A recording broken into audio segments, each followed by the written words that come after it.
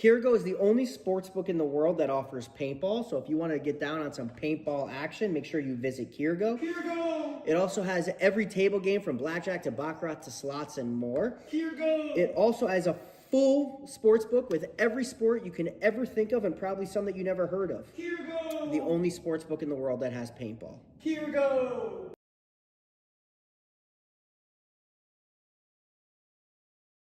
Hey, it's BRNT at CRBN, here at the DRV, an absolute hot rod force feed loader. What separates the DRV from the competition is our LCD display on the back. This has a built-in timer, ideal for classic paintball, but if you're playing anytime paintball at all, the ability to know what's going on without a scoreboard is an advantage. Along with our adjustable torque settings, 1 through 5, allows you to shoot any paint in every condition. If you're shooting super brittle paint, turn it down. If you trust the paint, it's a little bit harder, you can turn it all the way up, shoot 25 balls a second, no problem.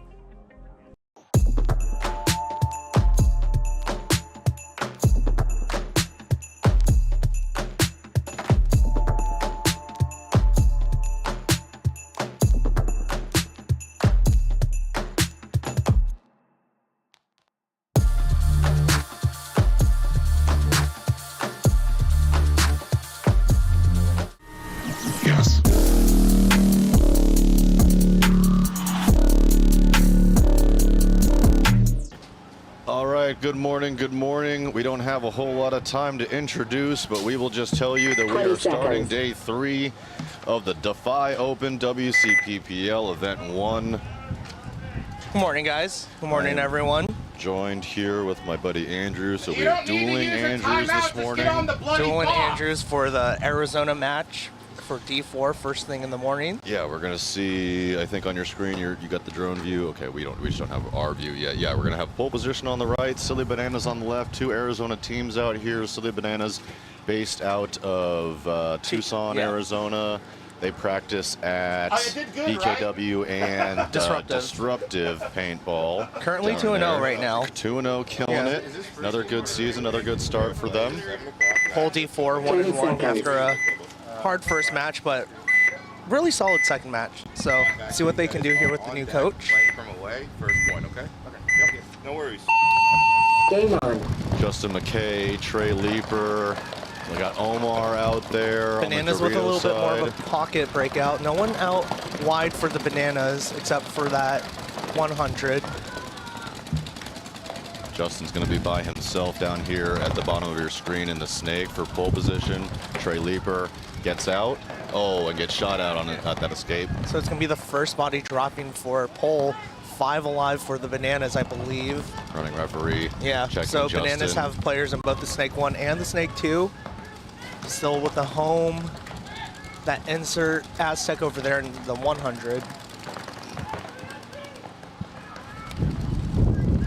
Chad Mosby getting into the snake. One of our new additions from Louisiana, coming from LAX Paintball. Shout out to those guys. Chad's a really great guy. Very big die fan. I've gotten friendly with him over our love of I3s. I think that's Dom over there for pole position, escaping to the Dorito insert can. Omar getting himself into the 300. Pole position, retreating back to that, I believe, I can't remember what they're calling that. I think they're calling that the God, but I'm not sure. Back to that knuckle of the Snake 2, that insert knuckle. Banana is also moving up to the mirror on the 2 or 300 over there on the D side. So kind of a mirror matchup so far. Bananas with 2 bodies in the Snake, but Bananas make that first move up past the Snake 2. Yeah, this is a good little pocket. They're doubling up that, what we've been calling the starfish. Starfish, okay. I mean, I've been calling it the cross, and then pole position taking another walk, losing their second body in the Snake. It's going to be harder for Justin to control over here as Bananas now move onto the inside of the Snake 50 Justin into trying pole to get position a shot Snake in 3. on the Dorito player. Okay, Shoots able his to get pack that. out. But 54. I don't think anyone's picked up Bananas players here, so we 53, 52. Has 3 players taking the walk for Bananas all at once. Yeah, but still this Banana player, I don't think anyone knows he's in their Snake. Nobody knows that there's a poison here. So this is going to change the outcome right now. Black bin, no lid on it. 2 power strips.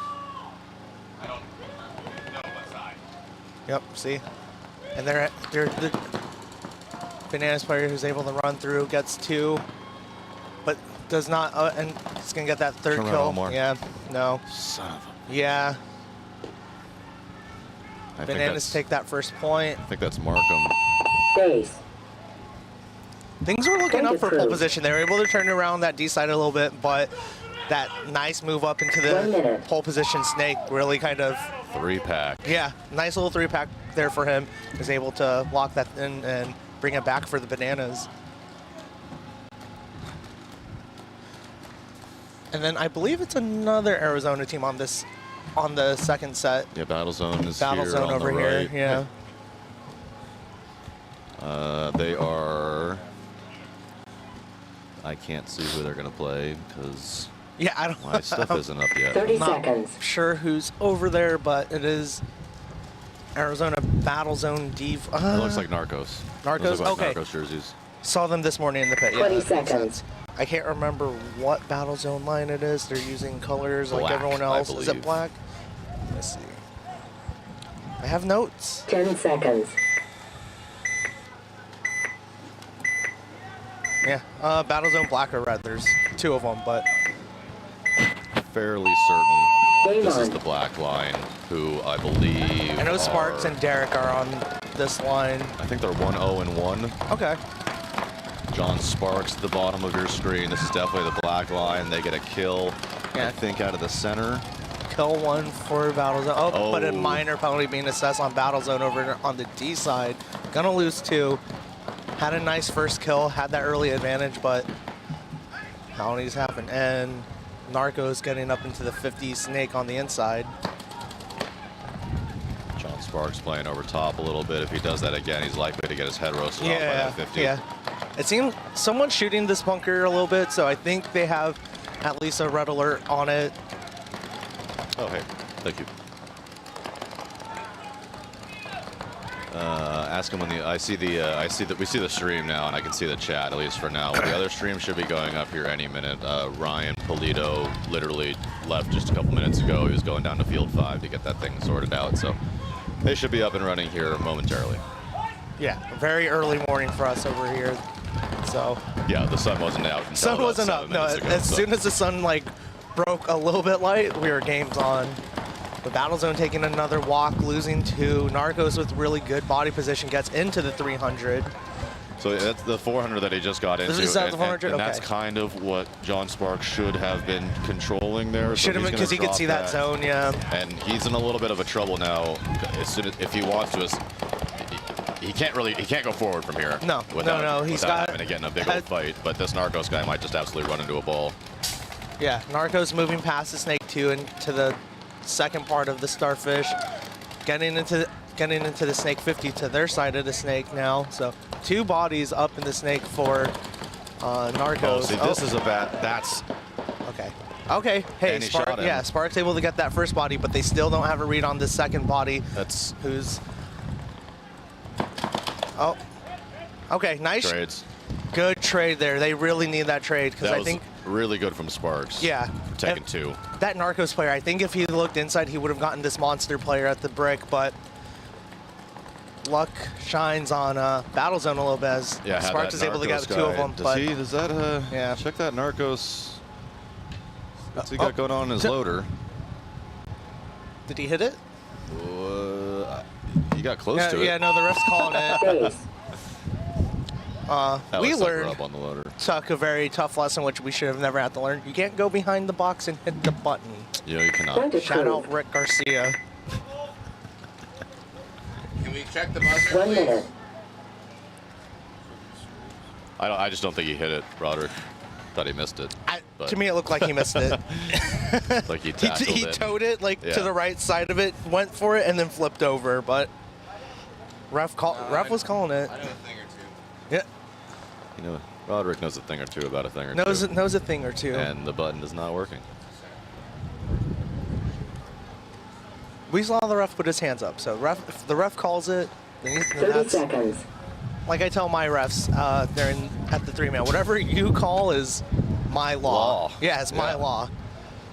All right, so back here to pole 20 position seconds. D4. So pole position 1 and 1. So really looking to knock out both of these matches today to put themselves in a position 10 seconds. to guarantee themselves a playoff. Going 2 and 2 puts you in the no man's land. Hate to be there. Yeah. So they can need this one. Especially in D4, man, it's rough. There's so many teams. Even going 2 and 2, being on that bubble's really hard. Like, you really need that point margin if you're going to go 2 and 2. Oh, bounced at the bunker of. We're kind of deeming this the bunker of death. The can? Yeah. Oh, and pole position is going to lose. Looks like Dom. Yeah, and see a running ref coming to check the home. If he's hit, that's going to be a penalty, but looks like he's going to be Tuck in, clean. Chad. Clean? Yeah. Yep. Clean, but pole position does lose one as Bananas get into the snake 2. This is definitely Markham at the bottom of your screen. Bananas is going to lose one, and we're going to be at a 44. No, looks like pole taking another, no, stream delay. Yeah.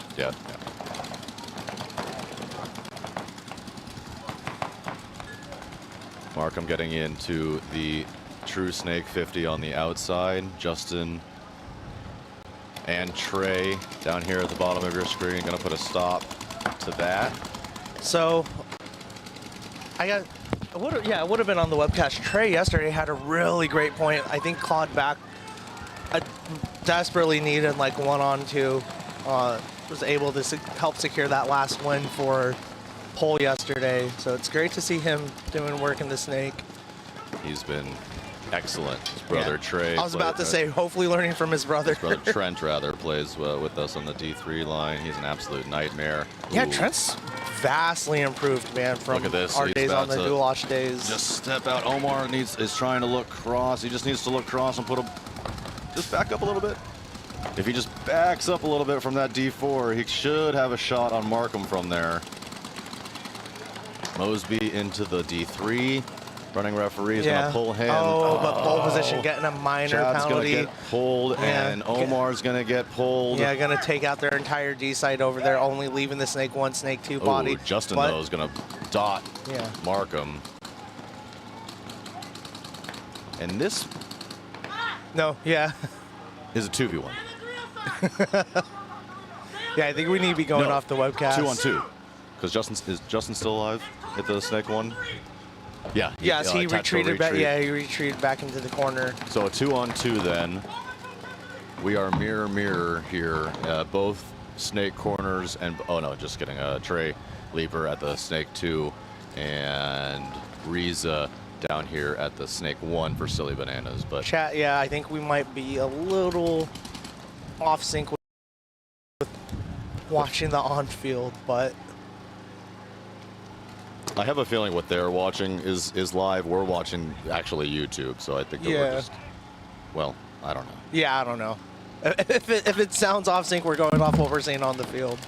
Justin, tactical retreat over there to the home and now over to the Dorito side. He needs to be watching That's a great Snake fill. side, though. Yeah. I like the fill over there. I like the fill. They've picked him up. Riza has picked him up, making that move over there. Trey making. Yeah, saw the move. Which is going to leave the snake guy defenseless as we're going to see the rundown happen right here. And Trey gets shot before the rundown.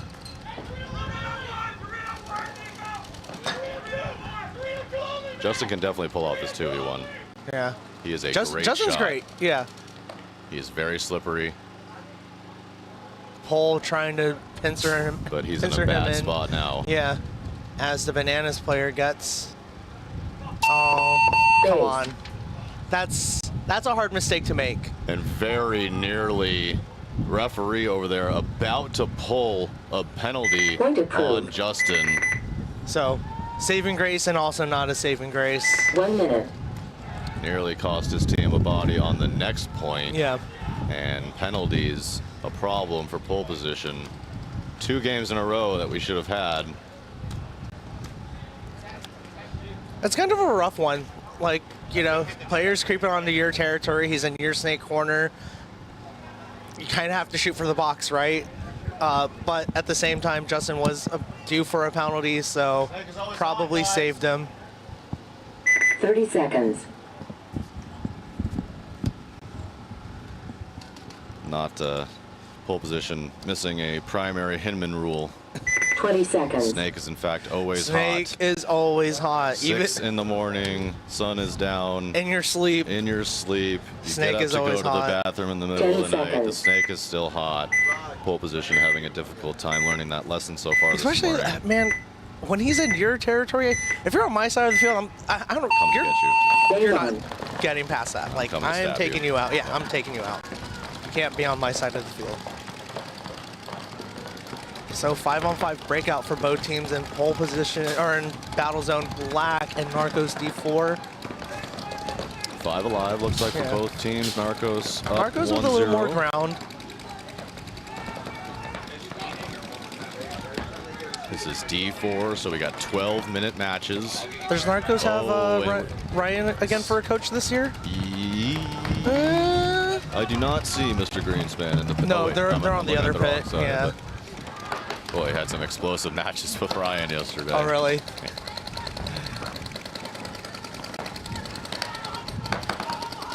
So,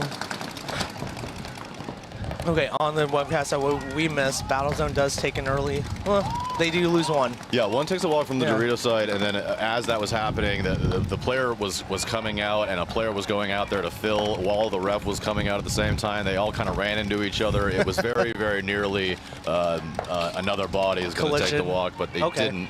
And Narcos, in the meantime, yeah, minor penalty on that D side. Lots of penalties on this D side first thing in the morning. Ref Yellow setting up, bird. yeah, ref setting the pace early for the penalties. Do good not from mess an with announcer standpoint. yeah. Do not mess with the Dorito side refs on the Defy field.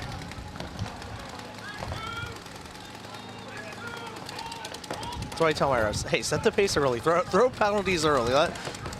No OKC mutiny. They did come here for Event 4 last year with just 5 total guys, and they're from Oklahoma City. They play the USXBL Texas primarily, and they came over here in the D4 division with just 5 guys and absolutely tore shop up and won this whole event. It was incredibly impressive. Was that Event 4 last That year? was Event 4, the Okay, finale. yeah, I remember Yeah. hearing about that. They are some serious guys, man. That's cool, man, to come from OKC and win. It's great. WC's hard to win, especially in WC is hard to D4. win, Like, there's absolutely. so many teams. You got a poison here at the bottom of your screen. John Sparks he's really fighting against a triple stack of But we Narcos bodies pulled here. it off earlier, so maybe he could do it again.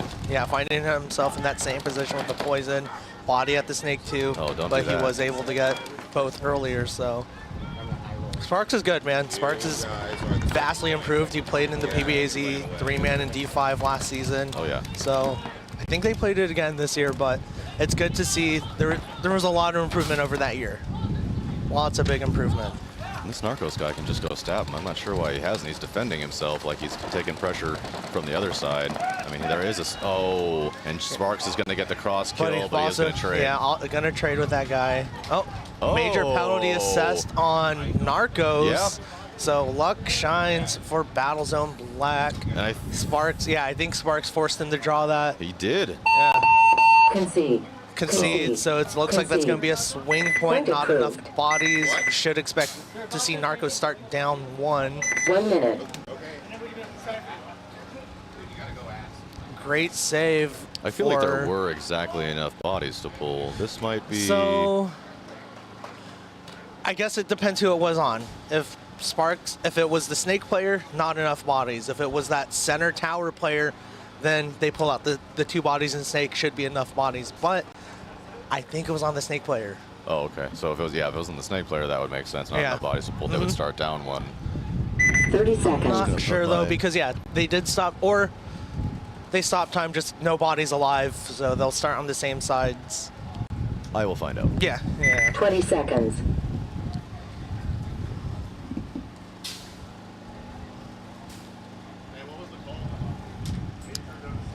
Ten seconds.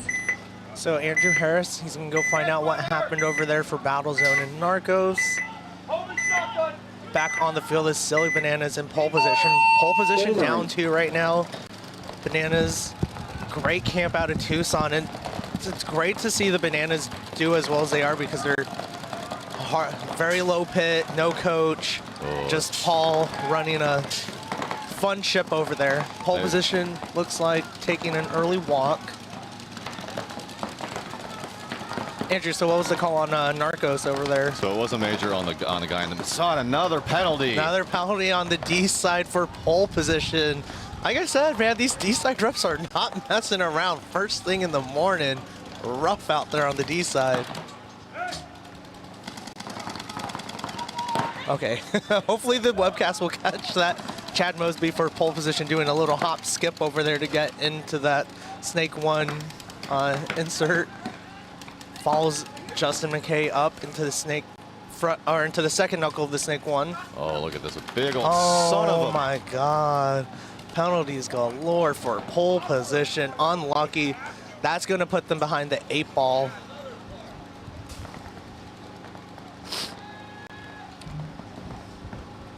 That's hard to see.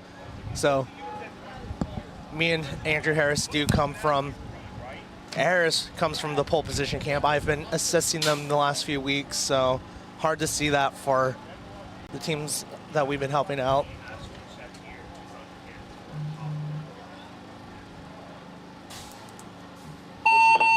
Base. Should it not have been a penalty? Should it not have been a penalty?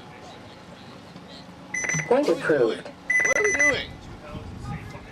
We've had 4 penalties in 3 games. 1 minute. We forget the snake is hot?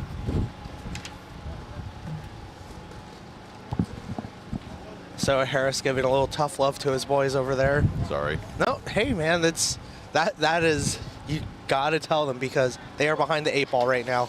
1-1. In D4, guys, you almost can't go 2-2. You need to go 3-1. Like, if you want to secure your spot and on to the next round, you have to go a minimum of 3-1. 2-2 puts you on the bubble, but if your point margin is not there, that's not going to be enough with, was it 40 teams? So You're taking 20? I think there might be 50. There might be 20 50. seconds. Yeah, it's brutal out here for D4. Penalties are just, I mean, it does not matter how good of a 5 you have. 10 If you're going to seconds. penalty a game, you're just never going to win. Yeah, it has been a penalty each point for pole position, especially coming from that D side. Something's got to tighten up over there. Narcos Hang on. D4 on your left, Battlezone Black on your right. So, Andrew, I don't know if you've seen, but Joseph Solis from Rising has joined up with Yes, I noticed that Battlezone. when I was looking at their roster. I was didn't like, see "Oh, it's a another penalty." penalty, man. my This is goodness. crazy out here today. But it is, they are going to eliminate 2 of the Narcos, Yeah. so right immediately it's going to be a 3-on-3. Yeah, going to a 33. But, man, these penalties from the D-side refs, we are first match of the day, and it is brutal. Just flying. They are letting it fly. Like, we're going to get into double-digit penalties before this match is even, before these sets are even done. And normally I would be just all smiles, but half of them are on my team. Yeah, that is a tough one. That sucks because, like, I mean, you know us. We don't cheat like on No. purpose. Like, that's not our, that's not our deal. Pole position does play a very honest game, and a lot of hard work coming out from your camp, man. These players are putting in the work Wednesdays, Fridays, Saturdays, Sunday. Like, it's, We play as much as anybody. yeah, they do play as much as anybody at Maybe the except for moment. Collision, which is what I said yesterday, and seemed to have worked out for them. Yeah. Congrats to Winning Collision Premier. for winning Premier and D3. Yep. And their D4 team is 2-0, by the way, to start the day. Oh, really? Yeah. Cool. Up and over from Battlezone, getting into that 50. He has the option from here to jump the beam again and show up on their side. And show up at their starfish, or he can just wait here and wait for this player to, wait for the Narcos player to try to turn the corner. They are at 1-1, 5 minutes to go. I don't know if it's just me, but you're starting to see today a lot more teams utilize this inside wedge. Yeah, right off the bat, we are seeing that right away. Where it Yeah, was not, especially maybe first not thing this, yeah. overly played yesterday.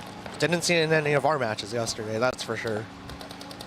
D4 and D5 we're going to see out here today. D3 and Premier all done and dusted. Oh, look at that. What a nice bunker there. Good from for Battlezone. yeah. Stabs that 50. That's Stabs his Joseph- poison. Joseph Salas. He had to I was correct gonna me say, on that, he's yeah. wearing the wrong jersey, right? Concede. Yeah. That's not, he's, Concede. I mistakenly was calling him Benny Point approved. during the street ball webcast. I used to call him Benny all the time Yeah. for some 1 minute. reason. I don't know. But yeah, that's Joseph, Dad Benny. Yeah. He waited like 3 months before he was like, hey, by the way, the webcast like 3 months ago, you kept calling me Benny. I'm Joseph. And I was like, my bad, dude. What? My bad. Yeah, I'm sorry. told me 3 months later, but wearing a Johnson jersey, but should say Solace on the back. But great pickup for Battlezone, man. Solace is great. Oh, yeah. He got injured again last year through our DOS street ball events, which was really unfortunate because I think that put him out for the rest of the season. 30 seconds. That DOS event, man. Taking out Wolf. Yeah. I think that was the last one we did a webcast for, too, which was really fun. 20 seconds. You played. That was the one you were playing. Uh-huh. Yeah. Hey, man, those are fun. If you guys are ever out in Arizona, we do hold a street ball event, draw from the hat, 30 minutes before your games. One of the funner tournaments you'll play, promise. And it's mixed format. Yeah. We don't do normal just to break the mold a little bit. Game on. All right, breakout from pole position and Silly Bananas. Pole on your left, Bananas on your right. 3-0 dominating Silly Bananas right now, and a leaper is going to take the walk. Immediately, Silly Bananas are in a 54. And that's tough, man. Like I said, Banana Paul's running a great camp over there, but no coach, minimal pit. Like these guys are just figuring it out by themselves. Banana Paul, one of the coolest guys in paintball, one of the nicest dudes One of the around. nicest dudes, absolutely. Always gives their opponents, win or lose, a sack of bananas after they're done playing, or a bushel or whatever.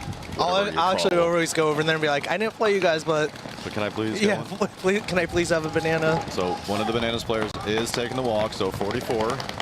I can't remember that player's name. He was on the line that won our overall series at the PBAZ 3-man, like not this past year, but the year before. So cool to see him bumped up into D4 because they won D6 2 years ago. Oh, very so, good. Yeah.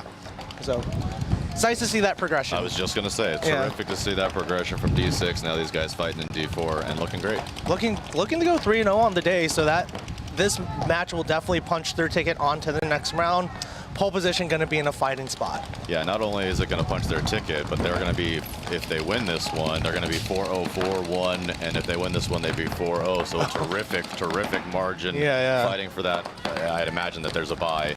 I haven't looked in D4, but if I saw it's like 20 teams, like, and I think 2 wild cards. It's something like that. I know the D4 is taking 2 wild cards plus whatever the cutoff is. the biggest issue pole position now is time. 2 minutes 40 seconds and counting in decent positions. But if anything, you just got to put up points and tighten that point mark, that point gap a little bit. That way, going into the eliminations, though, we do get an elimination on the Dorito and the Snake side. So this is a 4v2. Like I said, 2 minutes and 20 Field seconds. Link isn't live. Ryan is not with us, so presumably he's working on that right now. Yeah. Because he's not here with us. So he is presumably over at the other field, getting those fields live. But nice movements by pole position, getting into the Snake 50. But we got to go. Yeah, Chad Mosby behind him. 2 but minutes. yeah, they have to go. Under 2 now. And that's the webcast time, so if it's under 2 for us, it's way under 2 for them. Okay, does not know about that read on the Great Snake. job from Justin. Yeah, He's going to stab one. He's going to shoot the Dorito player. I was about to say don't toe that out of bounds line, but like you guys can't walk that in. You need to run. Oh, you got the drone coming down. Watch out, guys, drone. Watch out, guys. Watch out, watch out, watch out. I'll switch that battery real quick, and we'll put that drone up real fast. Drone shot, you'll see Andrew Harris walking out with his Buckies.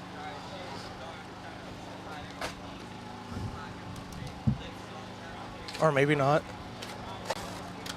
Well, Kirgo, that's cool. Kirgo is the only sports book in the world that offers paintball. So if you want to get down on some paintball action, make sure you visit Kirgo.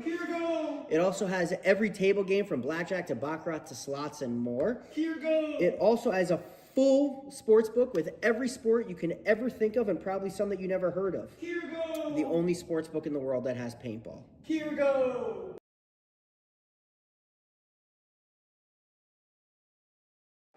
Hey, it's BRNT at CRBN, here with the DRV, an absolute hot rod force feed loader. What separates the DRV from the competition is our LCD display on the back. This has a built-in timer, ideal for classic paintball, but if you're playing anytime paintball at all, the ability to know what's going on without a scoreboard is an advantage. Hold on.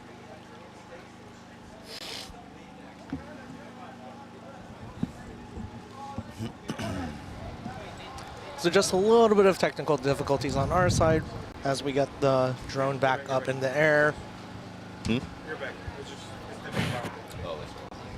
Alicia! Alicia! What's going on? When ads cut, your audio cuts. Oh, does it? All right, Point approved. we are I back. told him I was Live. leaving and I was trying to get things going. Okay. What? 1 minute. Yeah. 30 seconds. Okay, so yeah, the stream is a little bit delayed from what we're telling you guys. Just, we got it.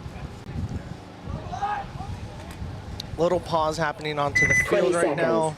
Looks like we're going back live. Score hasn't. Okay. 10 seconds. No, it's gonna be it's gonna be Yeah. Battle Zone and Narcos. There it is. Sorry, There Mama. it is. 4 minutes, 8 I seconds thought you guys left. were having 2 a to meeting 1. and then I realized you were streaking. Game on. So 2-1, Battle Zone Black against Ooh, Narcos check that D4. snake player. Looks like you got a bounce off the ear.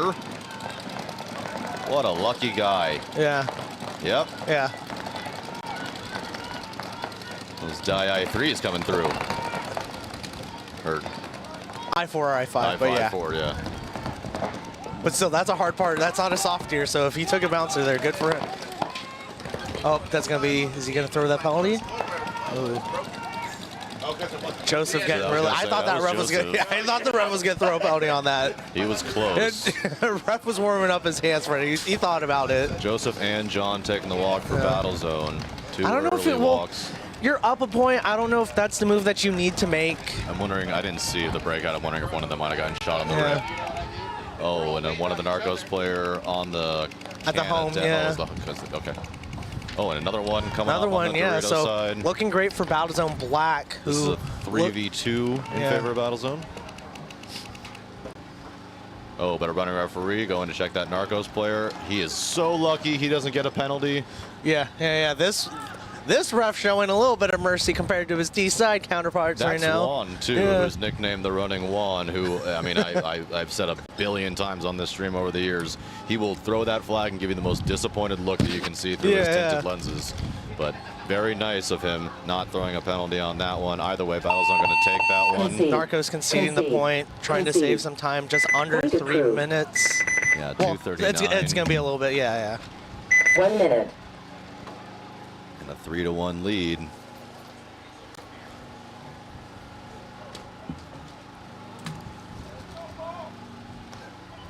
Back to my pole position, boys. So Pole Minute 14. need to figure it out now.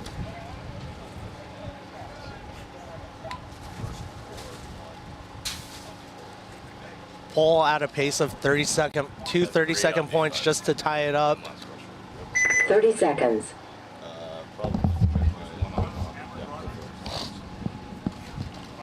Yeah, I got him down there. 20 seconds. So a minute 14. Yeah, there are 2 30-second points is what we need to see from Pole right now just to tie it up. Here's the good news, is that we practice this. Yeah. 10 seconds. Brent, our coach, who right in front of us. We call Can't see this- him, but We call these Russian Legion points. Yeah. We are not new to this situation. So we definitely know what to do. We're not scared of this moment Game by on. any means. oh, Oh, and Okay. Justin taking a shot yeah. in the loader. I think Trent got shot in the foot, but I think he was able to get away with that one. Nope. 60 So seconds. that's going to be it. Looked like he tried Oh, to lay yeah. down on it. Yeah, Pole losing 2, They do shoot one of the but bananas. yeah, they got 1, but Gotta go, boys. yeah, on the you got to horse. go. It's not enough. We're under 60 seconds. Omar into the 400. Yeah, but you can't dive. You just got to stay on your feet. You got to keep going. Chad, you got to get out of that. You gotta get forward, man. You got to keep. Nope.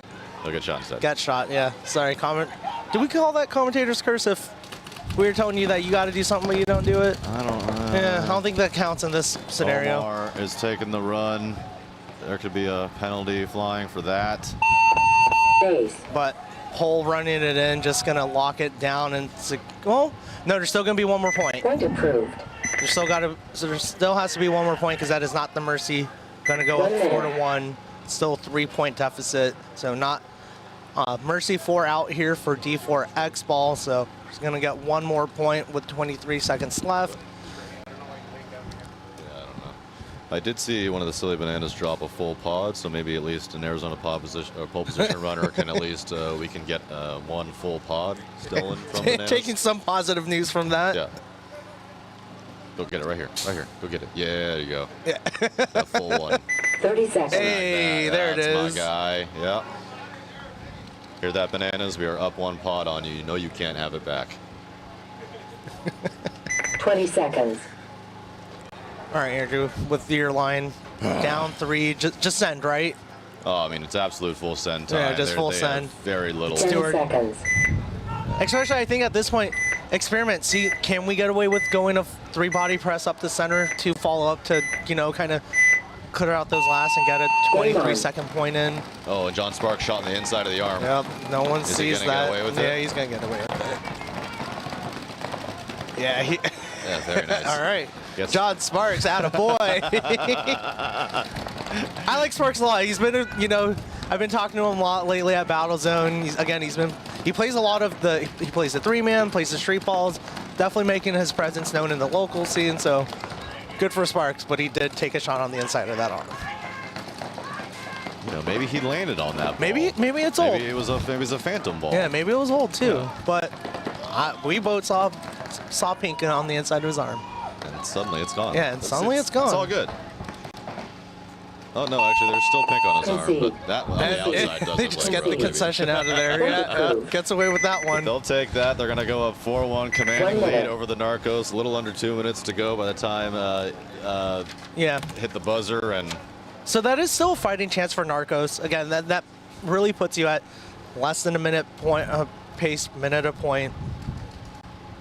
Well, yeah, whatever. I think you understand what I was trying to say and the there. Battle Zone guys, But- as you know, extremely well practiced as well. We split that Yes. second field at Arizona Battle Zone with them and put in all the work. Another squad who, just like pole position, you guys they're out there Wednesdays, 30 Fridays, seconds. Saturdays, Sundays. Like, Battle Zone is grinding. Coach Howard over there doing a really, really nice Yeah. job with that program.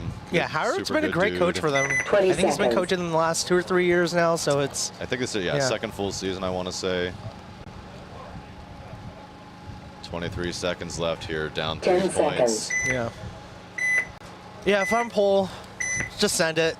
I'm going 3 down the center, 2 wide, and just, hey, can we do a 23-second point? Game on. Build some confidence going into this last match. That's definitely going to be do or die. Cool. Look, yeah, they hurt us. Lose 1, lose 2, but Lose 3, lose 4. lose, yeah. Goodness But- gracious. Hey, die on your swords, right? That's what we love to say out here. But Banana's gonna actually run that one in and. Okay. Game time finished. Not able to Stopped. widen that point gap a Game little bit, but finished. it's still rough. That hurts. 1 minute. Congrats to Bananas. So Bananas gonna go 3-0, moving with 1 match left to go, but they do punch their ticket into the next round with Timeout. that win over pole position. Again, great Bananas, Paul. I don't know how to say his last name, so that's why we just call him Banana Yeah, Paul. yeah. But I don't even try. yeah, I don't even try. No. But again, no coach. That happens to me all the time. When I go and I look at Ryan, I'm like, see, you know, here's Narcos D4. I'm going to pull up the roster for you. And it's And just like, like, you know, I'm just like, I'm not saying that. man, Yeah, I'm not yeah. even going to try. I'm not even gonna try to Some say of the that. Hawaiian teams, like, all mixed up. I'm just like, bro, like, Yeah, come yeah. on. What am I supposed to do with this? Luckily, Paul is able, since he runs Bananas, we just get to call him Banana Paul. It's easy. Everyone knows who we're talking about. If you're from Arizona, that is. And they are a Defy team, by the way, the Oh, Silly cool. Bananas. So, Oh, that to- makes sense. Props to Defy Yeah. for sponsoring a very winning program. Well done to the Silly Bananas. Yeah, I think BKW shoots a lot of Defy, so that does 1 minute. track. Oh, and they're passing out. That's my favorite thing about the Bananas. Yeah, they will give you bananas after they've beaten you. They do have a little bit of. or lose. Or lose, yeah. Win or lose, they give you bananas. I remember 2 years ago, a team was given bananas, and they were like offended because the bananas beat them. Yeah. And they were like, "What is? Are they like rubbing it in? Yeah, Are they it's just being- like- are they being rude?" And I was like, "No. I was like, you have this all wrong. I promise." Their Paul's the name is nicest the guy in Silly world." Yeah. Bananas. They just want to give you bananas. They think it's Nothing but love, hilarious. I promise. I had asked Paul previously, are you guys like, you know, mimicking Savannah Banana? He's like, I don't know what that is. Yeah, I know. And then he went and looked it up 20 later. He's like, no, seconds. not what we were doing, but that's great. Their chants are great. They always bring the potassium. Always bring the. I do have a Got K shirt from the Bananas. 10 seconds. Potassium. Depending where you are. Gives out the best banana award. Yeah. Just a good dude. And then Stretches even has those 3D banana He does, printed yeah. bananas for car tires right now, which is hilarious. They are very funny. All right, breakout Narcos, the big from push. Narcos on our right, Battlezone on our left. Nice big push from the Narcos, but has a running ref to check out that center player. Battlezone losing 2. That Narcos player clean and alive, so it looks like Narcos going to make it happen. They're going to lose that Dorito player. Okay. The penalties have slowed down a little bit on that D side, so Yeah, that's got it out of good. their system Yeah. with our team.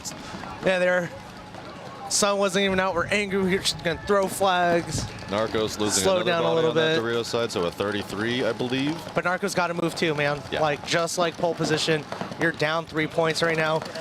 Have a little bit more time than what pole position had to work with, but that doesn't mean you got to. You have the luxury of slowing it down. You need to go. Battlezone Black playing a little bit like it's almost like they're 60 behind. They're seconds. now on their side of the field. He's going to go run down. He's not going to get a kill for it unless he gets a penalty instead. Yep, I see the red. Ref has a red in his See ya. hand. There it is. And that's going to pull the center body and the other two. Oh, and it's going to be a swing point because we're under 60 seconds. Yes, we are. So tough luck for the Narcos. And that's going to do it. Oh, that is going to do it because that's going to be 5-1. That is going to be Mercy Battlezone Black.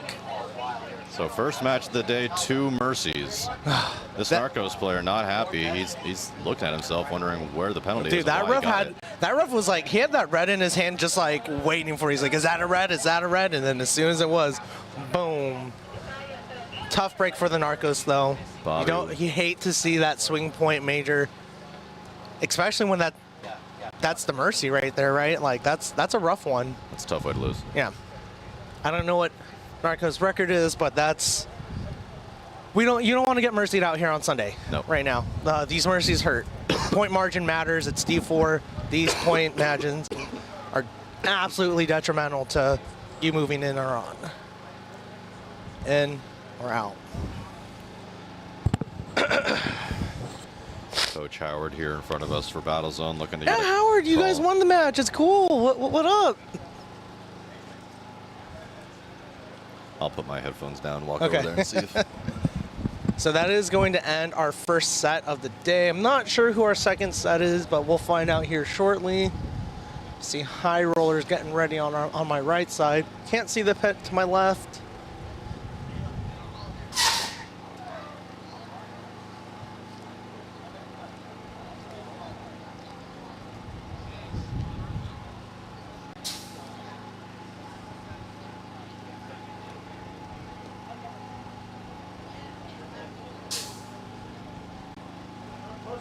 Today. Do you want to be tagged or collaborated? Sure. Okay. Better give him. He wants the revenue too. I'm not monetized on Instagram. It's dumb anyways.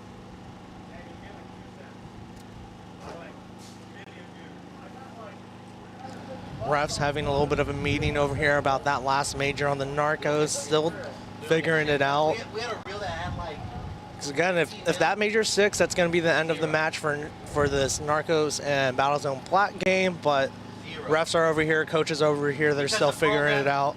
So we'll update you guys in a minute once they've sorted that out. It was a dead time.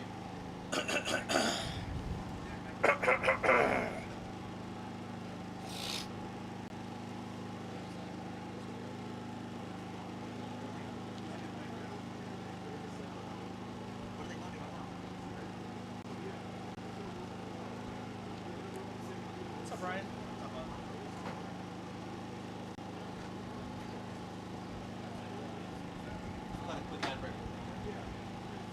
Ideal for classic paintball, but if you're playing anytime paintball at all, the ability to know what's going on without a scoreboard is an advantage.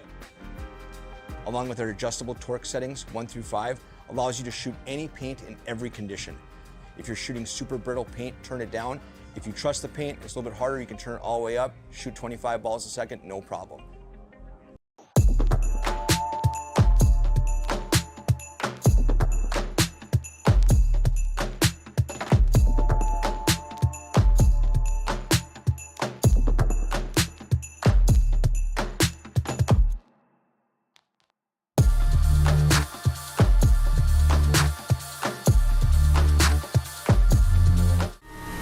Yes.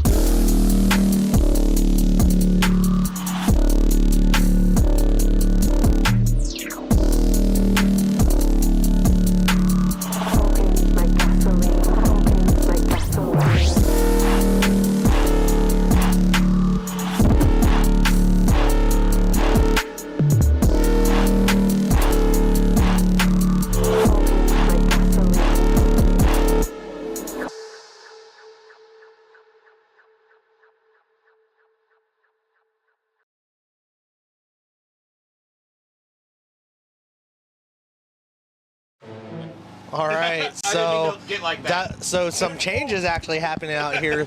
It's a reverse point penalty. What major was on Battlezone Black? Correct. Yeah. So the official call is that the Snake player for Narco shot the Battlezone player as he was getting through. On the D side. On the D side, Okay. in between the 50 and the 400, and then proceeded to keep running and shoot that The brick player. So two penalties were thrown. A red was thrown on Arizona Battlezone for continuing and shooting that player, and then Okay. the yellow was thrown on the Narcos player for Shooting after being shot. Yeah, but the Narcos player was shot on the left side, so they're not 100% sure how he got it. He does have a hit on him, but the major is going to supersede the minor. Sure. And that's going to, because of that, it's going to give the swing point to Narcos, and Battlezone is going to start down 1. Okay. Hey, actually, when I saw that run through come through for Battlezone, it looked a little sketchy to me. All that sounded like a very legitimate call. Yeah, Everything yeah, that they actually decided to be true sounds exactly like the way that Yeah, they because went. we saw that Battlezone player kind of cross that break onto their Dorito. 2 players looking that way, and it was Yeah. kind of like, okay, if he had stopped at their 300 and gotten out, probably no problem. But then he proceeded to the 200, Yeah. and that's where I was like, okay, is there not a major on that? We didn't see the major happen until about 10 seconds later, so. Yeah, because there was plenty of paint on that Battlezone, Yeah. right? Yeah, We yeah. just weren't sure when it happened, et cetera, and that's the lovely thing about this ref crew out here. This is a traveling ref crew. They do the NXL. They do Bobby's all great. of the 20 USXPLs. seconds. Local events. Yeah, they don't do ASGs anymore. But Oh, they don't anymore? They don't do Okay. the ASGs. They did them last year. When I we were think, playing it, and then when we were as doing well. the goulash 10 events at seconds. ASG. But yeah, so Luck was on Narco's side. They're able now only down 2 with 49 seconds left. Very good saving grace for them here. Hang So good breakout, Narcos. A little bit more ground on that D side, but losing 1 on the Snake. Losing 1 on the Dorito. Not losing 1 on the D. Losing Yeah. 1. This is going to be a 30. But under 30 seconds, Narcos, you gotta go, man. So it's a 33. Yeah, you're down 2. That should have been a full court press. You needed 2 full court presses there, but slowing down like they're only down 1, but you're actually down 2. Yeah. As we get to the 15-second mark, and that's gonna be it for Narcos. D4 gonna go down 2 points, 4-2 for the Arizona Battlezone Black line, unless something crazy happens in the next 3 seconds here, but Game time finished. yeah. Player's shaking his head in disappointment, but No points. you're down Game 2, man. finished. You have to You go. just gotta send it. Yeah, you have to send it. And at that particular moment, he was calling for the elimination. Had he gone and sent it, that player, takes a shot. Yeah. Whatever eliminates, that could have been a red flag. Yeah. This is what I love about Sundays, though, is that we get to see D4 and D5, and from a commentator point of view, you get to see a lot of madness. It's a lot Yeah. of Yeah. mistakes. It's a lot of It's a learning experience, because Yeah. that's right. That's what D4 and D5 1 are minute. for. Narcos, if you're down 2, you got to play like you're down 2. You were playing like you were down 1. But at least, hey, they're able to tighten that point margin a little bit. 4-2 for Battlezone Black. That major, again, goes in favor of Narcos. Swing point.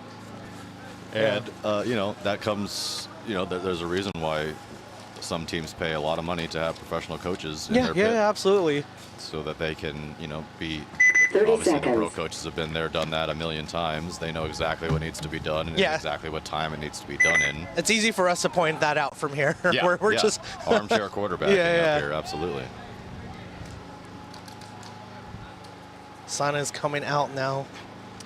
It's the shadow game. Yeah, shadow game. Just It's the sun is still so low that most of the field is still almost in shadow, but before too long. it's just affecting us. Yeah. Yeah, actually 10 right on our seconds. screen. We're having a very difficult time seeing. But for so the next- on the field is going to be Mortal Enemy and Defy Factory. Yeah. So unless I'm wrong, I heard Defy Factory Game is on. Sicarios rebranded. That is also what I heard. I'm not positive about that. It's just what I heard through the grapevine this weekend because our homie from Arizona used to play for Sicarios Premier. So I can tell you that the D3 lines is Sicarios had rebranded? a lot of Sicario players Okay. on it when I was looking at the roster for sure. And definitely some newer faces that I hadn't seen yet. So I just don't know Yeah, in so- the D4 division down here. What we heard through their, at least for those upper lines, was they were trying to keep it a little bit more local. So we have Fred RT who plays for the D3 line, but unfortunately, like our friend Bino out of Arizona, not making it onto the Premier line, just due to restructuring. So Shout that out was to just RT White though. yeah, Good dude. yeah, great dude, man. Glad to see him get the success with Sicarios last season and the season before. Comes Coach. from the old Elevation camp. Coach Rainey, a big part of that program. Yeah. And he's great. They were actually all in Rainey jerseys yesterday Oh, really? because their jerseys didn't show up in time because of the war. Yeah. And so my commentary was just gold Right. Rainey, Yeah. black Rainey, gray Snake Rainey. Rainey, snake Rainey, and it was great. We had a great time with it.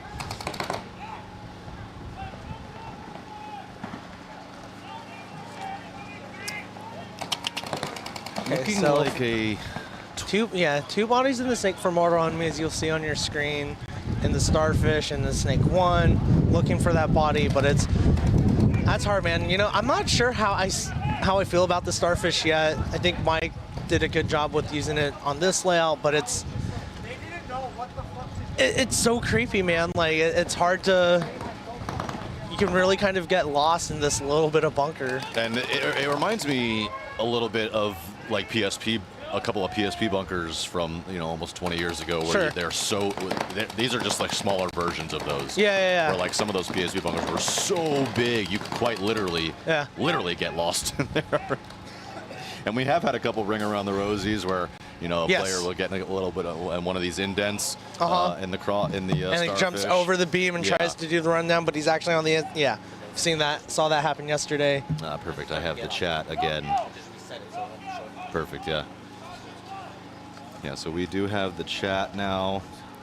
Shout out BP. Is that an oil joke? I don't think that's an oil. I don't think that's a oil joke. I'm just an idiot. Maybe he meant BZ. No, P is not very close to Z on the keyboard, so it's probably like not. complete opposite sides of the keyboard there. I'm just trying to put it together. So, it's Mason Lewis. Oh, bananas. Banana paintball? Concede. Mason Lewis, we hear you, we see you. Quarterfinal. Shout out to BP. I think he's talking about bananas. 1 minute. So, okay, on the field, Honey Badgers, High Rollers. I don't know who the Honey Badgers are. I saw them with their jerseys yesterday. I really like their jerseys, so. Both teams, I believe this is the second year for both teams. Okay. I recognize both names. I want to say that I thought I recognized. Banana Paul. It was a banana Paul. We were so close. Yeah, we were so close. Banana paintball, banana See, ball. okay, I made the oil connect because you said the jerseys got lost due to the war. I was like, okay, BP. Well, that's a, okay. Yeah, That was I see what you like did there. that was like Yeah. a deep dive on that one. It's too early for that, Andrew. It is too early for that one. Almost missed on my alarm. I saw Brent roaming around the hotel this 20 morning. I was like, seconds. oh no, it's 6 a.m. We gotta go. Will you turn the screensaver off or whatever? Yeah, right now. Please. Thank you. Yeah, Banana Paul's great, man. I was playing 10 with him at Oh, Reclamation last weekend, and it was a blast. Alan's in the chat. He figured it out right away. Thanks, Alan. Yeah, Right, rub it thanks, in. Alan. You're late. Game on. I've known Alan for a long time. Alan, good for you. I always give you a hard time, but you're a good dude. All right, so back on the field is Honey Badgers or on the field for the first time is Honey Badgers and High Rollers. From our screen, nothing in the snake yet for Honey Badgers. Play a little bit more pocket. High Rollers into the snake 2. 2 running referees result in no bodies being pulled. Hey, second point on this next set, no penalties yet. So off to a better start than that first set. No, it's hard to see the penalties, especially on our teams, the teams that we like, but great on the commentator side because, man, there were a lot of them. That's good on, Oh, okay. Yeah, that makes sense. Yeah, okay. But once it's out of that, Understood. you don't give the code. Jeffrey Jeff Holt. Holtz. Yeah, Jeff Holt's in the stream. Man. Yeah, hey, that's an old face that we haven't seen in a while. Thanks for tuning in, Jeff. Hope you're having a good time. I played with Jeff when I was knee-high to a duck, man. Oh, really? Yeah. Cool. Oh, nice play here from the high rollers getting into the starfish of Honey Badgers. Yeah. But looks like that pin's blocking him out from that 200. It is. He can now, if he wants to just back up 2 feet, there is a gap there that he can shoot through. And I think this is what I tried to explain this to my D4 guys after watching day 1 and just seeing, not mistakes, but little things that snake players can do to just basically get free kills. And he can get that kill from the that works instead. That works, but here's a poison. He's going to get absolutely ripped up. I don't know if they know that. Good for Honey Badgers has made it. Oh no, he's going to absolutely tear up. Good for side. He's going to tear up. Yeah, shoot him too. Yeah. Just going to put his gun down and go. I don't mind that at all. From Honey Badgers. Yeah.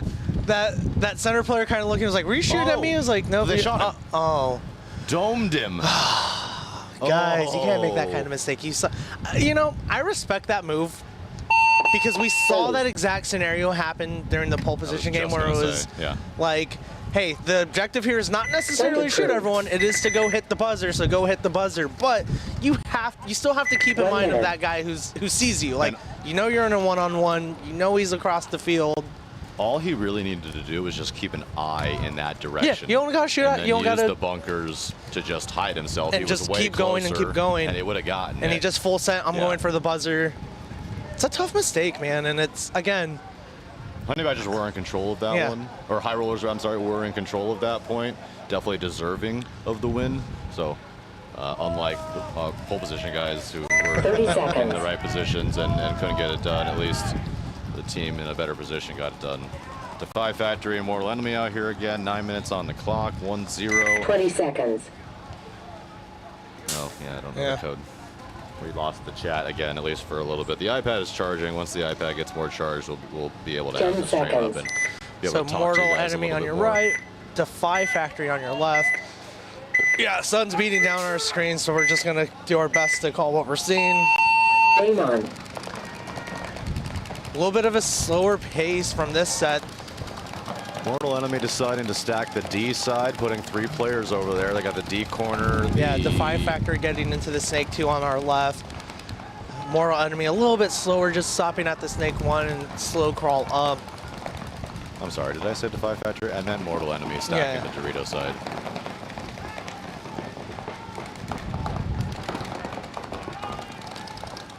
Into this Snake side pin goes Mortal Enemy, calling this kind of deemed the bunker of death. This is it's just a tough bunker to live through. I can see the paint just spraying off of it like he's getting hounded. Okay, see a running ref. Nope, no penalty assessed on Defy Factory. Oh, but one of the Defy, Oh, 2 taking the walk. Yep. Well, possibly 3. That Dorito player might have gotten shot in the pack. Yes, he does. Yep. So Just Defy like losing 3 in the last like 10 seconds. Mortal Enemy up 1 point, up bodies on this second point. Your good communication. If you're between Defy Factory, everybody. you got to concede here, like, because now, like, Mortals, they're up 1, they've got the bodies, they've got the position. Now you can just chill and wait and let time count down. Yep. Another one. No. This one. Mortal Enemy getting into the Dorito 50, getting to the Snake And 2. then you're on the field. Just let. Dotted. Yes, sir. There it is. Concede. Could have done that concession a little bit sooner, but it does come out. Still plenty of time. 7:32 Still plenty on of the time. clock. Yeah. Again, this is 1 D4. minute. We're not going snap with, hey, points lost, save time. No, and plenty of time to work with. You're only We down saw 2. Iconic yesterday in some smart matches. They conceded 2 points in literally, I think, 30 seconds of game time. I think they lost 2 on the break on both times. And just they were like, no, thank you. We'll go 5 up again. Yeah. And that's something like even I've learned going up the ranks is you'll see going up in the D3 and Premier. It's 30 seconds. Once if you lose 2, 3 off the break, definitely 2 off the break, we're just gonna concede it. Yeah, it's that's paintball fit how effective shooting people on the break is. Yeah. 20 seconds. There's no reason to play a minute long 53. Especially lose the point. If you think your 5 is better than their 5, Yeah. you just had a bad break. You just Yeah. reset everything. 10 seconds. You can take the game, but we feel if we can play more points, the more points we play, our 5 are better than your 5. Yeah. We'll take that. Yeah, bet. That's a Russian Legion style of play. Especially if it's just a 1 or 2 Game point on. deficit, you have a little bit of that luxury to fight with that. But One player taking the walk for Honey Badgers, their snake attacker. Getting into the snake, though, goes their second guy. yeah, high rollers 5 alive. I don't see anyone taking a walk over there. Maybe one, but I can't really tell. The snake player playing very loose, playing above that snake, too. Now he's finally going to go back down. See, that's something I've been seeing a lot this weekend is everyone wants to pop the top on the starfish. Bigger bunker than I thought it was going to be when Axel showed us it, but And you can play it above, but I always tell my snake guys, you're only going to get away with that like once. yep, yeah. And then stay away from the top. Pop the top, maybe get a read on what's heads up, what's kind of in front of you on the inside, but come back down and don't do it again because, hey, guilty. Yeah. Yeah, guilty. Yeah. I've shot like that plenty of times. One of the high rollers taking the walk from that snake. He went to go fill behind to get to behind on the snake one, but got shot on his way in. Oh, but they do take one of the Honey Badgers player out of on the D Dorito side. Yeah. And that high roller snake player, again, maybe you heard us. We said don't pop the top again. He hasn't. He's been posted down the tape. Knows this body is over here for Honey Badgers, and he's just posted waiting for him to come out. As the Honey Badgers does exactly what we said don't do, is he's just hanging out over the top. And he is kind of on an island. He does have some help with that that pin of death, if you will, but not directly behind him. He needs to stay alive. For the Honey Badgers, they're not connecting over here. There's 2 bodies in the snake. I haven't heard them connect. There's not supporting each other.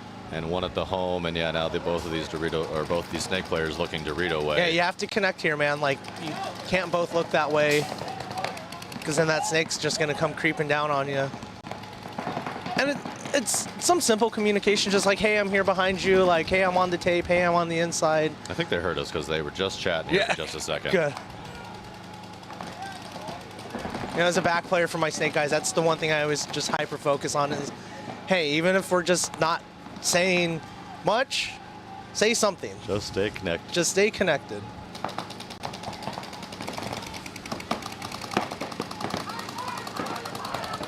But 1 point game for this high rollers Honey Badgers match, so they're playing a nice controlled point. No one's okay. Oh. Sorry. Yeah. So what happened? High rollers escaped over to the 300. Okay. Which forced Honey Badgers to try go to get over. out wide. Yeah. And we talked about it all day yesterday and the day before. The home is an okay bunker. It's not nearly as powerful as some layouts have been. Sure. And trying to get out once the mid game once the play is broken out. Yeah. Concede. And just like that, high roller's going to take a 2-0 lead. 7 minutes 3 seconds to go. But see, so something I'd like to 1 see, minute. something that Coach Chris Whitaker from Elevation has hammed into us is, hey man, you don't need to play that reactionary move, right? Like, you could let him take it, work with your guys before you make that move. Yeah, he made it in the 300, but you don't have to just immediately jump the gun and rush over there, man. Right. Like, hey, connect. Just connect with your team, figure it out. Morning, Maddie. Good morning, Maddie. Mr. 30 Marshall seconds. has shown up. Well, then I'm going to step away and pass the mic off. Andrew, right. It's been good. I'm going to go check on the pole position guys anyways. So Okay. thank you guys. It's been 20 a blast. seconds. Thank you, Andrew. Good morning. This one, should I use this one? Do you want this one? 10 seconds. I'm going to check in on you guys. All right. Good morning, good morning, good morning. Good morning, Mr. Marshall. Game on. Mortal Enemy and Defy Factory here, second set of the day. Maddie, Mortal Enemy in good control here with 7 minutes 25 seconds. We're looking at D4. This is going to be these teams' 3rd and 4th matches of the day. Yeah, so I trained Mortal Enemy last year for the first 3 events. So I do have a little bit of dog in this fight. However, Defy Factory, also Tom Martinez is my boy. Absolutely. And got a lot of friends over on that crew as well, too. So, But they are going to lose, I think, 2 bodies early is Defy Factory. Mortal Enemy, pretty good control here. Yeah, there's been a decent amount of changeover in the roster for Mortal Enemy this year. Some of the core guys they had for the past couple seasons not able to play, but they still have a decent amount of some other core guys. So still a lot of talent on that squad. Looking good through 2, it looks like here, Andrew. Yeah, they are. 5 bodies alive against just 3 for Defy Factory, and up 2 in strong positions. We've seen a lot of penalties being thrown this morning. Unfortunately, my Arizona pole position were up early, and just yellow birds all over the place. Those refs have since maybe calmed down a little bit, which has been good. So the refs are already on it. Yeah, they're angry this morning. Well, it looks like pretty good position here for Defy Factory chasing 2 with 6:15 to go, and you know it's not. Yeah, you haven't put a point on the board yet, but. And they did lose a body on that D side, but it's not an emergency quite yet. Not quite yet. But good control for Mortal. They got a body in that back center still. They're in the insert bunker in the Snake 1. Yes. Yeah. It's got a decent amount of glare, but good penetration on that D side here for Mortal. Yeah, he's here in the Snake 2 as well. Yeah, corner. Got a decent amount of glare here this morning on our screen. And through the net, so visibility limited for Andrew and I. No doubt. Into the 400 though goes Mortal Enemy. Yeah, we're good, making moves over there on the D side. I mean, that's ideal. If you have a 2-point lead trying to burn clock, get into one of the most crucial spots, just pull out a straight impact, Tampa Bay damage, whatever. All the top pro teams, this is what they do. Yeah, so the good defense with offense, which is how I like to play it as well. And at a certain point in time, Defy Factory is going to have to start committing to some moves. They're not there yet, but again, chasing 2 with 5-0, right about 5 minutes left to go. Yeah, and now they have, they have the, I mean, they have crossfield spread. They have the brick in the middle. They have Snake 2. They have D2. But Mortal's locking it up right now. And this player Jackson trying to figure out something, trying to posture something, see if he can get a little bit down the stake. They do get an elimination out of Mortal Enemy, out of that 400 bunker. Is that Carl take? I think that's Carl taking the walk. It's kind of if that is Carl, tough death out of that spot for Mortal. You got a 2-point lead. You're in a crucial position. I couldn't see how he died. Again, glare is pretty nasty right now for us. But he get clipped cross field. Don't think he got ran down. And that's going to force that home player to escape over the Dorito side to give a little bit of help. He's going to go to that pin. He's a big boy playing a pretty small bunker there. Like to see him get to the corner if he's able to. And just like that, Jackson's going to get that crossfield kill on him. But Defy's going to lose their Dorito attacker. Yeah, so Mortal loses a body on the. So they shoot out Matt from the center. So Matt taking a walk from the back center. Another body coming off for Defy from the D side. So it's getting interesting out here in point number 3 with under 4 to go now. Jackson has the ball for Defy Factory as he does have to worry about one crossfield shot from the D2, but he's blocked out from that position. He's going to back up. He's going to cut to the inside. He's going to think about crawling up into Mortal Enemy's Snake 2.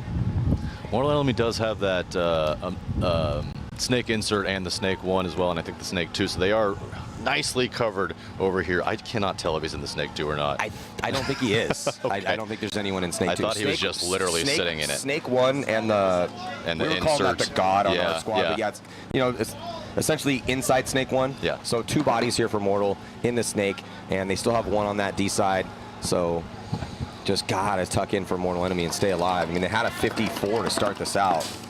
Hopefully they don't squander this high body situation right now. But again, they have a little bit of a cushion. Oh, crossfield shot. Oh. Nice job, Jackson, getting a little bit too tunnel vision down the sideline here in the battle in the Snake, and just completely forgot that there was still a body left alive. I think that's Izzy over there for Mortal Enemy in D2. And I was just going to say, we had seen some Snake players do some damage and get some 2v1s done over there, but Point approved. Yeah, so it was Randon over here. Randon's a great player. I mean, this Mortal has some depth. They have some talent on that squad. Good to see Randon stay alive over in there in that spot. So Mortal now with a pretty sizable lead. They went 1-1 yesterday, so with a high body or a high point win here, if they could keep this margin, be really nice for their chances to move on. It's tough in D4, man. It's really tough in D4. There's I think 50 teams down in D4, 49. There's a lot of bodies down there, a lot of teams hungry for it in D4. So even just making it to the top 16 is impressive. here, this is the good one. We've got a Chris Lasoya entering the scene as well, too. 20 seconds. Good morning, Maddie. Good morning out there in paintball land. Beautiful day out here. The wind has subsided a little bit.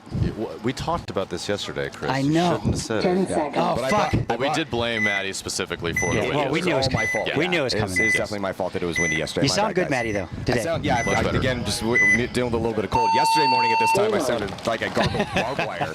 It's terrible. But great competition out here again this today. I mean, there's high-level competition in every division, in my opinion, at these WCPPLs, Maddie. Yeah, I coached in D4 a little bit past couple seasons, and I worked with Mortal, who's playing in this set, and Honey Badger's currently down 2 against the high rollers with some time to work with here. But yeah, man, D4 is fun. It's a lot of guys that you have. It's a decent mix of guys coming up from the lower D5 and D6s, like trying to get better and trying to punch up and improve their position as far as divisions. And then you got a lot of guys that have been playing for a long time. Because D4 is difficult. It's really hard to win D4 events, man. You can stay in D4 forever. Yeah, and the good thing is you get that old school guy out there that help these, like yourself, when you're coaching, they get that aspect that you have with the paintball IQ, and they're more willing to learn these days, I'm finding, than they were before. Yeah, it's tough out there. Obviously paintball is, if you think paintball is expensive, don't pick up golf. Yeah. Oh, especially if you play with me. I hit a noodle off the tee every time. Gonna lose a lot of balls. I'm a noodle driver kind of guy because I know I'm not gonna find it. You were picking it up pretty quick. But yeah, I just love the fact that the D4 is as strong as it is with this many squads. Yeah, it's a great division. Love That D4. being said, excellent teams, but Sunday, all the fun stuff comes out. We get to see, maybe not a lot of mistakes, a lot of learning opportunities out here for sure. Well, in D4, it's the same principle and everything. It's just more mistakes are going to happen because it's a lower division. It's who's going to play the cleanest, who's going to play the tightest, who's going to play the smartest. I mean, the meta of the field and what is happening on the field is pretty much figured out by now. Yeah. Because the D4 guys got to watch D3 and Premier play. They should know how this field plays. This field is not a mystery. There's only one real trick play, and it's going to their brick. That's about it. You're choosing from 3 or 4 spots on the snake side, a couple spots in the middle, and then 3 spots over there on the D side as far as where you're setting bodies on the break. So then it just comes down to, did you hit your shot? Did you get to the crucial snake 2 and the D2 or D3 over there? And did you stay alive? So it looks like going to be a concession here from the Honey Badgers, or so from the Honey Badgers to give the high rollers. So we got 2 3-0 beatings so far here in this set. I think in this division, is it 4? Race to 4? Yeah. Race to 4. 4-point mercy roll. 4-point mercy roll hard. Yes, not race to 4. That's Wcppl. Yes. Got it. There's a difference. Yeah, I got to keep up with my lingo. But what a great start to the season, 2026 season opener here at SC Village out here at Defy. Opener. Defy Paintball, one of the sponsors of the league here, along with Infamous, Die, Anthrax, 30 seconds. OTL, Andrew Lopez Law, Max, HK Army, Kirgo.us, Woods & Sons for your tax needs, P8 Paintball, and Carbon. 20 seconds. Thank you, hats off, Brady. We're here on the Defy field with Matty Marshall, my boy Drew, washed up pro. Definitely not pro, just washed up 10 divisional player. seconds. Mortal Enemy, sizable lead here. Hey, 2 shooters! Game on.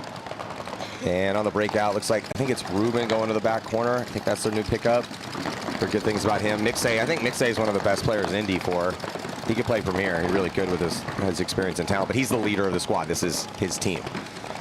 Randy going up the middle here to the brick for Mortal Enemy. Just really trying to get to some good spots, not die, don't get any penalties, and try to take this win and keep themselves in this tournament. They need, ideally for Mortal, because they went 1-2 yesterday. I think they're sitting in even on the point spread.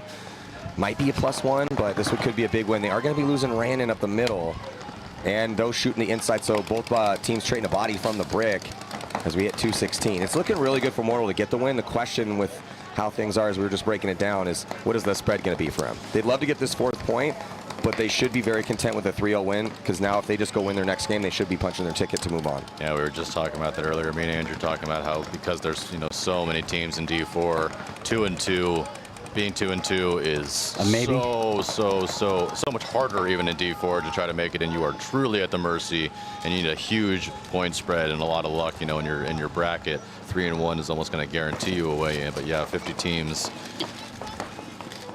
Yeah, but they take a lot more. You know, the cut's so brutal up in Premier, you know, because it's just top 8. Top 8, yeah. Out of what, 19, I think? 19 this event, yeah. So that's a pretty brutal cut. I mean, when you're dealing with 50 teams, I think they take 32 on. Is it 32 to the next one? Is it that many? Or 16 or 32? I thought it was 16. Now we have to look. No, I think you're, man, unless the other games are happening somewhere else. It's 16 out here. 1 to 16, maybe just 16. Yeah, I think it's just 16. Oh, 20. 20. Answer's 20. Okay. So yes, So like it top keeps 2 from the changing. division and then wild cards. So yeah, MXA in a really good spot here. Snake 2, Grit, full control. Other than losing Randon, no big deal here for Mortal Enemy. And Defy trying to make moves on that Dorito side of the field, but it's a little too late. I mean, obviously in this game, unfortunately, you know, they got Sean Takata out there, old school guy. There's some old heads out here I haven't seen in a while, so it's nice to see everybody coming out of the woodwork. And a lot of new faces too. I like seeing those guys as well. And ladies. There's a lot of ladies out here playing today as well. Yeah, it's good to see. I love more that. and more every year. Love that. I think there's almost a whole ladies team playing in a couple of games, I think, out here. Well, the Taco Killers are a half and half squad. Made a nice deep playoff run yesterday in the D3 division. Yeah, they played really good, man. Actually, I liked watching those guys. A slow death here for Defy Factory. Yeah, they But really. yeah, they kind of got to their spots, and I mean, I'm not sure what Defy Factory's record is, but whatever it is, an 0-3 loss is not ideal. Push-ups for these 3 Defy players who are alive in their bunkers as time expires. Yeah, again, I mean, well, if you look at it one way, if they've been getting blown out, you still got nothing to lose. Let's just go have some fun. Yeah.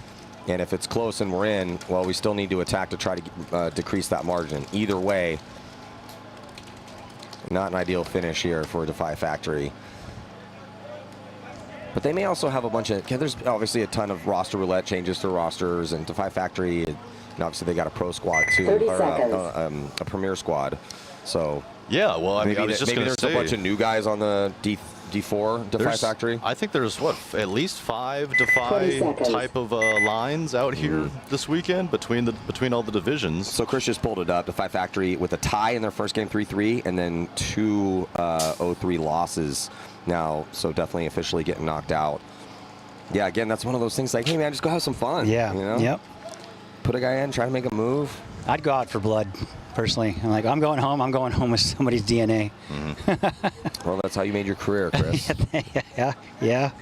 I'll get him next time. That's why the gift I brought you this morning is blood red. It is. I got Chris. Oh, there we go. We need to get this old man a dust shield. It's a little dusty out Oh, here. it was my throat and everything hurts today from yesterday. It was rough. I was jealous of all your face guards. I only had one extra one. Sorry. It's okay. Yeah. It's okay. Well, he's got the beard. He's got the beard. It's like a filter. Yeah, no, we're okay. Here we go. High rollers on your left. Honey Badgers on the right. Honey Badgers a big gap to fill right now. 3-0 down to high rollers. Oh, a couple bodies coming off of the high rollers, so this is ideal for the Honey Badgers to try to get back in this one with 4:41 to go. They have an opportunity, sitting at a 53 right now, doing some work, and they're going to quickly get a body up into the 50 on the D side, but getting checked out by the ref. Looks like he's good to go. And they're going to filter 2 more bodies that way, getting into D2 and the can, and then also diving into Snake 2. So they are playing at the pace that they need here to try to score 3 with 4:20 on the clock. They do. In the very first point of this set, Honey Badgers nearly stole a player. I'm sorry, nearly stole the point, and unfortunately went not guns blazing, but just eyes forward and tried to slap the buzzer and got shot just 2 steps away from it from a high roller player. I was like, man, they stole a player in mid-game? Yeah, wow. That's impressive. Took him into the pit and everything. It's great. Oh, nice cross shot on the Dorito side pin. And the from back Williams. center. Back center taking a walk too there, Matt. Yeah, this is a lot to a little here on the count. The Honey Badgers need to just close this one out as quick as they can. I think there's no one left. Doesn't look like it. No, that's it. That sun is pretty gnarly. I wonder if it looks pretty gnarly from the Dorito side of the field looking this way. Yeah, if I'm in the 50 Dorito looking to the 50 Snake side, you're going to be looking directly into the sun. Absolutely. But they still have a lot of time. You know, we've seen different things happen similar to this. Like, you know, I say it again, Collision was down by 3 points yesterday in a similar situation with similar time. And they came back and ended up winning that game. So it's never too far away, especially in this field. Lots of things can happen. So, well, a 314 with a 2-point spread. It's possible. This is a little bit of a slower field, though. It's going to come down to those early kills. I'm also interested today. We saw in the Premier Division, and you know, mostly it looks like in the Premier Division here, that a lot of guys are running Snake 2, and I think the wind, I mean, we had like 45-mile-an-hour gusts yesterday, and I think that might have been affecting the off-the-break shots just a little bit to try to risk it. Yeah, so I think that today we might be seeing guys a little bit more dialed on shots. We will see. There were some, I was looking at yesterday, the Mayan Fett guys are playing, and there was a guy in that 50 Dorito brick, and he was in the Starfish over here. And the guy shot the ball, and I literally watched it coming across the field, and it took a nosedive and hit him right in the head. And he was way behind the bunker as it was. So I was like, damn, that wind is gnarly. Yeah. So I was very disappointed. Yeah, but I'm just wondering, Chris, you know, we saw a lot of guys press it into Snake 2 in the Premier Division. 1 minute. Not a lot of guys getting chopped up on the break, and just this morning already through a little bit, I think we're seeing a little bit more. So, I don't know, I think that's something to keep in mind here. Because if you were watching the Premier Division and you're in D4 and you're starting to punch up into these, you know, these final rounds, I'm just wondering how much that really was affecting those off-the-break shots. Because the wind was nasty yesterday. It was pretty gnarly. At times up to 45, 50 miles an hour. Yeah, man, those bunkers, it was here, then it was gone. You get shot in the face, and it comes back again. I felt bad for some of the guys. 30 seconds. But at the end of the day, Matt, I mean, you know, these guys, that wind, everything affects paintballs. I mean, it's like a golf ball. Yeah. I don't need any help with it going the wrong way. 20 seconds. You know, but that wind yesterday, like you said, super gnarly. But I like the fact these guys are playing on Sunday, getting a chance to watch the Premier guys play, to get their 10 game plans seconds. together, to kind of excel in their game. It's definitely it's a gift for D4 that Yes. D3 and Premier go first. Yep. Because then you don't have to sit there and question a ton of it. Game on. On the breakout here, the high rollers trying to solidify a win here. Honey Badger's taking a bite over there for Dorito 1. Getting shot, though. I mean, I'm not a big fan of when you get in your bunker. I love when you make your spot, but I hate when you stick your head out and get blown up right away. I'd rather, you know, it'd be kind of nice if you lived. Well, 5 on 4 in favor of the high rollers, and a real big bite for the Honey Badgers, diving all the way. I think he went from the back center. That was, and a penalty going to be assessed here, Chris, on the high rollers. So door does open up for the Honey Badgers a little bit, also because their player just made it into D3, no problem, and they're going to get a body into D2. Another body filtering up on that D side. Here they come, Maddie, and there's still enough time. Hey, they're making this a good game. We've seen a lot of comebacks out here this weekend. Untouched all the way into the back center, and to get the last kill as well, too. So the Honey Badgers, aggressive push on. They they lost a body early, but then a couple big moves Point approved. paid some dividends for them. Yeah, it's 2 really quick unanswered points right there for the Honey Badgers, but very convincing wins. So now we made a game of it, Maddie. Yeah, at least it made it interesting out here. Yes, absolutely. Yeah, and again, I'm not sure exactly what their situation, you know, how badly do the high rollers need this win? You know, again, it's tough when you got around 50 teams in D4. You really need to be stacking up, say, 3-1. Yeah. Sometimes 2-2 can get you in. Hopefully. And with your differential, depending. You know, that's why a lot of teams don't understand the differential part. They're starting to get to the hang of it a little bit, but these Division 3, Division 4 teams haven't quite got the, okay, we really got to look at the differential. But sometimes they're in a position where they're ending first, and they're at the paintball God's mercy. I've heard you say it 100 times. Yeah. You know, don't leave yourself in that hands. Yeah, I do like this layout, though. I mean, it's a little bit of a slower layout, but this is a paintball player's layout. Yes, it's good for me because I actually make my spot. Yeah, there's not a lot of trick plays you can run out here. We did, I'm wondering as we get deeper into the D4 battles here today, how much that send it to their brick is going to potentially come into play as an option. We saw it, I think, maybe 6 or 7 times overall. 2 super effective times. Yeah, I mean, it worked more often than it didn't, that's Yes. for sure. Yeah. But it wasn't a 100% hit, but enough that it should be in the bag of plays. 100, I agree. And you're down. I'm surprised, actually, the Honey Badgers didn't try it when they're down 3-0. But I'm just wondering how much of that 30 success seconds. of that play was to how chaotic the wind. The wind was pushing all the bunkers around and making the off-the-break shots not super dialed. So Timeout. that might have had a little bit to do with it. But Yeah, that's so true. Because, yeah, those center towers that we have, I don't really use that much because they're not that great of a spot. But look at this facility out here. For those of you who've never been to this facility, Maddie and I pretty much grew up here. Seriously. Facts. And it looked similar to this, but this is way another level. Oh, yeah, every year they seem to just keep building up a little bit more. Yeah, just look at the tournament side. 1 But, minute. you know, you're also not even seeing all the Woods ball fields. I mean, you can kind of see them in the background a little bit too, but yeah, SC Village, legendary field, arguably the most legendary field in the world. I would have to agree with that. I met Bud Orr out here when I shot my first autococker out of the back of his van over in that parking lot by that yellow building, top of your screen. And those are the days, man. Care less. Of course, I was a child. So I was actually a child the first time that I came up here, at least legally. Yeah, exactly. 30 seconds. Yeah, that's Yeah. funny. Yep. God, those are the days. Now we're responsible-ish. Yeah, a lot of fun times out here for Yep. sure. And shout out to 20 seconds. Dennis and the Gigidio family who have been holding it down and keeping this thing one of the leading lights for such a long time. Yep. Hats off to Mike Himman too for really putting a lot of 30 effort in these seconds. fields up here. These arenas are just amazing. Oh yeah, if it wasn't for Mike, we wouldn't even be here at this 100 awesome agree. tournament. Yep. Here's the point that matters, Maddie. Game on. Well, every point matters, but this is crucial. Yeah, so Honey Badgers seeing if they can keep this going. Still down by 1, 2:09 to go here. They stay a little bit pocket, not risking anything snake side. Don't hate that because the high rollers are probably thinking, hey, they need a point. They're probably going to go snake 1 or snake 2, and they're going to send the body up the middle. Oh, body dropping from the high rollers here. So advantage Honey Badgers. Honey Badgers down his leg, going to get out wide here. Snake side also going to get to that can that we hate so much, but he doesn't spend much time there. Dips right out into snake 1. So I like this play call here from the Honey Badgers. Don't risk anything snake side when they think it's coming. Get out on secondaries and shoot a body early. With 1 minute and 35, they definitely have an option to potentially tie. And now they're going to attack up the middle here, Chris. Yeah, they got to do something. I mean, sense of urgency at this point. He comes all the way through, gets Wow. into their backfield. How many bodies did he trade out with? He definitely gets 1. It's a 1-for-1 trade, but his teammates are a little bit slow to play off of that chaos. Referee checking out that can, still alive. So they got 3 players now alive.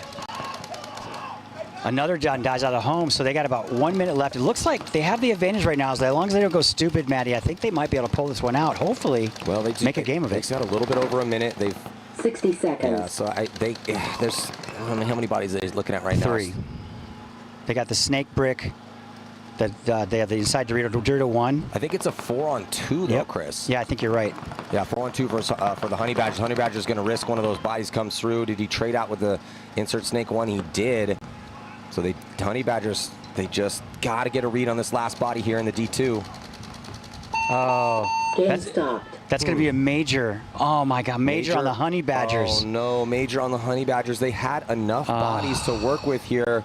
And that should be the game because that should give the high roll, or it will. If it is a major on the Honey Badgers, under 60 seconds, that's going to spin it to the high rollers, and that'll be a 2-point spread. Williams, get away from them. They had a 3-to-1 on the body count advantage for the Honey Badgers.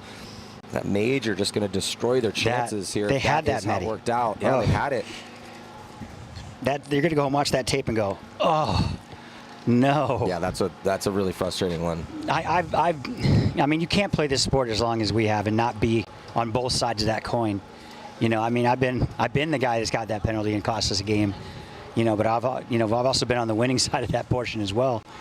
You know, it's very unfortunate. But they're talking about right now.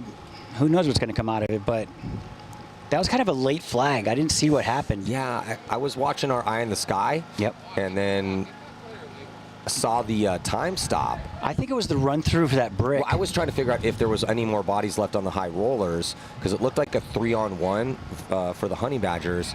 And as I'm, again, we got the glare in the morning. It's kind of tough on the visibility for us up here. So I'm trying to do my due diligence to figure out the exact count. And then they stopped the point. I'm thinking, wait, why would they concede right now? Mm-hmm.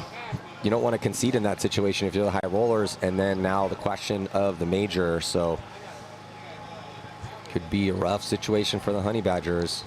But so Chris, you think it came from that D side? I do. Just by the refs, the way they're pointing and stuff, I think it was from that run through to get that brick out towards the end of that point, which means that if it was a major, it'll be a swing point, yes, but they'll have to put more time on the clock. That happened about 10 seconds before the time actually stopped. So, I mean, like I said, it's hard for us to see exactly what happened from where we're at, our point of view. So we're gonna have to see what they come up with, and I'm sure we'll get a good explanation here in a second. But it's never good when they have a team meeting in the middle of the field. Yeah, no, I'm getting kind of, we'll see how today goes, but yesterday was a pretty gnarly day as far as arguments and penalties towards the end that decided things. We had a bunch of conventions for the referees, and Bobby was definitely earning his paycheck yesterday. Oh, yeah, absolutely. I mean, the good thing about Bobby is he doesn't take any crap. I mean, he's like, verbally I heard him tell top-level players and top-level coaches, as he would tell you and I, you're not going to influence the game, so stop yelling at us. You know, and he'll throw a penalty on coaches out here yelling at him. You have to. Yeah. If you have to out-alpha the alphas out here, as we say, because you're going to have a bunch of alpha personalities trying to convince you that this is how it went. So you have to kind of figure out, who am I talking to right now? Is this somebody that typically gives me correct information, or is this someone that's always trying to manipulate me? So Chris is going to ditch the headset and go figure out exactly what happened here. But it is getting deep into the prelims. This is going to decide who's going to be moving on.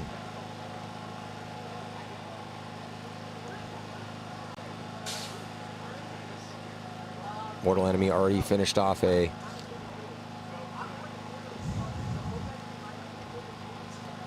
Is it Duma? Yeah, I was getting some... Duma! What does that mean? It's sort of Can I say it to the public? Is it, or is it R-rated? It's Vietnamese for like you or your mother can kick rocks. Okay. Okay. But, like, you know, it's the fuck percent. Love it. Ham Choi. Ham Choi's a little more like. Hem Choi? Yeah. Cool. Duma. Well, that's what it... If you feel like shouting out a guy named Ian, he can't be here right now, unfortunately, and he's like a rock. Okay. Base. Ian? He's got some things. Point approved. Copy that. Thank you, Maddie. Good luck. Water for you, man. Thank you. You want a cupcake? It was AFC's birthday, so you got some last night. What do we got, Chris? So I just got a conversation with Bobby. So what had happened was what I had thought. I mean, it's hard for us to see, as I said. The guy running down to bunker that brick guy out of the snake for the Honey Badgers to the High Rollers got shot in his pack by his own player from the Dorito side. Continued playing on, shooting the High Rollers guy. That draws a major penalty, and that's going to be a swing point, and they're going to be down one player because there were players to pull, one player to pull, but there will still be one player down on the Honey Badgers. So 2-point deficit, no more time is added, and now it's a 2-point game. That's disaster. And they're starting with 4. Disaster strikes. Yep. Unfortunately, it was becoming a game. I thought I really would have liked to seen that tie up and seen the end result. Hey, hats off to Honey Badgers. They did a good job of coming back from that 3-0 deficit with only 2 and some minutes left, 2 and change. So nothing is frowned down on. Unfortunately, I hate that situation. Yeah, it was just becoming super entertaining, and now there's it's kind of a moot point with 45 seconds left, down by 2. Though we could see a pretty aggressive push here from the Honey Badgers. What do you think a quick point out here is? 10 seconds, 15 seconds tops? It depends on how many kills. If there's no penalties, and you shoot the snake side. It's just tough. Because that point we saw yesterday. I think it's more around 10, 15? Yeah, probably 10, 15. Yeah, and that's with everything going your way. Yeah, everything has to go your way. That's let's just say that even with no penalties, you still got to shoot 2. 20 seconds. I would shoot back at the home. Yes. I feel now that I'm not coaching, if I have to go quick on one, I want one of my guys standing up at the back center, just turreting and ripping the back, so they may go triple back, and you might get a free kill. Because they're going to double up the back to shoot those lanes. They might even triple up at the back, at least for a second. Yep, I agree with that. Game on. Well, looks like corners for the High Rollers. Like that. Honey Badger's not really committing to anything crazy here. I mean, that probably took the wind out of their sails a little bit, the Honey Badgers, Maddie? Oh, absolutely. Here they come, though. They're coming hard down the snake side. He's still going. Confidence killer. 25 seconds left. Here they come. Oh, he gets stitched up. I think that might do it. Yeah, good zone control here for the High Rollers. But are they going to get a major? That's one thing you don't want to do. If you're the High Rollers, you don't want to get a major. But that's going to do it, Maddie, unfortunately. I like the push, though. I mean, it looked decent. Yeah, but it's just tough. Honestly, it's almost impossible with the time they had left. You're chasing 2. No points. Maybe you get the 1, finished. and that might be the difference maker. Maybe 1 point. I'm not sure what their scores were, but maybe 1 point gets them on. Still, regardless, that is going to do it here for this set. So we're still in the prelims of D4 here at the first event, the WCPPL season at the legendary SC Village. I'm Matty Marshall with Chris Osoya. We'll be right back. Hey, it's BRNT at CRBN, here at the DRV, an absolute hot rod force feed loader. What separates the DRV from the competition is our LCD display on the back. This has a built-in timer, ideal for classic paintball, but if you're playing anytime paintball at all, the ability to know what's going on without a scoreboard is an advantage. Along with our adjustable torque settings, 1 through 5, allows you to shoot any paint in every condition. If you're shooting super brittle paint, turn it down. If you trust the paint, it's a little bit harder, you can turn it all the way up, shoot 25 balls a second, no problem.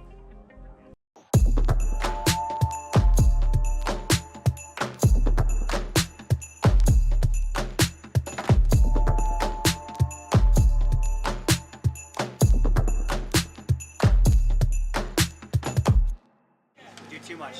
Yeah.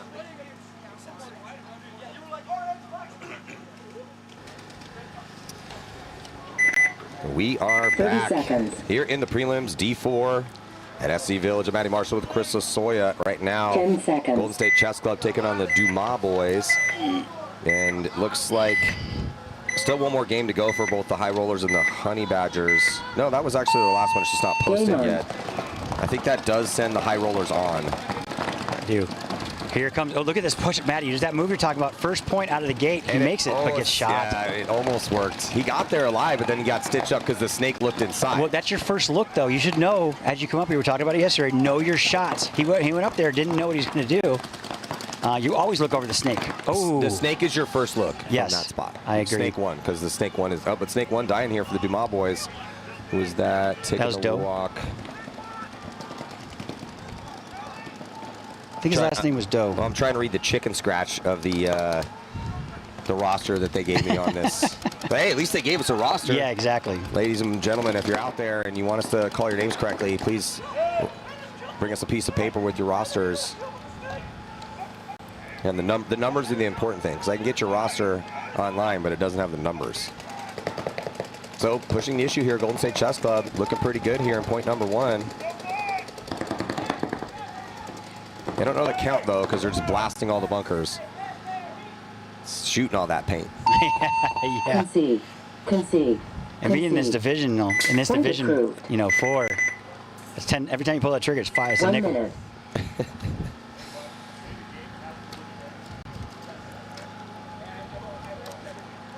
So now one of 17 lines for LA Collision. I was going to say the same thing.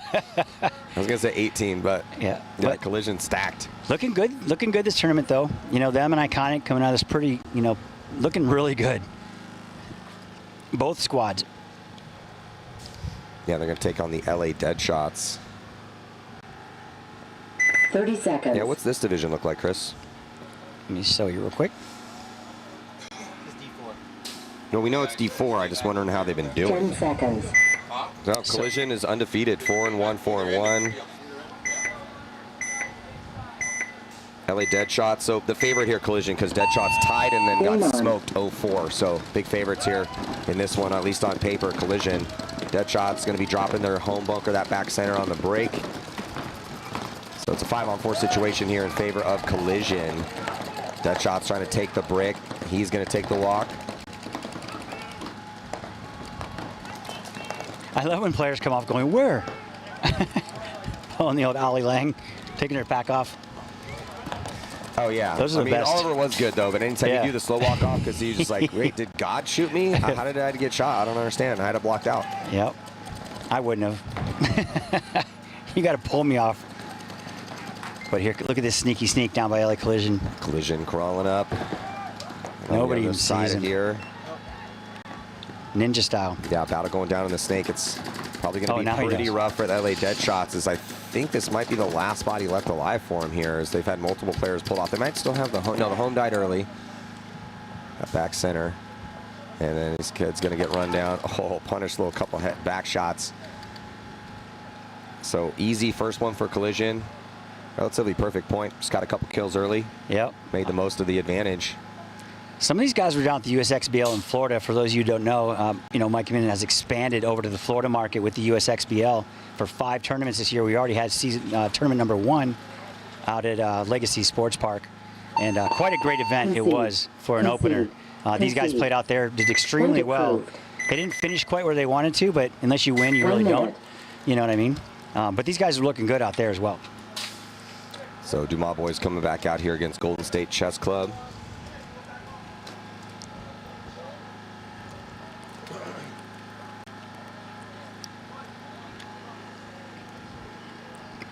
So I think that was number 25. I was going to try and pronounce his name, but I would butcher it. Number 25 for the Dumas? Yeah. They don't have 27? No, it was 30 seconds. I tried. If you can pronounce his name, I'll give you $1. 20 seconds. It's Thin Kodo. Yeah, Kodo? I don't know. Kodo? Come tell us how you pronounce your name, because I'd love to figure it out. I think he's just going with Do. 10 seconds. Yeah, there you Doe go. on there. That sounds right. Do. Yeah, so Dumas boys going to be on the left, Golden State Chess Club on the right. Game on. Going into the snake here early for Golden State Chess Club. Same with the Dumas boys. The first to get into that snake too, so big bite for Golden State. It's going to pay off for him. He's not feeling any pressure, so he's going to pop the top. As Golden State Chess Club going to get another body. Going to have to adjust his pack a little bit too. Running referee going to check out player from the middle as Dumas boys going to be getting a penalty. They dropped one early, so that's 3 that have come off 4 actually. Another busted point for the Dumas boys early. Golden State Chess Club powered up and out of their spots here, looking downfield, counting those bodies coming off dead. Swarming up to the center, trying to put their second point on the board. Should be a piece of cake point for him here to finish off this last body. And that is going to do it. Concede. That was a good point. Concede. By Golden State Chess Club. Point approved. 1 minute. So dead shots, they got their work cut out for them with this LA Collision team. I mean, every Collision squad out here has been pretty lights out. Well, it'd be pretty amazing if they could win D3, Premier, and D4. Yes, I agree. I mean, do they have any D5, D6 teams? They're still in the womb. They're on the way, though.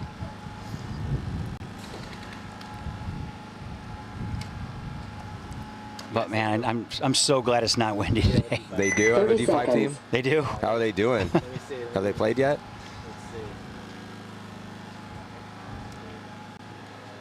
Just get a look here at the D5 20 seconds. collision. Oh, 2 ties. Not ideal. Who's looking good? Lords of D5 are looking good. Arizona pole position D5. Andrews boys looking 10 good. seconds. AZ War boys. Arizona's looking strong. So dead shots on your left, Collision on your right. Yeah. Dead shots down by 1. Here we go.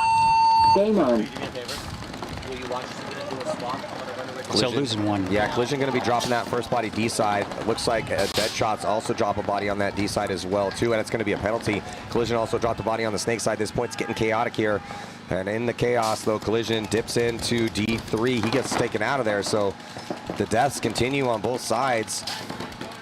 Another one coming off for Collision. This is the nastiest point I've seen out here today so far. Yeah, it's hard to keep up. I think it might be 1-on-1. Now the Matty. referee is going to pull a major on Collision, so that That's means gonna hurt. because I don't think they have a body to pull, so they're going to start Game down. stopped. 2. That's going to be a point for the Dead Shots, and if they had a body left alive, I think they did. So LA Dead Shots going to be tied up right now and on a power play, trying to hand Collision D4 their first loss. Yeah, when you get that major to the last player, man, that's tough. You know, because they're going to go down. They're going to start with 3, I believe. And man, and I always tell my players, man, I'm sure you expressed this to yours as well. When you're the last player, just blaze, come out and get some, but don't cheat. 1 minute. Because not only do you lose that point, and you get a major, then you're almost losing us the second point. So now we lost 2 points because of that mess up. Yeah, And, you never want to have the last guy to be the guy that gets a major. Absolutely not. Hey, over here. Or any penalty, if possible. But if you're going to get one, don't get a major. Okay, you're LA Dead Shots? Yeah. Okay, so I initially worded like you're on side. Guys, did you cover this? The Golden State Chess Club, they're a former pump team. I did not. You know, I was going to ask where they. I've heard their name pop up, and I heard there's a story behind that, but I wasn't sure what that story was. Yeah, they that's what we heard about them last year. Their first time they played in the D3 division actually last year. And yeah, they're known for being a pump team. And pump teams are usually really great shots. Dead shots. For sure. We did beat them luckily, but they're coming out stronger. Looks like today. And their paint feels like usually less than normal. That's for sure. 2-0 deficit right now. Chess Club up. Game on. Here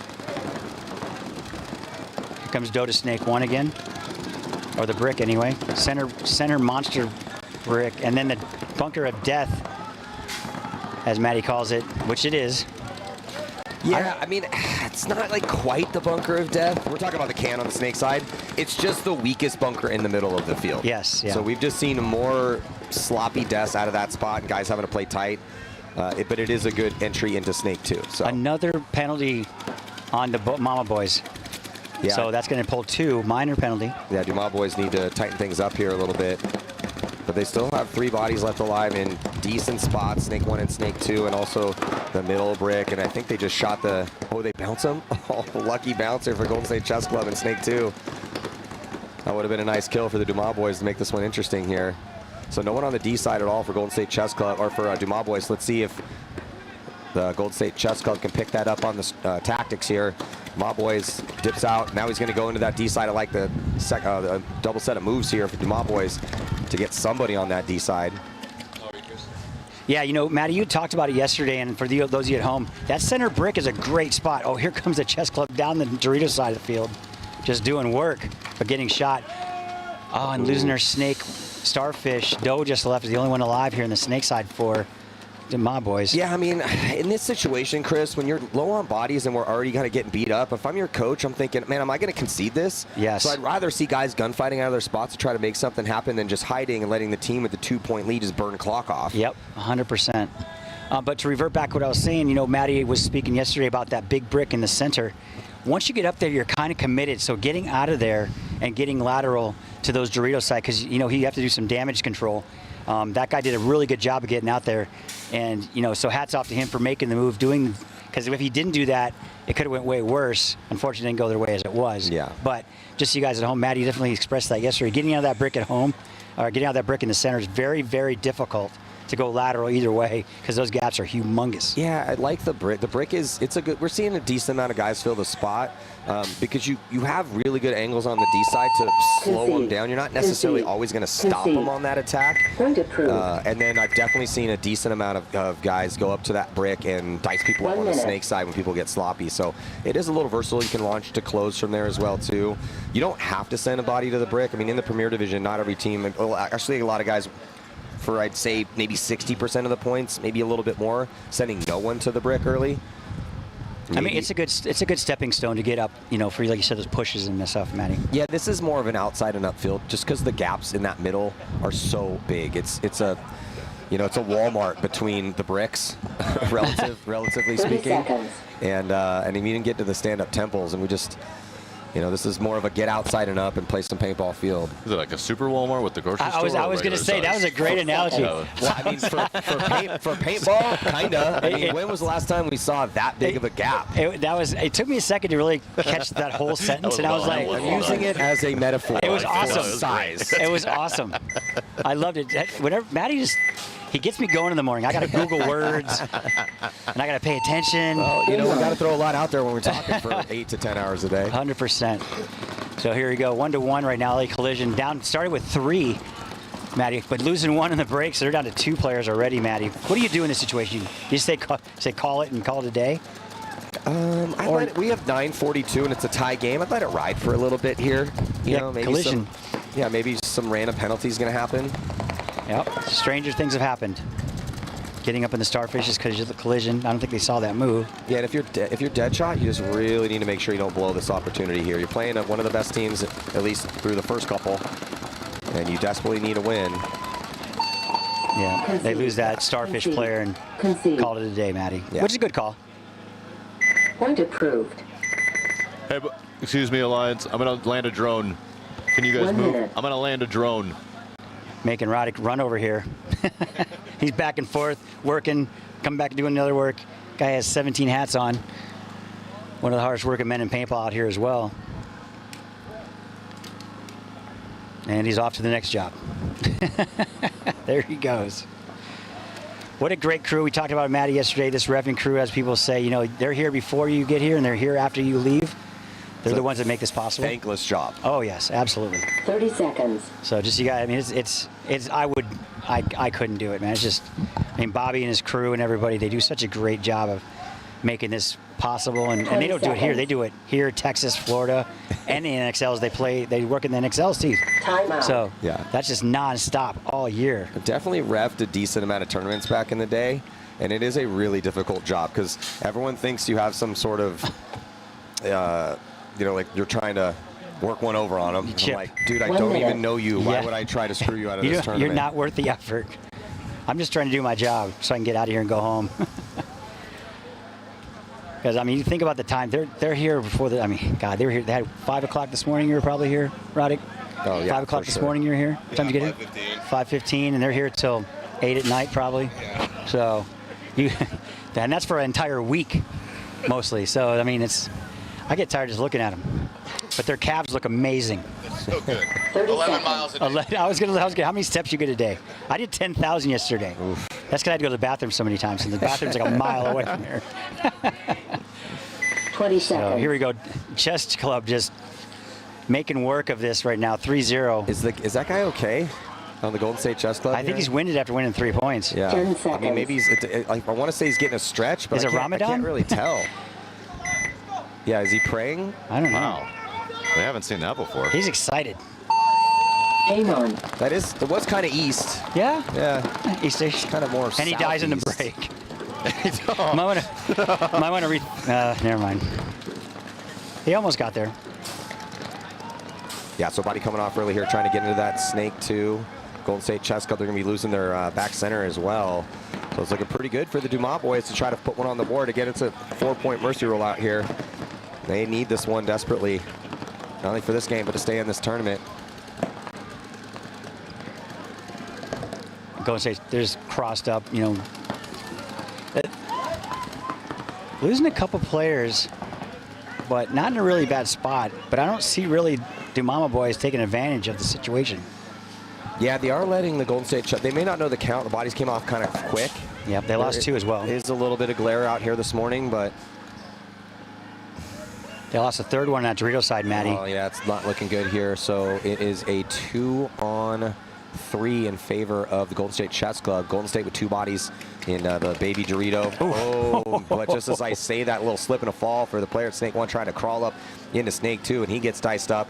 So now outside containment for the Dumas boys in a 2-on-2. So it was a 3-on-2 high body situation for Golden State Chess Club, but now with that kill, this is how quickly it turns. Now the advantage goes to the Dumas boys because they have both of their bodies outside wide, whereas Golden State Chess Club has 2 bodies there stuck on the D side. So as soon as the Dumas boy player here in the Snake 2 figures out there's no one in front of him and he can start working up on the side, it's really going to start putting the pinch on the Golden State Chess Club D side. 100%. You know, and if I'm the Dumama boys, the second I shoot that Snake guy, I'm down the Snake automatically.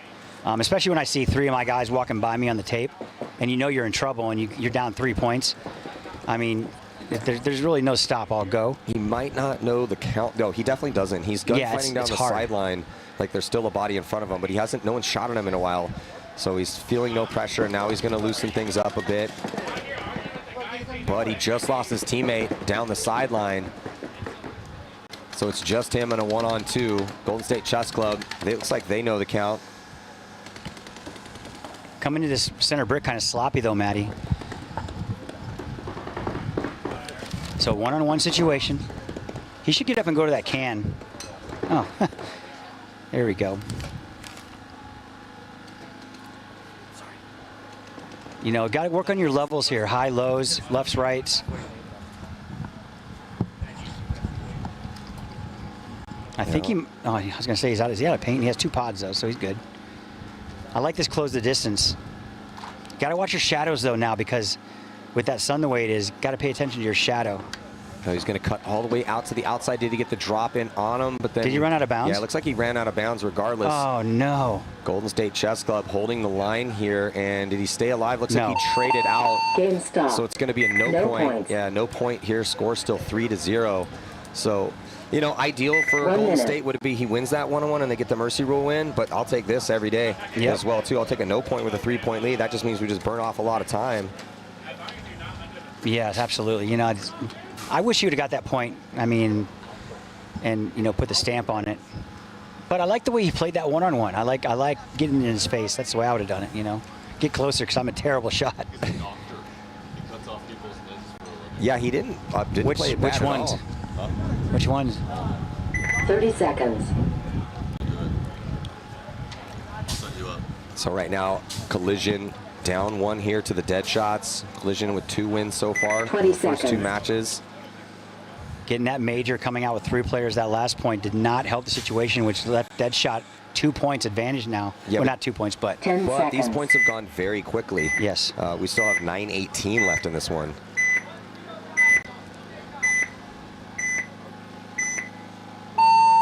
Game on. Getting into the snake 2 for Collision. Also taking the corner. And very quickly, dead shots with an aggressive break, at least as far as taking the real estate, getting snake 2. They triple up the back center. It doesn't produce a kill, but here comes. Yeah, he definitely got shot, though. He got shot before he even got to the towers. But he forced the kill over there on the Doritos side of the field for dead shots. 2 in the snake for dead shots. 2 taking the walk for dead shots, too. Yeah. And 1, so dead shots have 2 in the snake, 1 at home.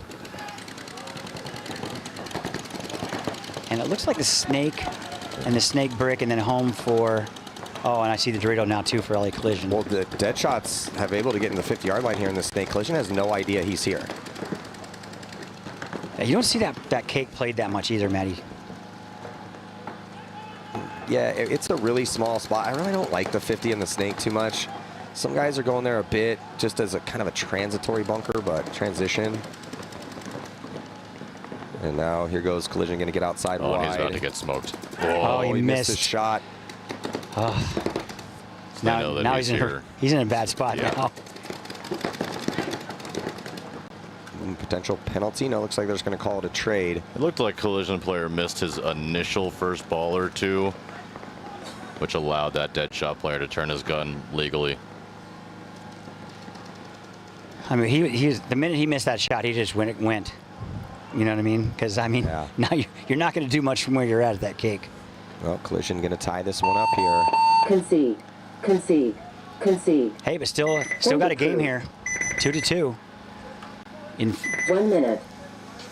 Do we have any, do we know anything about the Dumas boys here, what the name is, where they're from, stuff like that? I mean, I say the roster I don't know here, where they're from. I did get handed a roster, which I appreciate them doing that. That was nice of them. Yeah, they got Andrew Silva, number 69, Vinny Martinez, Max Diaz, Austin Black, Kenny Campbell, can't read this first name, but last name Doe, and then Aiden Dyer. Shout out to Ian. They wanted me to give a shout out to Ian. It's got that southern vibe to it, so I just wonder where they're 30 from. Well, I can't do the actual translation here of the Dumas boys. Apparently, it's an expletive about your mom in Vietnamese. Aha. Okay. 20 seconds. Yeah, that's kind of what I was interested in, is where the name was an interesting one. They're from Orange County. Oh, there you go. I'm assuming with that name, Westminster. 10 seconds. How bad do you want it? Golden State Chess Club. Great name. Great jerseys. I do like that name. You're correct. Game on. Man, they got that shot at the center down. Yeah, they really smoke him. Well, the guy's like 17 feet tall, so it's not like he's tiny. Got to play small. Yes. He's a great shooter on the break, though. I've seen him shoot a lot of people in the break. No, Golden State Chess Club 1 point away from a mercy roll win here.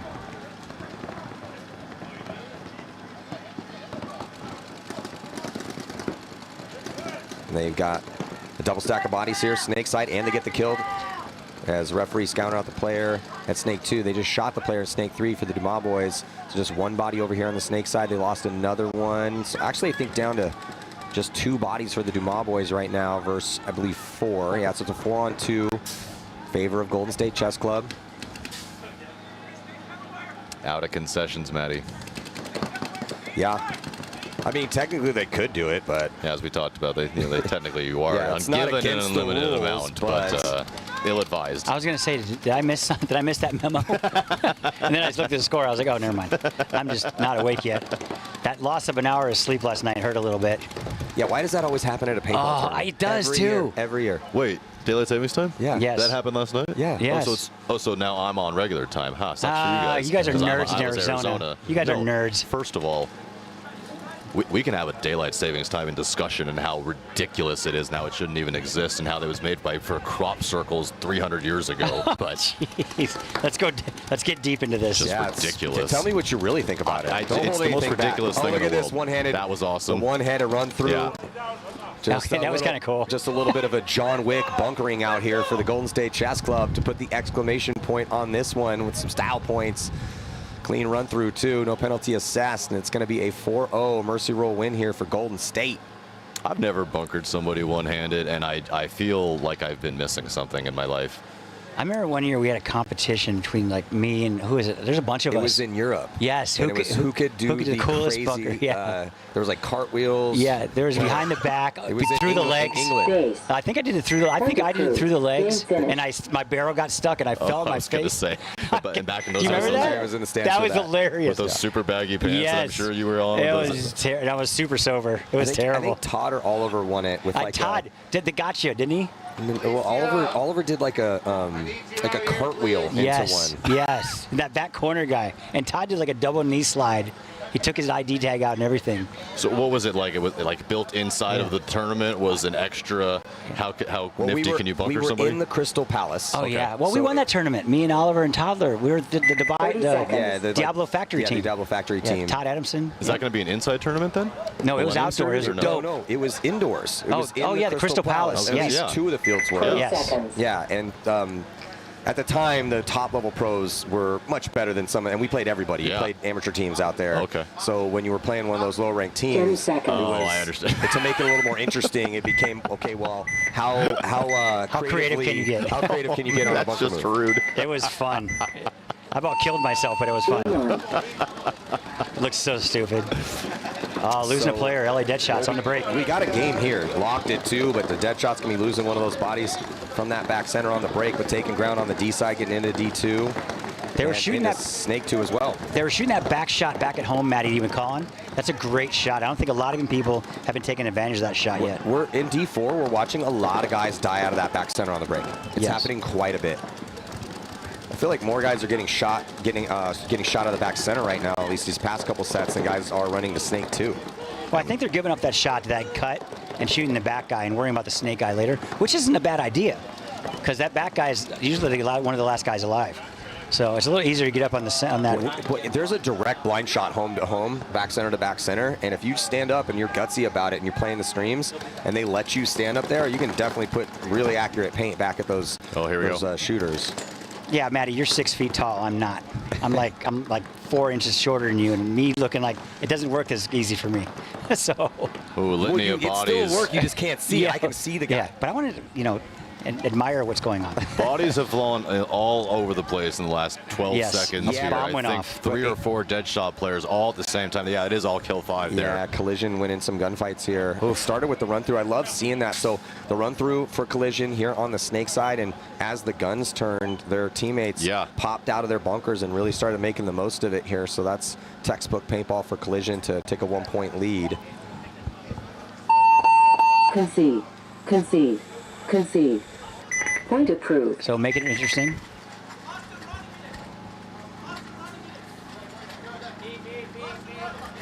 So Collision looking to go 3-0 to start their D4 tournament series. How crazy would it be if we get a sweep? Yeah, if they Matty win Premier D3 and D4. Yeah, I imagine you guys already talked about it. No, it's just insane. I mean, it wouldn't surprise me. I do my homework and figure out what camps are playing the most paintball, and the Collision camp's playing a lot of paintball. Yeah, yes they are. Yeah, because all the guys that are on the D3 want to go up, or D4 want to play D3, the D3 want to play Premier, the Premier guys are trying to get Pro looks at Pro. So And in order to do that, you, as we always say, like one of your best abilities is your availability. And so being out here every single weekend at SC Village, grinding against all of those squads, it's a great camp.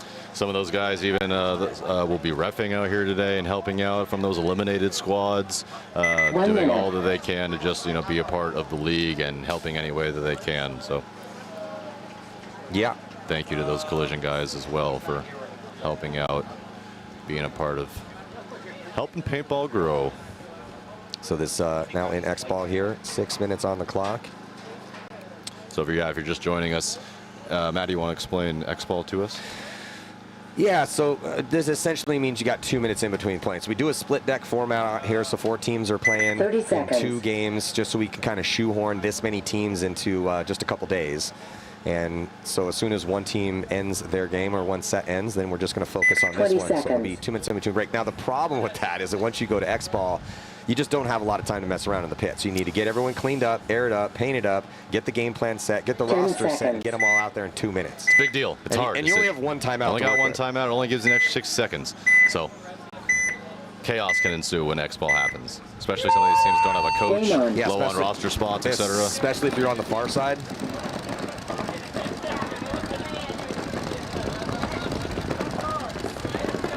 Player's going to be taking a walk for LA Deadshots and see if a penalty ensues. No. Big point for the Deadshots right now. They need to answer Collision and hang in this game. Because if this point goes 3 minutes and they go down by 2, it's not going to be a great situation for them. Referee going to check out player for Collision in Snake 2. Looks like he's good to go after a pretty... No, it's going to be a penalty. I thought he was going to be okay, but no, they pull him out of there. He's wondering where he was hit. Right there on his arm there, looks like. Yeah, and they had also lost another body at that same time. Oh, this is a busted point here for Collision. They just have 2 players left alive. No, there's 2, because you have the insert in the Snake and then back corner. Oh, sorry. I think you're a little blocked out from that back corner. I am blocked out from the back corner.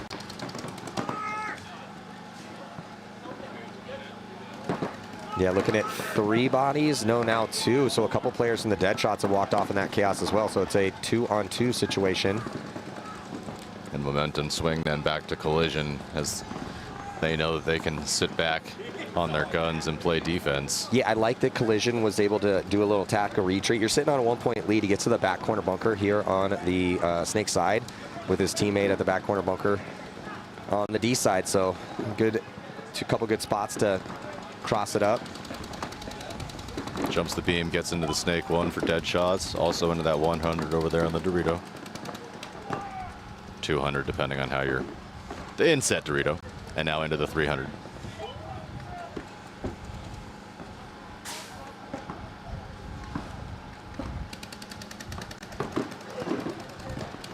Deadshots pushing the issue now, getting into D3 and Snake 2.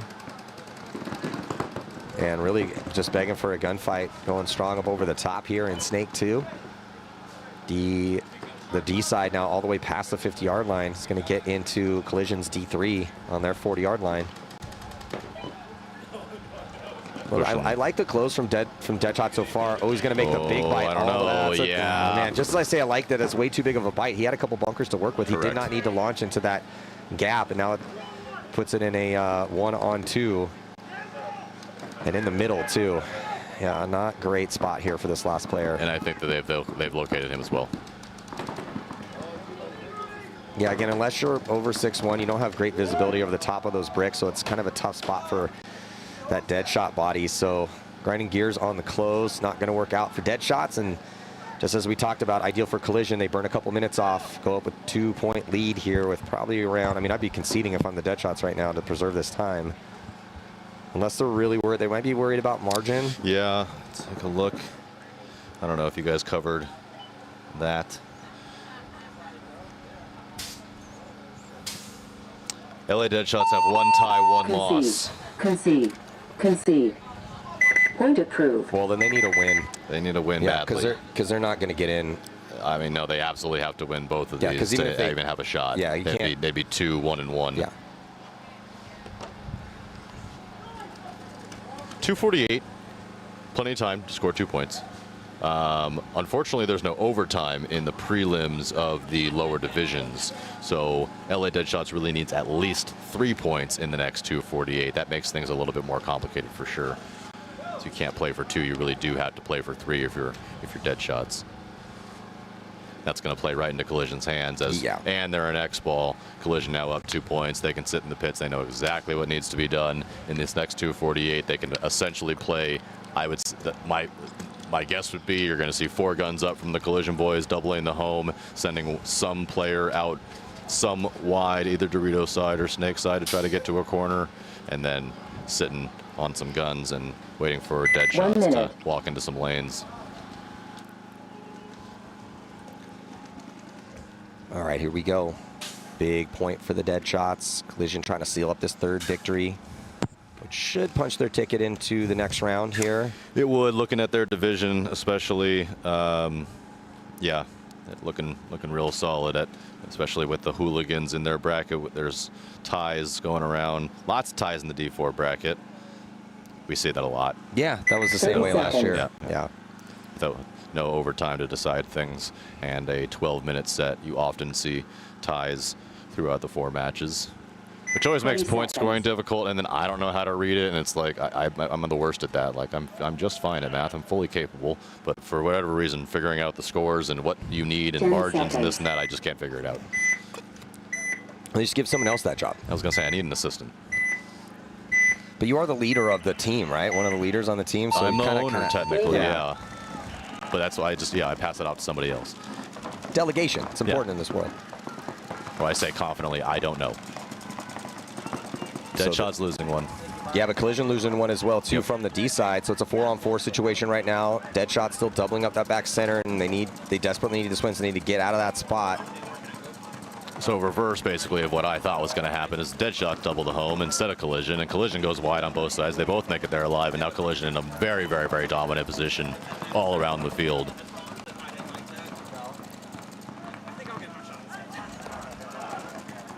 Yeah, it's falling into the Collision.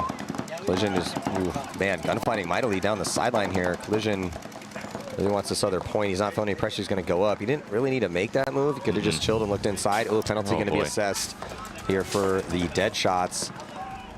Oh, could we see our first dunk? Have a poison here. He doesn't know he's there, though. Maybe he does, and he's just being patient. I thought that he did. He's going to get a shot in on the home. Oh. The Deadshot player misses his over-the-top engagement. They trade out instead. Yeah, we love trades in high-body situations. Yeah, just fine for the Collision. Absolutely doing his job. But Collision loses their second attacker behind that body. But they get a shot in on the home, so I don't think Deadshots has any players left. I traded out. Yeah, so. Yeah, Collision's going to have that body in the Dorito side at the 50. And the back corner. Yep. Concede. Concede. Concede. Point approved. We're going to go ahead and say this is a pretty impossible spot, down 3 minutes 17. Yeah, especially because they were, concerned about margin, so you could try to send it, but. Yeah, I was going to say, very well could mean some fun fireworks for us.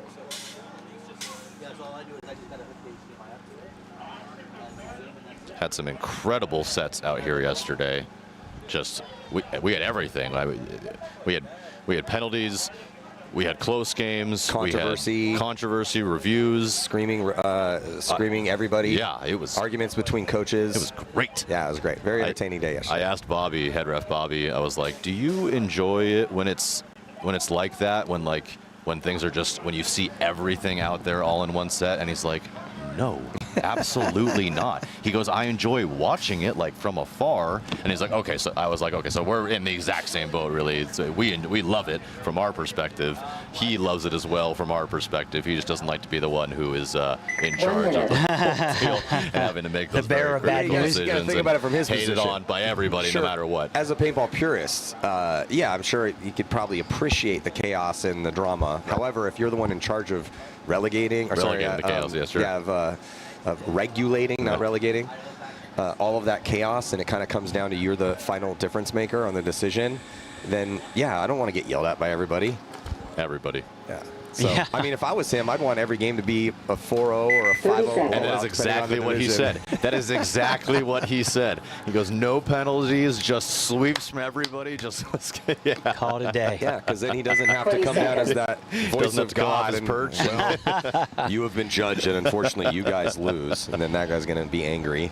And the longer the day goes on in the tournament 10 itself, seconds. I mean, just the patience level, it's like a fuse that just shrinks. Oh, yeah, yeah. I mean, from everybody out here. Everybody, Yeah. of course. You watch these refs, they come out pink at the end of the day. every And time. as this point starts, and as we always joke, the most unreliable narrator in the world is a guy that just came off playing a paintball point.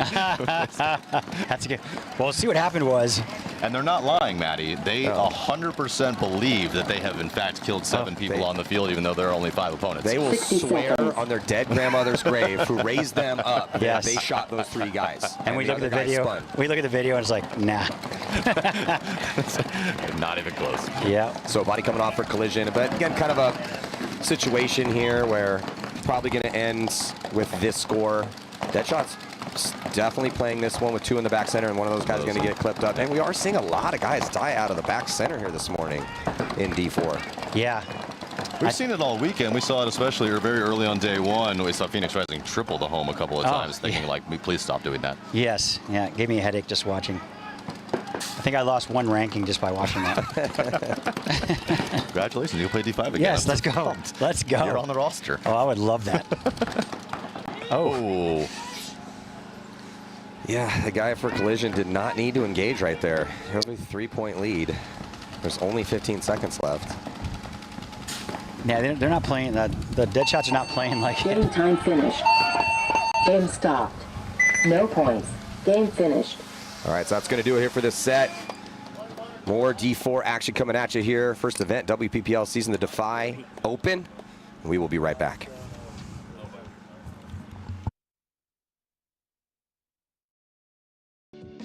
Our team program is designed to be super simple and make your life way easier. There's no minimums, there's no required packages, and you'll get season-long access to our catalog at a discount team price. Plus, you can design more custom products. The first step of the process is to design your custom jersey. Now, that might sound weird if you already have jerseys or you're going through a different provider. However, this is a crucial step in building out your whole team catalog. So we're going to use your guys' logo, team colors, and your sponsors to build other cool custom products.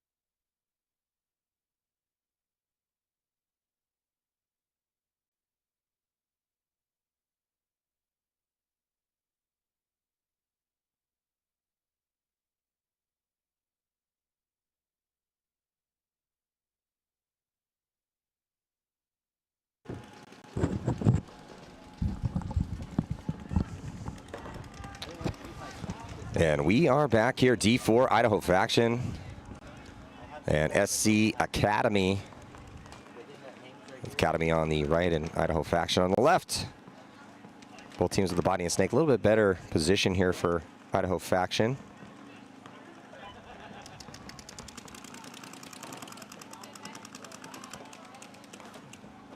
But both these teams just kind of feeling things out a little bit here. It evened up on the D side, both teams in that D2. Idaho Faction going to filter.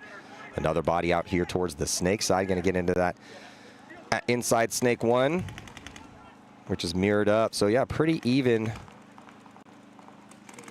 And 4 bodies left alive right now for Faction.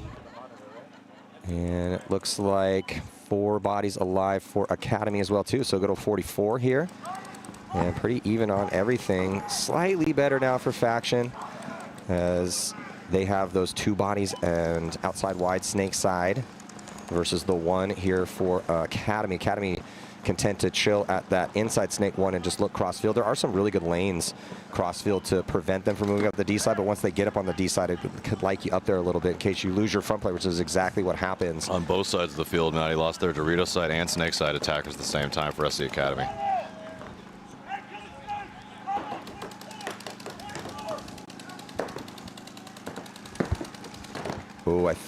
I think they just got shot on the hopper. Yeah, another death here for Idaho Faction, so a couple of gunfight losses. So no one on the snake side here for Faction, Andrew. So a 2-on-2, Matty, looks like SC Academy with both corners, Idaho Faction with that center brick, and the Dorito 400. You're calling that Dorito 300, Matty, so are you calling it the small one, the baby, then? Is that how you're working that? Yeah, because it's either, they're pretty close as far as in calling them D1 and D2. I just want to be consistent. In this situation, a lot of times if we were doing the Major League Paintball, I might go inside snake or inside D1, but I think baby Dorito is a little bit more appropriate for this one. Gotcha. Just around the same. Kind of like to go numerically typically, but they're so close and they're basically right next to each other. I mean, the bigger one's slightly more forward, but... So we will call that officially the Dorito 300 for that Idaho Faction player as SC Academy slips into the middle of that starfish and gets the shot in on that Faction player at that Dorito 300. Just 1 body left alive here at that brick for Faction. 8:37 remaining. He's going to see him in just a second. Yeah, this was a very close point, and yeah, Faction still has a chance, but it's just tough. It's really hard when you're in that brick and you're facing bodies out wide on both sides because you have to pick a side to shoot, and you can't get eyes downfield very easily. So typically that guy's going to get shut out. That's exactly what happens. So it's a really big bunker that gets really small really fast when you have both sides essentially coming at you. That angle of attack becomes very small very quickly. Yeah, and that's kind of the risk of sending a body to the brick. You do have good looks on the D side, and watch those guys chew people up on the snake side as well too, but if you lose everyone out wide, it's going to take you multiple moves to get out there, and you kind of get trapped a little bit, which is exactly what just happened to him. So now Lord's going to be taking on Alliance. My boys Alliance here. I train this team, so I coach their premier team, but when I head up to Alliance Precision Sports up in Bakersfield, training the D4 guys up too. They got some talent on the squad, led by Teach. Such a good dude. And trying to build a tribe out of the Central Valley. So they got some younger, aggressive guys that play the snake side with Caden and Nate. And then his son, Jordan Hernandez, he plays the D side. He's very smart, cerebral player, great shot. It's nice when your dad owns a paintball field so you can do a lot of drills. Yeah. That's 5 minutes from your house. Boy, that must be nice, yeah. It's a good thing he decided to play paintball. Really unfortunate if he didn't. Lord's program, been around for a little while as well. Their D5 squad currently is sitting in first place after yesterday's rankings. I'm not sure if they started playing yet, if that's changed or not, but they've certainly been around. Powerful guys here as well. All these guys can play. Dope looking jerseys as well. Yeah, so yesterday Caden was going off in the snake here for Alliance. They know they need to beat the Lords. This is a big game for Alliance. They went 1-2 yesterday, I believe, with an even point spread. And I think this is their first game of the day. And this is, I believe, is this going to be Lords Black? No, this is going to be regular Lords. Both Lords programs. So yeah, Lords are 3-0 going into this game here. So yeah, 3-0 going into this game. So their ticket already punched.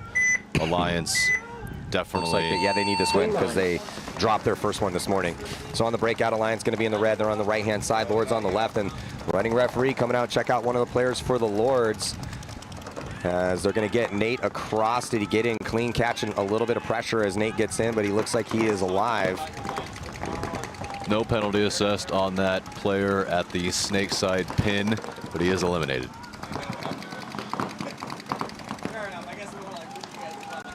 And then Caden's going to dive into the snake as the Lords get into snake 2 as well, too. Going to mirror up.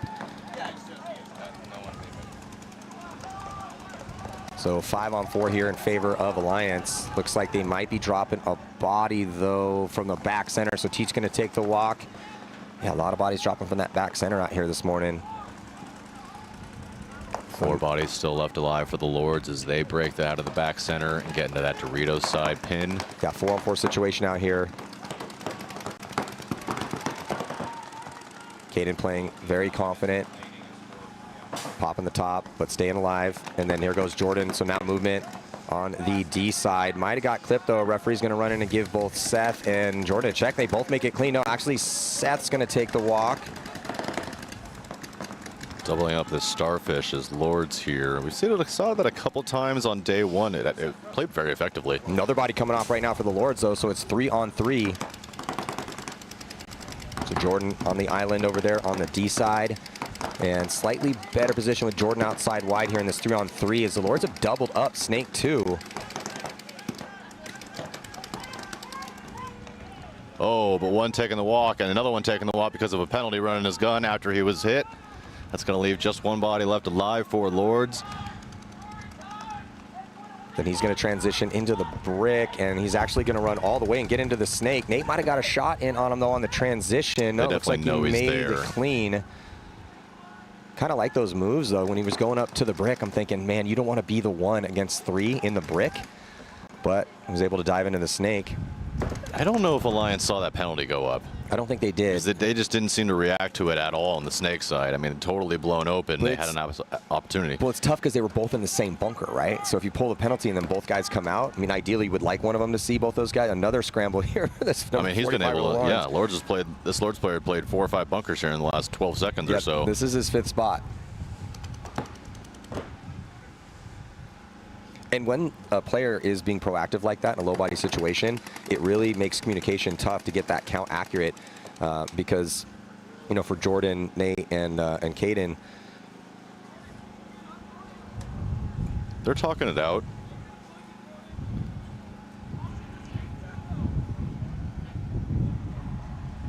They do make a move. Does Alliance into that 200? Well, Alliance is being smart about this. Jordan's not feeling any pressure, so he's moving up. Just love how this last body is. Oh, they're finally going to get to clip him out. So nice job by, I think, Jordan. Jordan definitely got that crossfield shot. But man, that last player, number 45 here for Lords, he's doing a lot of work out there. Yeah. 1 minute. Again, must-win situation here for Alliance to have a chance to move on. Sitting at 1 win and 2 losses.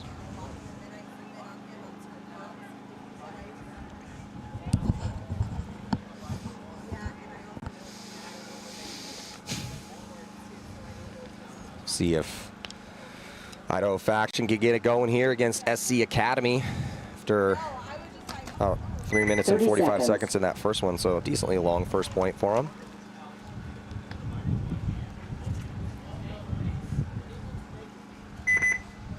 A reminder, 12-minute sets, Mercy 4, so you need a spread of 4. It's not race to 4, there is a difference. Ah, nice. Nice. Yeah, we got the chat now live in front of us. Do our best to pay attention to that.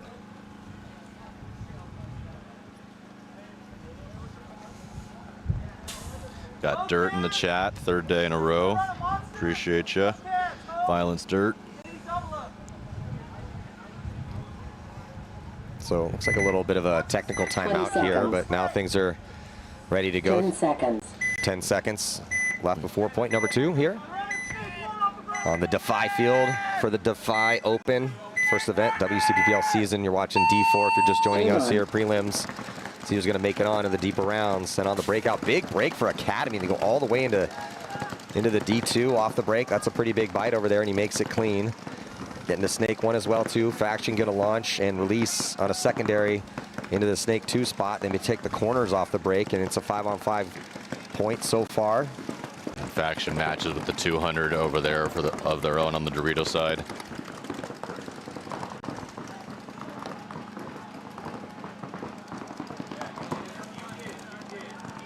Has the makings of another potentially long point here, Andrew. Oh, I don't know, though. Referee running in, checking out the can on the D side. Looks like just a little bit of rub. Yep. Ooh, 16 might have caught one inside here for Faction. Referee saw what I saw. Gonna give him a check. Did it bounce? Ooh, a couple bouncers this morning here. And these are both players engaging each other here. Both just got deep checks from the ref. Both players clean. Both players very lucky here, it appears. And yeah, if you see the referee go in there and actually wipe paint off, oh, now he's definitely hit here. Armando, it looks like for Faction in the Snake 2, he's going to take the walk, trying to get that crossfield shot on the Dorito pin. So on a response to that death, Faction going to dive into Snake 1 from the back corner. 4-on-5 here in favor of Academy, or did they have one come off? Well, one's coming off right now. Yeah. And they got, so now just 3 bodies left for Academy.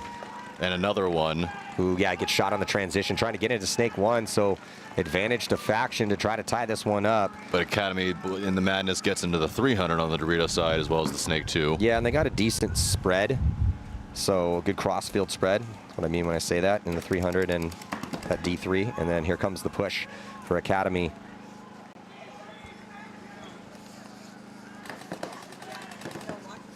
He's going to crawl up to the 50-yard line. They don't know he's there yet.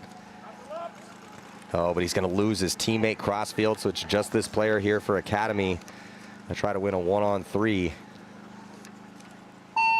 And he's going to get saved some pain. Concede. Point approved. Oh, he doesn't like it. It's like, oh, give me the chance. They didn't know I was here. I could have got them all, coach. I like that attitude from that Snake player, thinking that he can take on the world. I appreciate that. Maybe coach will give him that chance next time. I mean, they could have let it play out another 20, 30 seconds. There's They still definitely time on the could. clock. There was time. It's always tough to concede that the tying point. We've seen plenty of 2-on-1s that have gone the way of the single player out here. So looks like same line here for Alliance. Even with the 1-point lead, they got a pretty deep roster and some new veterans that have joined this D4 line. Guys have been playing for years. But going with the youth out here. And shout out to, I think that's got to be Seth out there. I think that's Seth. Seth's playing with a broken hand. Broke his hand 2 weeks ago. Tough kid. yeah, that's 10 seconds. It's legit broke too. I saw the x-ray. He's not just saying like, yeah, I think I broke my hand. He actually broke his hand. Game on. Heavy guns up and going up the middle here for Alliance, and it produces a kill again. So 4-on-5 here in favor of Alliance. Alliance sending T. Hernandez up to that brick, and he's looking Snake way. Lord's getting out of that back center to try to have some punch on the D side. Into Snake 1 already early. Snake 1 thinking about going across into Snake 2. Rolling his gun inside. No guns have come off for Alliance yet, but they don't have anyone in the Snake. They do have some penetration on that D side, getting into D2 pretty quickly. Oh, they're going to be losing. They dropping out of that Nate down out of the back center. As soon as that player got out of the quote-unquote bunker of death on the Snake side, he's going to take the walk as well. And they lose Caden as well, too. So kind of a tough situation here for Alliance, squandering a high body situation, losing 2 out of their bunkers. So now 3-on-4 in favor of the Lords. And Alliance fully in the pocket here at this brick and the home.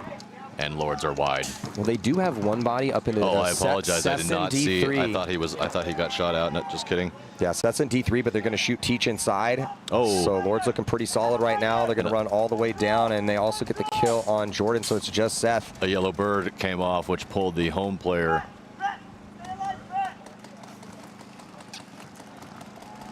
Now Seth's hanging tough in there, but ends up getting taken out. So nice response here from the Lords to tie this one up in a low body situation. They lost that early body, didn't get rattled, just locked into some gunfights, and that was the story of this one.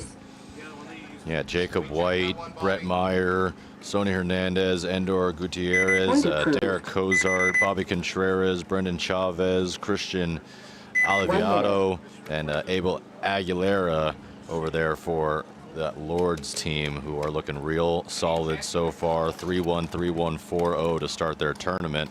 Looking to go 4-0 and try to secure maybe a bye. Looking like a favorite. I mean, some of the guys that had played down in D4 and knew the Lords had told our D4 team, hey man, that's going to be your hardest game. This is before any of these games were played. Like, Lords are probably going to be #1 in that bracket. Okay. That's going to be the toughest test, and sure enough, they've proved it. With only allowing, up until this game, they've only allowed 2 points scored on them. And really, this bracket is a wreck. When you look at that particular one, there's ties all over the place, people beating up on each other. Lords, the only team in there really escaping the madness, starting 3-0. Arizona Spartans having problems of their own before their matches even started. So Idaho Faction now, SC Academy, locked at 1, heading into point number 3 here with 6:07 on the clock. And ooh, look at this huge bite all the way into the D3 spot, the 40-yard line for Academy, and he makes it clean. They also take Snake 1. Love to see that. Idaho Faction matches pretty quickly, though. They're all the way into D2. Faction going to be losing a body here, Snake side, so it is a 4-on-5 situation. Academy in some great spots. Ooh, Academy loses a gunfight, too. It's bloody out here. 4-on-4 now.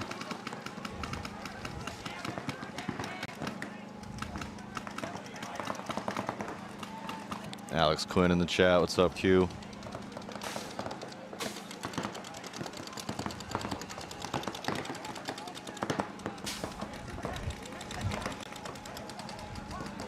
Yeah, you guys complaining about the time change. Moved to Arizona, you don't have to worry about it. Andrew, you're really all about this hating daylight savings time. You guys brought it up. It's just part of life where I live. You guys. No, I've gone down that rabbit hole. I'm with you. We won't get into it. That's for long breaks. That's when we have to turn this. When all of a sudden we have like a 20-minute break, they got to fix something and it turns into a podcast. Yeah.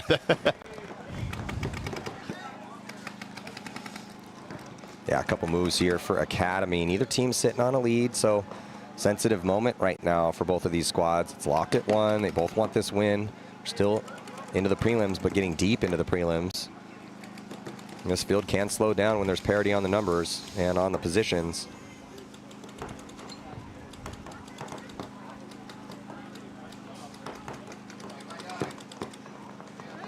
Into the 50-yard line here, Academy. Top of your screen on that D side. Don't love that 50 though. It's in set and you can't really control action down the sideline, but Idaho Faction losing their attacker on that side. And he's going to get up. That's the spot you want to get to. You want to get to their D3. And if Idaho Faction is able to come away with a win in this set, they'll be 3-1 and likely punch that ticket. SC Academy looking to just improve to 2-2 on here and put themselves in the hope for a wild card spot. Yeah, so on paper, Faction the favorite here. Definitely. Just based on what we've seen in the prelim so far. Yeah, with just 3:45, they are definitely playing a little bit more safe. They got a decent margin. A very, very, very important game for Faction for sure. Well, Faction not feeling pressure, going to make the here's big a highway. Run the highway move, jumps over the beam and gets him, gets stitched up. Did he trade? It's going to be a major penalty assessed on Faction, though. Yeah. So that is Game stopped. going to be a 1-point lead, and I'm just trying to count the bodies, see if Faction had enough to pull. I don't think they did. I don't think either. I think they're going to be down 1. Base. Point approved. 1 minute. Andrew's going to dump the headset, go see if they have enough bodies.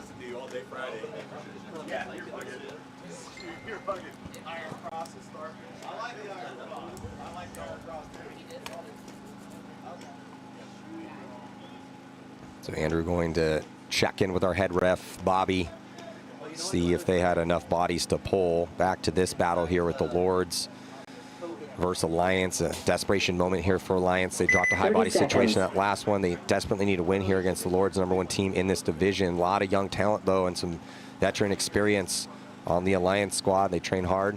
20 seconds. Out of Alliance into their park in Bakersfield. It's in the city of Bakersfield. You got some information for us? Yeah, confirmation from Bobby. There were enough bodies to pull there. We are going to start 5 up. Lights on the right, Lords on the left here, and on the breakout. Alliance has been doing a real good job of shooting the body on the break, but this time they're going to lose. Nate going wide, but that's 3 points in a row. The Alliance has shot a body on the break, so it's 4-on-4. But they did lose one of their main attackers on the Snake side. Caden, though, was outstanding day 1 for Alliance as the first attacker in the Snake, and he's still alive. And they got Teach up the middle to try to control that Snake side. This was where they shot the bodies. Let's see if Teach can try to control the issue here and not let them fill.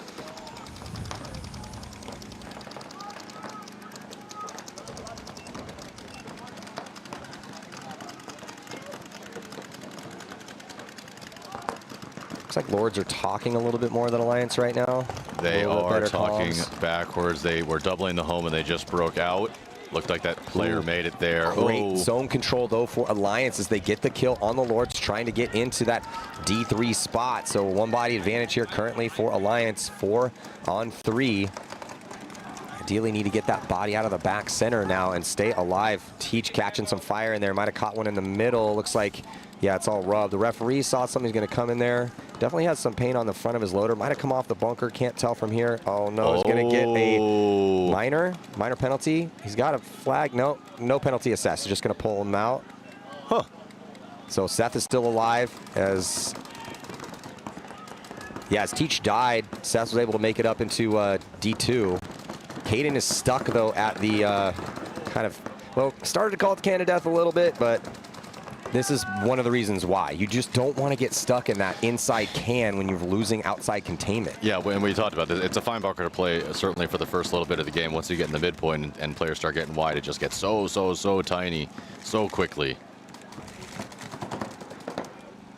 Yeah, I'd like to know the mindset of that referee going in there and checking that brick for the Alliance guy. He pulled the flag out of his pocket, put it in his hand, and then just never threw it. It's like he got there and just changed his mind, decided to just pull him instead.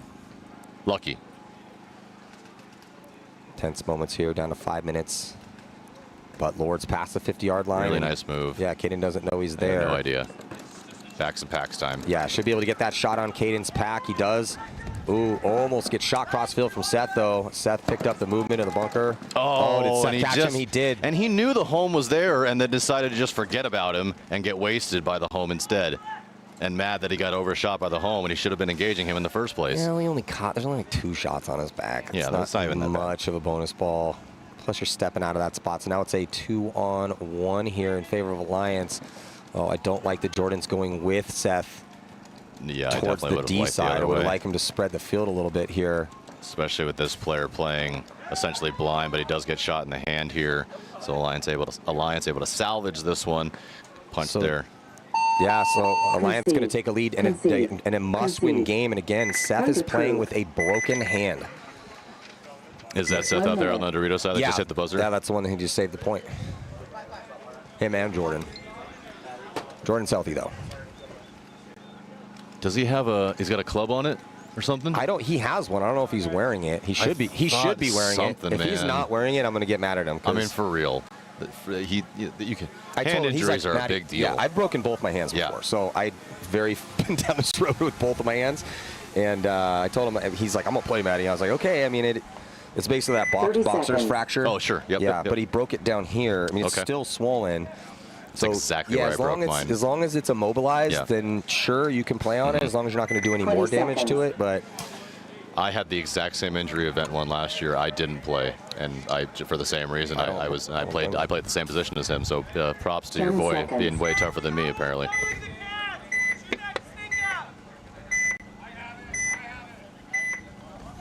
SC Academy up by 1 right now over Faction. Game on. Quick run into Snake 2 here for Faction, and makes it clean.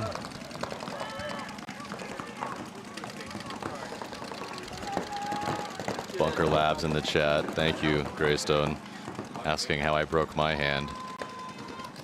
Did you punch something? No, Chris Lasoya told me to go to the 300 when I was down there practicing with him. And when Chris Lasoya tells you to go to a bunker, you go to a bunker no matter what the case is. Dove in there and broke my hand. That's how Seth broke his hand, diving into a bunker. I got a kill, though. Yeah. It was a yard sale for him. Yeah. All right, so body has come off here for, if we get an eye in the sky, I think it was Academy. Yeah, Academy losing another one as well, too. So Faction has a chance with a good crossfield spread. Try to tie this one up. They got now two bodies towards the D side, 2 in the snake for sure, and then a body at the brick. So it's a 5-on-3, I believe, here in favor of Faction. As we talked about, Faction looking to punch their ticket into their playoffs. This is a big, big, big deal for Faction. SC Academy just looking to improve to 2-on-2 and put their name in the ring as a hopeful wild card.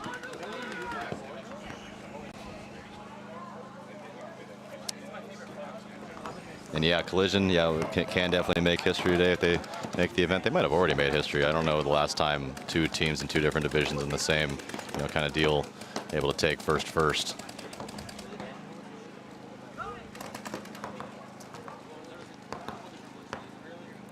Yeah, that would be pretty cool if Collision could make that happen. For them, for everyone else, it's like, I was gonna say you'll be the hero and you live long enough until you can become the villain, right? Preach.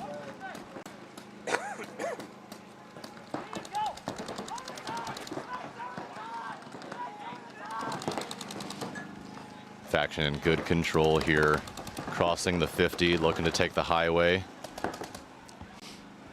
It's a good thing that he pulled up because that was not going to work. 2 double moves here, playing the very rarely played 50 tower. That hasn't really worked. We're down all to tournament. Down to a minute. Yeah, they go to sleep on Snake too, and he stitches up both of them here. Does this last player know he's alive? Last player on the Snake side. There's still one more on the D side, but the D side's going to pinch him out.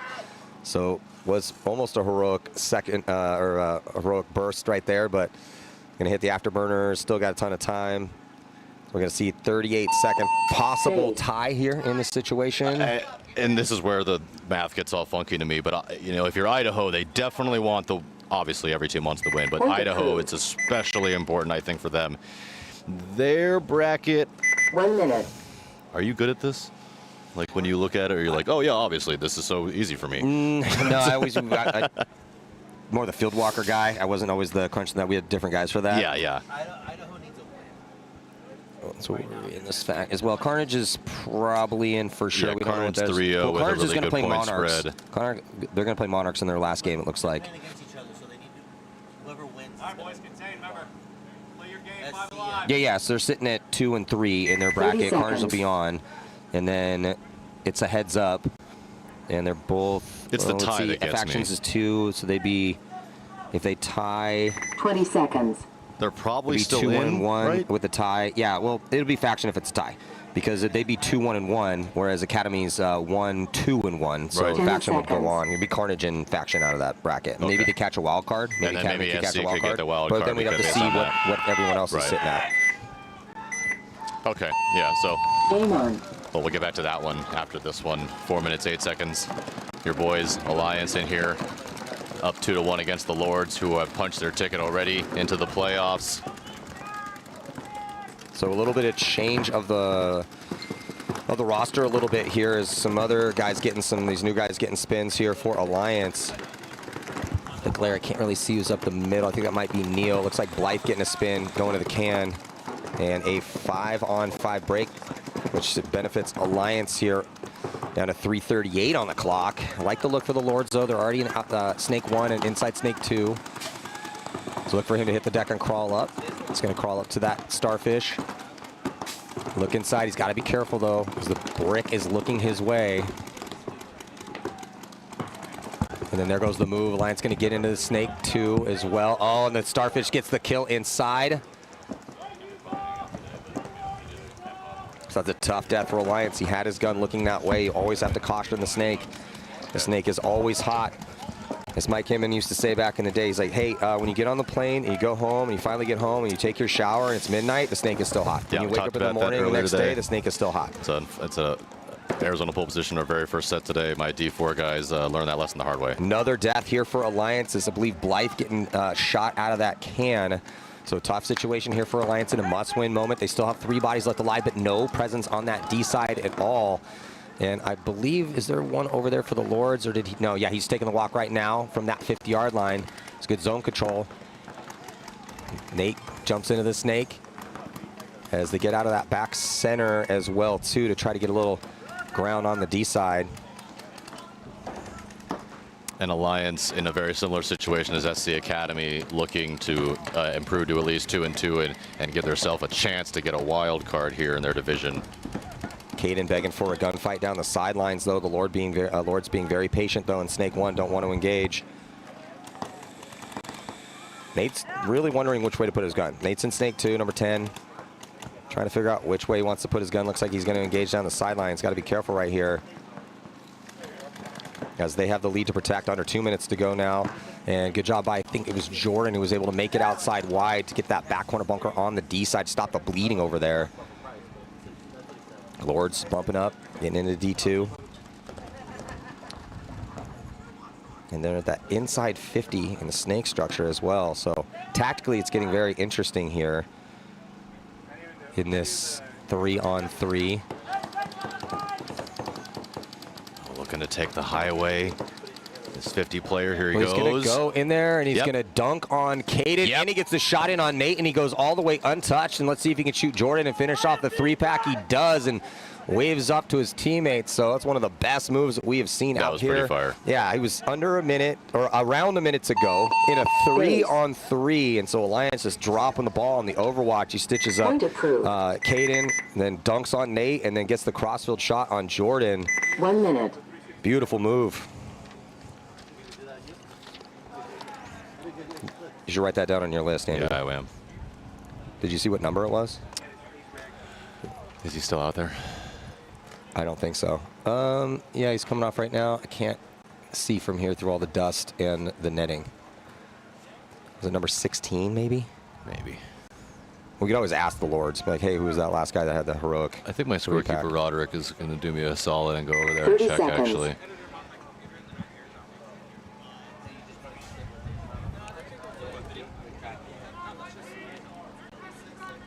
Twenty seconds.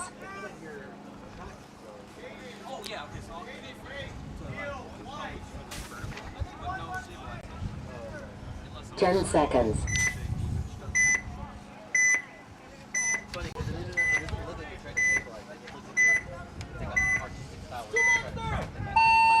Game on. On the breakout now, tied up 2-2, just 35 seconds left to go. Could see a tie unless we see a bunch of early deaths. We see 1-2 now coming off here for Academy faction. Has a chance if they can launch here pretty quickly. Looks like they are not, though. Maybe they don't know they shot those 2 bodies, but everyone's still just hanging out in their spots. Trying to protect for this tie. They lose the body from the middle.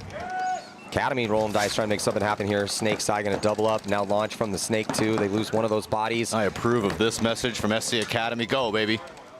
Almost got all the way into the backfield as time expires. Game stopped. Going to have a tie. No points. No points. Yeah, Game finished. like kissing your sister. Ugh. 1 minute. Yeah, so we think that means that Idaho faction is going to move on via the tie. They're going to be 3-0-1. Should be taking second place in that division, and then SC with that tie, that's going to hurt. That they needed at least a W to, I think. Maybe they catch a wild card, but I don't think with a tie anymore. Yeah, it should. Didn't they have 2 ties? No. Isn't that 2 ties for them? No. SC just has the 1 tie and 2 losses. 30 seconds. So they are 1-2-1. Go SC Academy. I do believe that that's tournament over for them, with a point margin of minus 0.5. Yeah. 20 seconds. Yeah. 1-2-1. Yeah. Probably not going to do it. Yeah, probably not. Alliance with a negative 0.25. So, yeah, real quickly, as we jump back into that Alliance and Lords match, that was Brett Myers for the Lords with that awesome 3-pack here to even this one up at 2 apiece. That was super solid. That's the best move we've seen out here today, for sure. All today. Yep. Today, for sure. Oh, that player's going to get a penalty, right? Be careful not to get a penalty. It looks like Neil is going to be taking the walk. Is going to be a minor, so just And he was shot in the leg and continued to roll his gun on his way up into that brick. That is the correct call. Disastrous break here for Alliance as they just needed something to happen, but instead they get that minor. It pulls out the entire Snake side. They're also going to be losing Blythe on the D side, so the Lord should be able to sneak in here. Something definitely did happen. Concede. It's just not what they wanted to happen. Point approved. X-ball! So now they're going to be in X-ball here with 35 seconds left to go. Lords with a 1-point lead, so we're going to see a reckless attack out of Alliance. The tough thing is, again, no overtime here in D4, so even if Alliance gets a tie, it's just not going to help them move on. They needed a win to have a chance. Correct. Yeah, and at this point, Lord's fighting to for a bye. They are now up. They just don't want to give a point away. They don't want to have a tie and squander their opportunity for a bye. They definitely, with a win here in this set, give themselves an opportunity. A couple of teams out here. Their cohorts, Lords Black, currently sitting at number 2. Silly Bananas, absolutely disposing of everybody. They are 4-0 with a point spread of 3. They're locked in actually for a number 1 seed with a bye. So 1 minute. Big props. Big props to the Silly Bananas. Yeah, I can't wait to see when we start getting deep into the D4 games here. And a little backstory about the Silly Bananas that you may or may not know, that when they came into D5, they were more or less a joke. They were getting absolutely spanked off of the field. I think they came in last more than once in their D5 season, and everyone was kind of like, what are we doing here? Like, everyone needs to get better here. And they came out the next year, and they've been like they're a brand new team. It's the same, more or less the same group of guys with a couple of substitutes here and there, but they have really turned the corner, and they have looked just so impressive since their D5 season coming into D4. Just the last 2 years, they've just looked great. Yeah, couple of podiums along the way. Love to see guys improve. I mean, this is just like anything else, some time and some dedication, right intention. You can learn how to play this game. Shout out to Paul. 1 minute. Shout out to Banana Paul. It's just one of the cool things about paintball is there aren't really if you want to be really good at basketball or really good at football, there's certain physical requirements that you need to have, and that's not the thing with paintball. We used to say the gun is the great equalizer so much, and they'd be like, oh, it's the drinking game. As soon as Maddie says the gun is the great equalizer, you have to drink. But I would repeat it because it's truth. It's just the truth, man. The gun really is the great equalizer, so no one really cares, old or young, big or small. We really teach people when we talk about with our newer players, living behind that gun and using that gun essentially more or less as a bunker when you're moving from one place to another, and just really trusting that that is obviously it's a weapon. That is a prime weapon of choice to get to where you need to go and cause damage. Alliance, Lords, 35 seconds. Let's see the craziness. Lords, they send one up the center. Not quite as reckless as we probably would have expected. They are still 5 alive for the moment. They're in the Snake 1, the Snake 2, the center brick. Here they go into the Snake 50. Amazingly enough, I think all 10 players are alive. Yeah, referee gonna check out the player in the back corner bunker. Looks like he's good to go. No, he is shot. He got shot. But and here comes a run through. So yeah, the very last second here, Alliance was in some decent spots, and at least they tried to run down, but still players left alive, man. And this is one of those situations where can't be left alive in your bunker when you're down by 1. Tell him, Maddie. It's Cardinal Center paintball. I make them do push-ups at practice. I was going to say, I yelled at these guys so many times for that. I was getting angry as I was watching it, so I was trying. I don't know if you want to take off your headphone and go yell at them, or if you'd like to just wait until you see them in Bakersfield next. But yeah, I think you guys, unfortunately, Alliance, we like you boys, but I think you'll be doing some push-ups in the next one for that. An excellent effort, though, against obviously a very dominant team in the Lords, though. So I mean, no harm for Alliance. Yeah, and a lot of times the younger players are like, well, somebody was shooting at me. I'm like, yeah, of course. We know. Yeah, of course somebody was shooting at you. But what are our options here? Because if you just hide in your spot and let the guy shoot at you, we're definitely going to lose. Yeah. Whereas if you come out, try to put him in and then make a move, maybe you connect. Maybe he gets shot and then shoots you, and then maybe he gets a major. Yeah, that's the biggest anyway, thing. so it's just give us a chance. Give yourself a chance. So Matty saying it very nicely on stream. I've seen Matty in the pits, though. He doesn't say it not nearly as nicely when he's off the mic. Yeah. Harder to read everything, or like? I'm trying to make it a show for the families out here. No, you're doing a great job. It's split personality Matty in full order. Okay, awesome. So, new set, new guys, yet another collision line. Terrific. And California Patriarchs. California Patriarchs, former winners of an event here last year. Great group of guys. Yeah, because if Collision just used colors, they just run out of colors. It would be like, here's Collision D8 Chartreuse. So Collision now blue. Seriously, how many do they have? 6 teams? 1, 2, 3, at least 5. Yeah, impressive. It's Army. It's 50, 60 dudes. This Collision Blue squad, on the other hand, having some difficulties. They are 1 and 2 going into this 4th set against the Patriarchs, who are equally having some very difficulty, being 0 and 3 so far. So likely tournament over for both of these teams. Well, that's when you just go play for fun. Exactly. You already paid. Yeah, because if they have 5 teams, and I'm assuming not everyone could make the first event with just regular life if you have that many dudes. So they probably, I don't know, maybe total roster, at least 50, maybe 55 guys? I don't know, I'd have to ask him in. I mean, we have Arizona pole position. We have 6 lines here between D6 and D3. And yeah, we have about 50 active guys. That's awesome. So It's looks a lot. like first point here going to go to Collision once they figure out the count.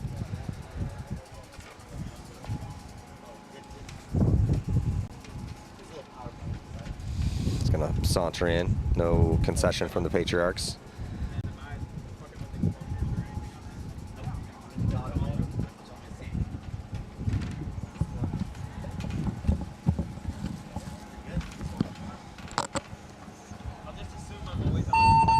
Base. Got my guy, Chris Soya, back in here. Hey, hey. What's up, Chris? Hey, hey. So, LA Collision, 19th line Yep. coming through. Yes, sir. 1 minute. Yeah, just talking about that. I believe we have 5 lines out here this tournament. This line not doing quite as well as their successors. So things to learn, things to practice, but. Well, anybody that steps in the camp with Mike Hinneman, you're going to get good. There is no question, because you're kind of not, you don't have a choice. Yeah. So well, you had 2 options. You're either going to get good or you're going to leave. Yeah. Exactly. Yeah. You know, so I mean, he's got quite the program. He's always had quite the program since day 1. Yes. I mean, he's a great paintball mind, and he's great for the sport across the board. So thank you, Mike Hinneman. Aftermath owner for many years until he gave the program away to ASG. SoCal Corrupt and Desert Edge Red here. SoCal Corrupt, an awesome, awesome group of guys. Game on. Usually the same 5. Let's see. SoCal Corrupt losing 1 in the break. It looks like, so 5-on-4 situation, but running referee on the Desert Edge side, pulling out the corner, taking it. Oh, it's a gun. Might be a gun penalty. As you can see, you see him on the top right of your screen testing that gun out. Look for a flag. I mean, these guys' ears are every bit as good as mine used to be. Looks like the gun's clean. He gave it back to the player. Yeah. Plus, he didn't throw anything. So, but it's funny. I mean, these refs can tell if you're shooting 10.2 or 10.7 real easy. Terrific. It's insane. So this snake player, look on your screen right now, coming through for Desert Edge, going to probably pop up on their starfish and just blow the back. But he better shoot him before they pull this penalty, if they pull one. So now he comes out. He might get that shot on the center 50 or the center brick. Oh, missed the shot, but now he's going to get blown to pieces because he sticks his back out like a. We were just talking about this. We just talked about this. So many times. Hey, they're at the center brick. Let me turn my back and then let him shoot me in the back. Yeah. Come on, dude. Cannot lose that guy. Dude, yeah, you know they're right there, and you know if you're turning your back, they're going to shoot you. I just don't quite get that. I'm sorry, but Not sorry. Got to play a little tighter. Got to get that elimination out of the center, and then you can go to work. But he did such a great job at getting up there. But unfortunately, SoCal Corrupt taking it to him on that one. And I think that's Audrey. Yeah, it is. I think it is definitely Audrey. Yeah, she is always known to play up the gut. She loves stabbing people. Her most favorite fun thing as she gets an elimination out of the Desert Edge. Red, I believe just one body left alive for Red over there in that 300, possibly a corner player. I do not have eyes on that's the only player left alive, Yeah. but he does get a shot in on the center. Does get Audrey out of there then. So he's in a pretty decent position because they're not off the field yet. So this might be a 2-on-1 right now, Andrew. I believe I think it's Justin Foster. That's the Desert Edge. That's the Desert Edge player on the Dorito side. We're looking at the bottom right-hand side of your screen. Yes. He's in a good spot to pull this off if he can do it. But he is looking into the sun, Andrew. We talked about this a little bit as well. That yeah, as the day goes on, obviously that'll become a little bit easier for some of these players, and we are starting to reach the 10 o'clock hour here. Oh, he got a shot across the field on this guy trying to come up. Now it's a 1-on-1. That's not Justin. So he's gotten 2 now. He could get a 3-pack here to win this point.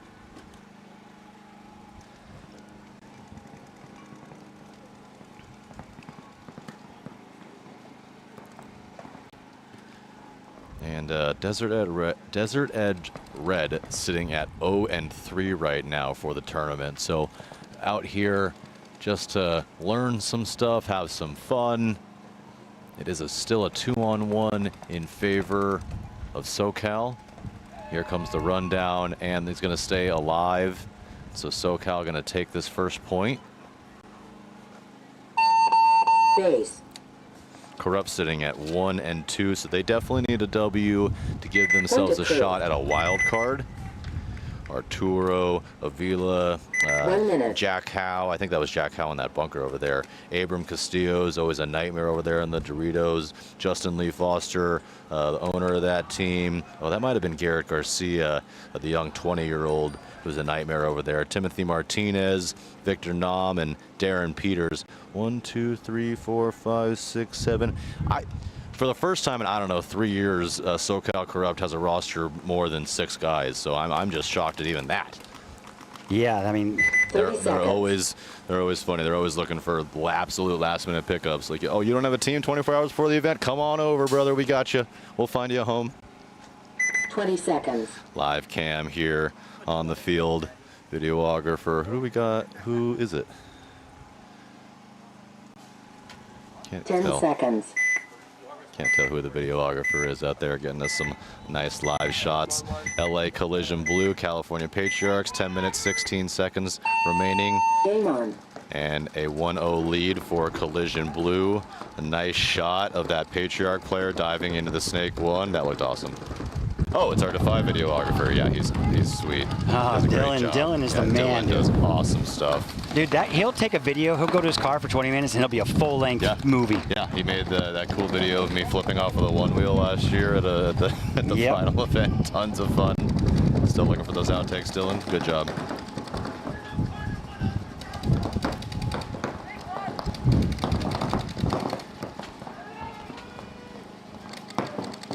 Nine minutes, 40 seconds on this clock. Collision with a good spread here. They are in the Starfish. They're at the center brick. They're in the Dorito 200. We've got 2 guns pointing. We also are in the Snake kind of secondary insert. Oh, playing a little bit of a blind here so that he can go to the first Snake insert bunker, the God bunker as a lot of teams would call it. Calling his shot on the Snake player for Collision, but he's not hit.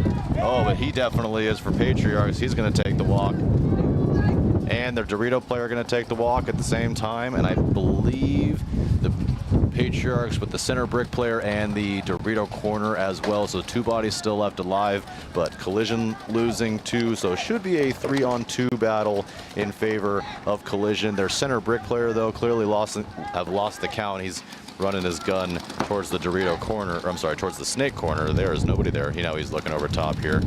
Let's see if this Snake 50 for Collision can snuff him out and at least find the bodies. Yeah, he just found him at the brick.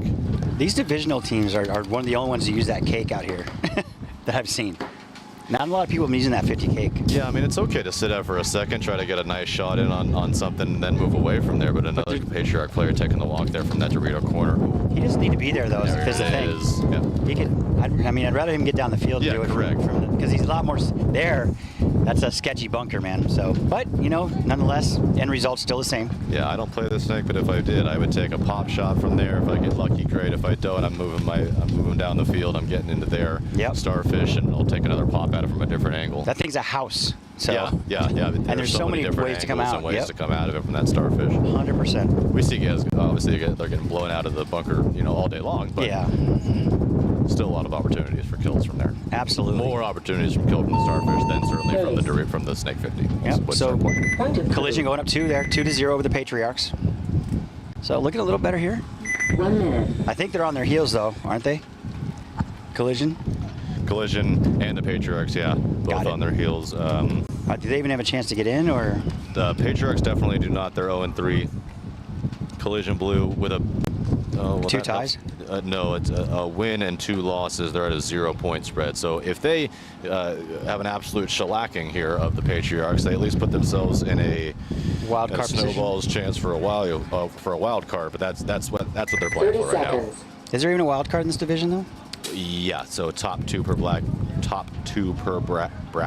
You can plus do it. 2 wild cards. You can do it. I can read. His beard got in his mouth and he couldn't talk. I went to college and everything. What college did you go to? Well, it started at a university of Dayton. 17 community colleges. I got kicked out of and then I ended up, I did spend a little time at Scottsdale Community College. Had a great time there. No, I graduated from ASU. Go Devils. My man, I love it. Hottest girls ever. Yes. Desert Edge in your left, down 1 point to Corrupt. Here we go. Corrupt looking pretty good that last point. Getting checked out in the snake over here. There you go, he's clean. And I actually don't think that's Audrey in the center. I actually think that's Abram. And 2 taking the walk for Desert Edge Red. Yeah, down to 3 players now. 5-on-3 advantage going to Corrupt. Oh, 5-on-2. Oh, maybe another one out of the snake 2. No, the player's clean.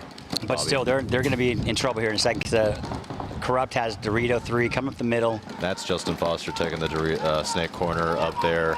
And yeah, that is Abram up there at the center brick now at the rarely played 50. Here comes a run through. Player that isn't there anymore. They've already shot him. Just that one player left alive. Abram just going to go hit the buzzer, I think. Yeah. Justin going to tear him up. See, I don't like that waiting. Oh, that wasn't Justin. I don't like that waiting, and this is why. Let's say that player from Corrupt runs on the field, gets a major. Now you didn't hit the buzzer, you're dead, and you get no point. Correct. And they get the point. Hit that buzzer. You're standing there. Hit the buzzer. Hit the buzzer. Don't give him a chance to get a penalty. Yeah, and I wondered what he was going to do and just standing there waiting. Yeah. But we do see that a lot. Teams go get to the buzzer and they kind of wait and they, I don't mind check that. on themselves and whatever else. But that's fine. But in that situation right there where there's a player alive and running down the field, you're asking for trouble.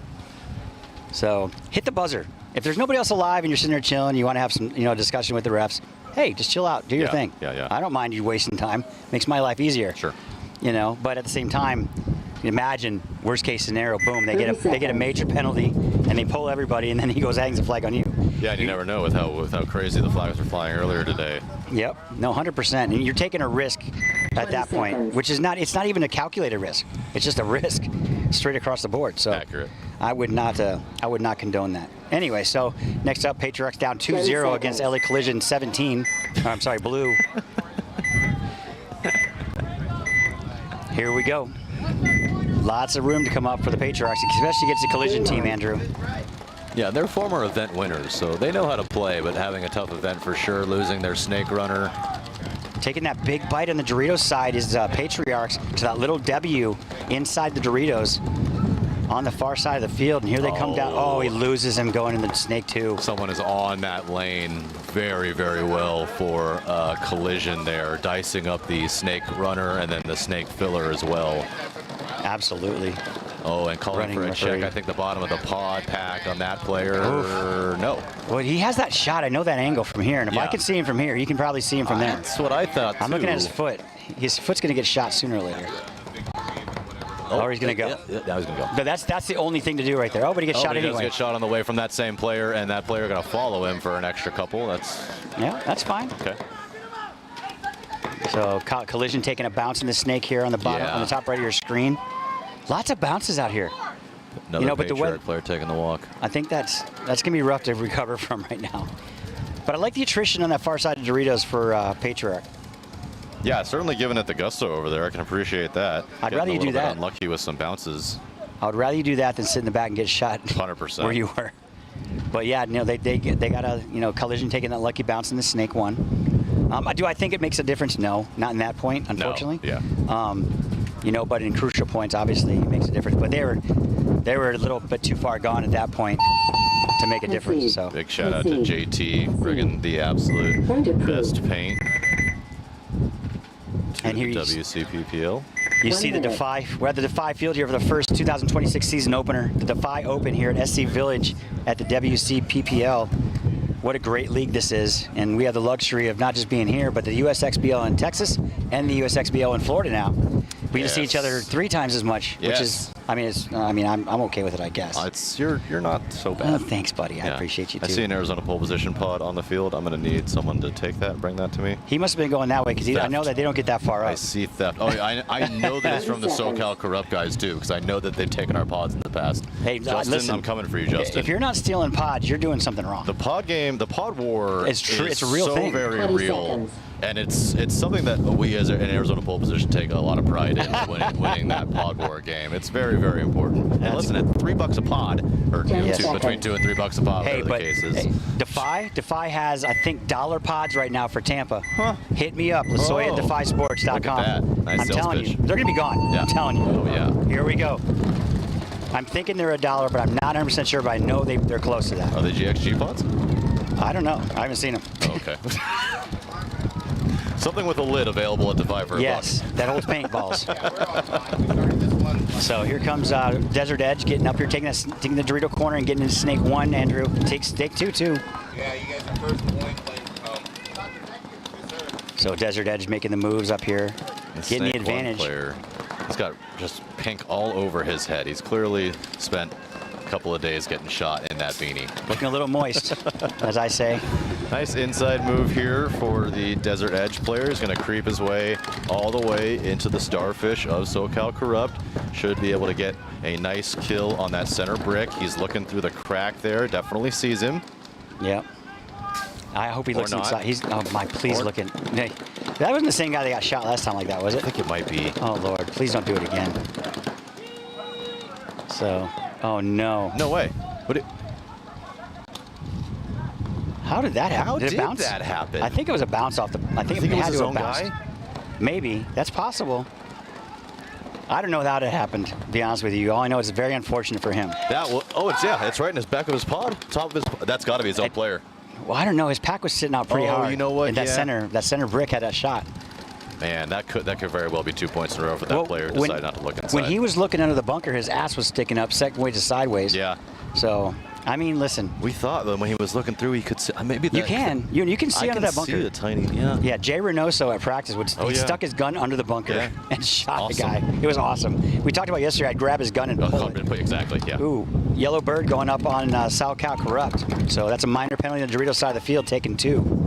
Here come up the center. Big move from Abram. He's going to get stitch 1. He's going to stitch 2. There's a third body available. It isn't even looking at him, and now he's going to get absolutely torn to pieces. But job done from Abram. Well done. He's going to take 2. Just the Snake 1 left alive. He's going to do a tactical retreat. I wish he would turn around. Yeah, that would. I mean, that'd have been awesome. I mean, he clearly, obviously, didn't listen to the Mike Hinman MOE that the Snake is always hot. Yep. Oh, 100%. It drives me insane when my players come in. They forget the Snake's hot and they look inside wrapping and they get blown to pieces. Ooh, he took a few extra shots there. Well, if this Desert Edge guy can pull this off, it'd be super impressive. This is Justin Foster here. He's a pretty seasoned player. Oh, definitely. He's been around a long time. Oh, what is that guy doing? What is he thinking? I mean, he's wearing 25-year-old pants like an absolute G. Attaboy, Justin. That's what I'm talking about. Well, it's probably the only thing that fits him these days because the ones he used to wear. Those are the best pants ever made right there. They are the best pants he used. Honestly, they were. I mean, some of the old stuff Base. I was love so the old good. infamous stuff, like with the balloon pants that were like incredibly like thin. the old Jenko Yeah. Raver pants we used to have. I love those things. Yeah, let's get there. Like, get in it. And the old JT cargo pants that were like 9 million degrees hot. Yeah. But they would never ever rip. Zip off JTs, the JT shorts that went to pants as well. Yep. Speaking of pants, you know, go to the Defy booth. We got some brand new pants out that are absolutely amazing. 3 styles. You have to come by our booth, but there's other booths here too. Go check out the infamous booth. Travis and the boys are over there slinging stuff. You got OTL here, Andrew Lopez Law, PC, Die. Anthrax obviously is still here with a great blow-up little activation really they have. cool. Super cool. Thomas doing a great job with 30 those guys. seconds. Maxed, HK Army, Kirgo.us. Woods and Sons for your tax needs. P8 ball, paintball, and carbon. And of course, do 20 not forget about seconds. letting it fly with Defy. My boys out here on the Defy field for the 2026 Defy Open at SC Village. Shout out to DOS Paintball as well. Not a season 30 sponsor, but they are out there dishing out some delicious food. If you're out here, Oh, go man. check out the DOS booth. Incredible about it. stuff going on there.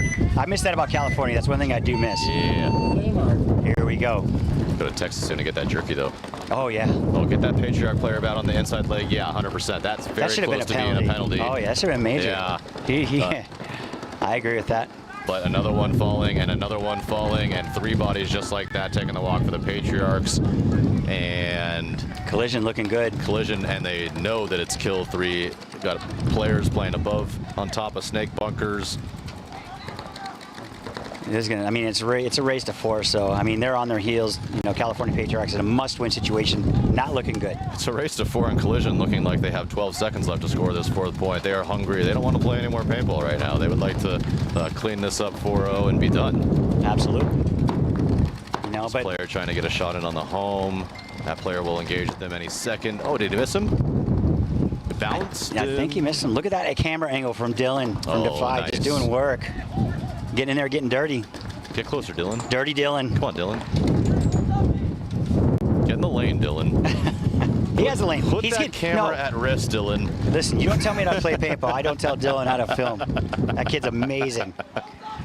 No, I just want to see No, Dylan get shot. Let's no, be real. I just like looking at his butt with that big Defy I mean, he Sports. does Look at those have a- pants. yeah. Look at the branding. Boy, Dylan. Amazing. Look at that. He should get extra for that. Someone should pay him. But here we go. Patriarchs taking the walk. 1 player left alive. I don't think they know he's there. They know something's on the Dorito side. Yeah, That yeah. center brick player obviously didn't know. And Oof. here we go to run Yeah. through and take a whole bunch. So that's going to do it for the Patriarchs. Unfortunately, LA Collision, with given the circumstances, with the thumbs up over here, Base. it is going to be. 4.5 minutes to go too in the set. Yeah, that kind of saves us some time personally. And Patriarch's a little bit upset walking off the field. Motions. Parental advisory at home. We're mic'd up out here. The mic'd up part. Thank you, Ryan.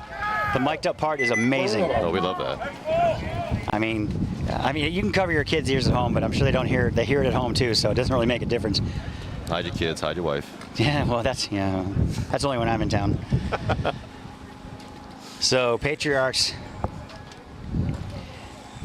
taking the walk here as Collision getting the W. It's goes straight under the camera, so I didn't know. Not bad. So hats off to our camera crew here.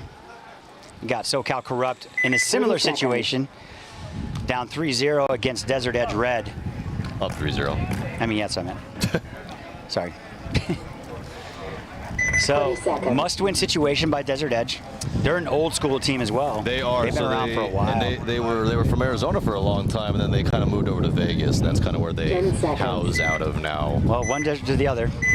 Yeah, not very far. No, down to 5 seconds, trying to make the mad dash to the box. They quickly, just barely makes it.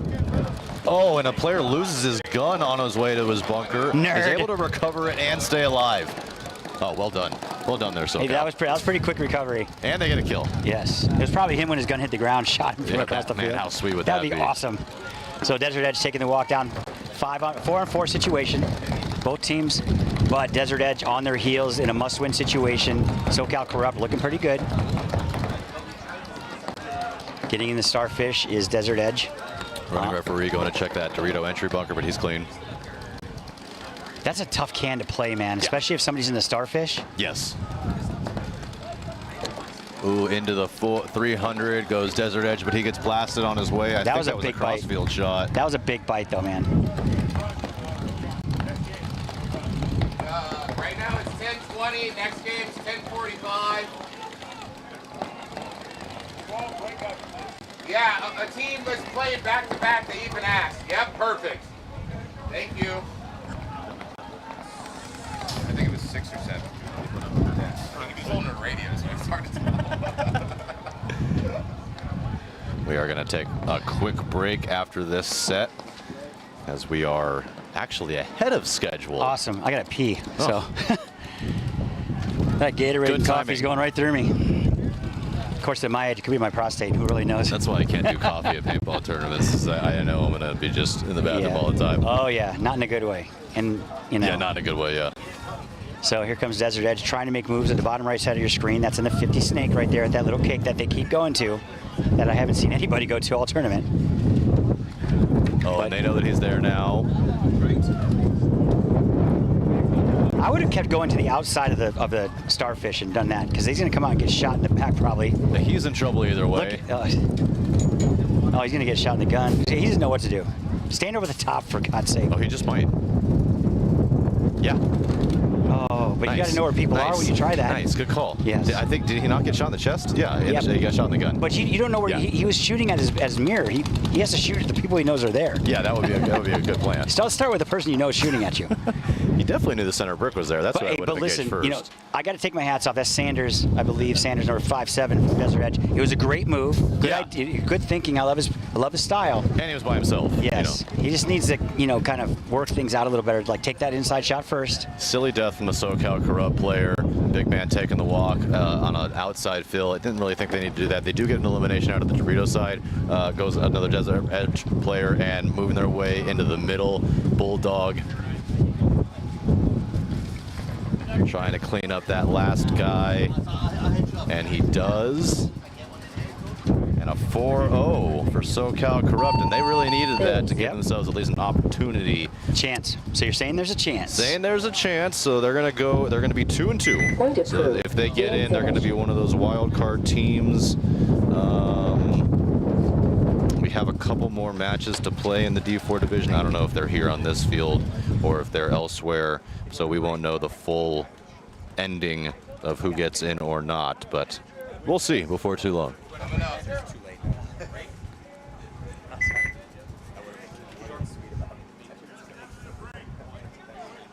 So I think we're going to be taking a break here.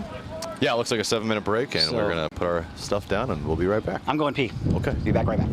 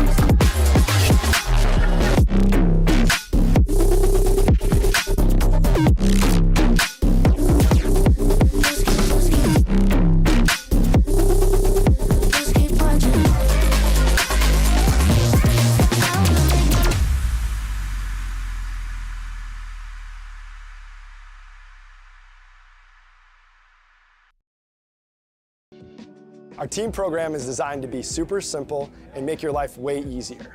There's no minimums, there's no required packages, and you'll get season-long access to our catalog at a discount team price. Plus, you can design more custom products. The first step of the process is to design your custom jersey. Now, that might sound weird if you already have jerseys or you're going through a different provider. However, this is a crucial step in building out your whole team catalog. So we're going to use your guys' logo, team colors, and your sponsors to build other cool custom products.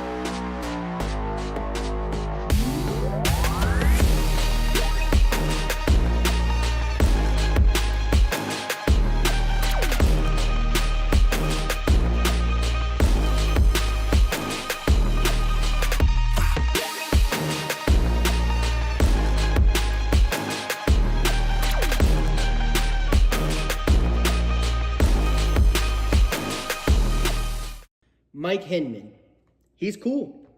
Paintball, that's cool. Making money, that's cool. Kirgo, that's cool. Kirgo is the only sports book in the world that offers paintball. So if you want to get down on some paintball action, make sure you visit Kirgo. It also has every table game from blackjack to baccarat to slots and more. It also has a full sports book with every sport you can ever think of and probably some that you never heard of. The only sports book in the world that has paintball. If you trust the paint, it's a little bit harder. You can turn it all the way up, shoot 25 balls a second, no problem.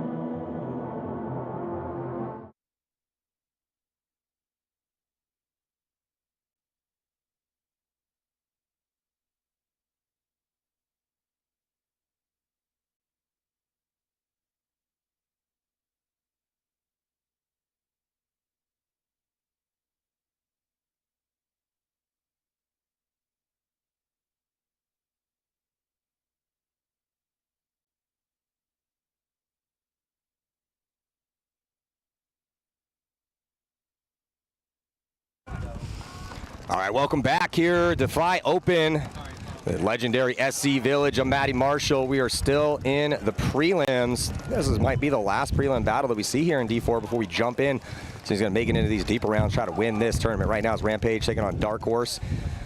Dark Horse on the right-hand side, Rampage on the left-hand side. Looks like good. Immediately, just really good field position here. Dark Horse is pushing the issue early as they have taken a ton of ground. They're already in D3. It's that 40-yard line. They're going to crawl past Snake 2. So Dark Horse just exerting some offense out there early in point number 1. Snake player's going to get a little help as he's all the way on Rampage's side of the field. Rampage, don't know if he's there, but he's crawling up in a Snake 2. See if he tries to dunk on him. Dark Horse making a move outside wide to keep that zone control in the Overwatch down the sideline. Double stack of bodies for Rampage on this side, but I don't see any bodies. I think Rampage lost some early, yeah, so the D side going to work over here. Trying to do damage control. Rampage going to crawl back to try to get eyes on that D side, but it is definitely advantage Dark Horse. They're going to double up the brick. Haven't seen the brick doubled up much. Wasting a body there. It's not going to matter. Enough damage had been done by Dark Horse, so beautiful work by Dark Horse in point number 1. 1-0 is going to be the score. That was all Dark Horse in that first point.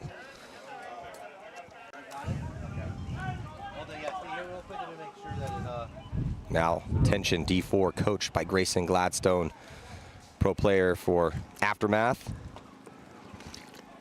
Arizona Outlaws gonna be their opponents here. This is, again, just joining us. Thank you guys so much for joining us for the first event 30 seconds. of the WCPPL season over here on the West Coast. I always like watching Tension play. They play with hearts on their shields, big chip on their shoulder. Gets a little gritty sometimes.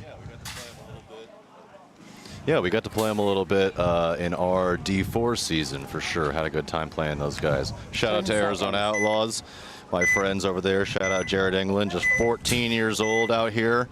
And Jack Sweet as well, 15 years old. Is this England coming snake side? Yeah, it's going to be England in that gray mask there, playing the quote-unquote pin of death. Great zone control for Tension, though, and for the Outlaws, as I believe body for Tension dropping from the middle, and a minor penalty going to be assessed. Yeah, he should have just called himself out. He knew he was hit. That's going to be a gift here to the Outlaws. They do lose. The Outlaws did lose that first body dumping into the snake, but it's going to be a 4-on-3 here in favor of the Arizona Outlaws with young 14? 14, Jared England right here at the bottom of your screen, playing at the Starfish here, trying to get a cross shot in. Doesn't have anything to shoot at because those guys have been pulled out via penalty. Is he coachable? Yes. Okay. Yeah, yeah, he's a great kid. He's great kid. He immediately passes the eye test. He's already at the 50. He's getting reads. He's got a good gunfighting posture. But for I his think age. he's got a shot on the back of his pack. Maybe not. Or maybe not. I thought the ref was going to check him out, but he's losing teammates. Another body here is dropped for the Outlaws, and so we'll see if young 14-year-old Jared England, had a great last name. Yeah, I know, right? Blast. He should destroy. Oh my! I thought he wasn't going to stop. Tension guy. He's going to put his head down, and Jared sees him right away. Absolutely wastes him. He's also not getting rattled. I mean, he's by himself over here on the snake side. Here in point number 1. Deep into the prelims. How have they done? Are they on the bubble, or are they good to go? Are they have done terrible? Which way are we leaning here? They are 1-2. Oh, so need this another one of these teams that definitely need the help. Yeah, desperate. So again, pressure situation. He's passing the eye test. Love to see this out of the young kids coming up.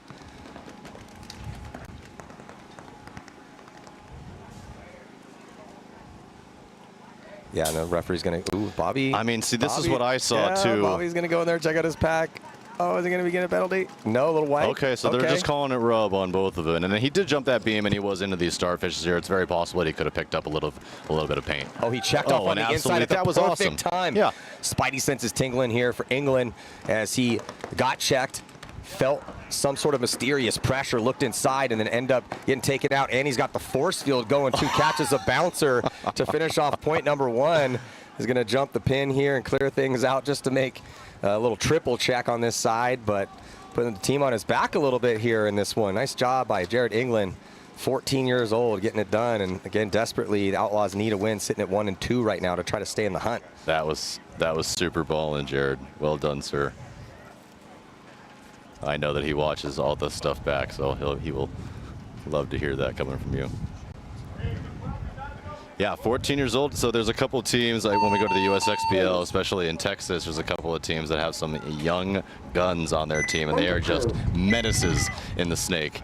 Love watching these young kids, these up-and-comers, making the new next wave of paintball. Well, I just love seeing stuff like this because occasionally, when you look at the pro division and you got a lot of guys, some aging stars out there, You know, guys in their late 30s, early 40s, and people ask me, well, what do we do as a sport when Dynasty retires? I'm like, well, good news, they're never going to retire. So yeah, that's true. well, one, they still got it, so we got a couple more years. But we're talking about the core guys. You know, obviously they're building it out. But my point is that you have a bunch of people coming up, waiting in the wings to eventually take these spots, and it's just next man up type situation. Are they going to have the charismatic story that Dynasty has had? Maybe not, but still, we'll see. I don't know. That's a tough act to follow. The future is yet to be written. 20 seconds. Plenty of pros have come out of the Wcppl. Plenty of kids that used to play these events.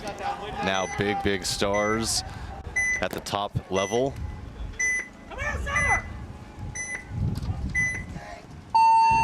Game on. See if Rampage can answer, as they are going to be on the right-hand side. They're diving into Snake 1 and Snake 2. They lose their center player, though, because he went a little bit too big-bodied into that center Aztec. Dark Horse, 5 bodies alive for them. Dark Horse usually out here with 2 lines. Looks like they are just out here with the 1 this time. They are 1-1-1. So yet another one of these teams that needs a win and a hope and a prayer.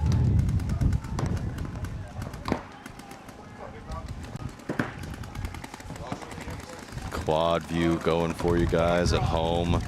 Brought to you by Ryan Polito, as one of the Snake players for Rampage at the Snake 1 is going to take the walk. Yeah, Rampage. Mad at himself too, hitting himself.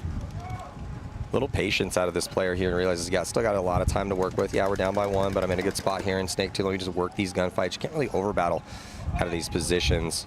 This is a crafty side of the field, the way it's lined up. Body dropping from the D side here, I believe, for Dark Horse. I want to say this is Amari Harville's team, this Dark Horse team. He's always causing a stir before the events, ranking teams. It is, yeah, Amari Breeze. We got Josh Bradles, Jordan Fagan, Rodell Foster, Amari, Abel Ibarra, Ronald Mason, Kai Oliver, and Tyler Wunderlich over here, coached by Johnny Gomez. I think he's the team owner. Good, awesome dude, Johnny Gomez, shout out. He listens to the stream too and says I do a good job, so extra shout out to you. Body dipping into D1. Again, if you're just joining us, because the small Dorito and the big Dorito in set, they're so close to each other, we're just going to call that the baby Dorito outside wide, and most people aren't going to that anyway.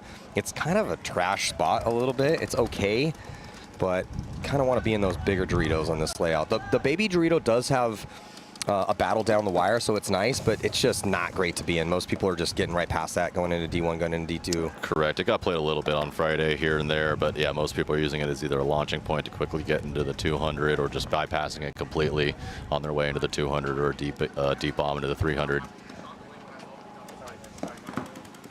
Yeah, and it's interesting as things have developed here with less wind. The wind is going to be kicking up a little bit, but you know, yesterday in Premier, we were seeing a lot of guys taking Snake 2 off the break, but today the survivability issues have really been out of the back center a lot here, Andrew. We've been seeing a lot of guys dropping early from the back center and from some of those inside bunkers. It's kind of less going outside wide as it's been up in the middle. That shot may be a little bit more true with the wind dying down a little bit. That, you know, obviously the longest shot on the field there, home to home, definitely maybe a little bit easier without the 50 to 60 mile an hour gusts of wind it seemed like we were getting yesterday. Yeah. Oh, and here goes that deep bomb there, getting into the 300 goes Rampage. Yeah, he gets in there clean and establishes a lane cross field. These players having a problem with communication, certainly with those deep gusts of wind. Not so bad today, as I'm hearing more voices traveling across the field. Guys definitely able to communicate more, and I think that makes for slower paintball, Matty. Yeah, I just checked the weather though, Andrew, and it is the wind is going to be ramping up a little bit for a couple hours, around midday, around noon, but then it should die down again. It's not going to be a constant wind tunnel like it was all day yesterday. Yeah. But I think we're gonna the conditions, at least for the first part of the later rounds for D4. Will probably be a little bit windier than it's been this morning. I don't think it's going to be as bad as it was yesterday, though. I feel like that would be hard to beat. Hard to beat yesterday. It was ridiculous. It was like a tornado in here. I just feel like, you know, when that wind really picks up and you lose that ability to communicate, it just feels like a wind tunnel in your mask, and you almost feel like, you know, everyone's just kind of playing their own game, and you kind of just got to trust your own instincts and make your own moves and hope that you guys are playing off each other. But, you know, almost doing it very blindly when you're able to communicate out here better, these slower points, I think, develop.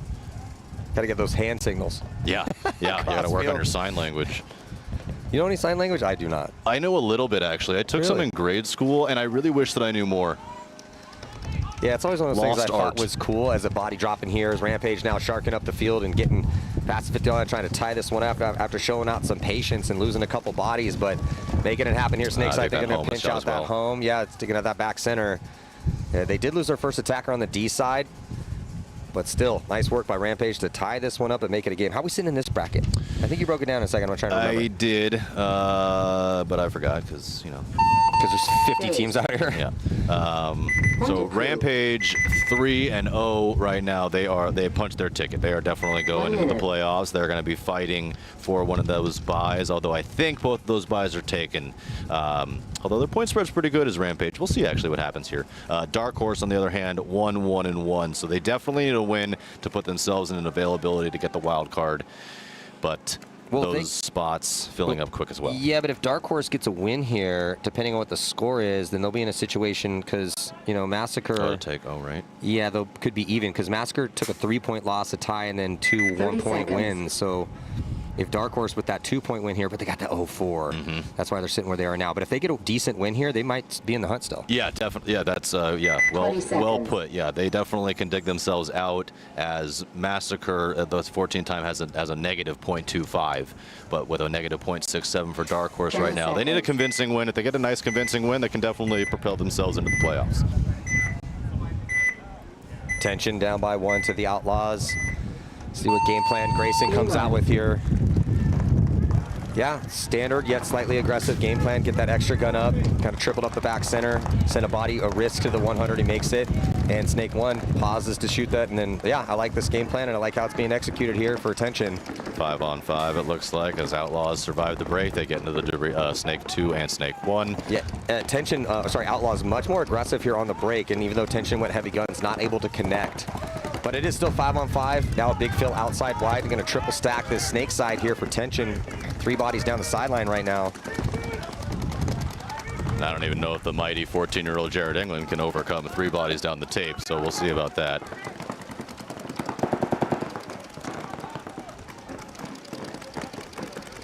Ooh, kill crossfield here for Tension. Taking out that can.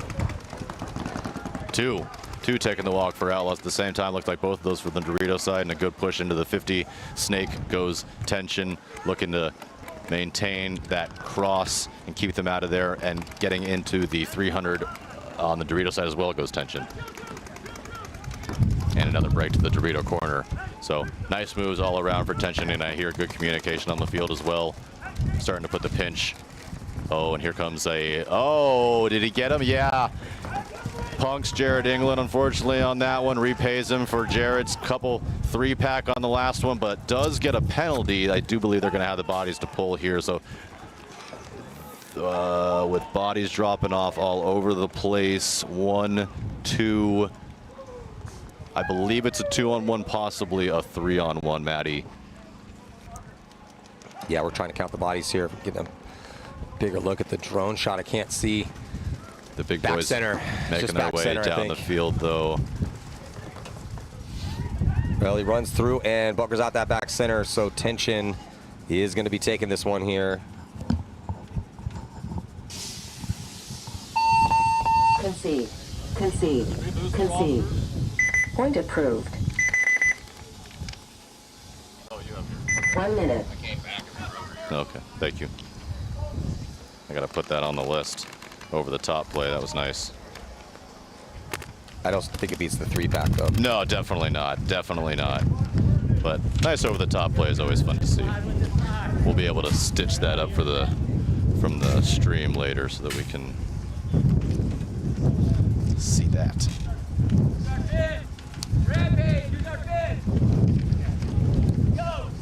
30 seconds.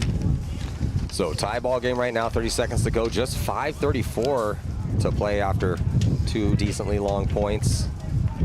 20 seconds. Rampage and Dark Horse. Dark Horse will be on the right-hand side. Rampage is going to be on the left-hand side. 10 seconds. As the wind definitely starting to pick up. Yeah, this next couple hours we're going to be in a wind tunnel again.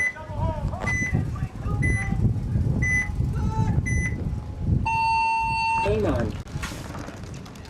On the breakout.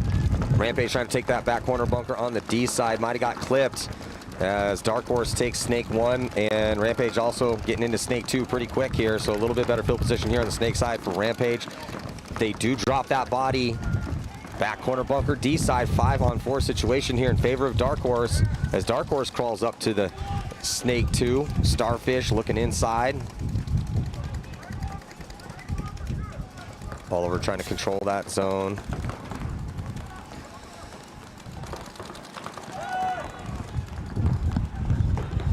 But nice little wraparound kill here from Rampage as he played the outside part of the Starfish and got to the inside. And he's going to crawl all the way up to try to dunk on this player. No one outside down the tape to protect this player. He's got to protect himself. He could have Overwatch, though, from the middle, from the monster, from the brick. But the brick is looking towards the D side here. Which, I mean, that is the better side to look, at least initially. But they just have no idea there's a player on their side of the field. So Rampage double stacked here on the Snake and looking pretty good. He's wrapping around.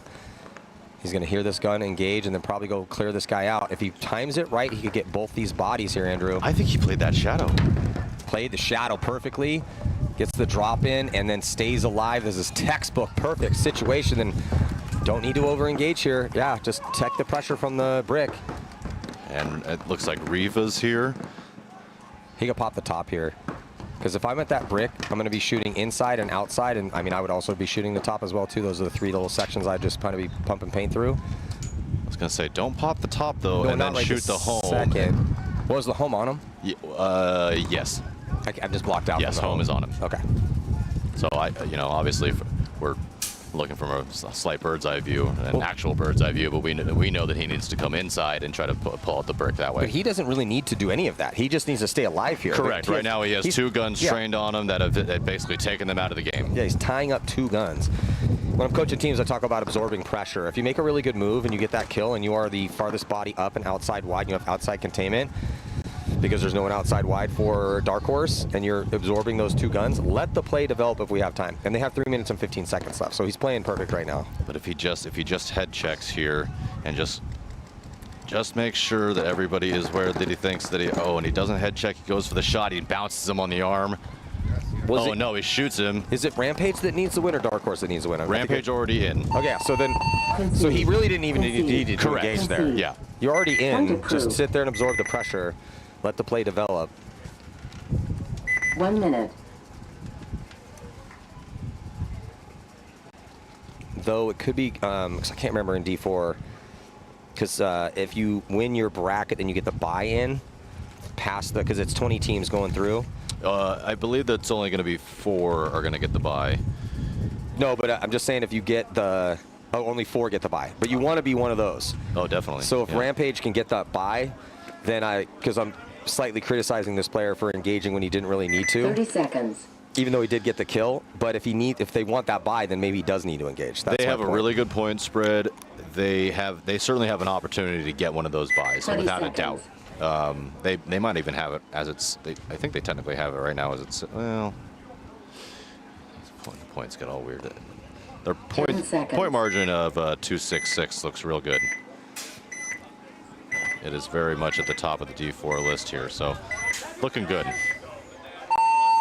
Nice exciting match here between Tension and Arizona Outlaws, as one of the Outlaws is going to take the walk trying to get to the Snake corner. Here's Jared England here at the bottom of your screen. He's going to work his way into the Snake 2, looking to wrap, get a shot in on that home.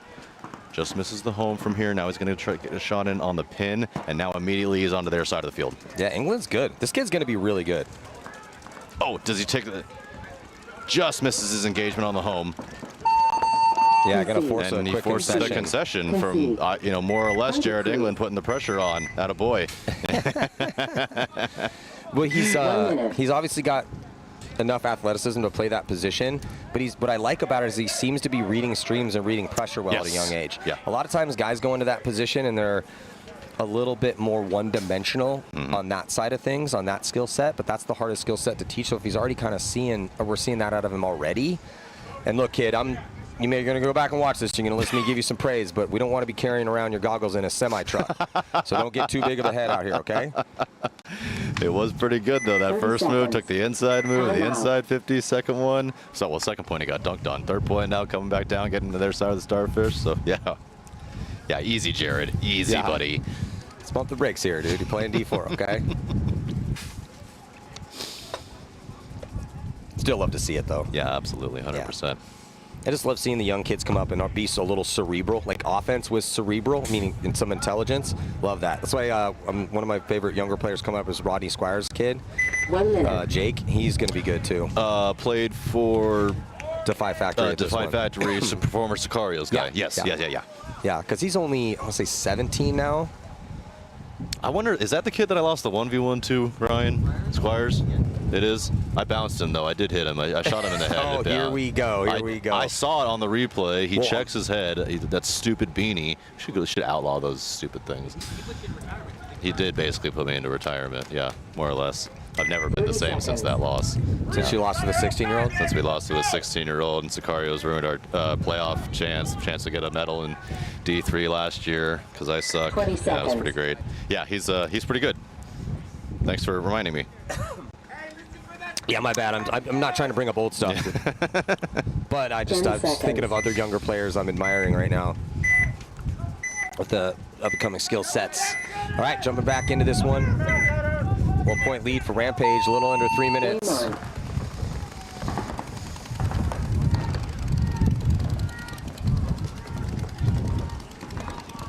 A little bit of a lackadaisical dive here for Rampage, but hey, made it.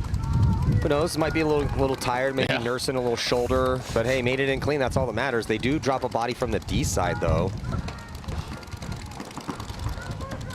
Oh, gets the kill inside. Out of that Dorito pin, Matty? Yeah. Yeah. Yeah, that's that shot. Yep. Definitely available if you're not looking for it.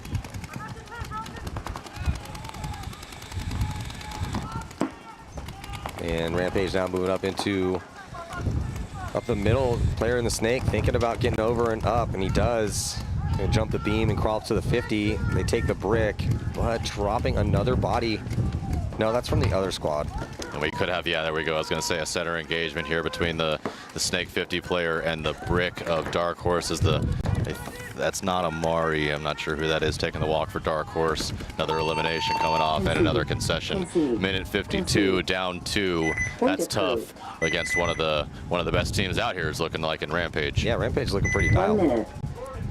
Tension now with a little bit of work to do. They're going to take the field here. With 6:47 left to go, a little bit more time left in this one. Outlaws up by 1. Frustration. And then how are these two teams looking? Because we were looking at the other squads. Both need some help, I think. Let me find them. Yeah, there we go. Tension looking okay. Yeah, Tension definitely looking okay. 2-0-1. Sitting second in their bracket. Outlaws absolutely need to win this one. 100%. Yeah. They're really actually in a lot of trouble as they got 2 1-4 losses and a negative 1.34. So they need a big old whooping here to even give themselves the tiniest of chances. But you never know. 6 minutes 40 seconds, 6:47. They certainly have enough to put a mercy win on them, but they're definitely going to need a mercy to give themselves a shot. But either way, a very nice showing from a pretty new team, these Arizona Outlaws. I certainly believe it's their first time in the D4 season. I think they were D5 last year. So here's one of the Defy Factory. Oh, this is Miami Effect, actually. This is Miami Effect's D3 team.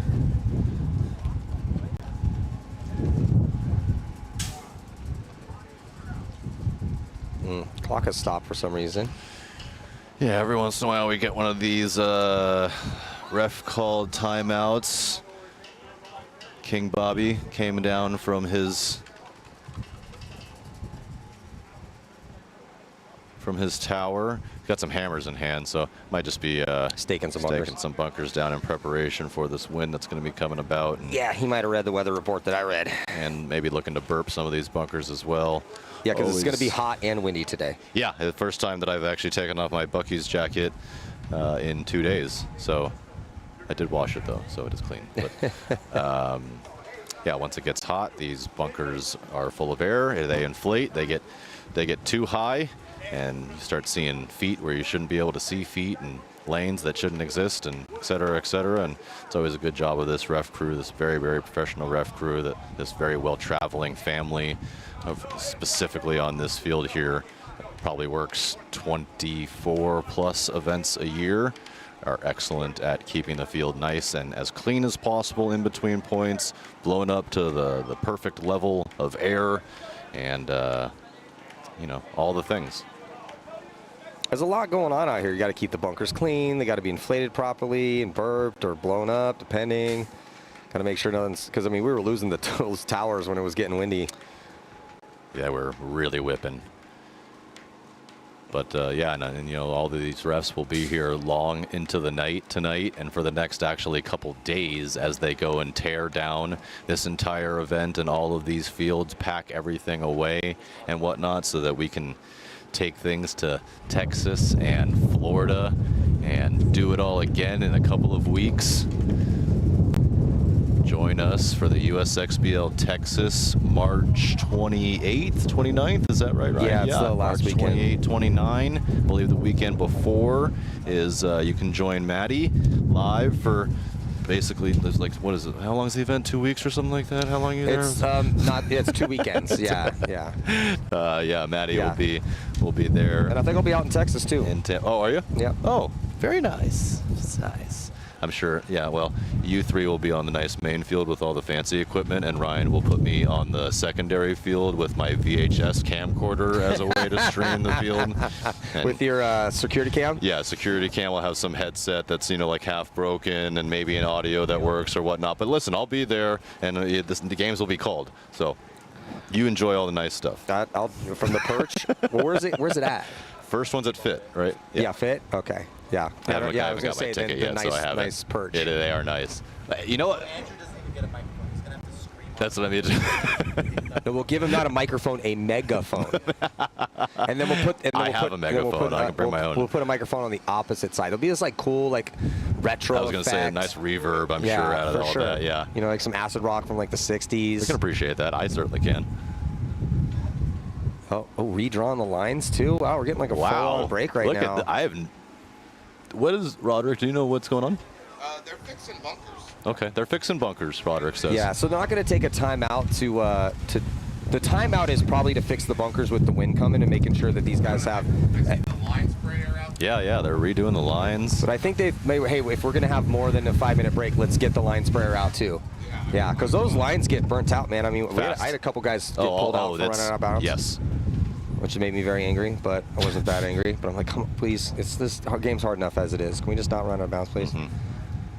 That's a killer and something that we'll definitely see later on today in some of the D5 stuff when we see that happen. Sunday's always my favorite day, seeing the lower divisional stuff. I don't think, do we have any, I think it's all D4 on this field.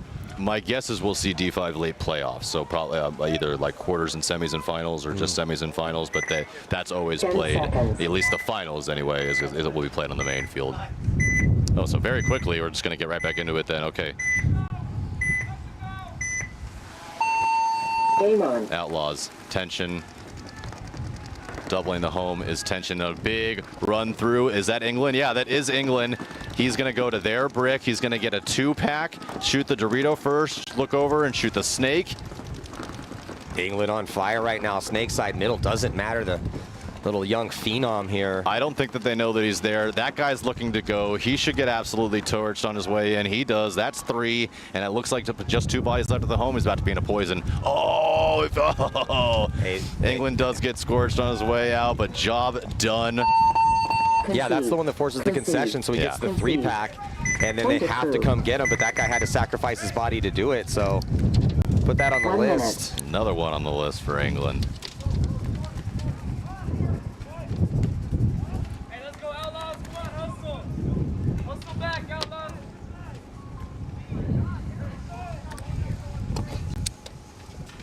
Well done, kid. Still not carrying your goggles. Yeah. Yeah, I don't want to have to get a skid steer to carry your goggles around. So just be humble, kid. We have them here just in case, but we're not busting it out. You are playing well, but that was a sick move. You know, maybe stop sandbagging in D4, kid. I guess so. Yeah. Is this in your difference? Why don't you pick this kid up? Is it in wrong city or? He might. I think that he is from Tucson. I don't know. Clearly, I need to talk to him. Nothing against the guys you have. But yeah, no, believe me. I get it. Game on. On the breakout right now, Dark Horse chasing 2 with just 1 minute and 50 seconds left to go. They have to play offense. They take a couple risks. They go Snake 1 and Snake 2 off the break. Running one Gonna says be you are losing, hit. Yeah, so they're losing Snake 1 and pulling out Snake 2. He's got shot in the loader.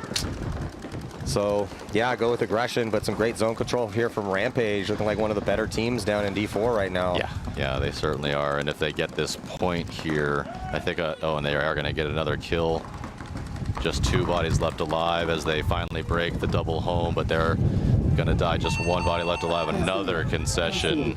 Ugh. Point approved. So Rampage now in a really, really good position to get that bye. Timeout. 2 minutes. Yeah, this is the last set in the prelims. Is it on this field? Yeah. Oh, in this field? Oh, well, that means that we'll clearly see D5 after this, right? It's all D4. Oh, yeah. I guess you're right. Well, at least through 240. Probably late. That's when we'll probably see D5 after that. Because we play games, I think last game's scheduled to start at 5. Okay, yeah, that makes sense. Yeah, run pretty late, so usually sometimes on Sundays, as we pack in the D4, the D5, and even the D6. 5 fields running out here at the Wcppl Defy Open. Yeah. Dylan's trying to pump us up right now, but I don't think the audio is rated for the wind on that boat the Cammy's got. We can, we'll clip that and we'll add audio later. We appreciate the enthusiasm. We'll add some ridiculous audio to that later. Please clip that. Yes. Mercedes and the.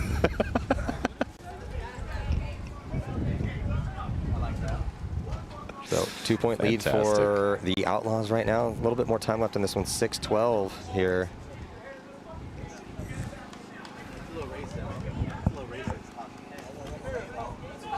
$30 seconds.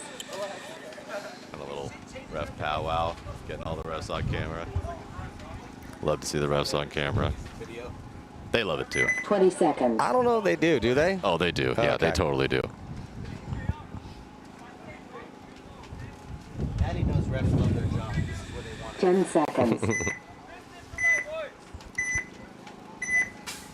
So Outlaws needing a big win, as we talked about, to get themselves even a shot at moving on. I wonder what game plan that Grayson's going to run here with tension. Okay, I like this. Yeah, so this was, I had this in the bag too. We ran this a couple times. Heavy guns off the break, but then they go to the mini wall over there. It's not the best spot, but it gives you options. And then they're possibly going to kill cross field. Nope. Wasn't able to connect on it, but then they get to Snake 1. So safe with a little ground taken, and they're going to send that. W. Yep. Oh, he got taken out. So just over engaging a little bit from that spot. Got to live in that spot. Well, he was shooting. He just didn't know that they got to the Snake 2 here, and this Snake 2 from England has a great shot at that W here as England turns the corner, gets the shot in on that center brick as well. 2-pack already for England. I mean, England's confirmed kill count for this game alone has got to be 8.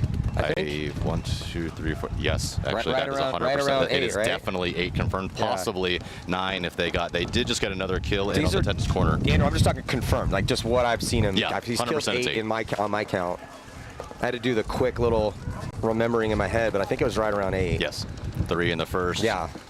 2 here, 3 in the other one.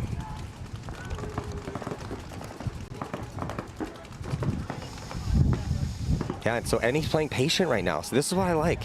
He's not overextending. So he's the bottom here, part of your screen, inside Snake 50. He gets that kill inside, 2 kills inside, and then he's just chilling. They got a 2-point lead. They got a little time to burn down. He's not over-engaging. He's just controlling that zone. He knows there's no one outside wide. And ideally for tension, they got to try to get a body on that D side. I don't like him checking off on the Snake here unless he's getting some comms at the right in front of him, because there's no one here for him to engage with. So either he got some bad comms or he's getting a little bit of a bad read for himself, getting a little criticism for, because this kid could be really good. And he has a Snake corner here, but he's too far away. He's not giving him the correct comms as that Snake corner is looking on the Dorito side anyway. And I don't mind him checking off in England. Just control the middle. You have the big lane there. They got to run through that gap. Unless he's getting comms that, hey, they're in Snake 2, careful, then I would see him switching his gun around. But they're not in Snake 2, and he has a teammate down the sideline. But that sideline's down low. It's really actually kind of tough, because you're in set in that back corner bunker. You're not controlling the action down the sideline from that Snake back bunker. Right. Oh, then he over-engages and gets shot. Okay, England, what are you doing? No reason for that. You're sitting on a 2-point lead, unless they need...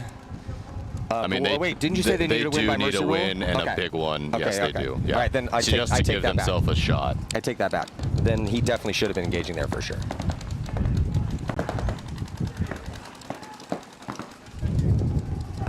I don't know. I kind of put that on his too for not, or the rest of his team for not giving the correct information. There's only 2 bodies left alive. Yeah, they should have been.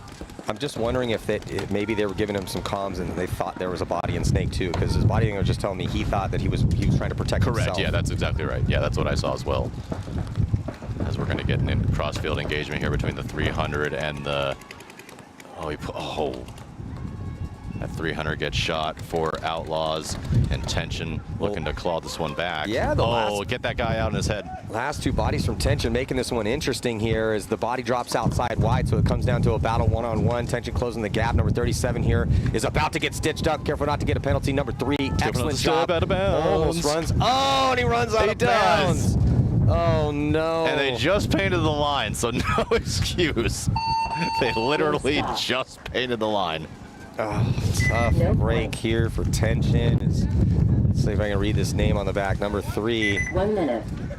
Yeah, buddy, they just redrew the lines. They literally just put more paint down on there. Can't read the name. Here, Maddie, you want to give your jersey PSA? Okay, guys, here's how this works. When you're designing your jerseys and you give it to whoever company is made, there has to be contrast around the name. It can't be a black name or a gray name on a black bunker or a black background. You need to have some sort of contrast, like a white, like a little bit of white on the edges of the letters, just so we can give you your props when you deserve it. Yeah. Because you'll look at it on the computer screen and be like, these look dope. Yeah, right. Oh, right. Sick jerseys, bro. But when you come out here and we're trying to read your name cross field or even from 30 feet away, my eyes still work decent. Right. So I'm like, come on, man. Sometimes these teams, it's like they use font from like a metal band, where it's like they go out of their way to like make things where you can't read it. It's like, what are we doing? Or a kindergarten font. Or a child's just drawn it. Yeah.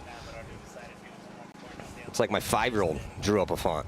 Dada, look at this picture I drew for you. Perfect. I have the perfect way I can use this. I got an idea, son. We're gonna put on this.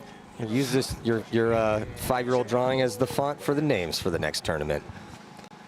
And that was an important point for Tension, and this is an important game for Tension. They're looking to go. This is only their 3rd game. Tension, I don't think can get it. They definitely can, unless they. Because this is, according to the score, it's their 3rd. Where did they go? I've lost them. Tension actually is 2. Yeah, they need to win, I think. Oh, it just updated. This is their 4th game. Hold on a second. Hold on. Hey, take that ugly beanie ass off.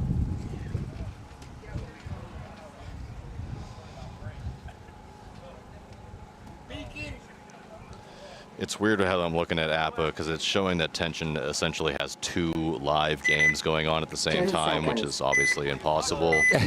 It looks as though that they. I think Tension would need to mercy them to be able to have a shot. It looks to me, okay, it looks like Lords Black beat Tension already. I believe that the tournament's over for Tension. Well, it's not over for Rampage, that's for sure. No, it is certainly not. They could win this thing. Dark Horse set in the house. 1, 2 taking the walk. 3 taking the walk. 4 taking the walk. 60 seconds.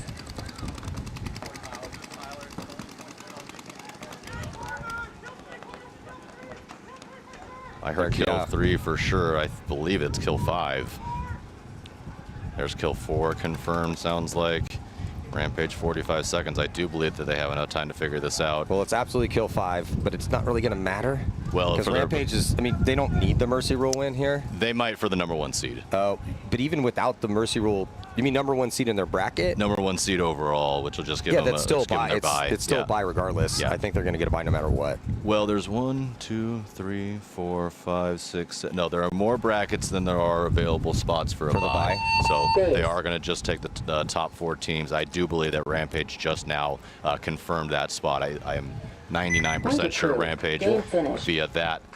When the buys are crucial. For sure. Because when you're playing D4, so you play 2 games the first day, and then you play your 2 prelim games today. But then depending on, and now you got to play essentially, I think it's like 6 games in one day. Correct. 6 games in one day. In one day. So if you don't have, if you only got 8 guys on your roster or 6 guys on your roster, and you're trying to play 8 games in one day or 6 games in one day, that's a Remember that's a OKC long road. though. Remember OKC last year at event 4 came here with 5 guys and won the tournament in D4. That's insane. Those dudes got some cardio. 30 seconds. That was crazy. Shout out to the OKC boys. I wonder if we'll see them again this year, if they just wanted to come and smack us up real quick and then leave. 20 seconds. Just come let the West Coast know what's up. And they really did, and they made it like a point. They were like, "Oh yeah, you guys think Texas can't play? Okay." No one said. Who said that? People just manufacture reasons to get mad. You know, California and Texas, everyone gets mad at each other, say the styles of play are not the same, and this, that, the other, blah blah blah. Everyone's always got something to say. It's paintball. Yeah, absolutely. Lots of trash talking.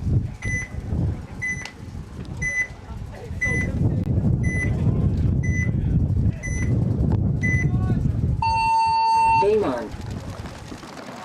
Oh, and a bit of a delayed run out for that Snake player. I didn't like that at all. Just get in there. So Outlaw's going to lose 1 on the bat.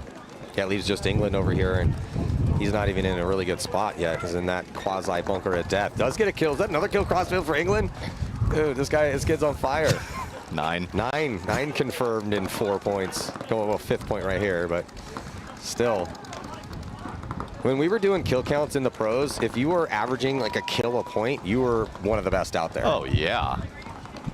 This kid's at 2 per point played. They do get another kill. Did he get pulled via penalty or just shot? I think he got pulled on penalty. Yeah, it looks like it. As the home player and Jared England's going to take the walk. England's pissed about it too. Oh, England, don't be jawing at the older guys yet, man. Oh, a tactical retreat back to the home from Arizona Outlaws. Hate that move, as he does get eliminated as well. So still in control are the Outlaws of the minute 32 up 2, but they are down. Looks like it's a 2-1 situation. Tension figured that out.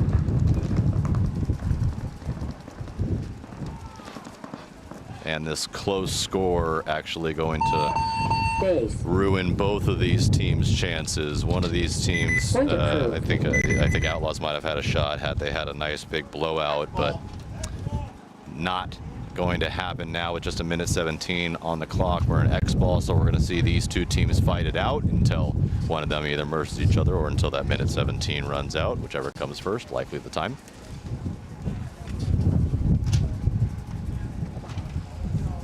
But a good one, a good exciting match for us up here in the booth. Nice fun to watch. Yeah, we've had some good matches today. We've had some pretty good ones. We've had some not so good ones. We've had some pretty darn good ones indeed. It's been an excellent weekend of paintball, all things considered. Pretty darn good weather, minus some ridiculous wind. God, California, you guys just can't figure anything out. Besides that, though, I mean, 70 degrees basically all the way through. It's been wonderful. Haven't had any bad things happen too bad out here. Nothing too crazy. 1 minute. Collision winning Premier, Collision winning D3, Collision looking really good, one of their teams in D4. Looking to maybe potentially set history by winning 3 divisions. I don't know, man. Is the Arizona guy really going to give the California guy some grief about weather right now? we know what we are. We're just hot, and we get that. But all things considered, we're really only hot for like 4, maybe 4.5 months of the year. After that, though, some of the best weather in the whole country. I've been out in Arizona in the desert in the winter, and it gets cold. I understand. Some of the best weather in the country. California, you're a smart man. You realize how gigantic the state is. I'm aware. Okay. So even in San Diego County, we have snow in the mountains and then beach. It makes it's like no sense. Yeah, every day you wake up with a fog for the first 5 hours of the day. That's just near the beach or in the Central Valley, and that's only for a couple months a year. But again, so what are we where are we talking about here? Because we also have Death Valley too, which is even hotter than we're from your. No one lives there. 1 minute. Very few people live there. No one lives there. I don't. It still exists within the state. I'm a hater of California, really, all things considered. I like coming here for just dipping my toe in the water, if you will, pun intended, and then getting out of here as quickly as possible. By the way, can you guys figure out a street light? Why do they have to be every 13 feet and never timed, ever? I sat forever in one this morning, and the first 2 people went through it like it was just like a broken light just because it never turned. Okay, see, exactly. And then I was thinking about doing the same thing, then it turned green for me. But we've been sitting there for I was like in my head, thank God all this cross traffic's getting through. There was no cross traffic at all. Yeah. It's early in the morning. Like the Olympics are going to be here in a second. Like that city might literally implode. People are like, you want to go to the Olympics? I'm like, can I watch from a helicopter? It's the only way. 1:17 on the clock. Got a good one here, 3-2 in favor of Outlaws. Jared England been the MVP here, 9 confirmed kills. Wait, the last thing I'll say about your guys' weather is I'll text you during the summer when you guys are literally boiling or frying eggs on the asphalt, and we can do that. And it's 115 degrees, and I'm not even exaggerating. You are not exaggerating. Actually, 115 could be kind, as it could reach 120, low 120s. So close game right now here as Tension pushing the issue, trying to come back with we hit the minute mark, and they're chopping bodies up, losing one body though up the middle, but they still have 4 alive, and they're past the 50-yard line. They're in the Outlaws' brick, and they're crawling up here. And they still got enough time to make this one happen. If 69 can get in here and get the crossfield kill on the can, and he does, stitches them up. They're going to shoot that back center as well, too, to shoot another one. So here comes Tension to tie this one up. They're going to tie it up with enough time that we're going to see another point. 38 seconds in regulation. Still left. Point approved. Signs of life from Tension. That's got to be a frustrating one for the Outlaws. So yeah, actually just like that, I believe Tension has clawed themselves back in an opportunity to make the playoffs with a win. If they win this set, they'll be 3-1. They'll take SoCal Corrupt's place, who's certainly currently sitting 2-2. So Tension, yeah, fighting for a shot at the D4 playoffs here. Yeah, so Ryan actually brought up something that I don't, so when we're talking about, oh, this team is on their scores, like, oh, they're +1 or +2 minus this, and I mean, it's actually 0.25 per point, which is the actual metric of how they actually figure it out. Just generally speaking, though, for the broadcast, I'm typically talking generalities instead of confusing everybody even more by going with the quarter points as far as how they navigate the margin. Yeah. Should be yeah. I think it's margin and then head-to-head. You're correct. I think it's margin first. It goes margin and then head-to-head. Which is something that I actually don't like. I don't like margin being the first thing that we go to, just because it creates a defensive paintball. At least in the pros, because everyone's in the pros, because you guys talk about it all the time in the pros. Yeah, it's long. We're going away from that a little bit. I can't remember that it's a new set of metrics as far as what we're working with in the pros, just to kind of make it with the limited paint. But yeah, trying to make it a little bit more more offensive-minded out there. Yeah, so yeah, 4 pods. It's gonna be sweet. 5 pods. 5 pods for everybody. Yeah. And you can. Huh? Pinocchio hopper. Those are the ugliest hoppers on planet And you Earth. can shift those pods when you get to the box, correct or no? Cannot shift. You cannot, so everyone's getting 5 and even back players. You can shift after the point has begun. Oh, so you can throw them to each other, okay. I believe. This is all still new, but that's what I remember. That'd be crazy to take that away. Like, Game on.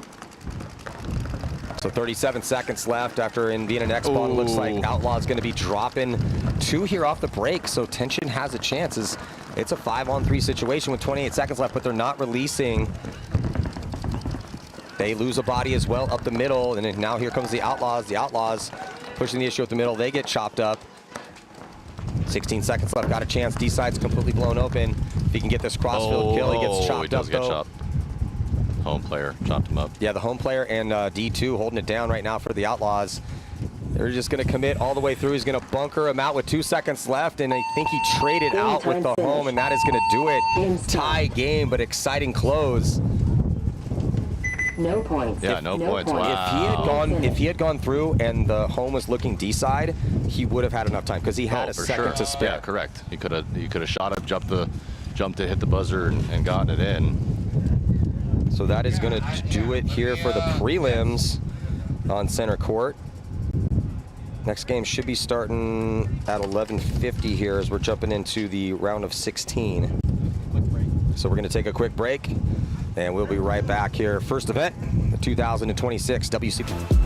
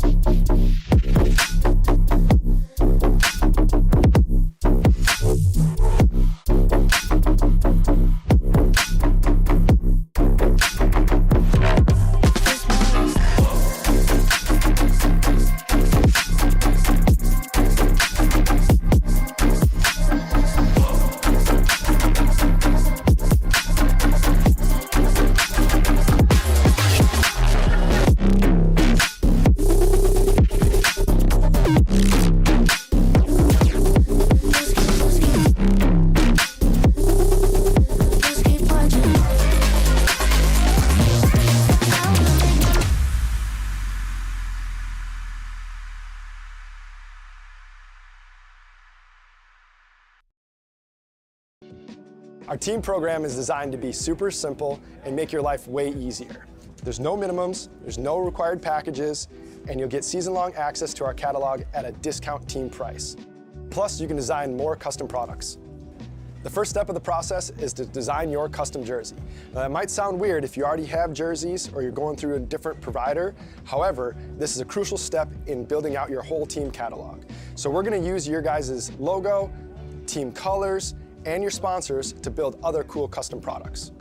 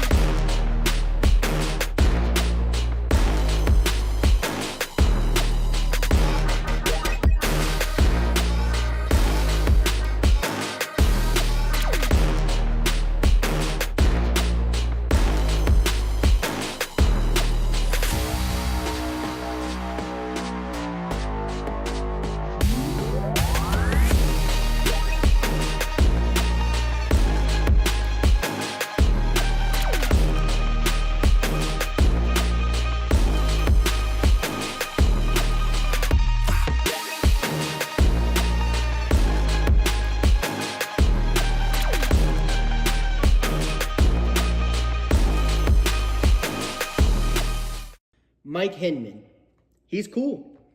Paintball, that's cool. Making money, That's cool.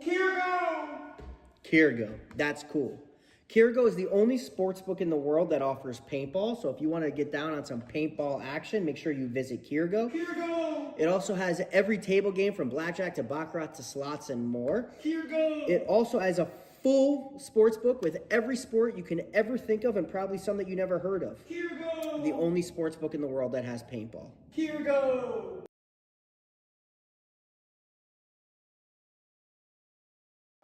Hey, it's BRNT at CRBN, here at the DRV, an absolute hot rod force feed loader. What separates the DRV from the competition is our LCD display on the back. This has a built-in timer, ideal for classic paintball, but if you're playing anytime paintball at all, the ability to know what's going on without a scoreboard is an advantage. Along with our adjustable torque settings, 1 through 5, allows you to shoot any paint in every condition. If you're shooting super brittle paint, turn it down. If you trust the paint, it's a little bit harder, you can turn it all the way up, shoot 25 balls a second, no problem.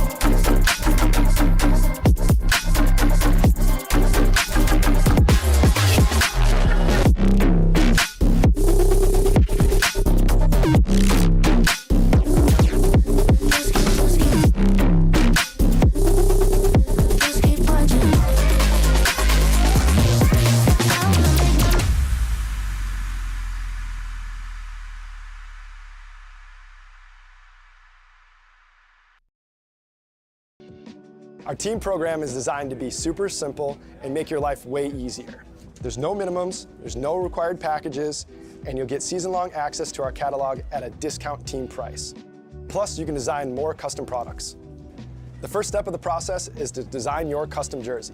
Now, that might sound weird if you already have jerseys or you're going through a different provider. However, this is a crucial step in building out your whole team catalog. So we're going to use your guys' logo, team colors, and your sponsors to build other cool custom products.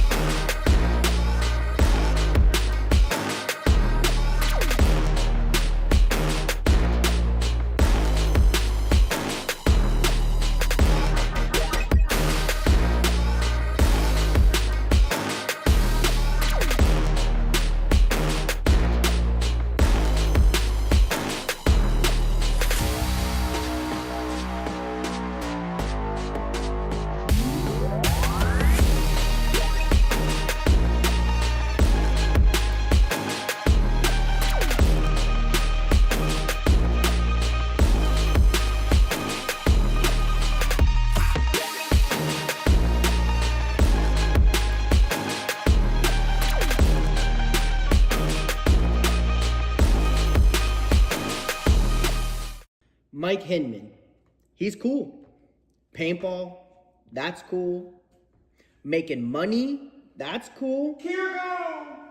Kirgo, that's cool. Kirgo is the only sports book in the world that offers paintball. So if you want to get down on some paintball action, make sure you visit Kirgo. It also has every table game from blackjack to baccarat to slots and more. It also has a full sports book with every sport you can ever think of and probably some that you never heard of. The only sports book in the world that has paintball.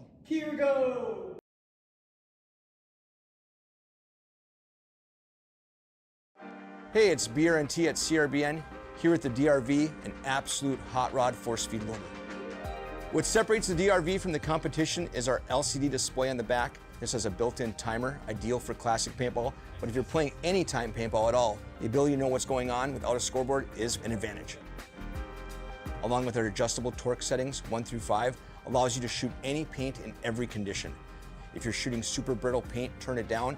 If you trust the paint, it's a little bit harder, you can turn it all the way up, shoot 25 balls a second, no problem.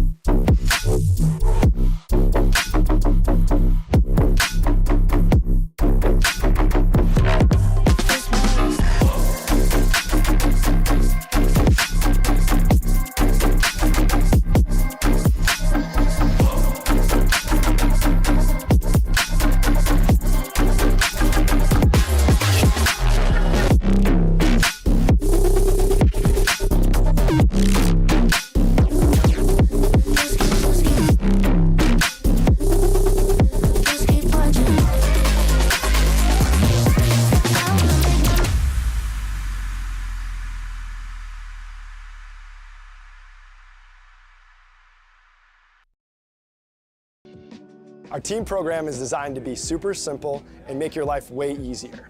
There's no minimums, there's no required packages, and you'll get season-long access to our catalog at a discount team price. Plus, you can design more custom products. The first step of the process is to design your custom jersey. Now, that might sound weird if you already have jerseys or you're going through a different provider. However, this is a crucial step in building out your whole team catalog. So we're going to use your guys' logo, team colors, and your sponsors to build other cool custom products.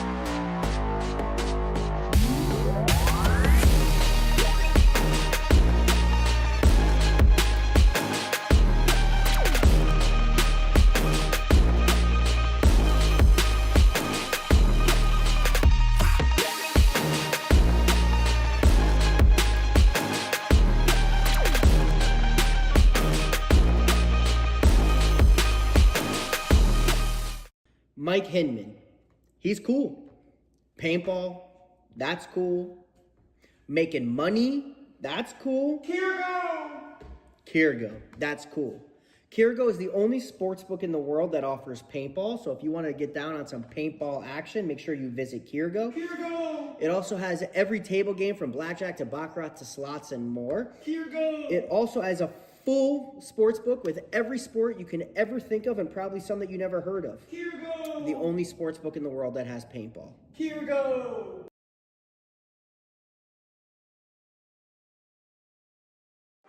Hey, it's BRNT at CRBN, here at the DRV, an absolute hot rod force feed loader.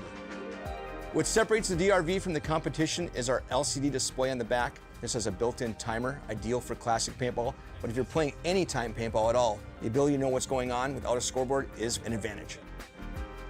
Along with our adjustable torque settings, 1 through 5, allows you to shoot any paint in every condition.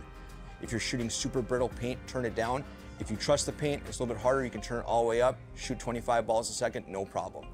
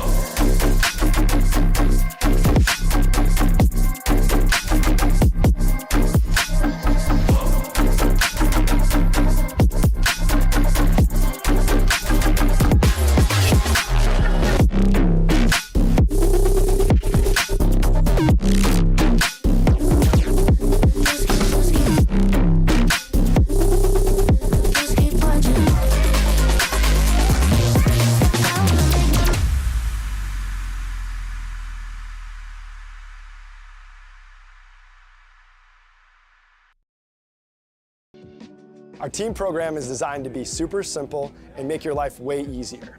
There's no minimums, there's no required packages, and you'll get season-long access to our catalog at a discount team price. Plus, you can design more custom products.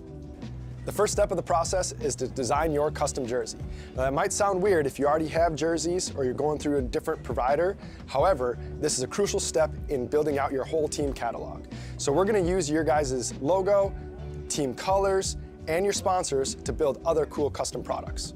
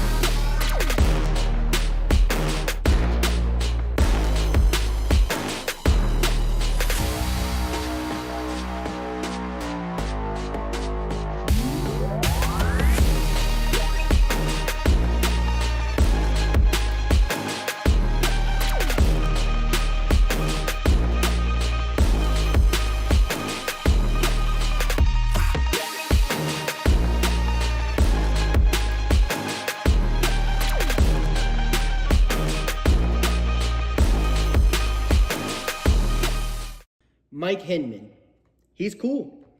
Paintball, that's cool. Making money, that's cool. Kirgo, that's cool. Kirgo is the only sports book in the world that offers paintball, so if you want to get down on some paintball action, make sure you visit Kirgo. It also has every table game from blackjack to baccarat to slots and more. It also has a full sports book with every sport you can ever think of and probably some that you never heard of. The only sports book in the world that has paintball.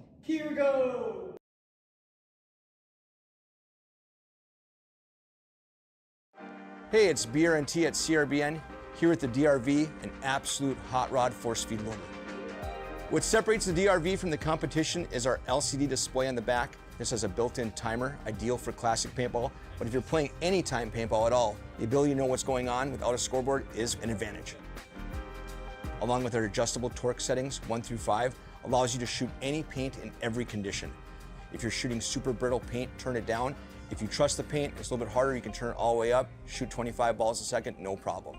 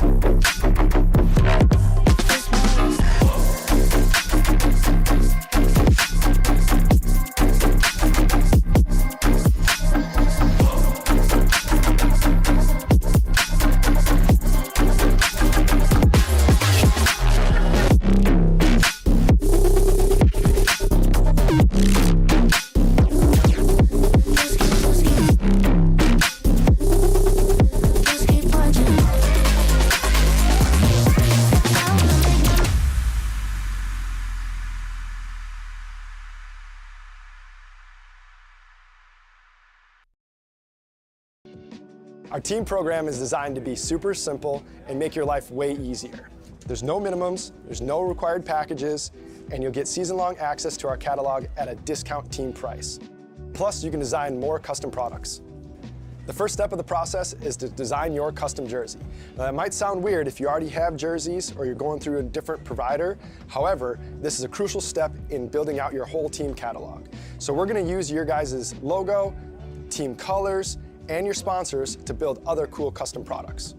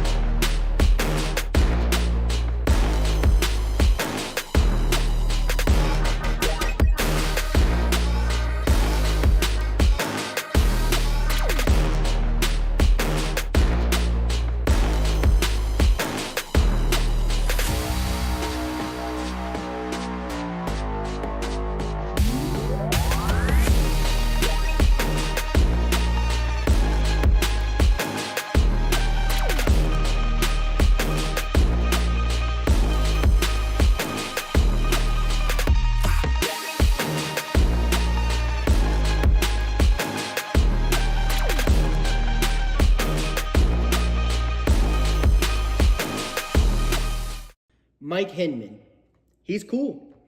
Paintball, that's cool. Making money, that's cool. Kirgo, that's cool. Kirgo is the only sports book in the world that offers paintball. So if you want to get down on some paintball action, make sure you visit Kirgo. It also has every table game from blackjack to baccarat to slots and more. It also has a full sports book with every sport you can ever think of and probably some that you never heard of. The only sports book in the world that has paintball.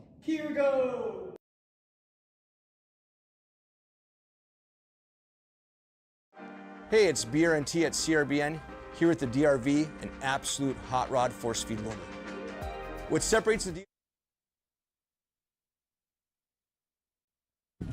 Welcome back here. We are headed into the Super Wildcard round. Wcppl D4 Idaho faction going to take on Massacre. I'm Matty Marshall here with Andrew. About to kick things off and see who's going to win this tournament this afternoon. Massacre is going to be in the black, the red logos, murdered out jerseys, and Idaho faction, shout out to them. Coming all the way from the great state of Idaho. Jumping into point number one here, and on the breakout, faction gonna go out wide on the snake side, trying to get to that corner. Looks like Massacre gonna dip into snake one and make it clean. A good old classic 5-on-5 break, but first to drop a body is gonna be Idaho faction dying out of that can on the D side. I think that's gonna be Tim Ball taking a walk over there. I think it's gonna be Manny Vega, that big center playing that brick. Referee coming in to check out the player. Back corner bunker here on the snake side, possibly Kevin Anderson. He's playing the snake side 2. Jordan Cotter back there at the home for faction. Again, shout out to faction giving us their roster positions and numbers. We appreciate that. Yeah, the positions are, and the whole thing's great. Well, when you look on, I always want, this is public service announcement. No. I would love for you, when you check in, you have to give your number. Yeah, well, your number and your position. That would be amazing. Can we get fields for that in there? That would be great. Yeah, it would be lovely. So, Massacre, I mean, up a body right now. We know people at APA. Should not be a difficult thing to do. A little bit easier for you, I guess, in the Matty and the pros with the same, you know, the 19, 20 teams. You get to know those guys pretty quick. Well, yeah, I know some of them, but we have so much changeover. And then there's twins on some teams. Yep. That's still 200 guys. I got to figure out their stories. No doubt. It's a lot of work behind the scenes. People are like, you got the greatest job. I'm like, I love my job, but it takes a lot of hard work behind the scenes to just show up and sound like you know everything. Work for 72 hours and then you're off for the next 6 weeks. Yeah, that's not how it works. So 10 Again, 12 minutes on the regulation game time here. Ticked off through a couple. Is battling out in the move up the middle here for Massacre. Trying to call his kill. He's going to get that kill on the Snake side. So it's looking good for Massacre. They got 5 bodies here versus 3, but then they drop a body in a high body situation, trying to make a secondary up on that D side. They are going to get into Snake 2 here with Brooks. Brooks is going to look inside, trying to rip a lane towards that D side. No one to shoot there up that far. There is a body over there for Faction on the D side, but I think he's in D1. It's either Tim Ball or Andrew Soto over there for Idaho Faction, trying to hunker down that Dorito side in a low body situation.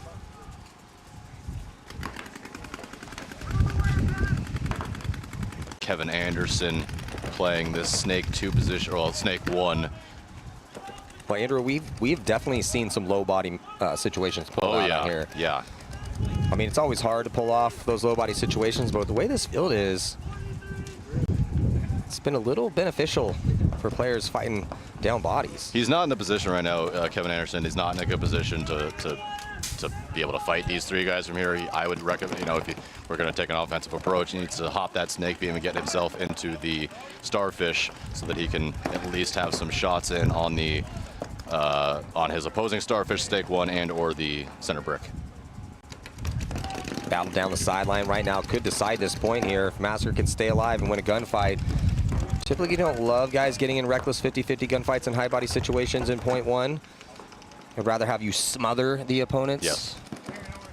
Get wide, let the paint fly, have them walk into something.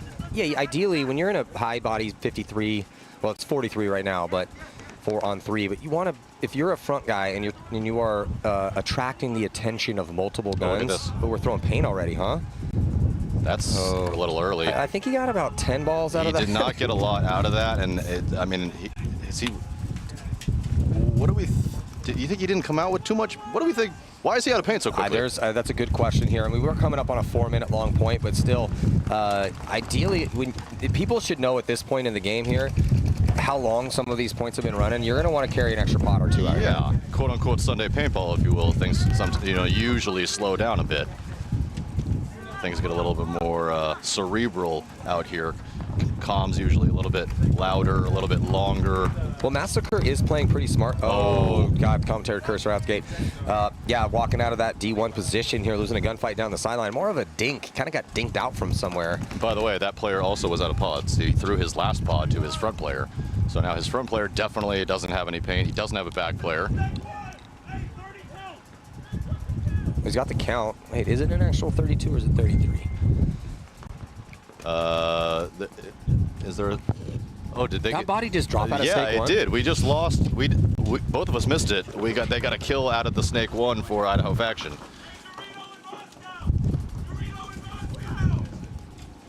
This guy's got the count. Oh, he just moved up into D3 or no D2. He pops the top. He's kind of in a tough spot here. That D3's got a pretty good shot on him from here. So this is what I was just talking about. So this guy's absorbing the pressure of 2 guns. The D-side players going a little bit back and forth from D2. The brick is completely focused on him. Oh yeah. And that's the gunfight you don't want to be in a high body situation. That's when when you head check that guy and just let him know they do lose the Dorito, because the Dorito 50-yard line spot for Massacre, making it work. So it's a 2-on-1 situation and a little bit of a brutal first point here, a very long one. Oh, in fact, gets ripped up there out of the center. There's your concession, and Massacre's going to go up 1. Concede. Point approved. Nearly got away from them to that point. Massacre, I bet you they'll come out with more pods in the next one. I would hope so. I guess I didn't realize that that was a 4-minute point by the time that he was out of paint. It just seemed like that. Well, you're like, how is he out of paint? Yeah. Like, it's been 4 minutes. I still feel like he should have had some paint. Yeah. And you felt, hey, I got a good lane on guys, and you rip through your 5 pods. I'm with you though. On this layout, I talked to a couple of my back guys specifically. Hey, we want to carry a decent amount of paint out there, okay? I don't want you uncomfortable, but I need you comfortable with how much you got. And get comfortable with being uncomfortable, as they say, right? Hey, it's paintball. It's one of the reasons the sport's amazing. You very quickly will be comfortable being uncomfortable. Or you will be very quickly shot. Well, it's a sport. You're literally putting goggles on and you're wearing them for hours. So just right out of the gate, just for protection. 10 seconds. So Desert Edge Black and Tension D4. Tension barely getting in They were able to tie on their last match against Arizona Outlaws and get their spot. Game on. So tension. Able, dropping a body here on the D side on point number 1 is going to be a 4-on-4 situation as they shot a body. Now it's going to be a 3-on-4 in favor of Tension here from the right side. Tension going to hit the deck and crawl up into Snake 1 launch to get into the Snake 2 structure as well. And then quick to respond is Desert Edge Black as they're going to get into that D1 position inside in a low body moment for them. Let's see if Tension can figure this one out. Figure out that they have slight numerical superiority out here.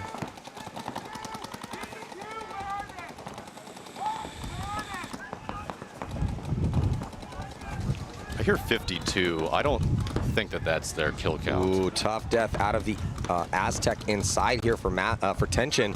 To even up the count. Oh, here comes a gigantic go up and over the top, and he somehow was able to maintain and get his footing, and it looks like a clean run. I don't see any referees indicating a penalty, so one of the most charismatic dunks that we have seen on a nice little bunker move here for Tension. Some athleticism over there. I hope that kid plays track on or runs track on his off time. Does he do hurdles? That's what I mean. Yeah, he's got some. Van. Wow. Van's got some hops. He's got some hops. That dude can dunk for sure. That was nasty. Are you coaching this team? Did you tell him to do that? Julian came over here. He's coaching from Aftermath. I talked to him in our break, man. I love that kid. He's a grown man now, but yeah, anyway, I just love him. He's a great dude. Got a great mind for the game. But he came over. He's like, "Hey, Matty, you like that?" I was like, "How could I not? That was awesome. Sick." That's style points. I'm gonna put that on the list. Yeah, just let's put that on the list as cool points. You know, he definitely doesn't get. It's not gonna be the winner at the end, but yeah. Does Van do? Seriously, did he run hurdles in high school? I mean, that kid got some hops. He can dunk a basketball. Do we know who? Do we know who it was? Van. Van. V-A-N-N. I mean, guessing maybe. Yeah, I don't know how else we would pronounce that name, but. And Tension. Yeah. Yeah, but I mean, as we were watching that charismatic move, the situation still to be decided out here. It might have devolved into a one-on-one with a player for Desert Edge Black moving up, but the player for Tension in the back corner bunker. He didn't seem to know the count, but I think he's figured it out now that it's a one-on-one. We may have lost the body, but I'm pretty sure it's a one-on-one based on the posture and body language from these last players. It's tough to see the eye in the sky when we get this 4-box here. Also welcoming paintball legend Chris Lasoya back to the announcer's booth. Chris, how you doing, bud? Fantastic. I am fantastic. Beautiful day out here. The weather's amazing. So yeah, and compared to yesterday, it's supposed to be a little windier right now, but it hasn't got that bad yet. No, and it looks like they lost that battle here. So again, just a little bit off on the count here for Tension. He's still in that back corner bunker, but Desert Edge Black is going to concede this first point. 3-minute long point here in the first one, and what a beautiful move by Van. Literally jumped over the starfish, and then he got a little bit of a extra height on it with kind of playing like a bounce house as he jumped over the top of it, got launched in the air, and then kept his footing. That was impressive, actually. If he wouldn't have got shot, I would have been like, okay, I'm signing that guy up. Oh, he would have gone high on the list had he survived. 100%. And got into their Snake he almost made it. He got shot right before he got there. Jared England right now, as we're going to just say his name yet again, definitely has had 3 plays of the day so far that we've seen. Yeah, been outstanding. We got a lot of paintball to play, but it would be England so far. But that one, it deserves to be on the list just because of the charisma. Absolutely, yeah, you don't see that very often. Yeah, if I tried that, I would be in traction. All 3 of us would be in a lot of trouble. Absolutely. Yeah, no, you guys I'd be like, get the stretcher. Medic, Andrew, medic. Oh, here we go.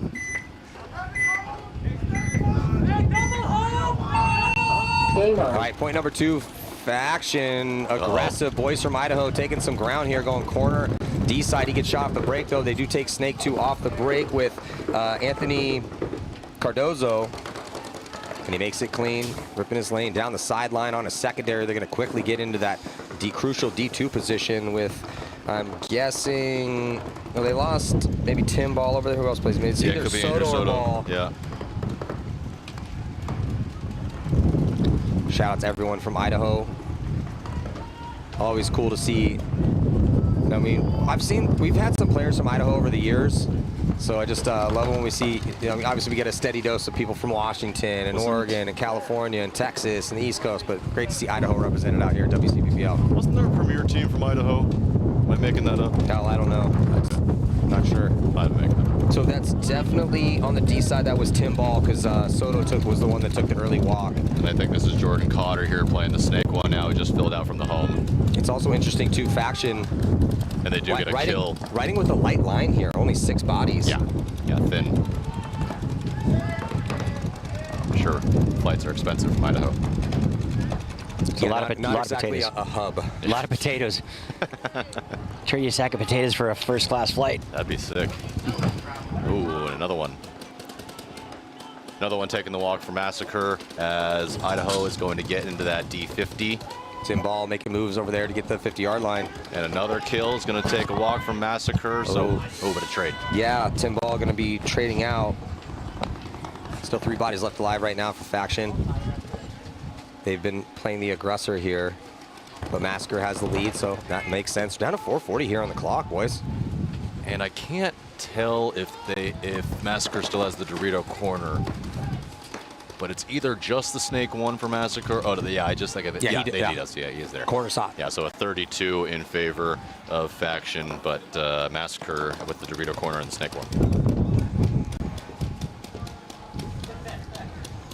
These games are lots quieter than we had yesterday. We were talking about that a little bit as we thought the wind causing, you know, a little bit of a havoc with communication. You know, kind of players almost playing their own games in their own head. And now with the wind at least cooled down a little bit, these players able to have longer conversations out here, I think makes the game a little bit more cerebral. And then obviously Sunday playoff paintball. Cardozo getting into the 50 snake.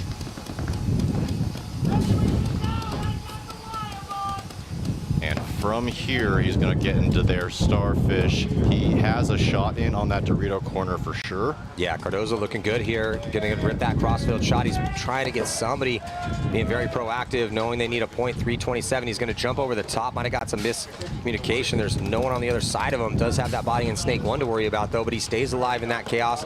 They might have got a shot on crossfield in that back corner bunker. No, back corner bunker still alive. Cardozo really pushing the issue here. Referee actually does pull him out, so Cardozo does get the kill crossfield. Nice. And a minor penalty is going to be assessed. Okay, that'll work. And the point is going to go here to Faction. So staying in this one, going to be a tie ball game as we are in the Super Wild Card round. So Cardozo the hard way getting the 2-pack, or is that the easy way? Yeah, absolutely. I guess that's technically the easy way if you only get to shoot one of them. You get 2. Oh yeah, we haven't checked in on the chat in a while. Yeah. Well, the captain, or the coach Tim Ball's my husband. Yeah, coach came over from Idaho Faction, gave us the roster. Base. Said that the boys and girls and the families will be watching from home. Oh, okay. Point approved. So shout out to the Idaho paintball community. Thank you guys for holding it down for us over there. We hope we're calling we hope we have the names correct as we're announcing them. Luckily they gave us the roster here, but they did miss your memo on jerseys and fonts. So -1 for your Faction community for that. So you have you have a month or so until the next event. That means you have time to order jerseys. It's got some white. Also tension. You guys have been around too. So we have red names on a black background with no contrast. Exactly, no white on the outside. Border of contrast. Let's get a little white border around the red names. Make it pop off that. It might as well be a piece of like red tape on the back of your jersey. 20 seconds. The people at home want to show, and we want to give you your credit, so just help us out here. By the way, Defy makes great jerseys. 10 seconds. There you go. Just call me up. Let's throw you at defysports.com. Shameless plug. I'm definitely going to email that later. Game on. On the breakout here, back to tension and Desert Edge. Tension up by 1. Desert Edge going to be streaking out, losing that body out of that insert can. It's just been a rough spot to play from all event long. The normally running Juan is a walking Juan going to check that snake one, but he's still alive. Calls him safe. Yeah, he's got to be getting tired by now. Yeah. 3 long days. Sir. Well, the wind kicking up again here for this match, so it's going to start whipping the bunkers around a little bit. Still not as bad as it was yesterday. No. think we're in a 44, looks like, Maddie, as it looks like I saw one of the tension players taking the walk. Desert Edge Black getting into the Snake 2 position here, already in D1 with the back corner bunker on the D side. And they're the ones that have to push forward. They have some time to work with here. Tension with the lead. Tension starting to get bodies outside wide, Snake side, back corner bunker, and into Snake 1. Body up the middle at the brick. And I don't see, do you see anyone on the D? Did they all get clipped out on the D side, or is he at the can? He might be in the Dorito corner, Maddie, for tension. Yeah, oh, there it is, D corner. Yeah. So he was wrapped around the other side. We can't physically see the corners from where, at least I can't, at least from where I can't either. stand. I'm locked out.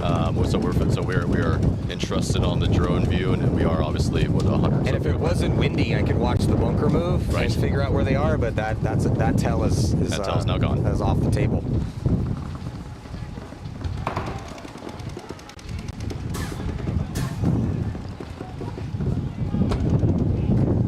Yeah, these games are characteristically playing a lot slower. You can see here, I mean, obviously 7 minutes grinding down, 1-0 tension over Desert Edge Black. Well, we are getting deep into the tournament, right? Yes, so we are. This is just kind of how things are going to work out now. Yep. Oh, bad death out of Snake 2 with the Starfish for Desert Edge. It's going to leave the door open, kind of. Yeah, good fill from the Desert Edge back players. He gets absolutely dotted, though. And now the Snake totally blown open. That should leave the door, yeah. That was a good fill, though. I mean, he had to kind of do that to stop the bleeding. He definitely had to do that. Yes. So a lead now here, 2-point lead for Tension. Closer battle between Faction and Massacre in the Super Wildcard round. And not a lot of time left, 2:36. Where's Massacre from? Do we know where Massacre's from? I don't know, but I will find out. Great name. It's a hardcore paintball name. Yeah. It's like paintball names either go 2 ways. It's like a silly name. Yeah. Well, the Like 3 the ways. Silly Bananas. It's either like a Or the Hammercocks. yeah, like the Hammercocks. What was it? The Silly Bananas. Silly Bananas. Yeah, or the Gummy Bears. Oh, yeah, Or yeah. it's like, sudden death, massacre. Or then it's something like the Eagles. Something just kind of there you go. benign. Those are your 3 different ones. Well, we get a 4th. We have abbreviations. Oh God. Oh, gee, I As hate somebody that that. played for Excessive. CEP, MBK. No, as they, 10 seconds. I just have never even. Look, I know it's hard. Excessive, though, is a word. It was a word, but then we abbreviated to XSV. Yes, but it it's was still, you said it as excessive. as a word. We said it as a word, not exactly. as 3 letters No, that's- together. I'm not a fan of the abbreviations. I never want to hear you ever Like say anything poorly about my TDSM. Excessive team ever again, Maddie. It's my childhood heroes. Bro, I can talk all the smack about Excessive. I was there. that was, yeah. So a bomb going off as we're talking here for Massacre. 1, 2, 3 at least. Bodies are going to take the walk here. They're going to be in this bunker at 10, which is going to get very, very small, and he's going to immediately move out. Good call here. And is there a body, Maddie, in that Dorito, in that outside baby? No one in the baby, no one in the back corner right now. So it looks like this might be the last body alive for Massacre. Massacre for sure has 2 left alive, 100%. Oh, they do too. Yeah, they got the our least favorite bunker in the stand-up can in the middle. Oh, sorry, they're right in front of my face. Yeah, and then Snake 2. Jesus, And sorry, that is guys. it. Faction, this is an opportunity for Faction. Faction just needs to read it quickly. They have 2 bodies, they have 3 bodies on the D side, and then 1 island out here on the Snake side. So this is a big opportunity for Faction if they can get a good read here as the wind's picking up. It's tough to get the comms in this situation. I think this probably is Kevin Anderson for Faction over here holding down the Snake. He just needs to stay alive, which is what Maddie's saying. You can push that D side, make that bunker. So there, I just saw him even move closer to the Dorito side from that can of death here. And they're trying to pinch him out of there.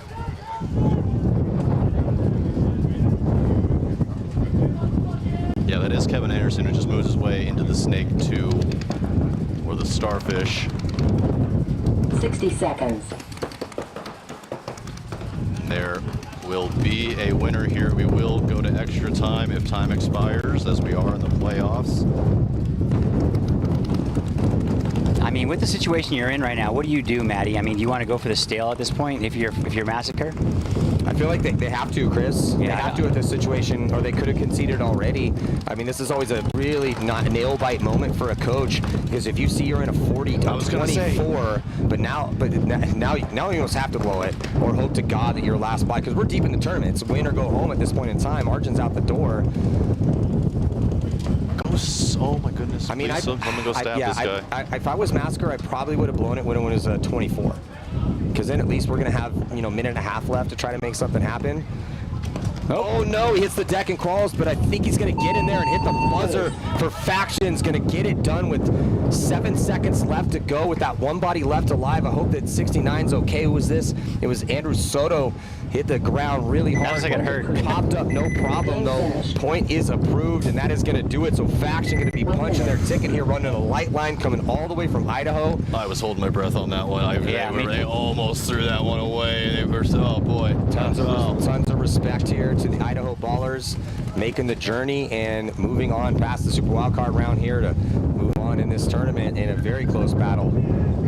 Shout out Tim Ball, Kevin Anderson, Manny Vega, Jordan Cotter, Anthony Cardozo, and Andrew Soda. A slim but fit roster as they are making their way out of the Super Wildcard round. 30 seconds. Great job. Yeah, that was an exciting game to watch, actually, gentlemen. I mean, two evenly matched teams that, definitely played the Sunday paintball right there. 20 seconds.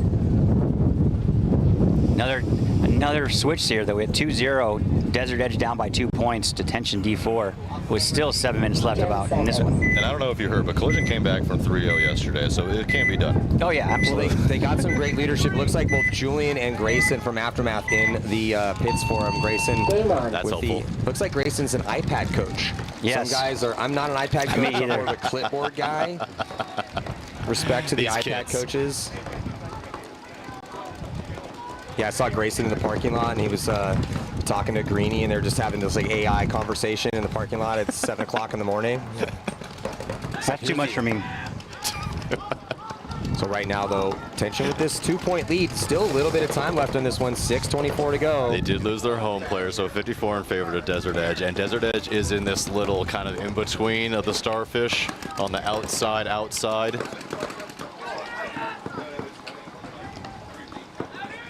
It's probably not a very good way of describing his current location. Did you say a little inside, outside? Hey, it's a long day, Andrew. He's in a little inside, outside. Is that the most southern cross part of the Starfish? Yeah, what the redneck was that? Yeah. Oh, is he? That's rub. That's rub. Okay.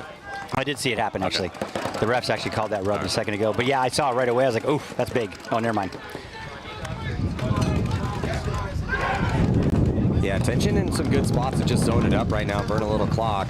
We got Castillo here in Snake 2. He's got a body with him in inside Snake 2. So good news, tension. We can read your name from give or take, what is this, 35 feet? Yeah, but why can we read their names? Because it's a black name with red on the outside. Oh, right. Contrast. Yeah. Oh, calling his shot. Oh, but he didn't get him. Player's clean. Those are like the old jerseys we used to wear with Trauma. They do look very Trauma-esque. Yes. Oh, they do look Trauma-esque. Yeah. Those are good jerseys. I like those. Running referee. Yep. Oh, there it is. Minor penalty going to be assessed here on Desert Edge Black. Not going to help their come from behind chances here.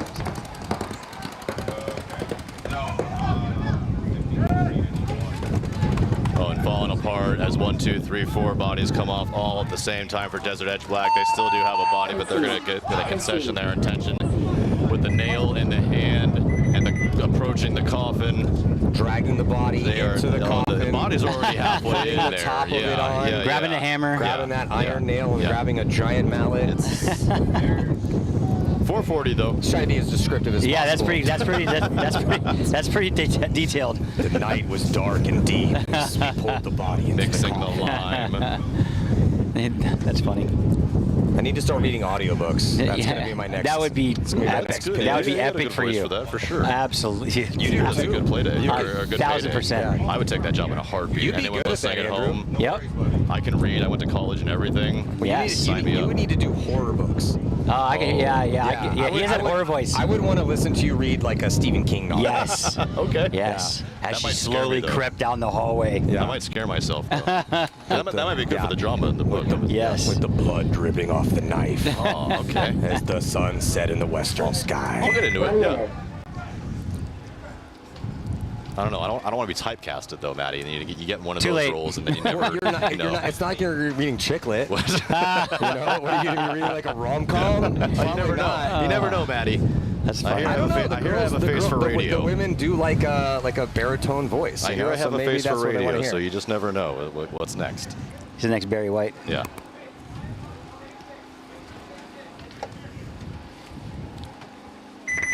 So we got 30 seconds to go. It's all tension so far. 1 point away from a mercy rule win, which is going to give them some nice momentum moving forward. It's going to take a lot for Desert Edge to scrap back into this one. This is a really tough field to ramp up.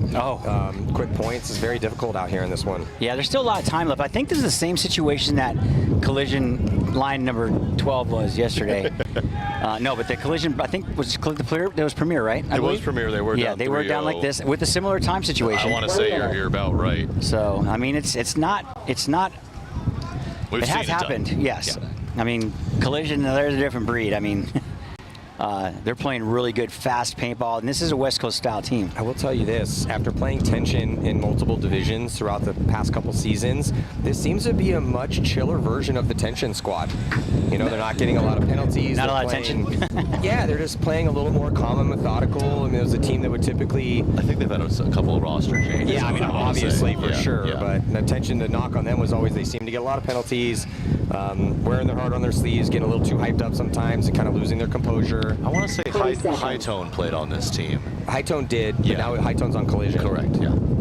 By the way, these jerseys are trauma inspired according to the chat. Nice. There's Eric at Eric says they are trauma inspired, so good call. Yep. That was a cool look, but here we go. Tension down 3-0 to Desert Edge Black. Ooh, terrible break here for tension. They lose 2 out of the back center, and I don't even see a penalty. Nope. Just excellent shots on the break here for Desert Edge Black to, hey, quick points sometimes come from early kills, so Desert Edge Black has an opportunity right now to potentially seize. They are going to crawl up. Can't spend much time here. You're chasing 3. Oh, almost Took might have some got bounce on the leg there. Bounce, definitely some spray off the turf, and then they're going to attack on the D side, but he gets chopped up trying to get into that D3 spot. No, he made it and then got out of shot. He came out right into a ball. Came right into a ball, you're right. Unfortunately. But tension, you know, that losing those 2 to the break, Matty, you called it earlier. I'd like to see more people shooting up the middle. I think that's happening, like you called it, Matt.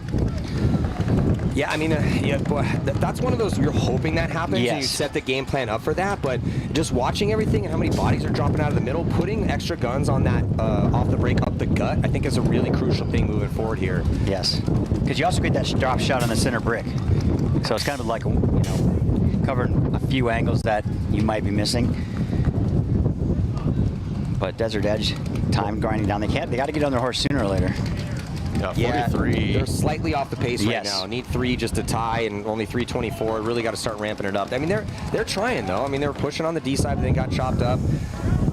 But this player here on the Snake, he's got 2 bodies in front of him, and now he's got a little help. He's going to have to try to really risk it aggressively, either jump, hop over, run the highway, and get across, or he's going to have to crawl around eventually. He's been posturing, Matty, like he's been wanting to take the outside route for about 30 seconds or so. He could have done this inside route this entire time, and now he's at least at the 50, and he can do it. What we've seen a lot is jump the beam again. Desert Edge already throwing pods back and forth between D2. D2 just threw a pod to D1. Guy's got to carry a couple extra pods out here in this layout's a little slow. Kill inside though. Here's Desert Edge Black trying to make something happen. Here on the Snake side of the field, as they just got 1 body, so it's 2 versus 1 here. Snake side, advantage Desert Edge Black. Oh, it's a ref.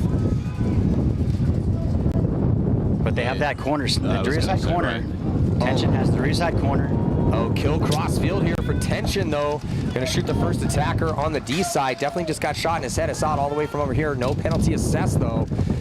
But Tension losing there, Snake once and just one body left alive over there, and he got out of the Dorito corner and got into, I think, the baby, that not very often played baby. He goes back to the corner now. Decided that was a poor decision. He's correct. Yeah, but this is one of those bend don't break moments for Tension. I mean, they burnt enough time off, so yeah, maybe we squander this point, but margin means nothing right now. So yeah, you drop, you go 3-1, but the just time ticking off the clock here still probably going to be maybe around 1:30 by the time they close this out, maybe 1:40. I will say there were 2 good moves right in this point from Tension that burnt basically an extra minute and a half or so. They got into the Snake one, and he absolutely controlled the tempo on the tape, and that really stopped that Snake 2 attacker for Desert Edge. At least slowed him for 30-odd seconds, and then getting over there, bumping out to the Dorito corner, probably burnt another 30 seconds as well, just playing that good defense. So they did lose the point. As you guys are talking about, Desert Edge had a problem kind of getting on their horse. They were definitely off the pace, and now with 2 to go, just to tie with 1:38. It's possible with this much time. So they're going to need. I would like to see it. They're going to need another one of those 2-kill breaks. But they got to go quicker. Now, do you, when you're in the pits now, are you saying to your team, we need to score this point in X amount of time? Is it, do I need to score this point in 40 seconds? 40 seconds. After that, like, you know, we've got to pull the plug. Obviously, you can't really. It's a great question, Andrew. The question is, are you playing at the pace, right? Yeah. What does that mean? Yeah. Okay, we're looking at a 2-point spread. You got 1:38 left. You have to set a game plan up here to ideally score this point within, like Chris said, I would say about 40 seconds. So what do you need to do to accomplish that? There's a couple ways to do that. You either flood bodies up recklessly up the field with 3, keep 2 in the back to try to shoot some bodies on the break, or you go very heavy guns and then immediately launch with 1 runner up the center. Those are kind of the 2 variations. There's different ones, but just for sake of brevity, that's what the couple you could run. But you have to be playing at the pace of about 40 seconds because you don't want to play this like you just need 1 and then all of a sudden, yeah, sure, you win it and it's 3-2, but there's only 10 seconds left to go and that's it. Right, and that's kind of my point, is telling your guys, like, hey, we need to get this point, but we absolutely need 2. So you not only need to be on your horse, but like as soon as you get on your horse, and if you need to dive, but like you need to get up and get moving ASAP, because that 40 seconds is going to go real fast and you're going to be out of time. No, absolutely. Hey, 3-1. Got to be pretty happy. If I'm Julian and Grayson right now, coaches and leaders of Tension, I'm pretty stoked with how the boys are performing to try to move on here and win this tournament. Has Tension won a divisional event before? I know they're always in the hunt. Not to my memory. They've been a good team. Not to my memory. They were great in D3. Yeah. We played against them in D3. They're always kind of right on the cusp. Yeah, I don't think that they've come away with a W, potentially a podium though. I know we got some guys in the chat, Tension people, if you want to let us know. Here comes the run. Yeah, can someone do that homework for us? Kind of busy right now. Here we go. Desert Edge Black though, dropping a body as they're playing at the tempo though. Even if you're losing, they are losing 2, so it's looking really good for Tension trying to seal up this victory in the Super Wildcard round. Continuing to play at the tempo as Desert Edge Black, and a cut to that inside. Snake is going to wrap around, try to get someone into a gunfight here. They do shoot a body inside. Tension dropping from that bunker of death, that inside can, as they draw. Desert Edge dropping another one. Still only 2 options for him out here currently, as they have D2 and the inside Snake 50. But Andrew, it's not looking good here for Desert Edge Black at this tournament. Looks like a 42 in favor of Tension. They are in good spots. Our Desert Edge Black, they are playing at that pace. That way, like, he's got to go right now though. He's trying to get through the great zone control from the home. Really nice. Back center, handling business. D1 was looking inside as well, too. Might have even been D1 that caught him. Still good for 15 not to get a major. I'm pretty sure it was the home. D1 was pointed this way, but I think that that home guy was absolutely just threaded on him. Yeah, I'm a little blocked out from that spot, but it looked like the angle was coming this way. Yeah, looking at him now, he is just absolutely posed on this this Snake, waiting for someone to run through this lane, which nobody will be coming through because they only have a Dorito attacker remaining.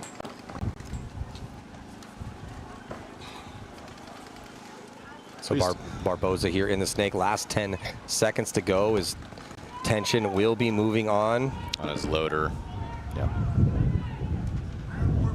Oh, and a minor at the very end. It's not going to matter. That's an inconsequential minor penalty here on Desert Edge Black on the last player, as Tension punching their ticket to the next round of this tournament here, the first event, Wcppl season. Ref just rubbed it in there.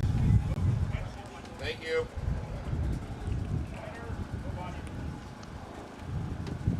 Match is over. Yeah. Yeah, so this set is done And leave, are we still super wild card or heading into the actual wild card round right now? Top, being at the top 16-10 yet? Hey. There's 50 teams out here in T4, so. Hey, Ryan, can we maybe put you on the spot and get a playoff bracket anime before too long? Give us a can we get a graphic, Ryan? 1 minute. Okay, so a hard pass on that. Are we? Where do you? Are we in the? Are we in the wild card? The Ochos? The what do we call? What are we calling this one? We just went from super wild card. I don't know if we go to super wild card to Ochos, or just a wild card, or to quarters, or maybe we just go to finals.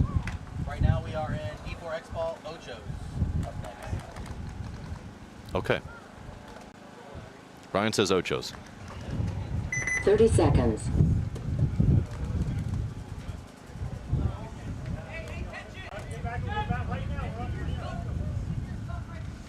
$20 seconds. So, yeah, just a quick cap off. High Rollers beating AZ Battle Zone Red. Hooligans over Vegas Omen. Faction over Massacre. Intention over D4 in that super wild card. Now we are going to see Halfway Decent against Seattle Damage. So Seattle Damage here, red and black on the right-hand side against Halfway Decent. That's another one of those silly bananas type names. Like the Shut Up We're Trying boys. Oh, yeah. I love those. Yeah, it's like, these guys are like halfway decent. Obviously, they made it this far. Yep, yeah, 100%. It's rough over there with 50 teams. Yeah. Hard out there for a pimp, no doubt. Yep. These aqua blue jerseys. Wasn't that the Sea of Blue we saw yesterday? Oh, no, that was somebody else, I think. Oh, we saw CEP had the Miami Dolphins inspired ones. Also, my paintball brain's slightly breaking, seeing Seattle Damage. Yeah, I had to read that twice. Wait, what? Just haven't called pros for a long time. Seattle Uprising. Yeah. Tampa Bay Damage. Stop it. So apologies, Seattle Damage, if I occasionally call you Tampa Bay. Yep. You're going to get that crossfield shot. Oh, absolutely. Yep. Backs and packs. Oh, my goodness. They didn't see that move. Nope. Great move. He'll get 3 or 4 out of this. Yeah, beautiful move up here very quickly. It's it's interesting at point 1, right, guys? Oh, get to your spots. Let's play smart. Keep 5 alive. And somebody's like, nope, I'm getting into your spot and I'm going to shoot everybody. If he goes, he's got it. He's only looking at one gun and it's cross field from the back corner. Oh my goodness! And look at this fun poison that he doesn't even know that he's in. He does get shot out, and then another body drops as well too. They do shoot the back corner in that chaos though, so Halfway Decent with the bowling ball coming through the line of Seattle Damage, but Seattle Damage absorbing that pressure, getting both the kills here on the Snake side of the field, and now he's at the Snake 2 wrapping around. He's feeling no pressure, and he's going to hit the deck and crawl to the 50-yard line all by himself over here on the Snake side. Yeah, I love that move. These guys are being super aggressive. I like seeing this, not taking that second to get up there. He's going to come out and roast this guy. Get him. And absolutely crushes him. Yeah, get out. And now looking cross. If he keeps looking cross, he'll be able to shoot that 400, or 300 rather. He doesn't know. He can't see him until he gets way back there. I guess he can't. Yeah, I guess he missed all that big brick got in the way. Well, he's only like a foot tall. So. Roasts his back and pack as well. So nice play from both really Snake guys from Halfway Decent and Seattle Damage. You're right, as I say it more and more, it just sounds weird, Seattle Damage. And I don't even call pro games and it sounds weird. Yeah, but a nice move actually from both of the Snake ones, really trading big body blows there. So now Trash Pandas and the Honey Badgers both fall into that silly name category. Yeah. Thank you for both playing in the same. Fun to say, though. Yeah. We have Trash Pandas living in my neighborhood. They're a little bit of a nuisance. No Honey Badgers out where I live in Eastern San Diego, though. No. I think I saw one on 5th and Broadway one time. Yeah. Sorry. A zombie / Honey Badger. 20 seconds. There's a lot of them down there. Yeah, there is. It's quite the entertainment district. I feel like I saw some of my Motel 6 last night as well, and I'm not sure. Trash Pandas, Honey Badgers. Gotta love it.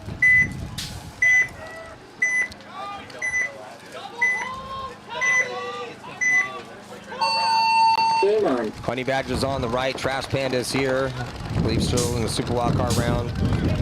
Here, D4 as Honey Badger's going to go up to that 50-yard line, up the middle, 40-yard line up the middle of the field. The brick, good spread for the Trash Pandas though, as they have D1 and back corner bunker, also Snake 1, lost a bot. No, back corner bunker 5 on 4, 5 on 5, actually, as you're counting the bodies. But just no presence. Super conservative breakout for the Honey Badgers. They risked the D side and that's it. Yeah. So heavy guns, but doesn't produce a kill. And hopefully for the Honey Badgers, don't want to get stuck in that pocket because Trash Pandas are outside wide on both sides. So not ideal situation here on the tactics and strategy for the Honey Badgers, but looking good for the Trash Pandas, even though it's even up on the count. Snake player for Trash Pandas looking for an engagement down the tape. He's finally going to release. Oh, releases a little bit. Well, now he's going to get that engagement that he wants. As Honey Badgers are going to fill into the Snake 1. Trash Pandas going to take the inside route into the Starfish of Honey Badgers. I don't think that they know that he did that.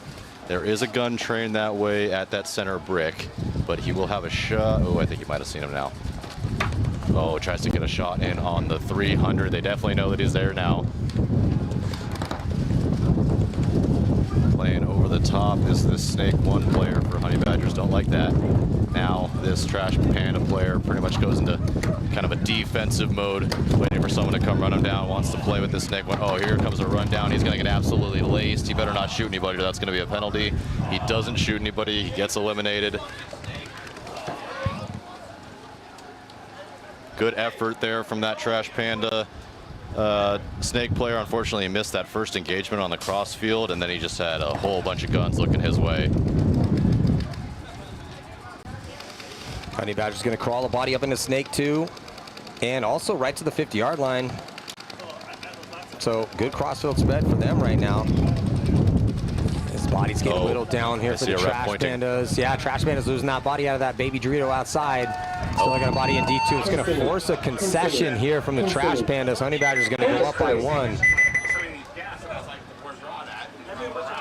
1 minute.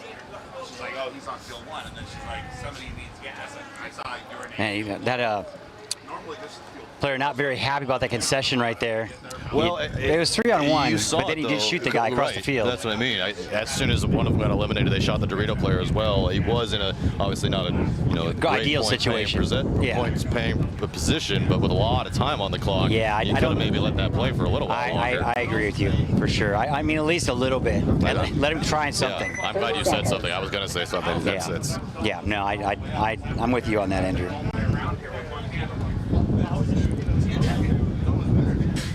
20 seconds.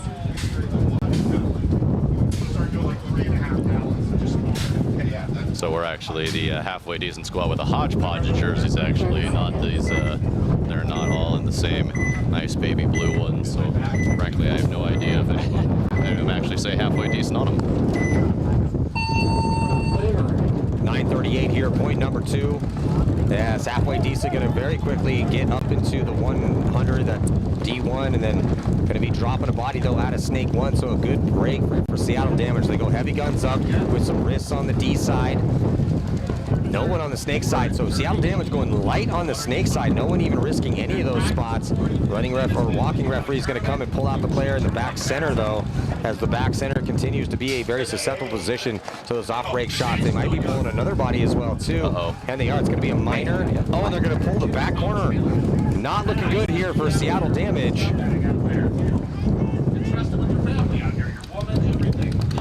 Halfway decent, looking halfway decent. So it looks like, Matty, just 2 bodies left alive for Seattle Damage over here on the Snake 1, Snake 2. Yeah, Andrew, that penalty just crushed them. They lost. That penalty wasn't even on the body in the back center. It was the corner. D1. Or was and then D1? They pulled corner out on the penalty, so they lost a gunfight and the penalty on D1. It pulls out the corner. It's just a terrible point here for Seattle Damage with the lead. Halfway decent, should be able to tie this one up. No, but they're going to be losing a battle down the sideline here, so these last 2 bodies hanging in here a bit.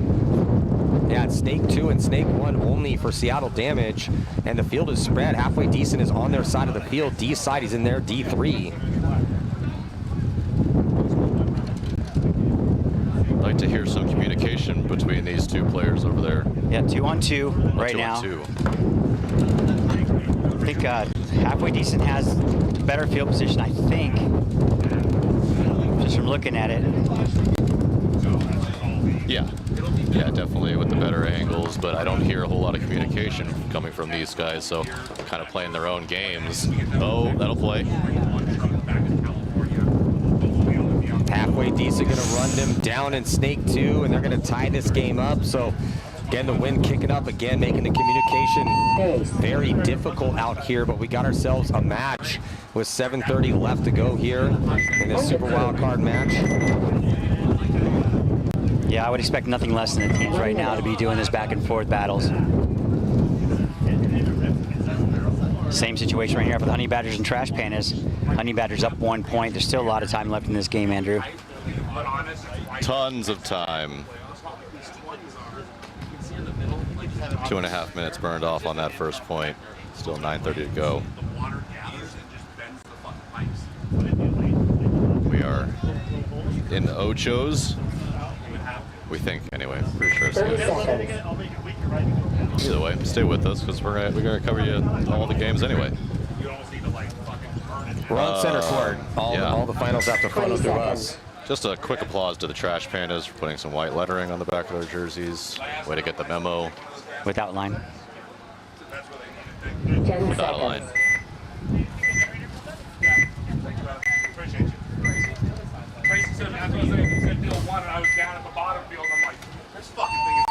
Game on. Oh, that center brick I thought got shot on his way up there. For Honey Badgers, I guess not, but there will. Trash Panda's going to lose their snake side front attacker, possibly their home as well. Yep, he's going to take the walk. Yeah, disaster strikes for the Trash Pandas here, snake side. No, he's picked off as well. Yeah, another one, and it's just a disaster. So much of a disaster that we're going to see it very quick in session. Spotting the Honey Badgers, another one here, but keeping some time on the clock. One of our quicker points of the day there. Great zone control. Great zone control for that. That's exactly what I was going to say. He walked right into 3 balls there. Yeah. Wasn't even a question.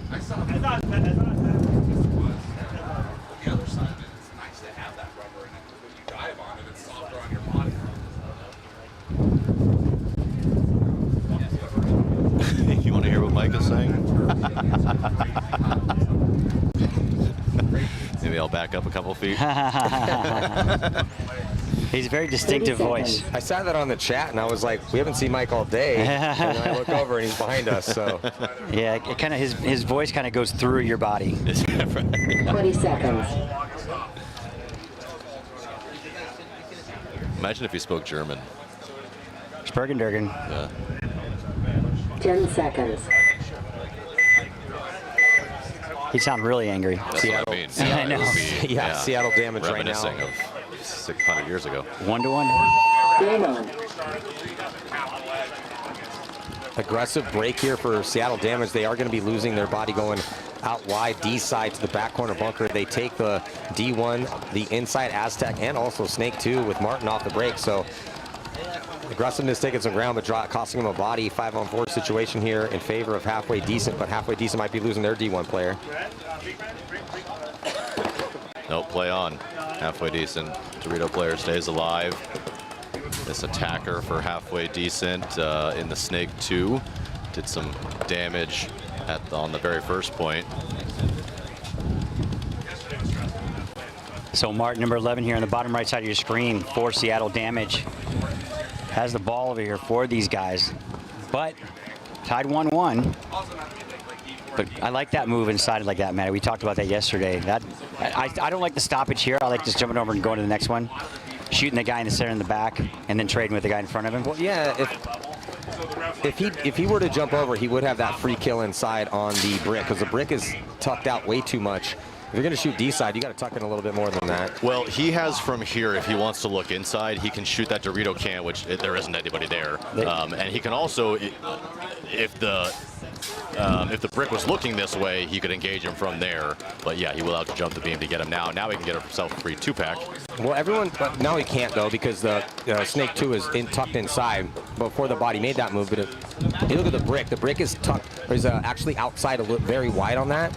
Not feel much pressure, but if you could go a little bit closer, to be a little bit safer from that move. It might not matter though. Yeah, now he changed his gun over at the right time, but he didn't see him make the move. He didn't see him. He did not see him make the move across because he's blocked out from that pin. So potential free kill here for Seattle Damage. And if he checks, as soon as he checks off on that side, and he shoots him with half a dozen paintballs, and then protects himself down the sideline. And another body, very nice. Yeah, another body dropping for halfway decent in front of him. So that's a breath of fresh air for him. And he's going to run down to complete the little 2-pack here and blow open the Snake side of the field for Seattle Damage with 5:26 to go. Damage does lose their body at the inside can to make this one a little bit interesting here. Halfway decent player wanted a penalty, but I agree that was a fair trade. Yep, so it's 1 on 2 to 1. 2. Yeah, 1 on 2 right now in favor of Seattle Damage. Yeah, no one on the Snake side at all. The bodies are all on the D side, and the middle brick, D2 for Damage, and then D3 here for halfway decent. So he still has a chance here because Damage definitely does not know the count with all that chaos that just went down on the Snake side. They may think there's multiple bodies still on the field. And Seattle Damage center player there just looking behind him, checking to see if he's got any teammates over there. So putting it all together, what he obviously needs to do there is increase the angle and take the outside of this brick here and slowly creep his way and using the pin and that 50 tower to block himself out so that he can create a better shot on that Dorito. But the Dorito player over there in the 200 is looking on the cross. So they clearly are missing the count. Yeah, I think they're starting to get it together now because he obviously can get away with that. Then he can come up and start playing paintball. And he does shoot him from there. So he heard me. Attaboy. Smart play. He's got his meta glasses on.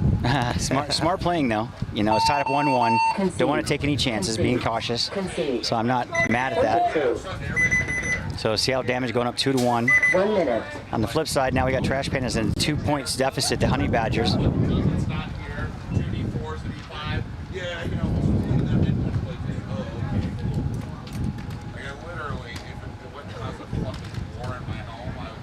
Still 9 minutes left in this one. Honey Badger's gonna be on your left. Need a point. I mean, sorry, Trash Panda's on your left. Gonna need a point out of this. Try and keep it logical. They go down 3-0. That 30 seconds. 3 points of death. The differential's not a good position to be in. Puts you on the till.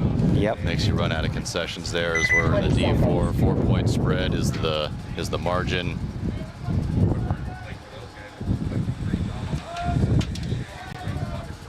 Ten seconds. Got Rufino out there taking some video.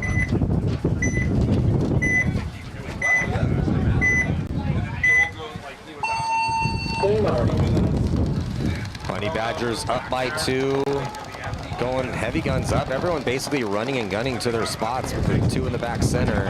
Trash Pandas look at this. Do lose a body on the D side, but with a risk versus reward situation, going to try to call up. He might have caught one in that transition. It looks like it. Yeah, he's asking for a check. Oh, no, he did. And he got blasted. Well, why are you going to take one and just sit and lay there? I'm sorry. That's not the move, boys. Said it like 50 times. That's not the move. Getting the picture. I thought he was going to get away with that move for free. It looked like he was going to be able to skate his way all the way down the Snake, but great job from that pin player there from the bunker of death. Bunker of not welcoming very much. Was able to snuff that out. Running ref. I just love that when I walked the field and looked at everything and then the way it played out, I was watching it and I get up here and you guys are like, yeah, the bunker of death, the can. And I was like, yeah, I made it the can the whole time. It's not quite the bunker of death, but it's pretty close. We all agree that it's not nearly as bad as the last tournament last year. Been, yeah. We'll play him way over top of this Snake 2. He does get the kill. He's now walking down as if there's nobody alive. There's a guy who's going to be right in front of him. Oh, he's about to just eat this. He got Who conceded the point? Trash Pandas conceded. I mean, Honey Badgers thought that the game was over. Still had 3 or 4 bodies left alive. This halfway decent player, pretty lucky that he didn't eat a lot more paint than that. Yeah, he didn't even know that guy was there. those hurt. That's when you get shot in the neck. Oh yeah, for sure. From, you know, that 6 inches away is the worst. Super fun. I still think ear shots are one of the worst. I was in practice like a year ago, and my own player shot me in the eardrum, bounced off the home bunker, shot me right in the ear, and just, I mean, dropped me. And then on my way off the field, shot in the nuts by somebody on the other side of it. And I was done. I was like, guys, I'm going home. That's it for me today. This is bad luck. This is not working out for me. I have nothing left. That was my day. I'm laughing because we've all been there. Oh, so, absolutely. yeah. You can't play as long as in this sport as we all have and not get shot in every possible spot in your body. That's why I'll never wear soft ears, by the way. I get that they look cool, but no. Halfway decent now with a point to make up here. 4:08 to go as they might be shooting that body on the D side on the break. No, looks like he's clean. Triple stack of bodies towards the D side here this time for Seattle Damage. They only send one snake way. He makes it clean. He's going to crawl up into snake 2. Oh. They're going to get decimated, though, trying to get up into that brick. So. Super zone control from the halfway decent player, picking off that Seattle Damage player who tried to make his way into that center brick. Halfway decent, diving into snake 2. Trying to keep his pack, probably could keep it a little bit lower. He's right on the edge over there. Wasn't catching too much pressure though, as 42 is going to get into snake 2 and look inside. Wind starting to pick up and really gust.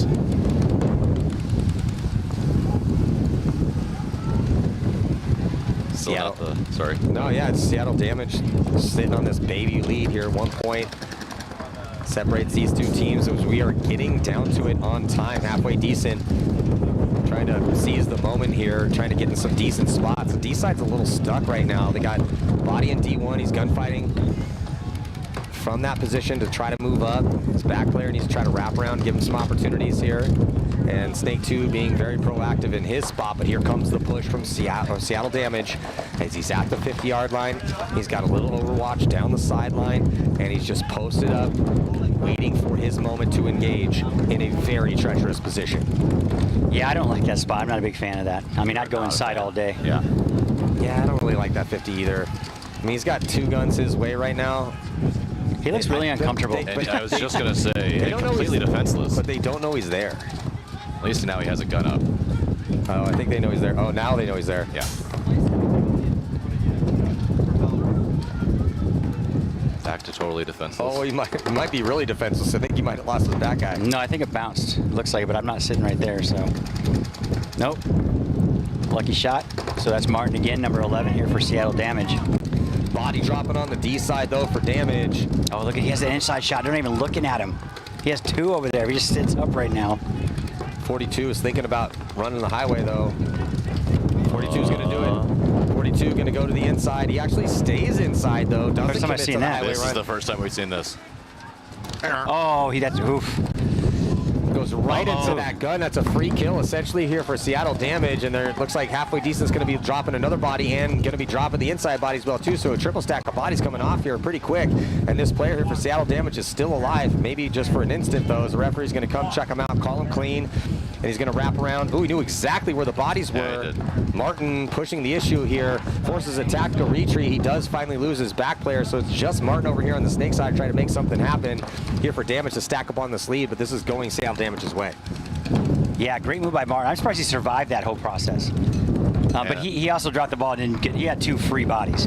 Yeah, he might be the only body left alive. I don't see anyone else out there for Seattle Damage. 60 seconds. Oh, yeah, and it's going on to 60 seconds. Not the best time to be in your stomach. No, it's not, but he was being super pinched out over here. He's about to eat a face full. Who shot that? His own player. I was going to say. He was at D3. There's no one left alive for Damage. It was a good shot, though. Kill 6. We're still good. We're going to see. There was one. Yeah, there was another one. Hey, what was he doing? He was watching TV. Whoa. That's a ball dropping right there. So they blow the 2-on-2 here. Man. And that game. Good game, though. It's tied up right now. Halfway decent. Tied up with Seattle Damage. Tournament hopes on the line right now with just 28 seconds left. And we don't have ties at this stage of the game in D4. Yep. And that player. Man, it's back and forth. Man, he just fell asleep back there. We didn't even know he was back there. Well, his guy is fighting for his absolute life up here. I would be pissed. Not thrilled. Not thrilled. Because everybody's looking at this guy over here. But you know, on the flip side, it's really easy to lose players, including your own, on this field. There's so much stuff in the way. Your ears still work, though, right? Well, you got 2 ears and 1 mouth, for a reason, they say. Yep. Mike Hinman, I think, says that. 30 seconds. Yeah, I wouldn't be going through that process if it was 30 seconds. I avoid that chronograph at all costs. Well, I kind of feel bad. Hey, they could have skipped them there because they had to go chase the car. Yeah, they really did. That was, you better call timeout, boys. It's going to take me a second. And they're on the far side. 10 seconds. Yeah. You want that guy to be right at the gate in that situation. And Yes. if he's not there, then you could have just skipped him. You just go, yeah. Yep, 100%. But it's okay. It's the Honey Badgers that was dealing with it. They're up 3-0. They're feeling confident. Trash Pandas need a point. Must-win situation. Losing one out of the middle, though, is the Honey Badgers. And really lucky he didn't get a penalty. So both teams losing one player. So 4-on-4. Here comes the Honey Badgers. Smoked up. Like they need to win this Yeah, point. I was going to say the Honey Badgers playing like they're down 3. Yeah, exactly. They got And one lots speed. of time. Lots of time left, too. Yeah, they're just putting that gas pedal into the floor and then putting a giant steel pin through it, just keeping a pin down. Oh, that was graceful. Man, these little pins, they get a lot bigger as the tournament goes on, or your legs get a lot tired. Yeah, legs get way heavier as this Sunday rolls on, especially in this D4 division where we talked about it. These wild card teams playing upwards of 6 matches today. You know, in the Trash Pandas, he went inside in that from the Starfish. I'm not sure exactly why. And then it disappeared, stopped. though. Yeah. No, but he just stopped. That's what, yeah. And he got blown to pieces. Yeah. It doesn't make any sense not to get in that spot. I think it was the cross kill from the 300, probably looked like, in between the 50s, probably, that smoked him out. I think he was at the other one before. Okay. I think he was back one, but I could be wrong. Regardless, that was the outcome. Yeah.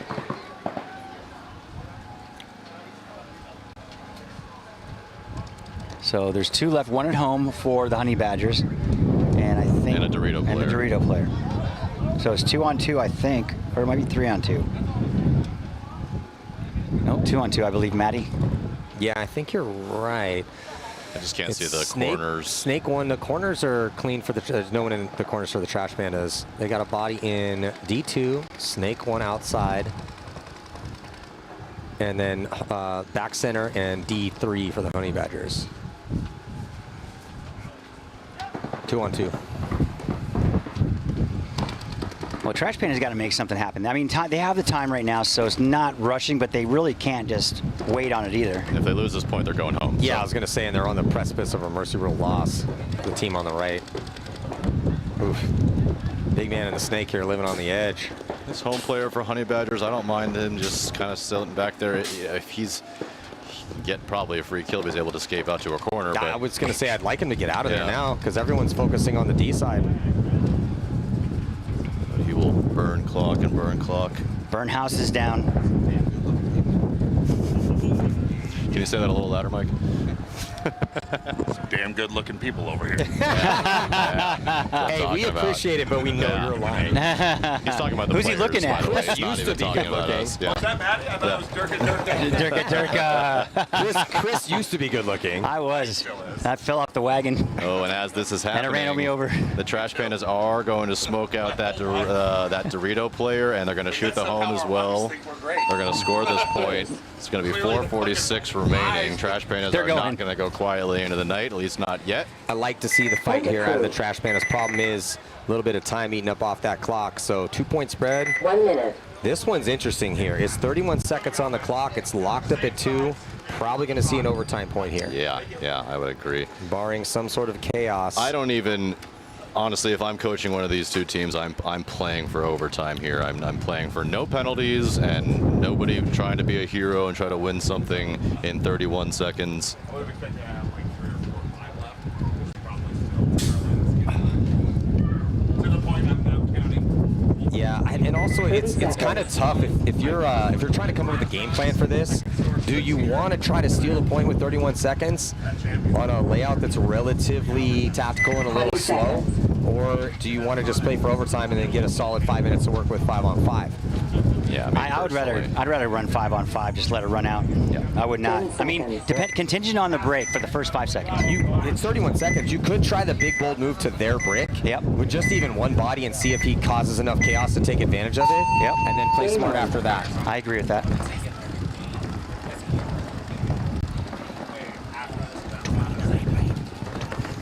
So 44 has one player from each side going to take the walk immediately. Another player is going to take, another player going to take the walk for halfway decent. 43 in favor of big old bite for Seattle Damage. Did he manage to make it there alive? That looked pretty messy. Yeah. But yes, he was able to stay alive. Just 8 seconds. That's going to be an overtime point. And as we reset for overtime, man, Chris, I totally forgot.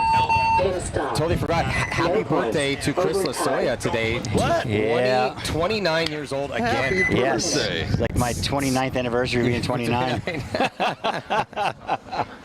I got till 1 o'clock. I made it this far without anybody knowing. Congratulations. Yeah, no, we had no that's idea. because we've been so busy, nobody looked at Facebook or anything. So I've been skating by. You know, of course, got the mom and dad call, and then So many wife's birthdays. Yeah. Because my wife's birthday is next week on St. Patty's Day. Yep. My daughter's Nice. birthday is the day after that. My mom's birthday was on the 5th. Al Fernandez was 2 days ago. Was it really? Yep. Yeah, so it was tons of March birthdays. It's Yep. great. Remember Whit Pierce, former Iron King? Yes, yep. His birthday as well, too. Iron Crazy. Man L. Good people. Yeah, exactly. Yep. See? Good set things of happen in people March. Yeah. Beginning of spring. Yeah, I thought I was going to make it through the day without anybody saying anything, but here comes Tracy just kicking the door in. Yeah, so it's if you his guys, birthday. if anybody sees Chris out here, make sure to give him a big hug, sing him happy birthday. I take cash and Venmo and PayPal. Thank you. Definitely he's accepting gifts. Still Clearly wants to be reminded as many times as possible today that it's his birthday. Yeah, so thanks, if you could Andrew. oblige him, that would be lovely. You know, you can just email him at That's Chris Lasoya at Lasoya at defysports.com. Yeah. I'm going to leave that booger in your nose next time I see you, Andrew. You can just eat it. Oh, that's funny. That's too good. That was funny. That's what real friends do. Yes, 1000%. As we spoke about, that's hilarious. So it looks like we might have a timeout here 30 seconds. because there's not a lot of people on that field right now. Yeah, likely the Trash Pandas would have been taking that time out, seeing if they can't figure out what's going on. No, 20 they're seconds. no, they're all out there. No, just kidding. I'm just blind. No, just kidding. So I mean, the Trash Pan, they still got a lot of time left, so they don't have to really 30 seconds. rush it. You know? This is a weird one, yeah. 446, kind of right in the middle of having to work real fast or not. Game on. So on the breakout here is throwing 5 minutes on the clock, or 5 minutes left here on the clock. 2-point lead for the Honey Badgers as a Trash Pan is able to stave off the Mercy Rule loss and shoot a body early for the Honey Badgers. So still in this match, getting a little penetration on the Snake side, just a bit. Going to hit the deck, crawl up into Snake 1. Honey Badger's already there. Honey Badger's going to get that body out of the back center, get him to that inside can, which we're not big fans of. Trash Pandas are there as well too, but it is a good launching pad to control. It just gets really tight in there. We're seeing a lot of early deaths out of that spot if you're just joining us. D-side better position here for Trash Pandas as they're at D2. And it looks like Honey Badger's going to be dropping the body out of Snake 1, and that allows, or then after that, getting out and getting a body back into Snake 1. Trash Pandas losing a body out of their Snake 1 and then filling it as well. And Trash Pandas getting a body into Snake 2. So good package here for Trash Pandas on the Snake side of the field with Snake 1 and Snake 2. Though they did drop that body. So on an island over there, I think there's only one body on that side. He's going to go right into D3. I like that move, actually. They just stay alive. When you make a move like that, when you're listening at home or you're watching the games here, get to that spot and soak up all the guns. Yeah. Then your buddies like, Maddie, you were perfect at this. You'd send those little guys up front, and then you come up, you have hoppers and heads, backs and packs, you know. It's a game of angles and pressure, right? Oh, but a tough death here out of the Snake 1 for the Honey Badgers. There's no one on this side of the field here currently for that squad. So door opening a bit. If the Trash Pandas can figure out the situation and start making the most of it here, then we got ourselves a match. Yes, they can come down the Snake at will right now. But they got to figure it out. Oh, he came down the middle. Time is ticking off this clock here. There's still Highway. that one body. Uh-oh. Yeah, he gets eaten up. There's still one body. Oh, did he get taken out? He did. Okay, And they got a minor. And they got a minor. So Sorry to interrupt you, Maddie. Honey Badger's in that exchange over there. Trash Pandas come down the highway in the Dorito side, trade out with the guy at the center brick. He gets a minor, so now there's nobody left in the field. How is it for a the Honey minor Badgers. and not a major? It was kind of bang bang, but I think it was more bang bang. If that makes any sense to anybody. But doesn't that constitute a major? A minor. I mean, I don't know where he got shot, so it's hard for me to tell. Yeah, I was looking at the eye in the sky here just to count the bodies and make sure we had it right when it happened. So I didn't see how flagrant it was. I think he got shot in the hopper when he came around. So. Point approved. Who's Ryan coaching? 1 minute. I think he's coaching Trash Pandas? Yeah, I believe so. Yeah. He's not screaming and yelling, so. Yeah. I think it is the Trash Pandas, sir. Ryan, you coaching the Trash? Because we both shot each other. I gave up on Ryan, and as I'm going by, Ryan just keeps shooting me into the ground. That's 100% why. It was a trade, clean. Well, Ryan's coaching somebody. I think it's the Trash Pandas, but I'm not sure. I think you're right, Matty. Because he wasn't screaming and yelling. Coaching the Trash Pandas? I truly don't know. Yeah, I think it looks like. Good answer, Mike. He's coming over to argue with you again. Yeah. Well, he wasn't. If he wasn't arguing, he won the point. No, Really nice is how he started it. Yeah. Yeah, the explanation is that there was a nice even trade, but that the player just kept going with all the extra shots, constituting a minor 10 penalty. seconds. Well, because the Narcos have a D4 team, but I They didn't know do, if but he wasn't Okay. when they played earlier today. He was not in their pit. Probably got fired. Apparently, it's the D4 guys are being cheap and they don't want to pay rent. Yeah, maybe. Trash Pandas are willing to pay. Maybe it's virtual. Oh, coming out. That's a good shot in the brakes. Seattle Damage taking a death out of the snake. And this is the overtime point, correct? Yes. Yes. So this is winner go home time. Yeah, so better field position here, at least early on for halfway decent, getting into that snake 2. Seattle Damage does get a body out into snake 1, and halfway decent pushing the issue. They get to this baby, tiny little 50-yard line that we're not really fans of, and he's catching a ton of pressure from there. He's absorbing pressure that his teammates need to filter up around him, and they are, so they're going to get into D2. They already have outside containment over there with a battle going down the sideline. Seattle Damage is also in that spot as well, too. It's halfway decent player feeling my energy, me telling him to go on the inside and go into their starfish. He has the availability to do this, and he'll have a pretty good angle on this guy in the small temple here. That temple is looking this way, but he has absolutely no idea where he's going to pop out from.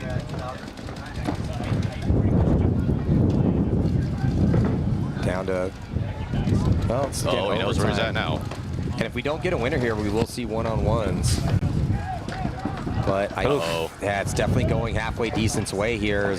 Now there's no one on the snake side. Damage trying to do damage control with a couple desperation runs. Is he able to make it out? He does, somehow makes it through that gap. Somehow. That's a good spot to begin, too, if you're trying to hold him off here. Because he came up looking for him the same spot, Right. but he moved. Yeah. Oh, God, he missed his shot. But he knows at least where he's at now. Or no, wait, he moves again. Well, he should he should have known he's going to go to that corner. He should have. He's a good player. I'm not sure what his name is, but he's been playing very good. He has been playing really good. Lots of good moves. Pretty cerebral. He just needs some help, better communication from his guys. Yep, he's been doing work though. He has that Pittsburgh Pirates on the back of his jersey. But whoever you are, well played, sir. Yeah. I mean, it didn't come your way that way, but you're playing well. Shout out to the Seattle Damage player for making that nice triple move. He there, saved that. Getting out, moving, yep. and now getting himself into the corner, burning a lot of time off, and possibly, at least for now, saving off elimination. They have the D corner too, does Seattle Damage. But boys, halfway decent, losing another body on that D side. So that is going to slow things down here quite a bit for them. They still have 3 bodies to work with, but no one up the field other than the Starfish here, the Snake 2 spot, bottom of your screen. Yeah, 32 with 2 minutes, 11 seconds to go in favor of halfway decent. But these positions now are going to be tough to dig out unless you do that. Ouch. That one's going to hurt. They absolutely know where that last guy is too. They should just crossed up. You know, let him come. Because you're in a position now where you have to cross up. But now they're in trouble. And they're going to pinch out that last body here. Well done. Halfway decent is going to knock out Seattle Damage and move on to the next round of this tournament. Well done. I mean, both teams played their hearts out on that one, man. They left it all on the field for sure. But lots of paintball to go for half decent. Lots of paintball to go. Hopefully for them. Yeah, exactly. Yep. It's tough to come out of this division, man. Woof. Honey Badgers, 2:21 on the clock and a 1-point lead for them versus the Trash Pandas. Also trying to solidify a chance to play their next game here. It's tough, man, when you're in D4. You have to win, what was it? I think it's 6 games on 6 games here on Sunday if you want to win out, because you played your first 2 games and you play your next 2 prelim games, and you got to win. If you don't get the bye, you have to win 4 more games. So hopefully you got deep rosters out here. Yeah, exactly. I'm telling you right now, I'd be getting tired. No, shout out to Faction from Idaho. They brought 6 bodies and they're moving on. Running with the light line. We're looking good in that first one. Let's not get carried away. Still got time, young man. You're looking good. You're looking good. No, they look good. Must be that Defy jersey and those pants. We know. Yeah. So on the breakout now here, Trash Band is trying to push the issue going into Baby off the break. Wow, outside Dorito for Trash Pandas. Don't really see that spot taking much off the break, but he makes it clean. And they're also taking Snake 1, so aggressive break. Baby getting clipped out of there though. It's not going to help their comeback chances with just 2 minutes to go. No. I mean, that was clutch on the break, but you know, both teams taking a walk. Such tense moments in this time in the tournament, Maddie. This is what we play for, though. Oh yeah, I get excited out here personally. Just a reminder, the Honey Badgers had this one at 3-0. This one was nearly locked up. We were talking about how they had the nail and the hammer, and we were talking about all these other expletives about and collision. How this one was over. Yeah, so jumping over here, getting up into Snake 2. Here for the Trash Pandas, they're going to filter a body out wide behind him. Snake back bunker. And they got just one body in front of them, but Overwatch here for the Honey Badgers from that inside can. And another body coming over as they lose their back corner bunker, so not an ideal death here for the Trash Pandas, trying to come back with just 1 minute and 13 seconds left to go. That center 50 right here on the Snake side is going to save them if he saves anything. Yeah. Well, oh no. Chris, Andrew, yeah, another death here. And can't really knock the Trash Pandas. They're down by 1. They only have 1 minute left. And this ref. And then the run through in the middle as the Honey Badger's going to stitch him up. He's going to wave. Look at this. Oh my lord. Off. Does a little spin with the one-hander. That was funny. Yeah. Oh, there's another guy here. Talk about tunnel vision. Yeah, really. Well, normally you'd hear stuff like that, but honestly, with this win, it's probably pretty difficult. Yeah. You know? X-ball! I guess they're an X-ball. So Honey Badgers The boss Roddick telling everybody they're an X-ball, so. up 4-2 on the Trash Pandas. Just 49 seconds to go. Shout out to the Trash Panda jerseys, by the way. They look really, really nice, made by Twister. Twister times JT. Yeah, they look good. Boston Paintball there. Had a chance to talk to Tim Ball Jr. over here from Faction in his sweet Defy jersey with his Defy pants. But those guys are looking good, man. Looking good. So I'm looking forward to seeing how they presume and proceed into the tournament, progressive. The chat says that Ryan is, in fact, coaching the Trash Pandas. According to Ryan who? Greenspan. Who? Sorry. He's a hell of a coach, so I gotta tip my hat to that. Hell of a coach. Yeah, we 1 minute. had plenty of teams play against a Ryan Greenspan coach team. It's always a good time. Yep. So, you know, 4-2, Trash Pandas down by 2 now. Not looking positive for them right now. I mean, they had that point, so to speak, but just the bad deaths around them. They had the spots, but unfortunately the back guys dying did not help.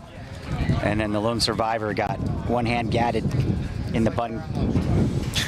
Yeah, and with just 49 seconds left, it's just going to be a giant ask here for the Trash Pandas. They need a lot to go right. They ideally need a major penalty on the Honey Badgers right out the gate, and then reset with maybe 30 seconds left to go, and then they need a lot to go their way still in that situation. So it's going to be tough.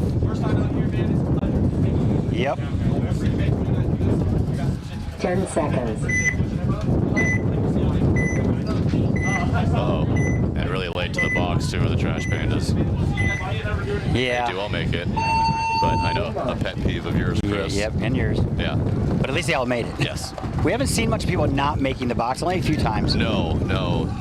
That's what makes me excited for Sunday Paintball, is a lot of times we see stuff like that, but no, we haven't had any of that craziness yet in the start box. Trash Pandas are going to lose one out of the Dorito side. 30 seconds remaining as this Snake 50 player asking for a check, running out of time, 20 seconds. Honey Badgers are going to lose one, and making their way down the field goes Trash Pandas on the Dorito side. He is going to get absolutely blasted, and it's going to take a couple extra as well into the Snake. Oh, here they come running. Another death. I think that might have been a team kill. Uh-oh. Penalty is going to fly for Trash Pandas. That's going to do it. Yeah, time expires. Not enough here, as the final score will be 4-2 here in favor of the Honey Badgers, as they will continue on here in the D4, Division 4 of this tournament. Try to win this one here, and noble attempt by the Trash Pandas in those last closing seconds. So that is going to do it here for this set. We'll be right back. More action coming at you from Division 4. First event here, Wcppl, world famous SC Village at the Defy Open. We'll be right back. When you do finally leave the sport, what do you hope to have left the sport? Really changed paintball performance.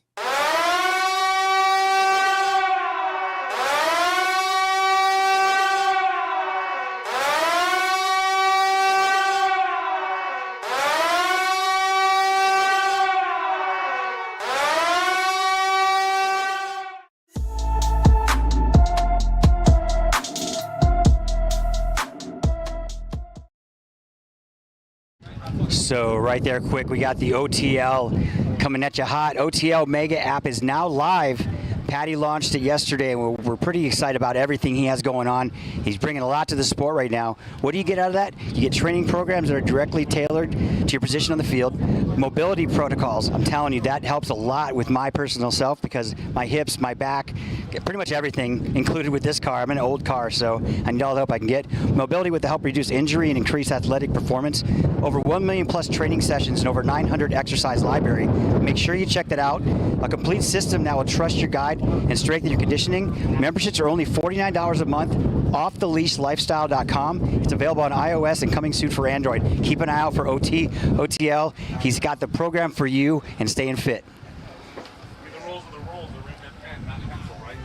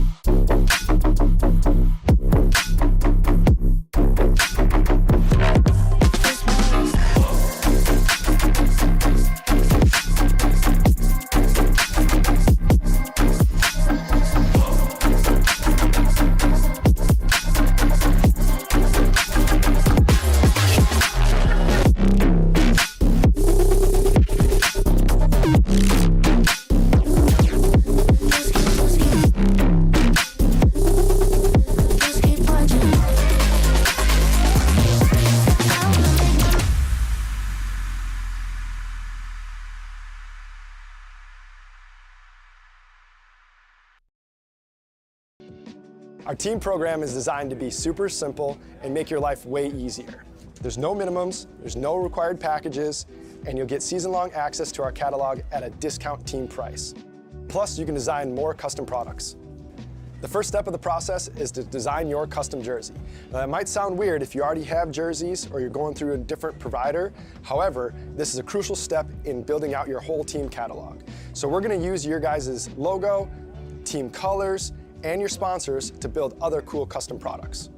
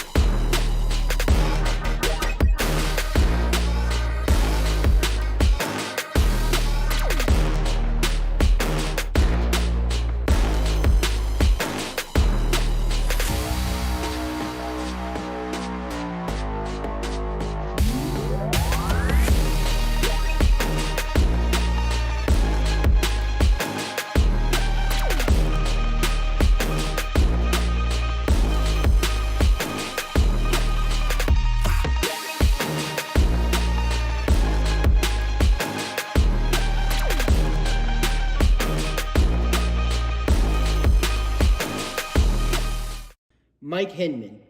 He's cool. Paintball, that's cool. Making money, that's cool. Kirgo, that's cool. Kirgo is the only sports book in the world that offers paintball. So if you want to get down on some paintball action, make sure you visit Kirgo. It also has every table game from blackjack to baccarat to slots and more. It also has a full sports book with every sport you can ever think of and probably some that you never heard of. The only sports book in the world that has paintball.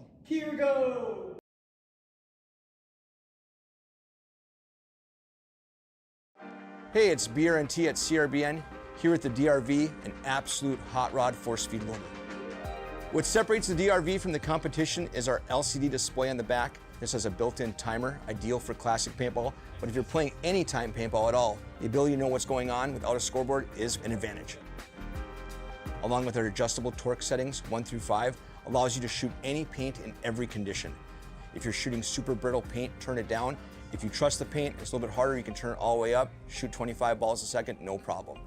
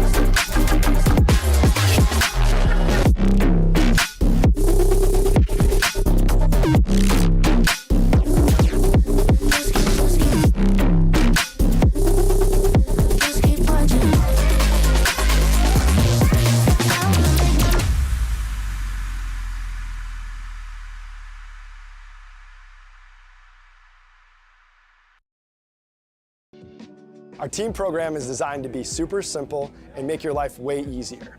There's no minimums, there's no required packages, and you'll get season-long access to our catalog at a discount team price. Plus, you can design more custom products. The first step of the process is to design your custom jersey. Now, that might sound weird if you already have jerseys or you're going through a different provider. However, this is a crucial step in building out your whole team catalog. So we're gonna use your guys' logo, team colors, and your sponsors to build other cool custom products.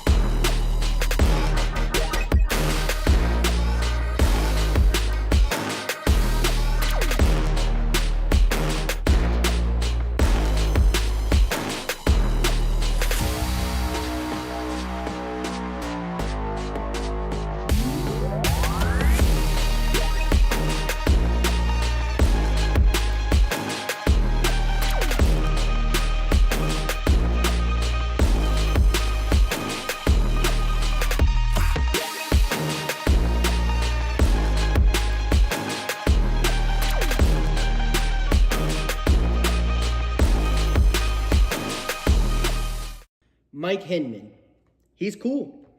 Paintball, that's cool. Making money, that's cool. Kirgo, that's cool. Kirgo is the only sports book in the world that offers paintball. So if you want to get down on some paintball action, make sure you visit Kirgo. It also has every table game from blackjack to baccarat to slots and more. It also has a full sports book with every sport you can ever think of and probably some that you never heard of. The only sports book in the world that has paintball.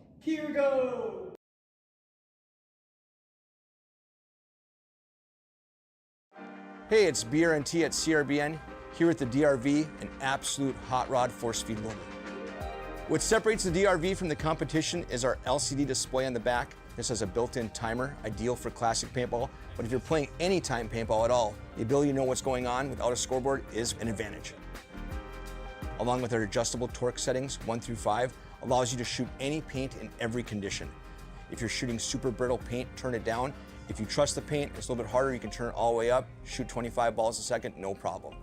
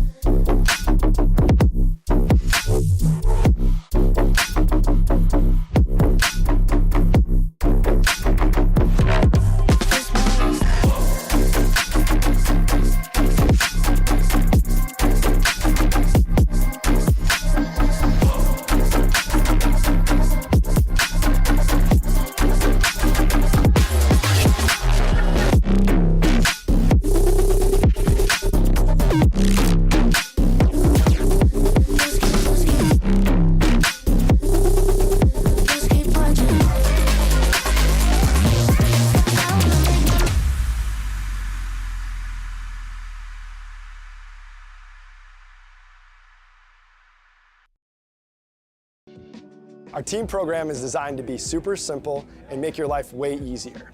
There's no minimums, there's no required packages, and you'll get season-long access to our catalog at a discount team price. Plus, you can design more custom products. The first step of the process is to design your custom jersey. Now, that might sound weird if you already have jerseys or you're going through a different provider. However, this is a crucial step in building out your whole team catalog. So we're going to use your guys' logo, team colors, and your sponsors to build other cool custom products.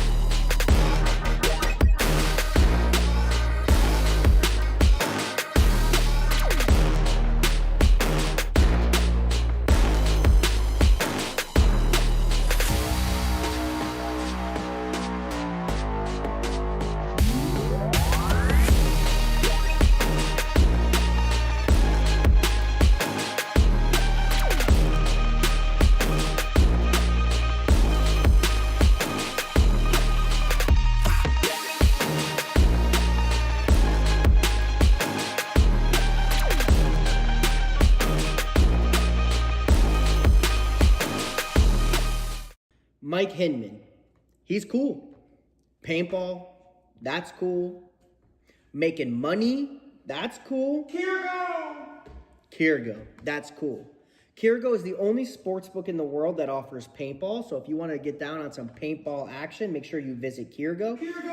It also has every table game from blackjack to baccarat to slots and more. It also has a full sports book with every sport you can ever think of and probably some that you never heard of. The only sports book in the world that has paintball.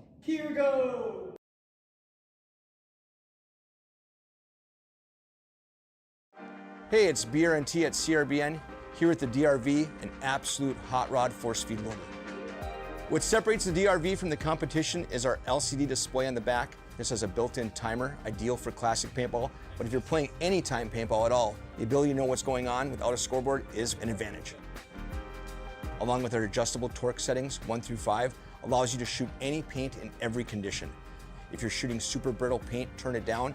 If you trust the paint, it's a little bit harder, you can turn it all the way up, shoot 25 balls a second, no problem.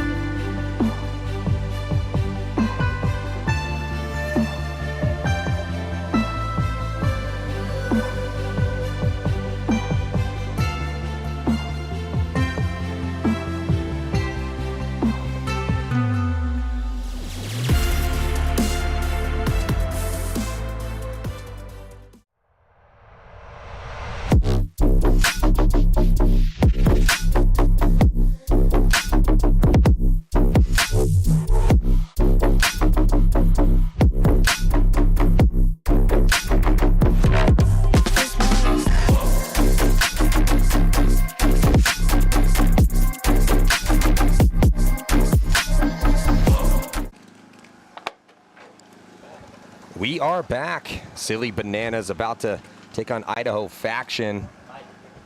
It's cool to see Idaho Faction contending, coming all the way here from Idaho and handling business. And that, we in the quarterfinals now?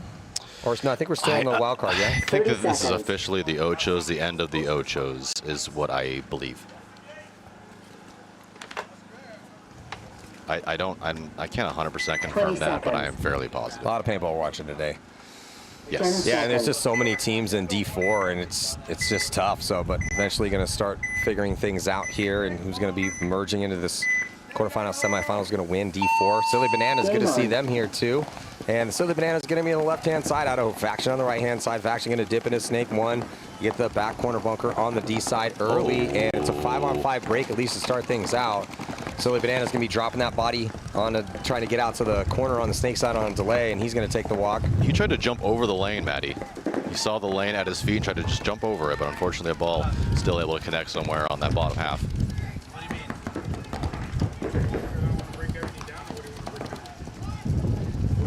Yeah, so Faction diving into the Snake here and doubling up this side.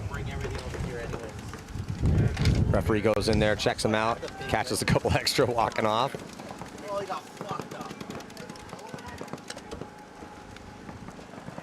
Little tactical retreat from Silly Bananas, who had made it up into the brick, going back to the Aztecs. So 4 across the field here for Silly Bananas. And 5 alive right now for Idaho Faction, so a 1-body lead for them.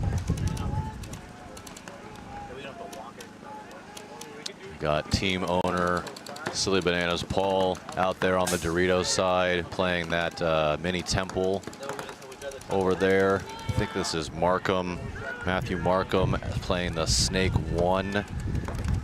Caden Beauchamp, Patrick Chargin, Matt Comboy, Jose and Luis Juarez, Nico Reza, Quinn Waymont, and of course Paul.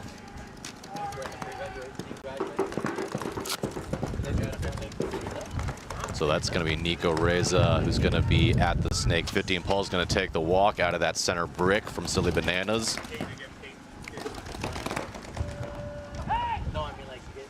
Ooh, and Yeah, another one here, Andrew. So the D side, or Snake side, slightly open right now for the Silly Bananas. They still have the body inside at the 50-yard line in set. Looking at 2 bodies in front of them. Idaho Faction being smart though, trying to utilize this high body situation. Silly Bananas moving up into the D3 spot though. 2 bodies in front of them. Had that baby Dorito outside, and then D1. And, oh, actually, they had a triple stack of bodies over there. They're going to lose one of them. They're going to trade, Matty, that forward Idaho Faction Dorito player. That's probably Mr. Ball over there, trading with Reza, trading with Nico Reza over here at the Snake 50. So just going to be 1 Silly Banana left alive over there in that Dorito 300. Running referee's going to come in and check out that body. Looks like, yeah, getting taken out. And that's going to force a concession here. So Idaho Faction going up by 1. Not a light line for them. Only 6 bodies. Yeah. Tim Ball, 1 minute. Kevin Anderson, Manny Vega, Jordan Cotter, Anthony Cardozo, and Andrew Soto, coached by Dave.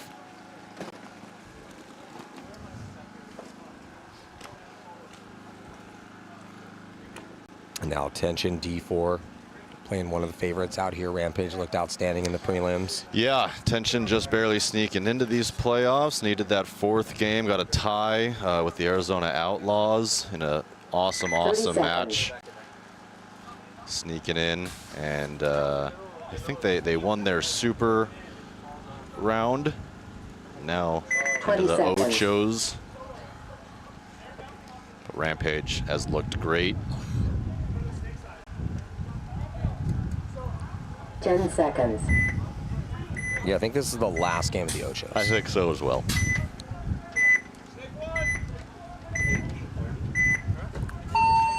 Game on. Body dropping here.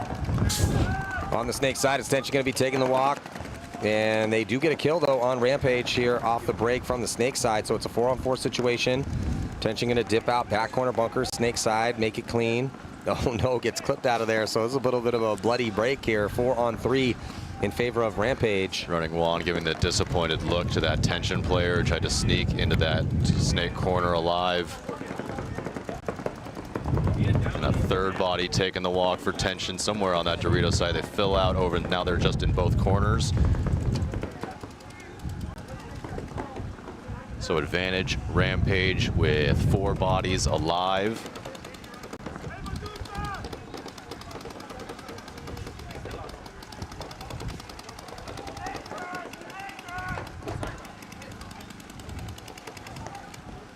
Yeah, 2 bodies out here, snake side for Rampage, back corner bunker and D1. They have the brick shooting D side way, trying to stop that attack from tension. Referee gonna run in and give tension a check, and the back corner bunker looks like he's good to go.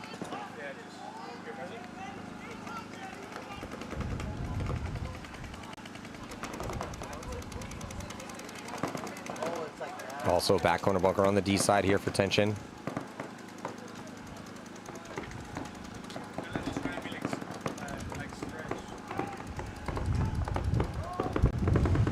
Doing a good job at putting a lot of pressure on the snake corner of tension. Getting into the snake 2 goes Rampage.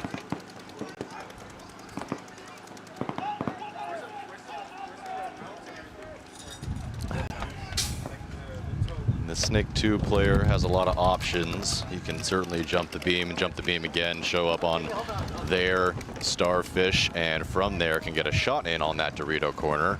Just not totally certain that they've put all the pieces together. Looks like he's trying to take a shot in on that corner from his starfish instead. Running referee changing her position so that she can check out all sides of that player. Looks like they're crossed, these tension D4 players in the back. They're not going to be going anywhere until they're dug out. Yeah, and no one, obviously in point 1 with the lead to protect here, so advantage Rampage as they have bodies up the field. Just need to identify this. Might be a little bit off on the count, I think so. I don't know. Rampage, though, pushing issue in here in the snake. So, yeah, doing what I thought here, Rebus. Gonna look for that kill on the Dorito corner. It's a small shot, but there is a window there.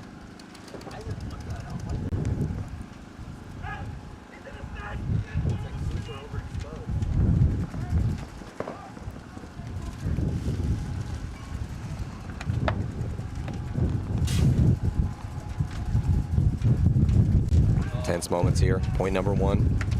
Last game of the Ocho finals. Crack into that top 8. Tense moments, but this Rivas here at the bottom of your screen for Rampage does look very composed down here in the snake. I think everyone kind of looks pretty composed right now here, Yeah, Andrew. that's a good point, Yeah, actually. no one's really looking too frantic, and they know they got a decent amount of time with, and as I always tell my guys, hey, how many points do we have to win by? Oh, just 1? Just 1.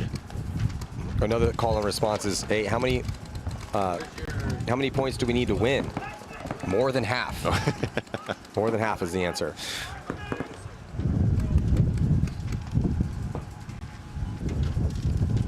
Yeah, so just calm and composed here in the snake. After 4-minute-long point so far.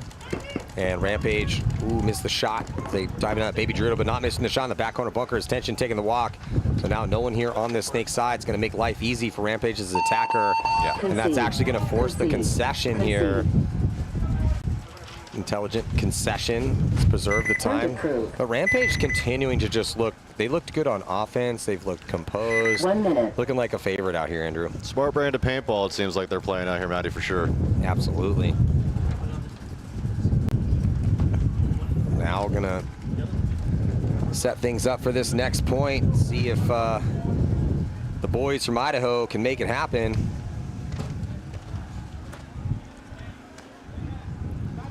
Again, it's kind of a cardio gut check moment for tension from Idaho, or sorry, faction from Idaho, because they only have 6 guys on the squad.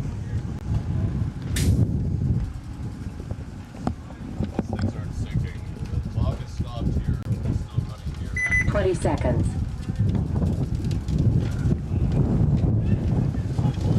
Having a small technical difficulty to see at the top of your screen. We have things haven't updated up there. We will get that fixed. But we are going to jump back into the silly Bananas against Idaho Faction here. Yeah, Silly Bananas going to be on the right-hand side now here, and point number 2 is very quickly getting up into, losing 2 bodies here for Faction. Silly Bananas have a big opportunity to try to tie this one up right now. Markham taking advantage. I think he understands that his side got blown out and there should be nothing stopping him now. He's not even going to have to slide. He's going to get a shot in on that center brick. Now he should have a free shot in on the home, as that home's going to fill out. Didn't make it out there. Did not make it out. Yeah, Markham's just a wrecking ball over here. Snake side right now for the Silly Bananas. Does get taken out crossfield, but he's got a back player behind him who's also filtering up past the 50-yard line. Silly Bananas dropping another one on the D side, though they do have the 50, so we are going to get a concession as the Snake side completely blown open by the Silly Bananas early. And we got ourselves a tie ball game right now. Quinn Wayment over there looking to finish the job over there from the Snake side. Take over from Markham as he was able to get all the way down there, get himself a 1 or a 2 pack, clean out that side, and blow things open. And that's going to even things up at 1 as soon as we get the scoreboard and everything figured out. Hey, in the chat, they're like, this because Rampage goes to Bakersfield to learn from Maddie. Hey, shout out to the Rampage boys. I mean, I try to coach them a little bit. They're not actually the team I coach, but they're coming out to get some spins. That team's good, though. They'll take points away from our premier line sometimes. I mean, their team is definitely no joke, that's for sure. Yeah, looking great out here. We're going to jump back into Rampage versus Tension. Just an update. Rampage 1-0, 7:56 on the clock. Timeout taken. Looks like Tension. 1 minute.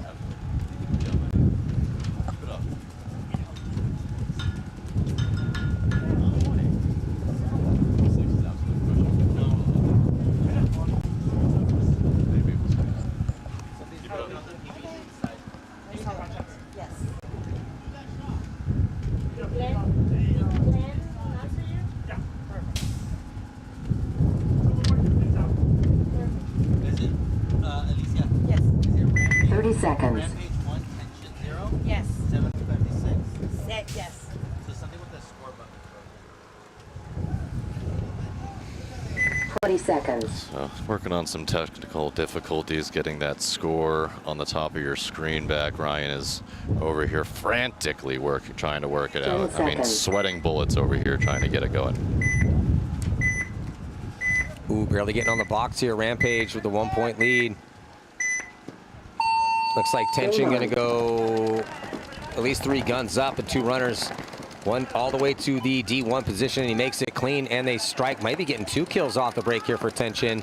Nope, just that one on the D side, so it's a 5-on-4 moment here. High body situation. 4-on-4. Tension is going to lose one of their bodies. Yeah, Tension dropping one as well, so 4-on-4. Rampage in some good spots.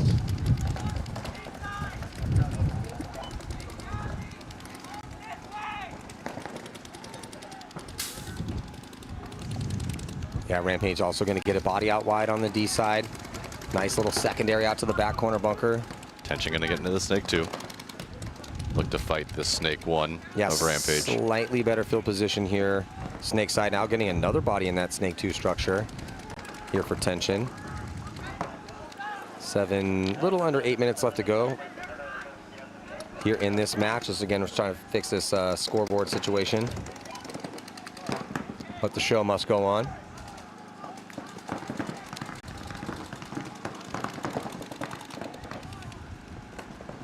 Tension now past the 50. Oh, actually going to chill here at the 50-yard line.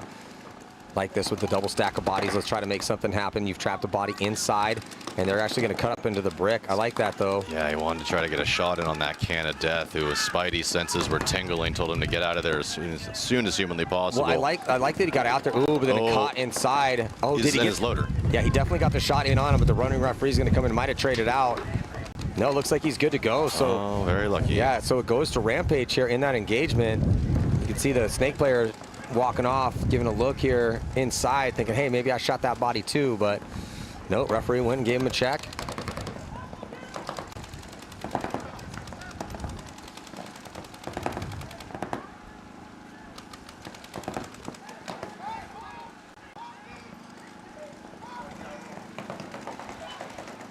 Rampage is in a good, they're in some good spots to tighten things up right now, Andrew, with this 1-point lead. Oh, and yeah. Sure enough, just really good suffocating spots, them. Maddie. Yeah. Point approved. So Rampage looked good, great in the prelims, looking like a favorite here in 1 D4. minute. 5 minutes 43 seconds remaining on that clock, Maddie. Rampage taking that 2-0 lead. Yeah, still enough time here for tension, but kind of getting down to it a little bit. Yeah, definitely. These slower points, time not exactly what it used to be yesterday and the day before.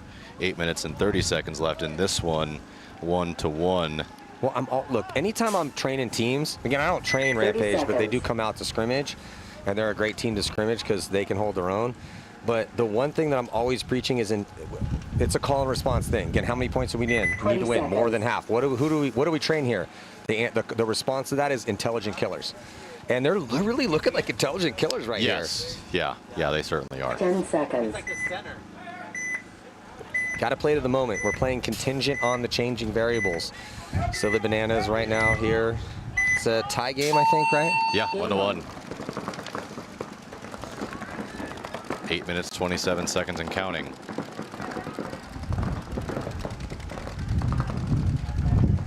Bit of a different breakout for the Bananas as they kind of doubled the snake side pin for just a second, which is and then they get rewarded with a kill from it. Yeah, body coming off.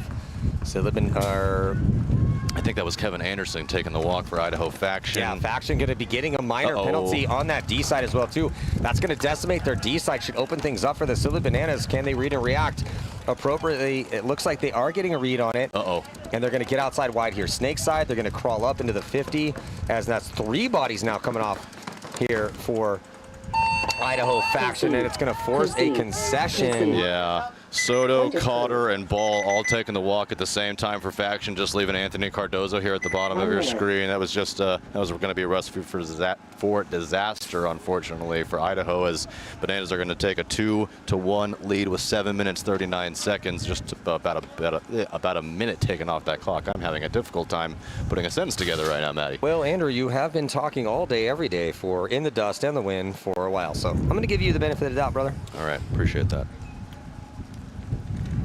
Actually, that wasn't that bad. You got through it. I got through it. This is a little stumble. 30 seconds. Some of my favorite books that I read to my kids are the tongue twister books. Oh, sure. Like the Dr. Seuss. Like, Yeah. you have a kid, right? Yeah. Have you read Hop on Pop? No, not that one. Give that one a shot. Okay. It's a fun one. Okay. My daughter's 11 now, so yeah, Hop on Pop's going to be a little too advanced. Yeah. But, yeah. 10 seconds.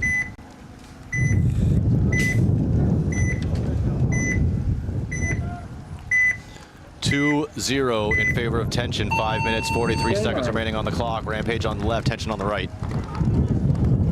And a running one going to check that snake insert player. Says you're clean.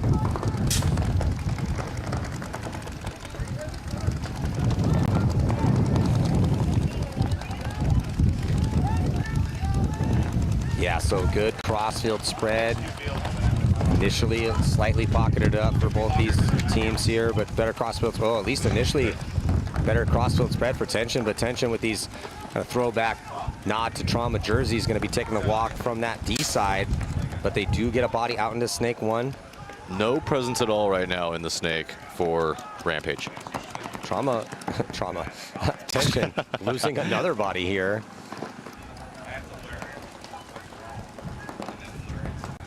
As an OG salty vet, I do appreciate the nod to the trauma jerseys. Yeah, they look great.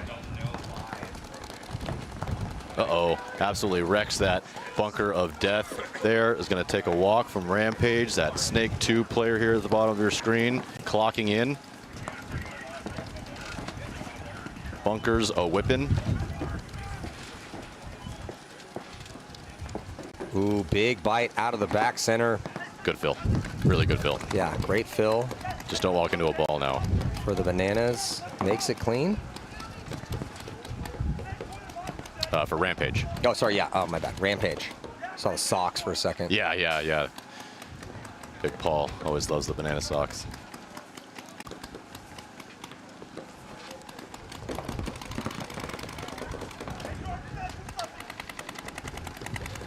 Inside out for Tension, getting into their side. And oh, did he eat that ball? He certainly did. Walked right into it from the Dorito player, and their primary attacker for Tension's going to take the walk with under 4 minutes to go. Rampage looking in control. Yeah, Rampage is really dialed right now on the situational awareness. Point approved. They got some pop on the offense. They're playing real smart on the defense. They're taking good spots, and it's looking great for them right now. They're up 3-0, Maddie, with 3 minutes 42 seconds remaining, and that is that's a deep hole. Looking at about 1:10 per point there in order to claw themselves back. It's going to be tough. Yeah, definitely a massive advantage for Rampage, continuing to look like a favorite out here. Idaho Faction, a little bit of work to do here with some time. Yeah, plenty of time. 7:39 left on the clock. Down just one. Silly Bananas. Silly Bananas they always bring the potassium though. Got to keep those potassium levels proper. Awesome dudes playing out of Disruptive Paintball and BKW Paintball in Tucson, Arizona. 10 seconds. Shout out to Disruptive. Shout out BKW. Also a Defy sponsored team. Crystal Soy loves to see that. Game on. Oh, and Markey calling his shot. He does get his shot, but he gets shot as well. 2 faction players are going to take the walk. One from the Snake, one from the Dorito, and an early 43 in favor of the Bananas.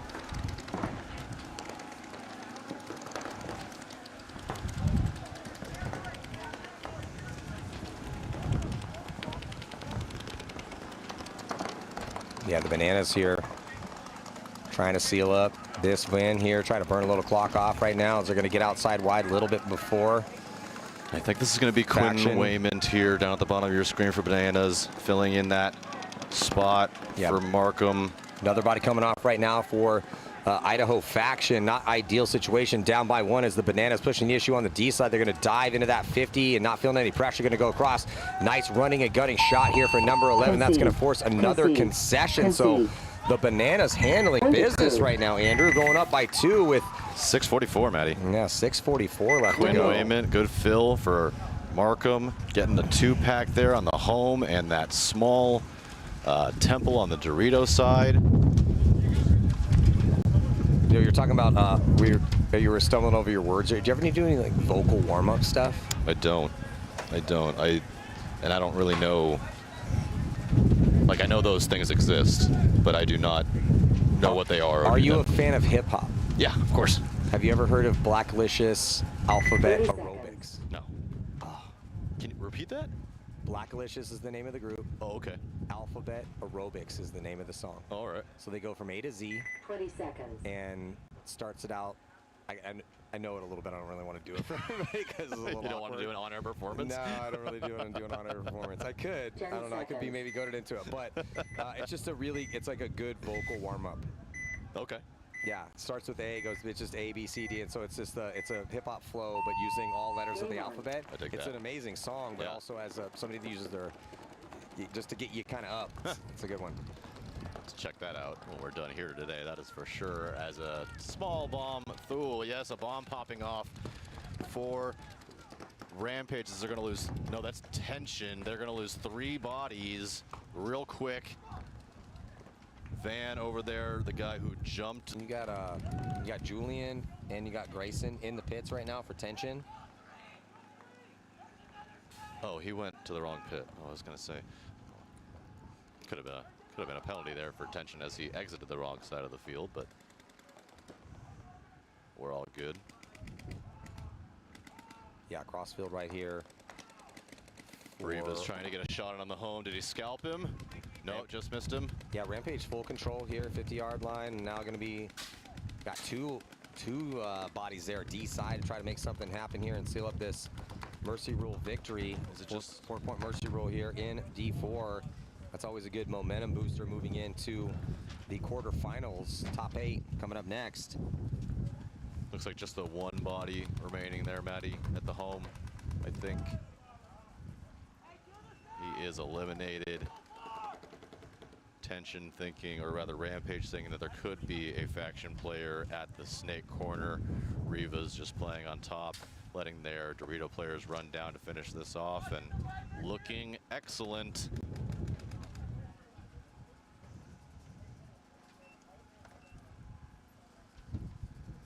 Congratulations to Rampage as they are going to move on with a clean sweep over tension. Base. Punch their ticket into the quarterfinals. Point approved. Game finished. We think. Pretty sure. 1 minute. Yeah. Confirmed by Roderick. He is 107, right? 0.107.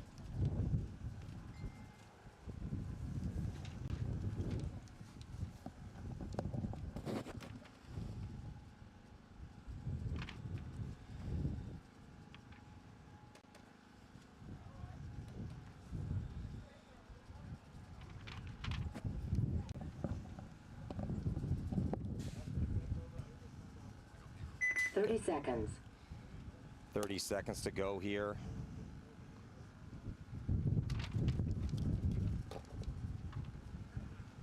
Twenty seconds.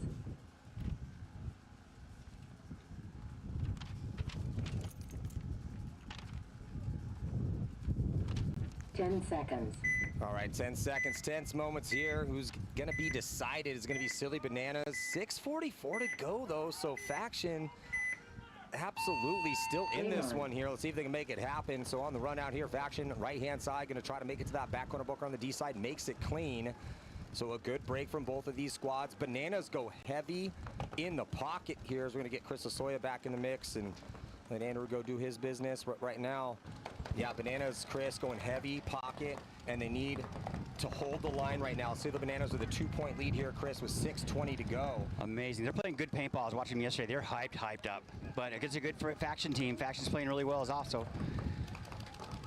I love these finals games, man. These guys are playing good paintball this weekend for sure. Yeah, man, I just love the deep rounds of the tournament. I know how hard it is out here because I've coached D4. You know how it is. You get tired just coaching. It's so hard to win these tournaments. Yes. There's 50 teams out here in this division. Just to get here is hard. Yeah. It's like a uphill battle both ways in the snow with no shoes.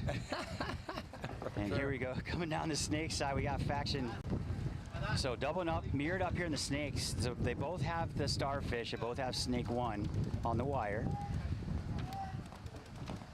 Faction doing work, communicating across the field. I think whoever's going to win this point is going to get the snake 1s have the ball on this side of the field, Maddie. So I think whoever gets this one. Well, Idaho Faction, again, it's not a do-or-die moment for them quite yet, but Faction here, right-hand side, pushing the issue. They know they need to make something happen. I've just been so impressed with the Bananas, though. Zone control has been great. Survivability has been coming at a premium for them. Really appreciate what they're the look that they're giving out here. Team that's just drastically improved the past couple seasons. And Faction fought hard to get here, coming all the way out from Idaho. Yeah, great team. They're a good Defy team also. And you know, I mean, the teams that did play the Silly Bananas definitely have some potassium filled up for them. Yeah, we're getting that in the chat. Long here. road. Potassium strong here with the Bananas. No cramps for those guys. Yeah, and then Faction just having some, we see in the chat as well too, stay alive here, Faction. Survivability been a little bit of an issue for them. But again, we're only running with 6 bodies. It might be a little fatigue maybe setting in here. It's not super hot, but it's, been a dusty, windy weekend here, and only running with 6 bodies is kind of tough. Yeah, the weather's not been very, helpful with these long drawn out days with some of these teams coming out of the beast of a gap of divisions that they've had. I mean, I'm tired just watching them. Yeah, Faction with the great crossfield spread here currently. And miscommunication there, it looked like. What would they thought he was their starfish? Faction needs, I was going to say, Faction needs 2 just to tie. They got to keep bodies alive, and they do not. So they lose. Eaten up 16, dying out of the snake here, as that's going to be Anderson taking the walk. They also lose their body, their first attacker on the Dorito side. I think that was Tim Ball taking the walk. They get a big bite all the way into snake 2 to try to make something happen here with Cordoza. He's got a nasty Superman dive. He's looking at fast and athletic. Who might be getting a clip, getting a shot here on the Bananas, dying out of that wedge. That's going to help a lot in the snake side, because the snake corner, actually, he went to the corner, he backed up, tactical retreat. So he backed up out of the snake 1 to the corner. I'm not sure why he would do that. Because he has that Dorito 2 over there, Matty. Now he went to Dorito 3 for Silly Bananas. Must win a point here with 3:20 on the clock for Faction. They have the 2 bodies here on the Snake side and then just 1 on an island. They're going to get the kill crossfield. So we were talking about how Faction needs to stay alive. Still, the Bananas now also need some survivability. Yeah, here comes Faction on the Dorito side of the field. They have 1 person to deal with. He's in the Snake corner over here. Matty, it's 2 in front of him, so he's not going anywhere. He's got to concentrate on that Dorito side player because that's the guy that's going to shoot him. Faction breaking things open on the D side now, past the 50-yard line and trying to rip those crossfield shots to get this last kill here. He's living in there, grinding that time down. You talked about it earlier, Matty. Yeah, they're at the pace, though, Chris. I like that Faction's at the pace that they need so they can get this one, get the pull within 1 here with a nice 2:30-ish left on the clock and have to play a solid, a standard point. Ideally, you don't want to be taking any unnecessary risks when you're only down by 1 and having to send that body to their brick or go to the, you know, the D3 off the break just to try to win a 30-second point. With 2:30 on the clock, they could just play a standard point right now. Yeah, I mean, we had Cotter from Faction walking up the field going, hit the buzzer. In other words, I'm not going to do it. So, hey, good job on Cotter for staying alive over here. That's number 23 from Idaho Faction. Doing a good job in Snake 1, controlling the field, making sure they weren't coming. But that was a well-played point, as you mentioned, Matty. But they don't have, there's no pressure. Well, there's pressure, but not added pressure with time. So they got plenty of time to come out here and, like you said, play a full point. Yeah, it's just, you know, when you're coaching and you've been there before, as a player, coach, whatever you're, even as a fan, you're looking at the situation, okay, 2:30. If this was 1 minute left on the clock, you're probably going to be drastically altering your play if you're Faction. Now with 2:30 on the clock, that's just a standard point. You can just do a standard point. Now, yes, you do need to have a sense of immediacy to get those secondaries and lock up on those, you know, 40 and 50-yard lines. Ideally, look for Faction to try to push into that D3 as early as they can. Maybe go Snake 2 off the break and then maybe have an option up the middle, or they could triple stack aside if they want to do that as well, too. That's viable. But Silly Bananas, for them, now, okay, where do you want to go? Do you want to go heavy guns? Obviously, caution our brick. Yeah, because that has worked out quite a bit. If I was coaching the Silly Bananas, like, hey, caution our brick. Let's get a body and immediately look inside. Timeout. Ooh, timeout being called here, most likely. Yeah, it's got to be by Faction as the Bananas are ready to go with their bodies out there. The Bananas look just like refs, almost. I like those jerseys, though. Silly Bananas. Well, they definitely stand out. They do. Those silly bananas. Silly Bananas. But hats off once again to our crew and everybody out here. Thank you to Roddick and Ryan, our fourth member of our broadcast, who does lots of work out here, man. It is just absolutely insane the amount of work he puts in. And of course the refs out here doing work, constantly cleaning the bunkers, consistently reffing all day. It's a thankless job, as you mentioned, Matty, too. There's an awful lot of Defy jerseys here in the finals. Just want to point that out. Yeah, hit up Chris Lasoya. Lasoya at defysports.com. Is it Chris or Lasoya? It's Lasoya at defysports.com. If you want jerseys, pants, paint, we got a ton of stuff coming out. You know, hook up with us. If you're coming to Tampa, Black Label, come check out the new Black Label paintball. Alex Keys at the helm with over 16 years of making paint in this business. He is going to be taking over, and we got this USA made paint now. So hit us up in Tampa. NXL coming up to you in 2 weeks. That's a short-lived. I'm going to see you really soon, Matty. Yes. Can't wait. I'll see you in Texas as well, too. Yes, non-stop. I'd like to get to hang out with you a little bit this year. Yes. And a good old happy birthday to Chris Lasoya. Thank you, sir. 39 today. Yes, sir. Thank you, buddy. And here we go. Silly Bananas taking a big bite in that far side of the field. Dorito 2 on the break. Bananas are going to double up the can of death. Interesting play call here. As we'll see if it works out for him. They cannot spend too much time in there, especially if Faction's going to get out wide. It looks like Faction is heavy guns up work for the Bananas, though. They do take a risk as they get outside on the D side. They send no one Snake way as they've been feeling guns and the pressure. That side, Faction did double up that back center, so it's a 5-on-4 situation here with 2 minutes left to go in favor of the Silly Bananas. Trying to get through the gap. Faction going to try to cut through, but the Bananas continue to hold the line, and they get another kill, so options dwindling right now for the boys from Idaho. They just look a little tired, Matty. I mean, they're running with that thin line, and and that's that's 16. That's Kevin Anderson. He's been playing lights out too. He's been playing really well. He just, I mean, running with that, shorter line, man, it's got to be getting tired. It is tough. It's very difficult to run with 6 bodies when you get deep into this tournament. Because with D4, you play 2 the first day, okay, light day, and then you go into the second day, and you might have to play 6 games. Yeah, that's a lot of paintball, bro. I'd sit myself. I stubbed my toe, guys. I broke a nail. Hey, Faction still trying to make it happen, though, as the things are popping off on the D side. They get 1 free kill. Might be getting another one because this player at the 50 line, what is he doing? He has no idea that body's that far, and the body's looking this way. He's going to need another free kill. So whoever this is for Faction is making a difference here on the Snake side. He gets to D4, he gets 2 kills from that spot. And maybe another one, yeah, shoots at the back corner as well, too. So just as we hit the minute mark, 2 bodies left alive right now for the Bananas. I think it's a 2-on-2 here as Faction trying to stay in this match. They lose their Dorito guy, and then oh, man. It was a bend-don't-break moment for the Bananas, and they are able to get those last 2 kills. That was a good game, though. And that is going to be it here. So Silly Bananas going to be knocking out the boys from Idaho Faction. Going to be packing their bags and heading home. It's not over. Oh, it's not over yet? Oh, 34 seconds. Oh, yeah, I mean, it's not over, but... Shut up, Andrew. Oh, sorry, guys. By the way, I'm back. Pretty much over. Yeah, I mean, if they score 2 points in 34 seconds. I'm just saying. So you're saying there's a chance? You're saying there is a chance, not going to lie. I mean, all right, I see what think you guys about it. meant. They come out, they get a major on the break. That's a stoppage and an automatic swing point. You still have 30 seconds left.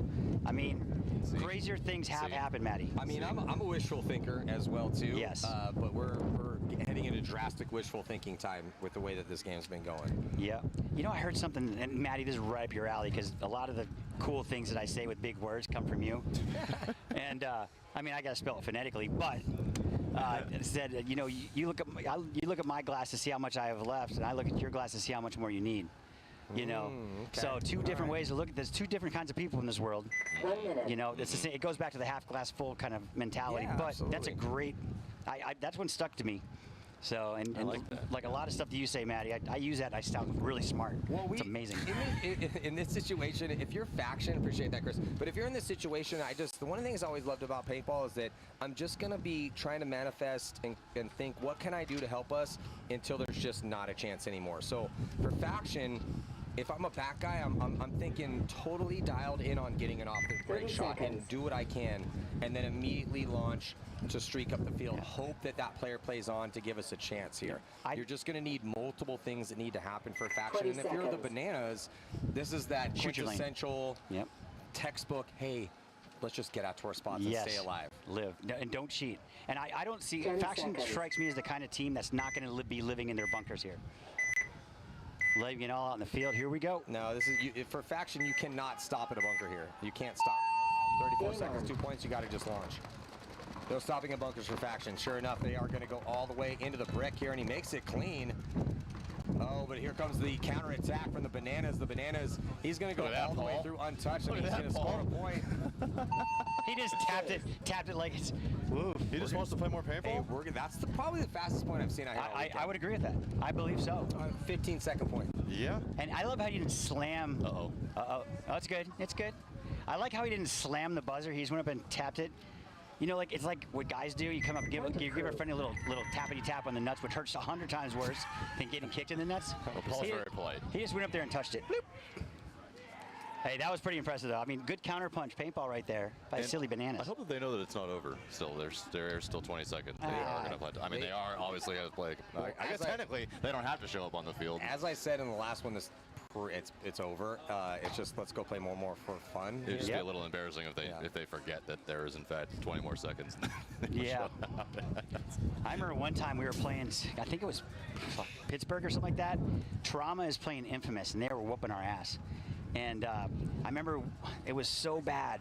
It was like 15 seconds left. This is when Joe Barrett and I, or not Joe Barrett, we used to play with Infamous, that him and I met in the middle and just totally obliterated each other. Bob. Who were you playing? I was playing Infamous. It was Josh. I can't remember his name. It starts with a B. Anyway, so they didn't want to come on the field, so I went out there by myself against Infamous against 5, and I ran up the middle of the field. I just wanted to punish somebody. What year was this? 1945.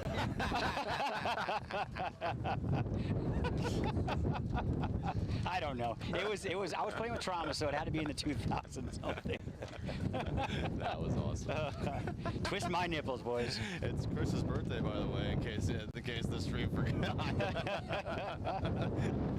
I hope everybody at home is laughing. That's what we're here for. hilarious. We're here for your entertainment. What did Rocky say? I'm a circus monkey. Watch me. All right, good news. Bananas did not forget that there's still They 20 wanna seconds go. on the clock. They want to go. Yeah. Everybody wants to go. 20 seconds. I mean, they have a 3-point lead. They could literally just not put up 5 out and Yeah. see That's if what I Faction mean. can run down 3 times. That'd be in 20 kind of cool. seconds. That'd be kind of cool. Hey, you guys, literally, we're not even gonna shoot you. It's just, can you do the got it, sprint guys. 3 I don't know. times I don't in know if 20 Faction seconds? has it in right now. Turn this to be into a track honest meet. with you. This ought to be interesting, though. Watch your screens. Eyes glued, boys. Game on. Well, Faction's going to give it a good old college try, and they're going to be dropping their first body. They actually trade in the middle. Another body coming off here for Faction. They owe 2 more from that D side, so they died on their shields, and that is officially going to do it. Bananas going to be moving on here to the quarterfinals in D4. Big congrats, Bananas. Great Nice great job, game. Great boys. game. Hats off, boys. And congrats to Idaho Faction coming down here with just a skinny roster, but playing real big out there. Looked real good all tournament long, but they ran into a real good, well-practiced, well-oiled machine in the Silly Bananas. Hey, hats off to the Idaho Faction guys, though. I mean, amazing paintball they got. So that is going to do it here for this set. We'll be right back. Quarterfinal action in D4. First event, WCPPL season, the Defy Open. We'll be right back.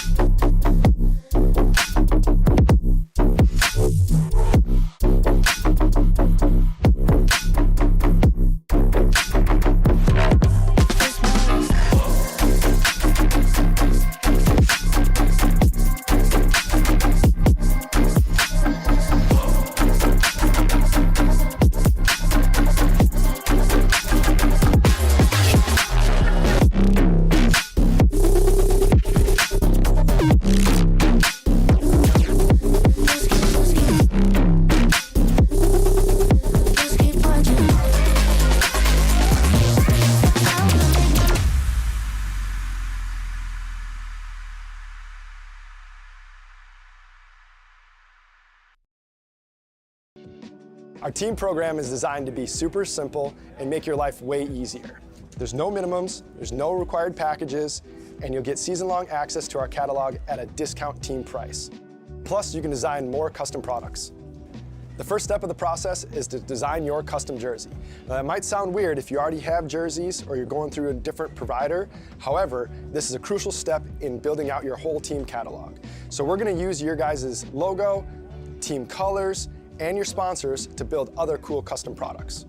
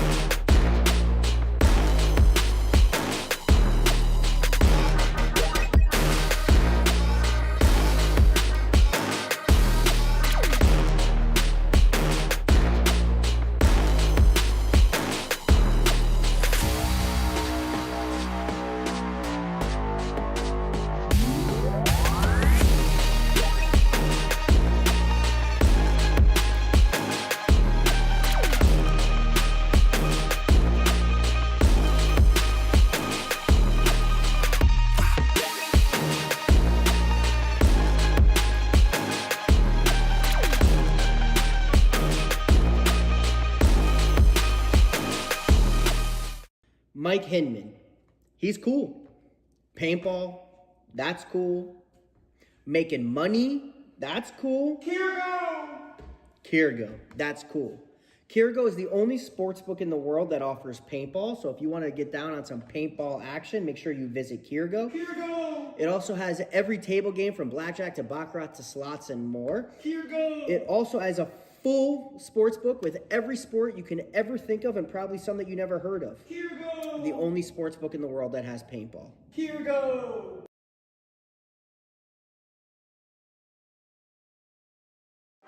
Hey, it's BRNT at CRBN, here at the DRV, an absolute hot rod force feed loader.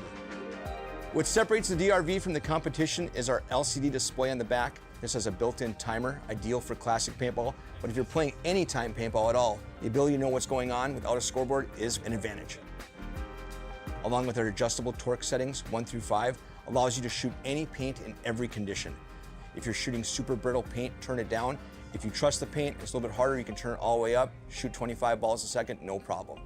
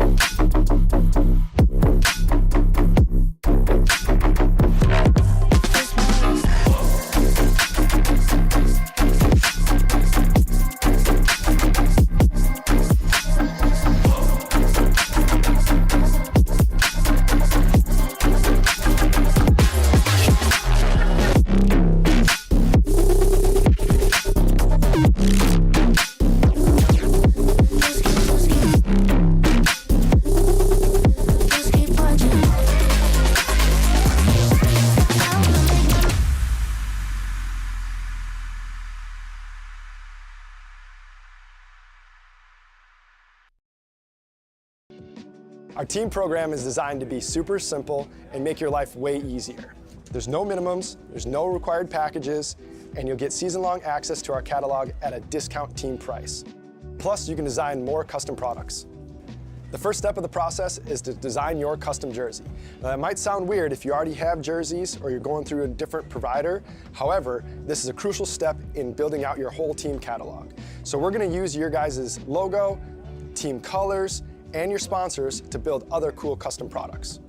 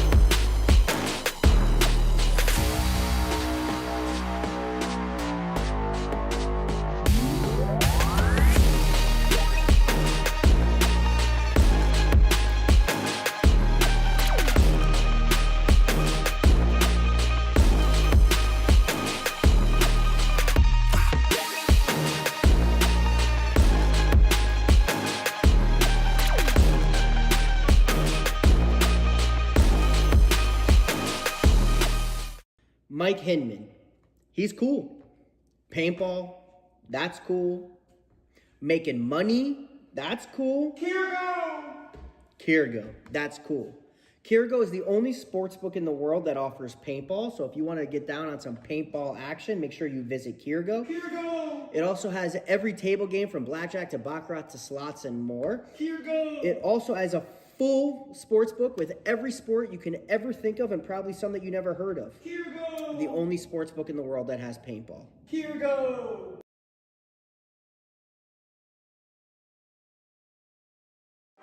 Hey, it's BRNT at CRBN, here at the DRV, an absolute hot rod force feed loader.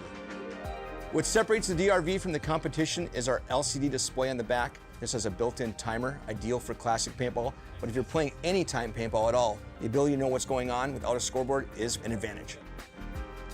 Along with our adjustable torque settings, 1 through 5, allows you to shoot any paint in every condition. If you're shooting super brittle paint, turn it down. If you trust the paint, it's a little bit harder, you can turn it all the way up, shoot 25 balls a second, no problem.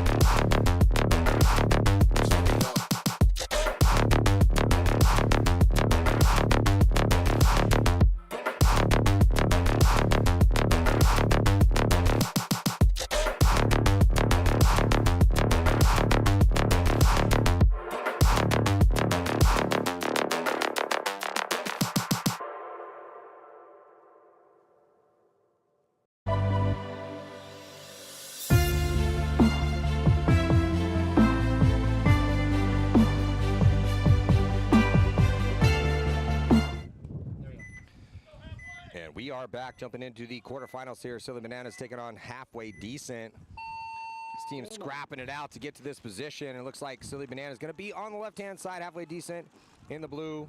And they are going to be on the right-hand side. Bodies early. Looks like a 5-on-5 break, but both teams pretty much staying away from the snake side early, pushing that D side here as the guns have been shifting towards the D side or snake side. So I can see going away from that here initially on the game plan, but looks like Silly Banana is going to be the first to drop a body now on a secondary, going to be caught. So great zone control here from Halfway Decent.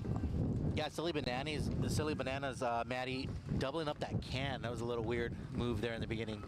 Yeah, I don't like that, but I can see at this stage in the game maybe not trying to push the snake early because everyone has just been running recklessly to snake 1 and snake 2. It's just, that's also a risk as well, because if you don't get outside wide, that's going to be a problem. But Halfway Decent doing a great job of zone control, and now after getting those first couple kills, they're going to be able to get into the snake 2 spot and owning the side huge here in point number 1. Halfway Decent matching up Silly Bananas in the snake. Yeah, so both teams with a body in the snake. Silly Bananas able to get into that snake 2. And now Halfway Decent able to get to the 50-yard line.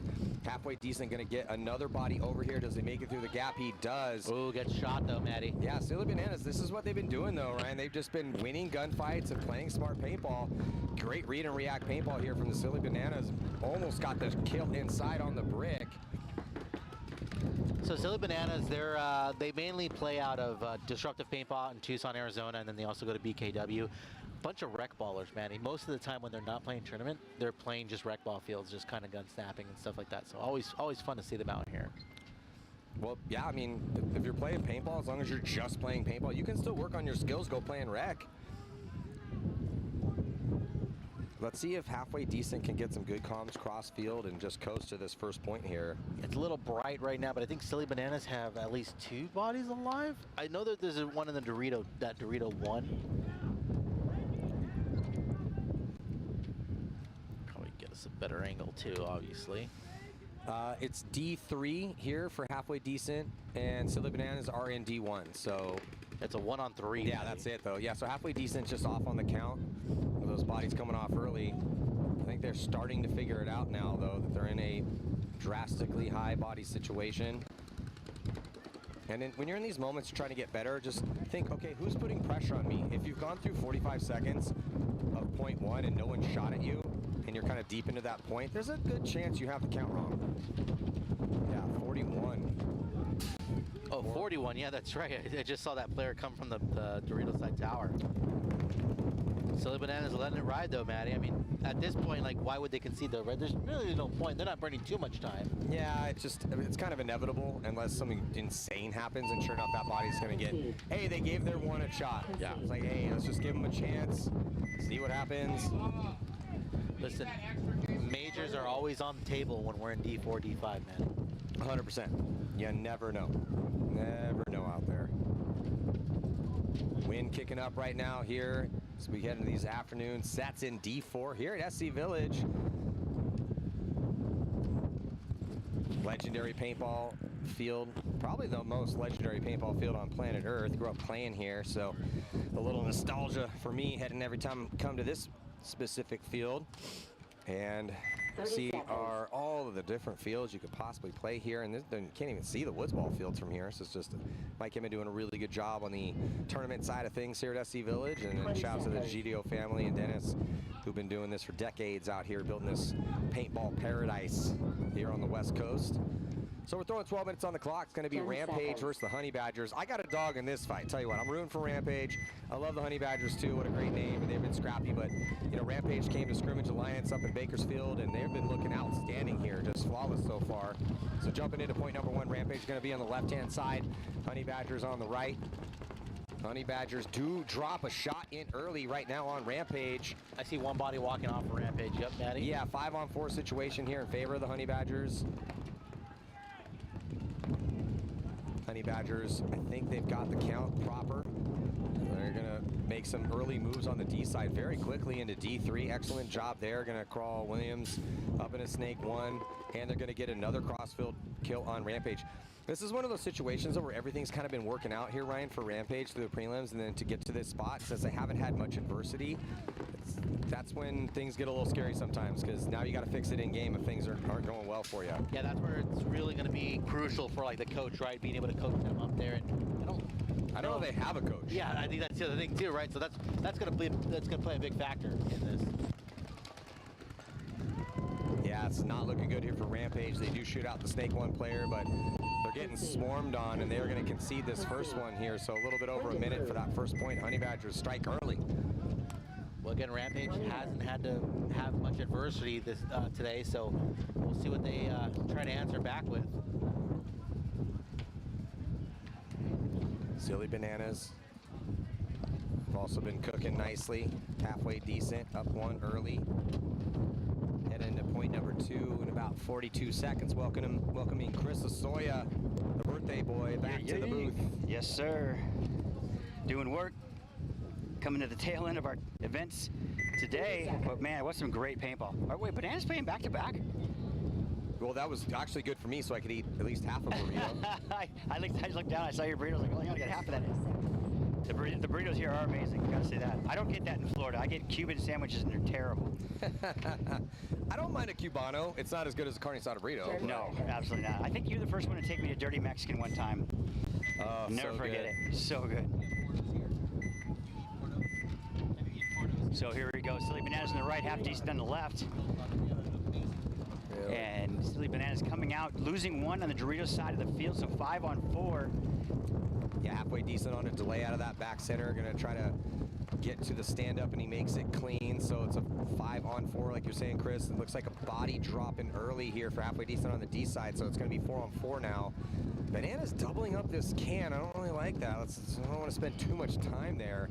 And they do dip out of it nicely, though. Just a little staging area for them for just a second, so they make the most of it. They get up into Snake 2 and also up into the brick. If you're a coach and scouting those guys and seeing them do that, that would not be hard to kill both of those guys. You put 2 guns on them. Yeah, really. It's just we don't really love that inside can. Again, it's okay as long as you don't spend a lot of time there, and that's the Bananas knew that. They just, again, used it as a launching pad. They do lose their body here in the Snake, but halfway decent also lost, I believe, another body as well, too. So count the bodies. I think it's just 3 left alive for halfway decent. They have the brick, back corner on the Snake side, or on the D side, and then Snake 1.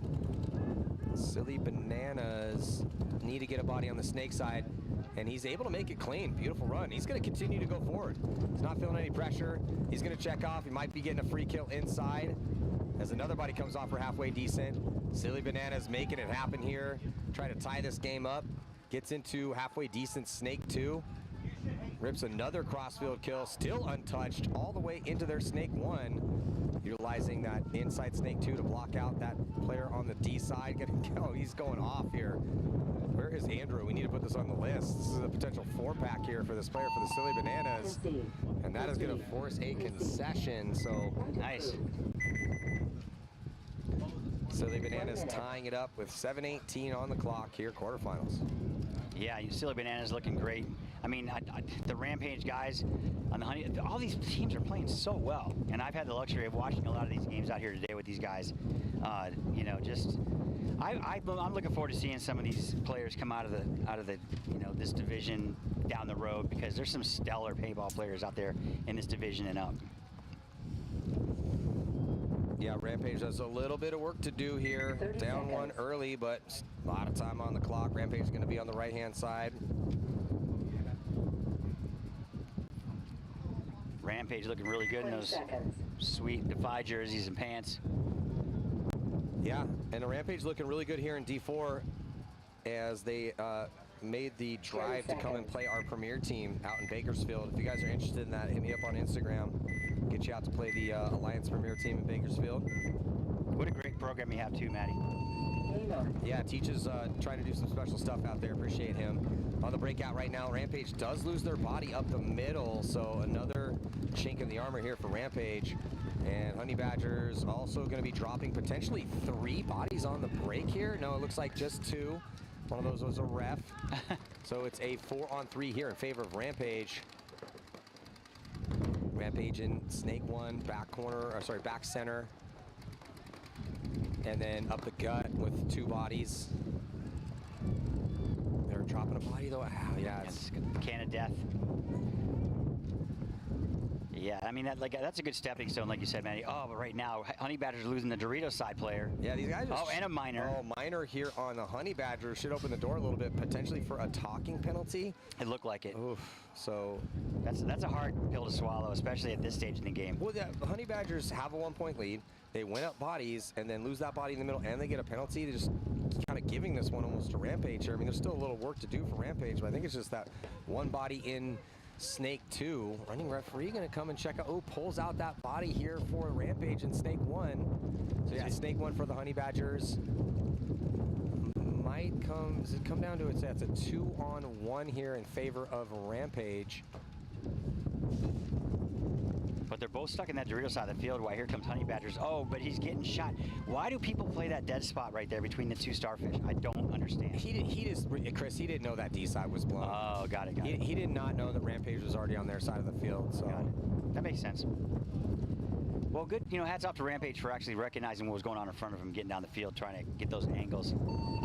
It was going to be very tough for the Honey Badgers to get down the field with that guy sitting there. Point approved. 1 minute.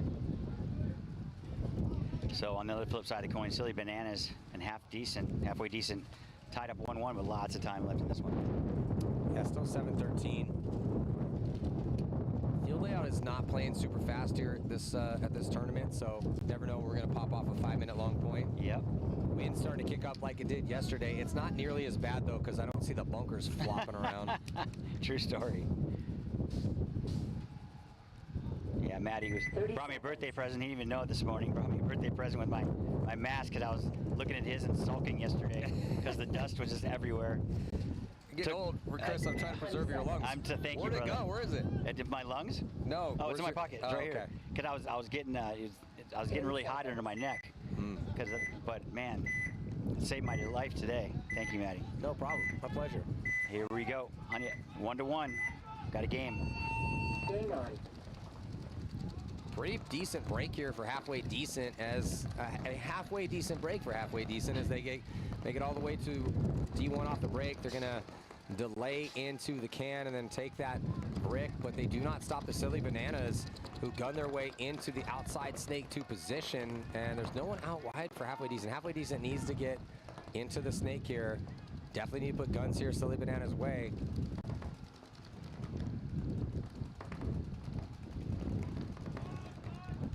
Yep, and halfway decent taking that center brick and trying to lock down. They're stopping at the cake again, though. I mean, Markman for Silly Bananas. I'm sorry. If you're there, you might as well be in their starfish. Well, kill crossfield here for Silly Bananas. Yeah, and Markman in a really good spot.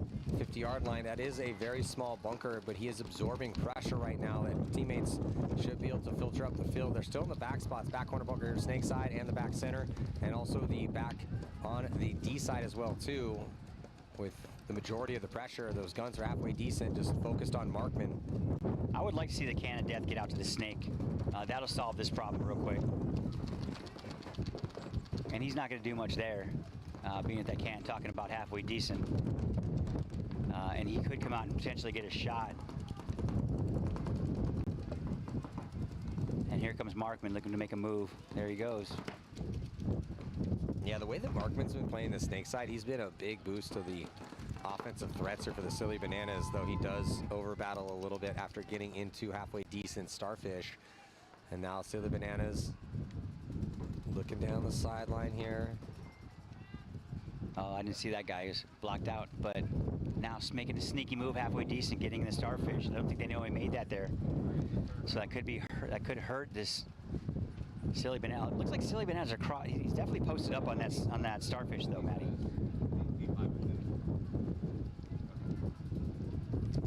Oh, gunfight win here for Silly Bananas on halfway decent. That was a good shot. And he gets across. Yeah, the Snake side has been very lethal here for the Silly Bananas. You have to contend with these two bodies. This Markman is the first to go here, and trying to read the back. It's getting a little glary out here. What's this guy's name? Ramirez? I'll see you in a second. Yeah, I can't quite see it.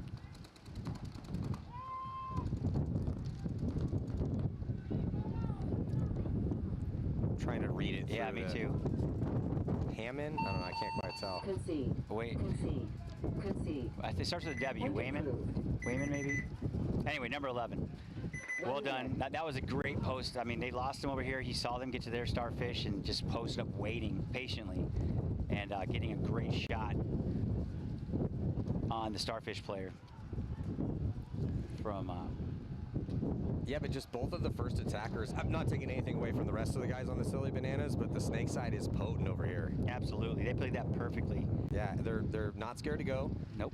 They pass. When I'm looking at you and I'm watching your gunfire and react on the mental as well too. So jumping into this next one again, Rampage 1, Honey Badgers 1. A lot of time on the clock. 20 seconds. First couple have gone pretty quick. It's been a little brutal out there off the break for these squads. Yep. Definitely. But we got a match here, Maddie. 9 minutes left in this one. Rampage against Honey Badgers 1-1. Yeah, quarterfinals trying to punch up to the top 4 in event number 1. Game on. Honey Badgers on the right, Rampage on the left. Looks like these two teams still going more middle and towards the D side here. Everyone's starting to get scared of that snake side a bit. Honey Badgers do send a body into the outside snake 1, or sorry, inside snake 1. We were calling that the God on Alliance. You have some good angles from there. This is an out and up field. You don't want to spend too much time there, but you can get some good shots on the D side here if they haven't really made it up quite yet. So he's posted up, but he looks like he's gun battling. Is he shooting D side or snake side? Shooting snake side. Yeah, Honey Badger's actually taking a death out of that can of death. They're taking the walk. No tense moments right now, but... Another body coming off for Rampage. They don't have anyone over here on the snake side. They do have the center brick, though. Oh, he's shot him. How did he shoot him? 4 on 2 now? No, 4 on 3. 4 on 3. Yep. That was a good shot. 4 on 3 Rampage. Losing another one, Honey Badgers. Yeah, Rampage, if they can keep zone control, have a really good chance of putting up their second point here. Not able to shoot the Honey Badgers, though, with a big dynamic move outside wide in that desperation run. He makes it clean. Rampage currently at snake 1, the brick and the can on the D side, so better field position for the Honey Badgers on the D side. Would like for Rampage to get out of that can. Yeah, definitely get out of that can. I mean, there's no reason for her to be in that can. I mean, there's a guy in the corner for Honey Badgers, but getting the snake over here coming down this wire, I mean, he should get in the starfish pretty soon, but lots of time left. No reason to make a rush move, you know? Yeah.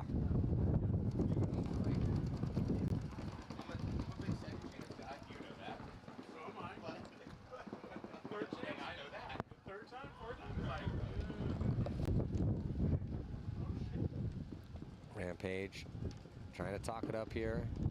Honey Badgers, same for them. It's just so hard with the wind to keep the comms as accurate as possible.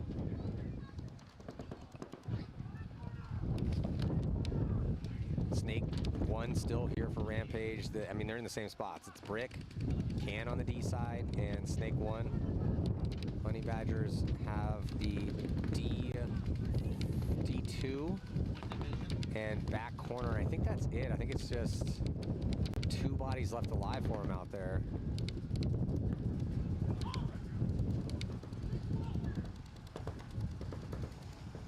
But Maddie, I am back. What am I walking into? 1-1 the score, 6:17 on the clock. I believe a 1-body advantage for Rampage, but it's been pretty bloody out here. I mean, they've gone back and forth and they've burnt off some time. So we're 6 minutes into the game. Only 2 points have been scored. It's pretty evenly matched right now. I just don't think that Rampage knows the count. Talked about earlier, Rampage playing a very smart brand of paintball out here.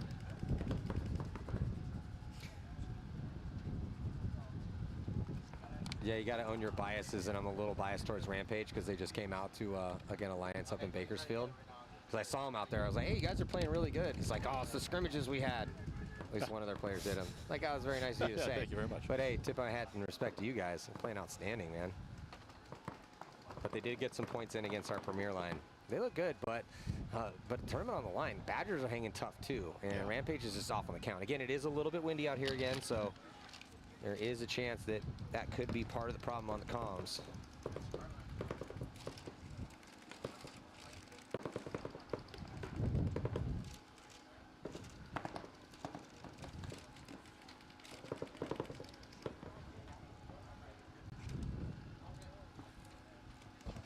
Yeah, it's a little bit of a pillow fight right now.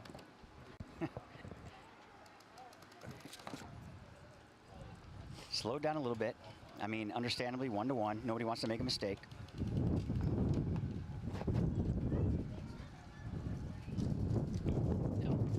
Jeez. Man, this whole getting up and getting down thing is really for the birds.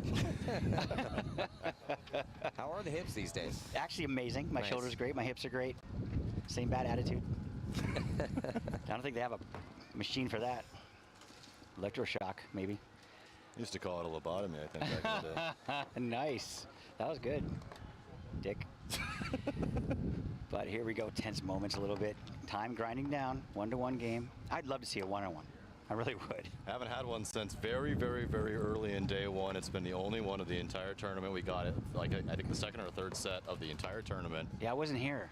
Nope. I didn't make it till a little later because I forgot to start on Friday because I'm stupid. I was here. I did see it. I wasn't calling the game, but it was GJ Sakaguchi. Yes, Oh, against God. Cherry. Did he win? Colin Cherry. Yeah, Colin Oh, Cherry. that's a good matchup. And Sakaguchi won. That's a great matchup. Both those guys, stellar players. I mean, for those of you who don't know GJ, he's one of the nicest people in the universe. But look down the Dorito side of the field, Maddie. Oof. Concede. Going to work, Concede. Rampage, and conceding the point. Yeah, concession from the Honey Badgers, so Rampage going to go up by 1. Pink mist spraying everywhere. Urbeck from the Badgers is coming over and wants to have a conversation. He's gonna. So what his complaint is this? His player's coming down Snake 1 from Guy, like you're calling it, and because the bunker's not blown up all the way, there's a little bit of a gap there, and that's how his guy crawling down the Snake got shot from that center brick. So that was he's complaining about. So I guarantee that's what's happening. So after a little bit of a longer break here, it looks like halfway decent Silly Bananas now going to be taking the field to the Bananas. When you're playing the Bananas, got to stop this snake side push, man. Really like what we're seeing out of the 2 bodies here on the snake side for the Silly Bananas. Past couple here. We're going to take an ever so quick pause, to fix this small issue here. What did you call it? Small issue. Oh, small issue. Yeah. I said shoe. I was like, I've never called it that. It's like your Iron Cross nerdy call bunker. It does actually look like a shoe now that we're saying. That's why I wasn't too surprised. Shoe-shaped, Yeah, wasn't too surprised. Is it a left shoe or the right shoe, though? Oh, that would be a left. Yes. That would be a left shoe, yeah. Iron Cross. You're going to call that one stupid bunker. You're going to call that a stupid name, well, too, the chat Andrew. disagreed. The chat really liked the Iron Cross. No, they did not. I've I was had people watching come the up chat. to me Shut in up. person telling me that they liked the Iron Cross. Listen, the gods of paintball have spoken. Why don't you go and of back course, and rewatch the entirety of day 1? Why don't you go back and Once trim your just- beard? How about that? I don't know. The problem is it doesn't look like a cross. That requires effort, sir. It's an X. It's not a cross. Yeah, it's What more are of an you X. rotate it a little bit and it turns into a cross, does it not? No. I see what you're saying with how if you did, but it's not rotated. It's not a cross. They're equal parts. Guys. If anything, it's an X. I'm a giant history nerd. I know what an certainly iron. not He's battling Maddie. Number one, I know what an iron cross is, and I know what an iron cross is. We got a one-on-one battle in the pits over here with Maddie and Andrew. We've had plenty you of got? X's on the field. Am I missing something? Yeah, you're missing your game. Shut up. Does it not look like an X? It does. It looks like an X. Why don't we compare it to the actual X's that we have? And you tell me Anyway, if 2-1. You're telling me if you were to read that as a letter, what letter does it look like? A cross. No, it's not a letter. What letter alphabet you? So Silly Bananas up 2-1. Not a letter, dork. Up 2-1. Silly Bananas coming in the snake one, but getting shot out of that bunker. That's Markham. Tough death. He is an Yeah. absolute killer in there. Yeah, he's an asset. He's been playing really well. Yeah. So here comes that gentleman with the P on the back of his jersey. I wish I knew his name from Halfway Decent. And here we go. Both players. I got to give this one to the gentleman from Halfway Decent. He's been playing pretty good on this side of the field, man. Markham a little bit slow going out as well. Wondering if he might have taken a little bit of a hard fall deep here into Sunday. Those wheels getting tired. Yeah, Silly Bananas still omnipresent here, Snake side. Good position, Snake 2, but Halfway Decent also up there as well. Neither team with a back player, though, on this Snake side.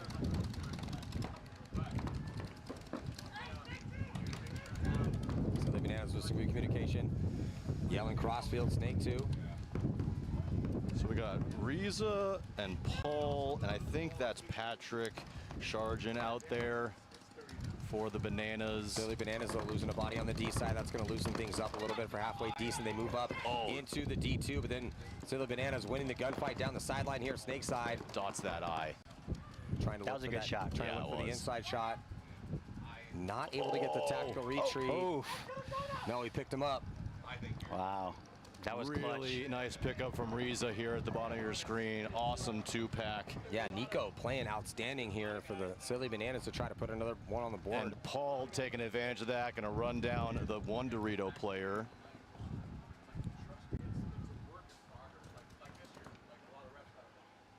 Riza doesn't know that he's dead. This is a one-on-one here. Dorito corner, and Riza's definitely lost. They have no idea where he is. Riza definitely doesn't know where that last body is. Keep your eyes up. Oh! Concede. Yeah, Concede. but the Concede. concession happens approved. here. I believe the point Oh was... my goodness. Yeah, it was conceded. 1 minute. And that's going to give the Honey Badgers the... sorry, going to give Silly Bananas the point, at least on the scoreboard. I think that's what I saw too. What just happened? How did that happen? Halfway Decent conceded the point as the Silly Bananas player was being shot. Oh, no. And yeah, looks of disappointment in the pit from Halfway Decent. They literally just gave away a point. And that was a crucial point, too. That was huge. You got to be 30 seconds. so careful here on the concessions, and that is just a tough one. We know that you have an unlimited amount, but it doesn't mean that you should use them. 20 seconds. Man, that's a tough call. That's really tough. But 10 it is hard to see for the coach to see all the way across the field. So maybe he didn't know exactly what was going on, unfortunately.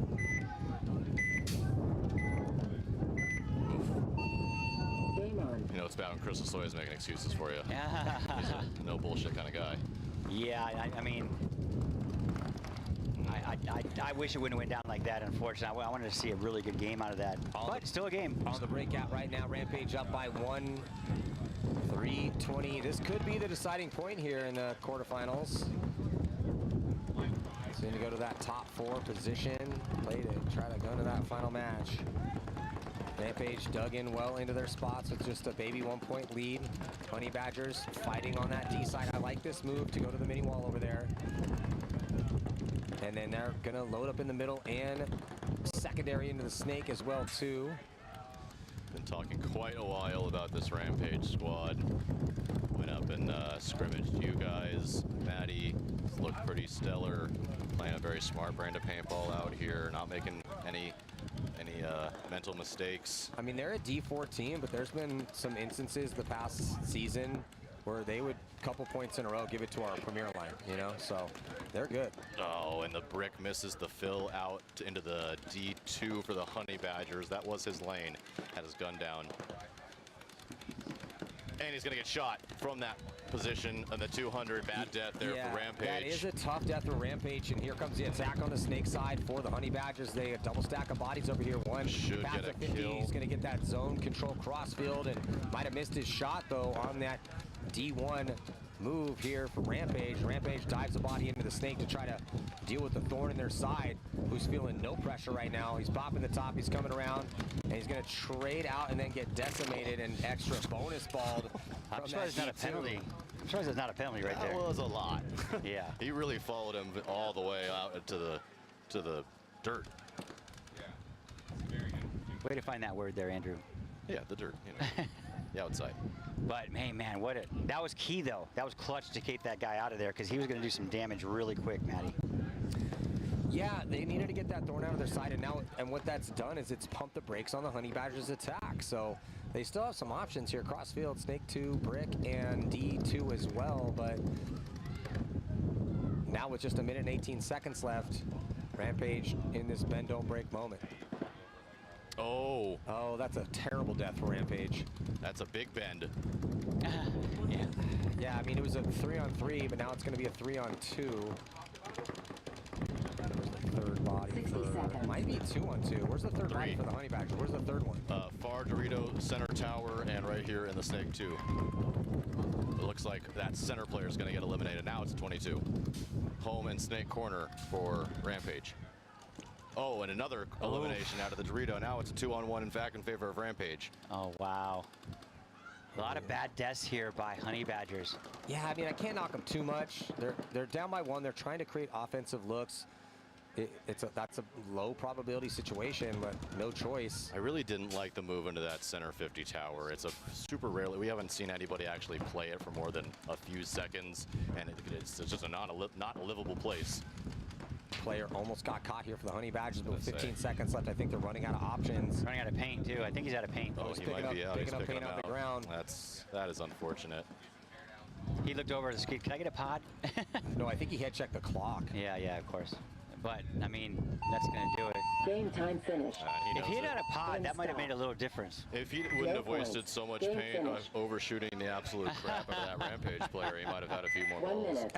That's a good point. Did you just pull up a poll? Yeah. Are you doing this on general? Ryan's doing this on general principle. Wait a second. Does the Iron Cross call suck? 67% say.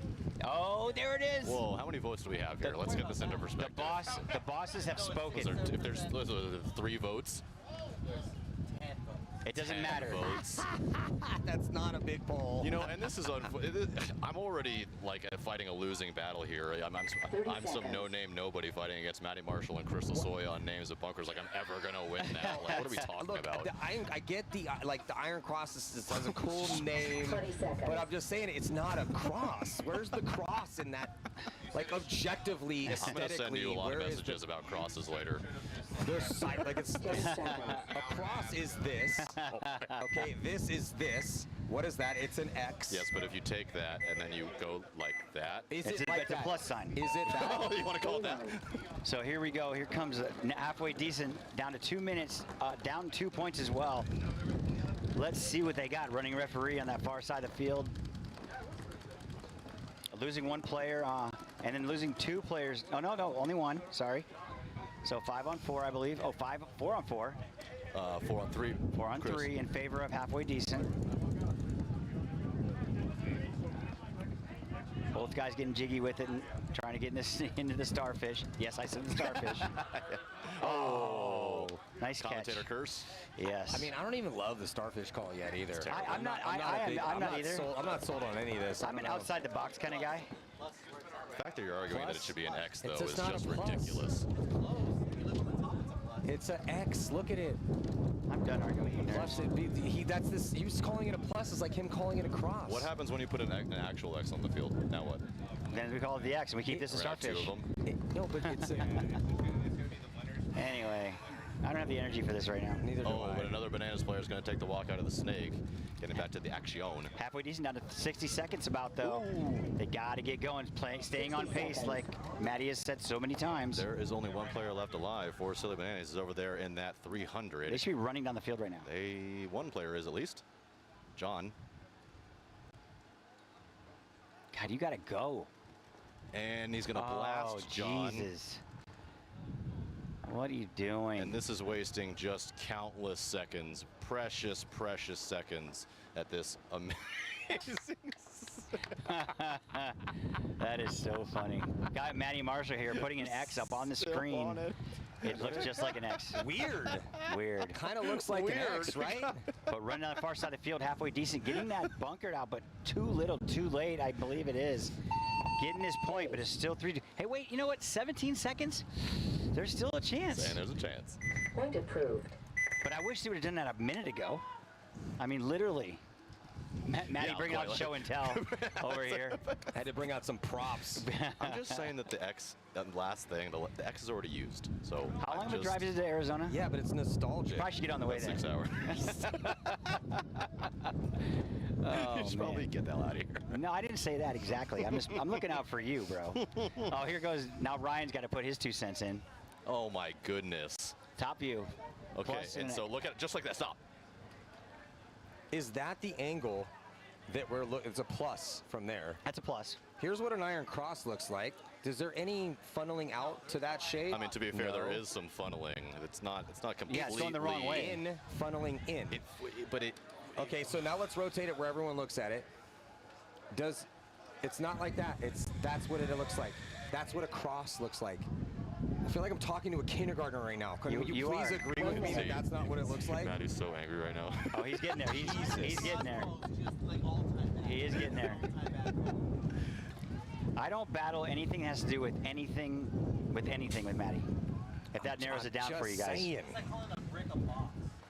It's like calling Andrew a paintball player. That's true. That's probably more like it. Actually, Go break your wrist or something. Most representative call there.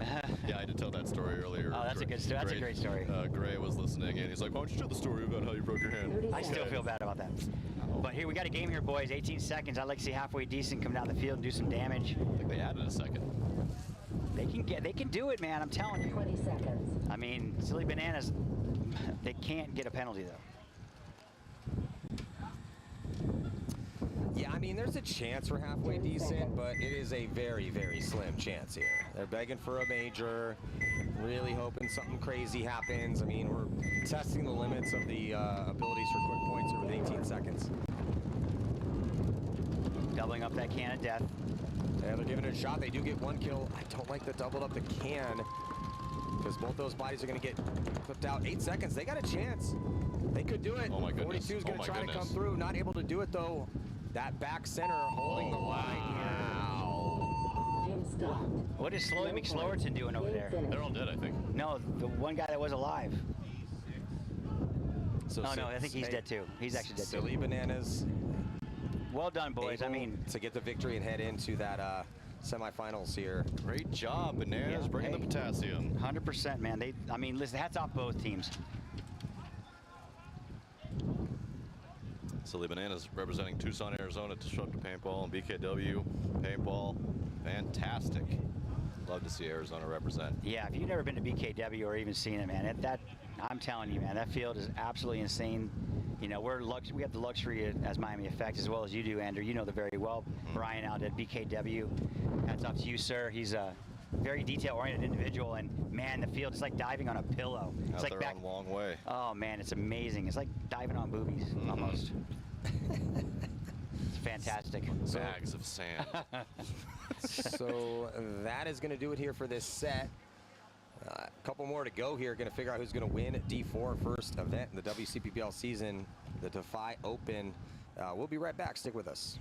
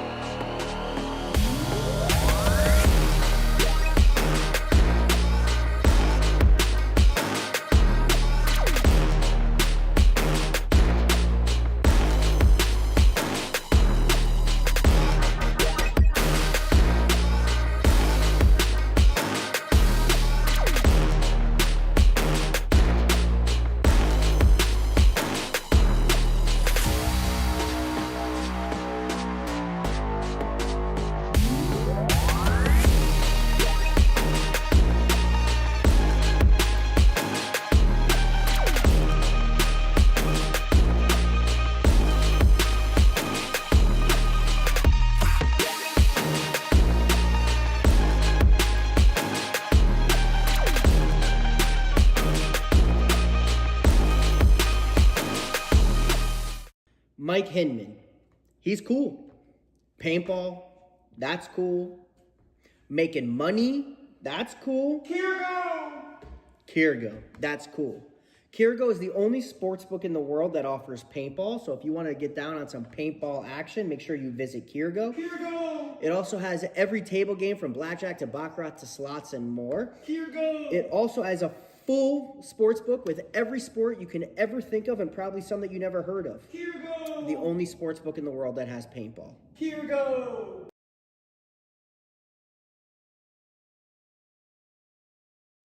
Hey, it's BRNT at CRBN, here at the DRV, an absolute hot rod force feed loader.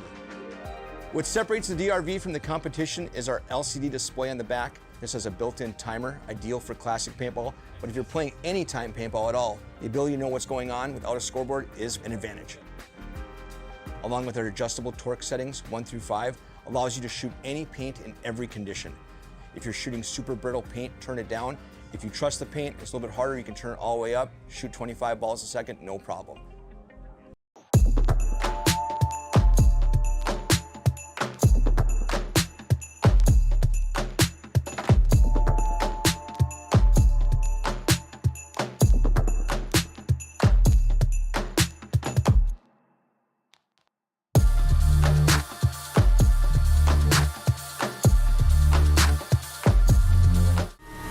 Yes.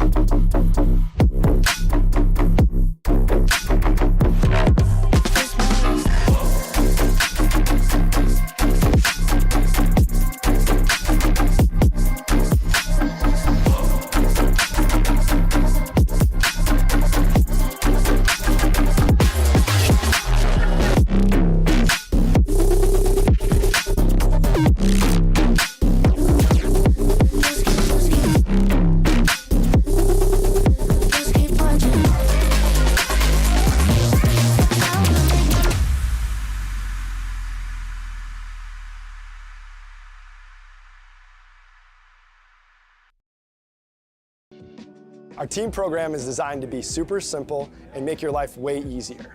There's no minimums, there's no required packages, and you'll get season-long access to our catalog at a discount team price. Plus, you can design more custom products. The first step of the process is to design your custom jersey. Now, that might sound weird if you already have jerseys or you're going through a different provider. However, this is a crucial step in building out your whole team catalog. So we're gonna use your guys' logo, team colors, and your sponsors to build other cool custom products.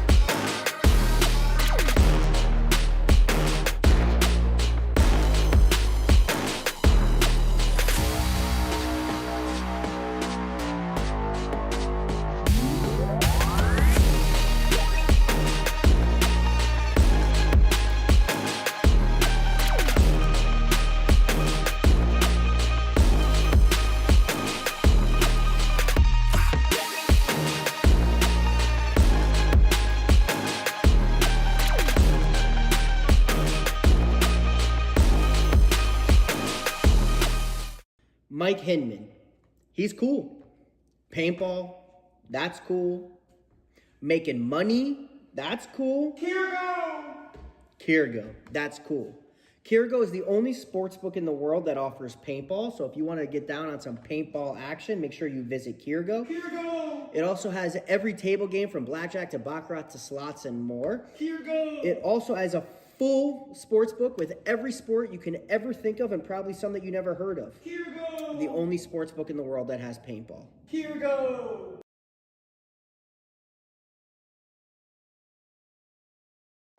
Hey, it's BRNT at CRBN, here with the DRV, an absolute hot rod force feed loader. What separates the DRV from the competition is our LCD display on the back. This has a built-in timer, ideal for classic paintball, but if you're playing anytime paintball at all, the ability to know what's going on without a scoreboard is an advantage. Along with our adjustable torque settings, 1 through 5, allows you to shoot any paint in every condition. If you're shooting super brittle paint, turn it down. If you trust the paint, it's a little bit harder, you can turn it all the way up, shoot 25 balls a second, no problem.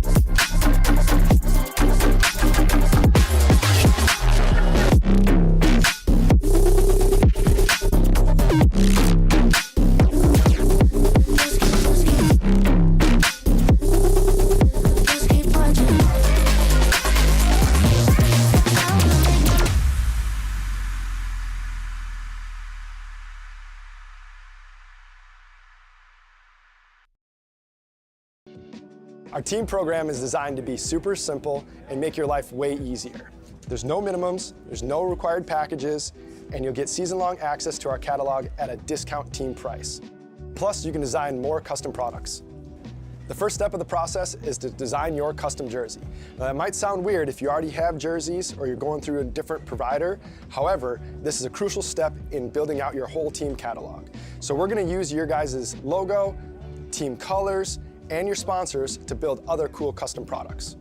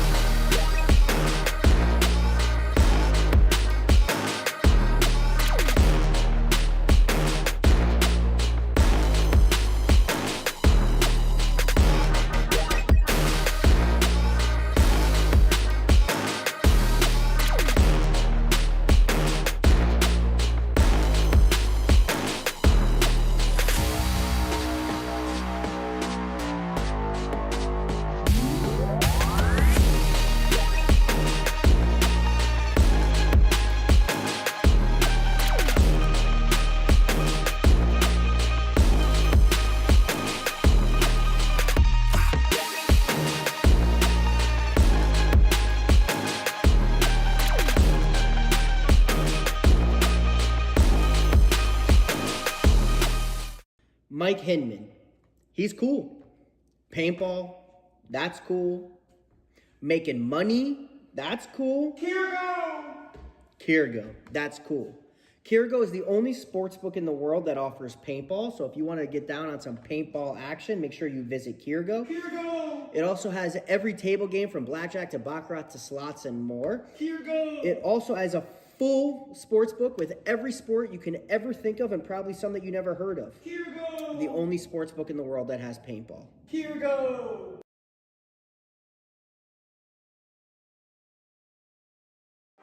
Hey, it's BRNT at CRBN, here at the DRV, an absolute hot rod force feed loader. What separates the DRV from the competition is our LCD display on the back. This has a built-in timer, ideal for classic paintball, but if you're playing anytime paintball at all, the ability to know what's going on without a scoreboard is an advantage. Along with our adjustable torque settings, 1 through 5, allows you to shoot any paint in every condition. If you're shooting super brittle paint, turn it down. If you trust the paint, it's a little bit harder, you can turn it all the way up, shoot 25 balls a second, no problem.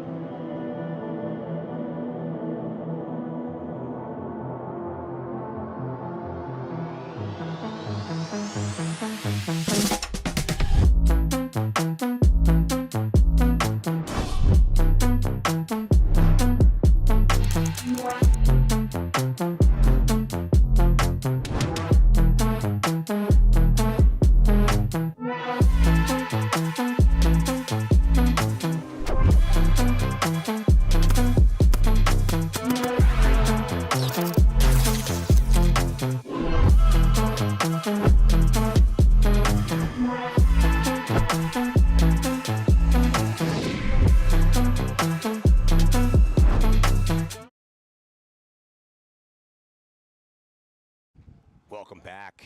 Silly Bananas jumping into the semifinals here against the Hooligans. We in the semis now? We are in the semis. and the first time that we've seen the Hooligans in 3 days. Yeah, I feel like we haven't seen them at all. We have not. Not one time. Seen the Silly Bananas here. I think this is the 3rd or 4th time that we've seen the Bananas. Everyone Very wants the familiar. Silly Bananas to get all the shine out here on the all the shine field. on the webcast. So we'll see how the Hooligans do here. They definitely need to stop the attack. Silly Bananas have been excellent here on the snake side. They actually go light snake side and heavy D side. Player take a bounce going into that snake entry bunker for Hooligans. Got away with one.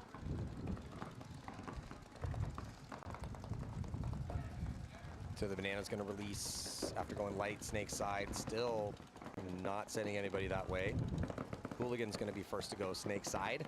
And then the Silly Banana's going to secondary out into snake 1. So they've got a pretty good crossfield spread now in this 5-on-5 situation here against the Hooligans. Mirror down here on the snake side. Can of Death being played there by that Hooligan player. He's not in a lot of trouble yet, as Silly Bananas aren't super wide on the D side, and they're not up into the snake 2. Oh, now they are. So that bunker will grow ever so smaller for that player at the can on the snake side.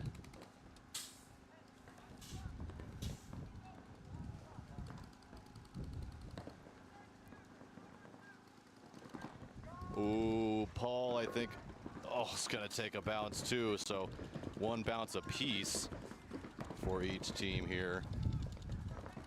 Luck is definitely part of this game. Yeah, and have 2 evenly matched squads here through the first minute and a half. Like the secondaries from both squads, it was a little bit of an early punch for the Hooligans, and the Bananas nicely developing and getting into their key crucial spots, and now going to delay out on a nicely timed move to the back corner bunker on the snake side, and he makes it clean. Yeah, a move that has been difficult the first 2 days, Matty, is trying to get outside in this mid game from the home. Be able to accomplish it there.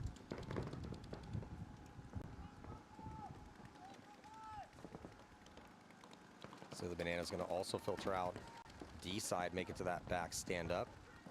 And I see, yep, there's a Silly Bananas player being eliminated from over on the D side, and another one taking the walk over there from the D side. So small bomb going off as the D side kind of blown open. Now Paul, I think, is in the middle for the Silly Bananas, going to be the only stopper. Yeah, Hooligans just need to get a read on this situation. They have a 5-on-3 moment for them. Don't really hear him talking too much, to be honest. Not a lot of communication.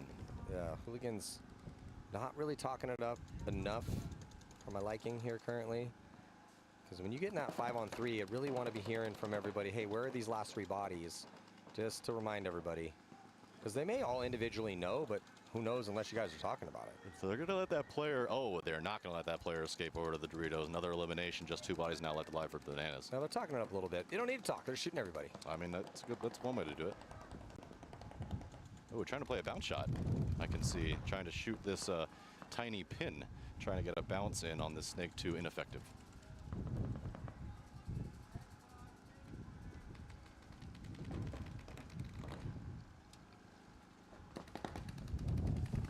Hooligans now on Silly Bananas side of the field into the 300 of Silly Bananas and making a run.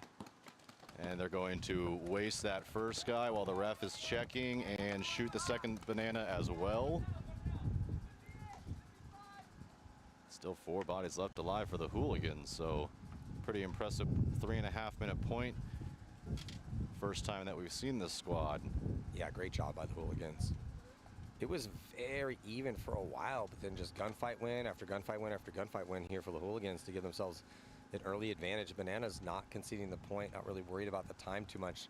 Also been running a lot of the same guys, I think, right? So it's what it looks like to me. Obviously, probably their 5th match of the day. So I don't have any problem with this from the Bananas.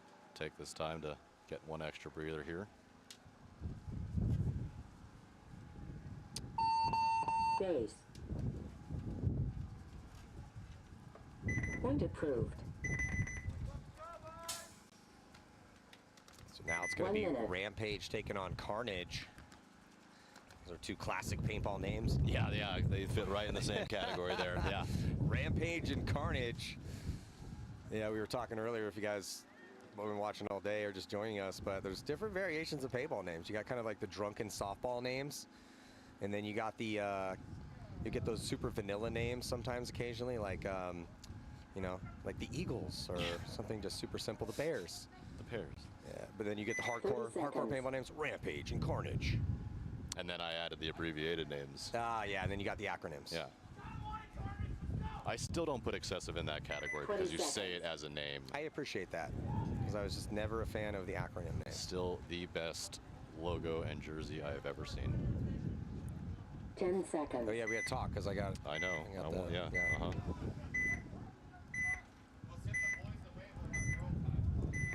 Yeah, I still got a couple of the very few of the reprints left that I printed up like 3 years ago, the original Bear jerseys. So if you guys want one, hit me up on Instagram. Need it. Not a lot of those left. Need it. Ooh, elimination going away for Carnage. They're going to lose their Snake Corner runner.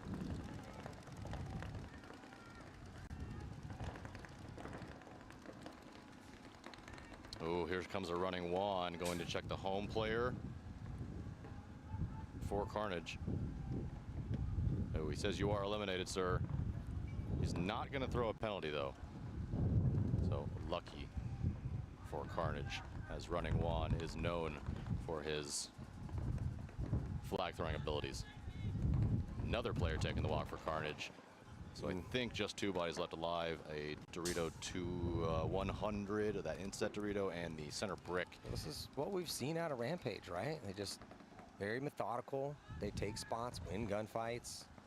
Nothing crazy out here. They're not powering down one side. They're just playing alive. Standard smart paintball, winning gunfights. I hear a lot of communication, not a lot of guns running.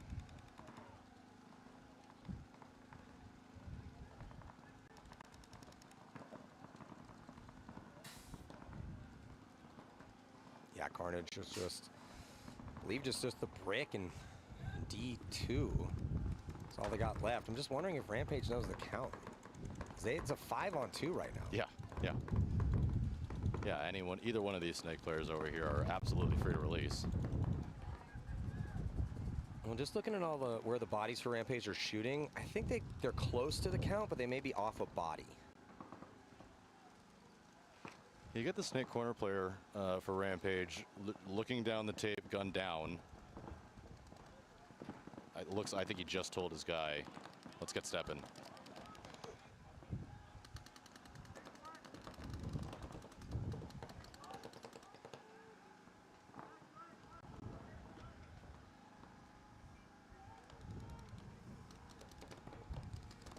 Rampage played these slower points most of the day. They're going to get that elimination from that Dorito side. Just 1 body left. Yeah, there's a concession that we thought we were going to see maybe a minute or so ago. So Rampage is going to chalk up the first point. Yeah, from Rampage, I'm pretty happy about that one. They let them play it out in a 52 for a good extra minute. Yeah, quite some time. I think that plays right into Rampage's hands. Hooligans and the Silly Bananas, 2 names, the beer league names.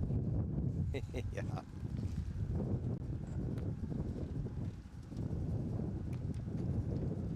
But nothing silly about these bananas right now in the semifinals, looking to try to punch their ticket into the finals, try to take home that top prize. 30 seconds. Yeah, event 1 here. And I liked it. I liked how they changed it up in that first one. Again, they've done it a couple times, but they went away from that early snake push, kind of trying to. The snake one's super makeable, so it's just kind of nice to just send a body there all the time. But occasionally that guy's going to get shot. You can shoot the back corner as well too, and the snake too. But they just went away from that completely. And doing something that we really haven't seen much of, and they've done it more than once now, is doubling up that quote-unquote can of death there and getting away with it and getting kills from it. Unconventional, but making it work here for the Silly Bananas. They're on the right-hand side as the Hooligans on the left-hand side. Silly Bananas going to be dropping a body early, so 5-on-4 situation for the Hooligans. Oh, Paul taking the walk, and I think that's Riza taking the walk as well from the Bananas.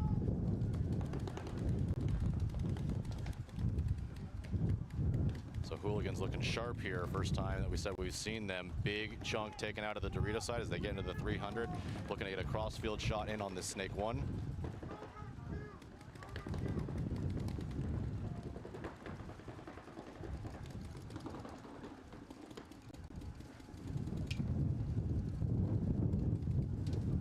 So the Bananas making a move on the D side, secondarying out into D1. has the makings of potentially long point out here. First one was pretty long. Second one looking like it could be the case as well, too. Hooligans have stacked up 2 bodies, though. Snake side, Snake 1 and Snake 2. Still have a player at the back center. Can't tell if can you see from your angle, from the eye in the sky? I don't think there's a player in the back center for the Silly Bananas. No, just 3 bananas left alive. They're at that inset Dorito, the Snake 1, and the Snake entry. Although that Snake entry, we looked like, yeah, we're going to lose Markham out of the Snake 1, and that Snake entry looked like he might have taken a ball. I think Running Juan is going to go in, give him a look-see. He's clean for now, but we're going to get a concession anyway. Yeah, it could just be fatigue right now with Silly Bananas, potentially. Played a lot of paintball out here today. 1 minute. So they're going to need to pick it up. Now see if Carnage can pick it up here against Rampage.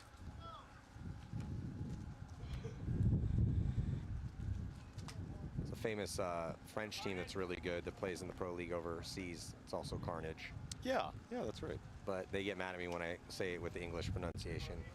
They want me to say it Carnage. Yeah, no, that doesn't sound right. Yeah, okay. I'll do my best. Yeah.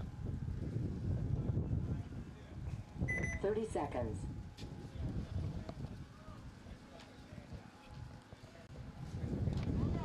It's a starfish. Chris, were you 20 were you out there accepting all the birthday celebrations? Many hugs and cheers and... No, I went to my car and sat in the air conditioning and went pee and got rid of all the outside noise. Mostly your voice. That's a solid play. Well, welcome back to it. Welcome back to the wind tunnel. Yes, sir. Carnage right now taking on Rampage, down 1-0. God, Rampage still looking fast. Jesus. Great shot in the break, though. Yeah, Rampage is losing that first attacker here, Snake side, but they shoot a body, so it's going to be 2 bodies. So Rampage is continuing to look good. 43 in favor of Rampage. And they're going to coast, or just coast right up into that brick, look towards the Snake side. For Rampage, they're going to release from the back center where they had doubled it up. Going towards the D side. Still no real Snake presence for him, though. I'd like to see a body get over here for Rampage. Yeah, and Vega usually would have been the one that filled that spot. I think that's him at the center brick. Carnage makes the move out here to Snake 1, and then also Rampage follows up with the corner of the Snake over here to stop the bleeding, so to speak. Not yet, but good move to fill that corner. Keep him honest over here.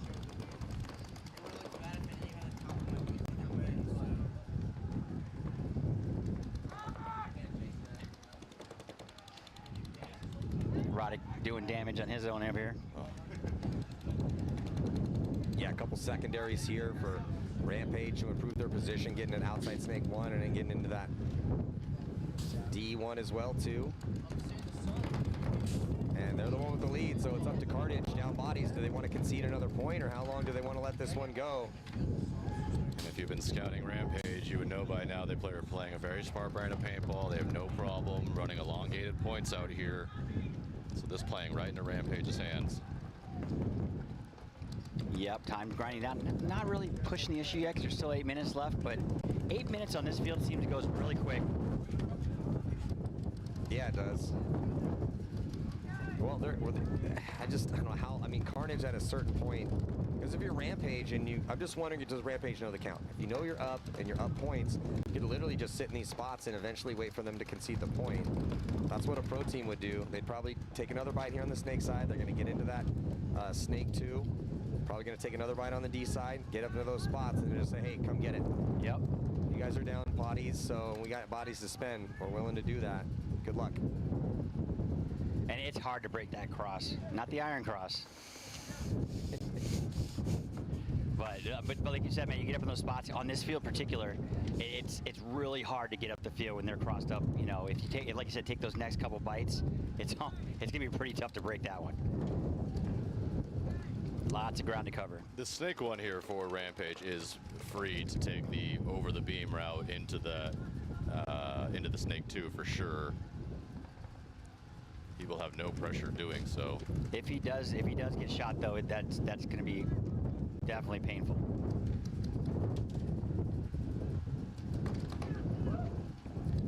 Ooh, Carnage was calling for a hit on that Rampage player. I heard a ooh out of the Rampage player. He knew that one was close.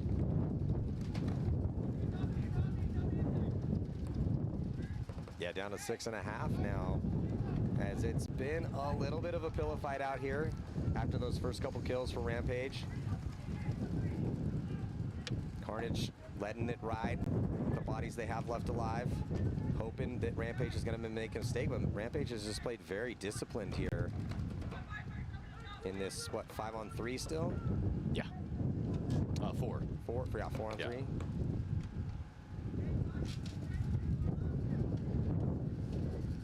Rampage in no hurry to do anything. Carnage definitely, I mean, they have a good crossfield spread. So they have D2, the Brick, and Snake 1. But not willing to risk anything yet on any sort of attack. Eventually, somebody's going to have to try to do something because, you know, now that Rampage is taking these spots, body language is telling me that they don't want to move at all.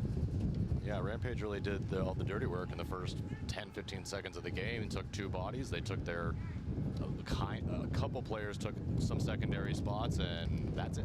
Pump the brakes. Maybe that was the game plan.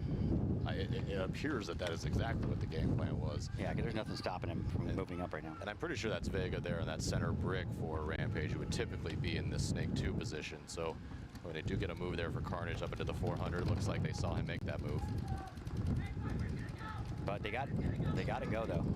So you hear the center brick saying he's going to go, he's going to go. Telling his Snake player to watch that wire. Snake 1 taking some crossfield shots from that 400 like you talked about, Andrew. I really like that communication there from Rampage.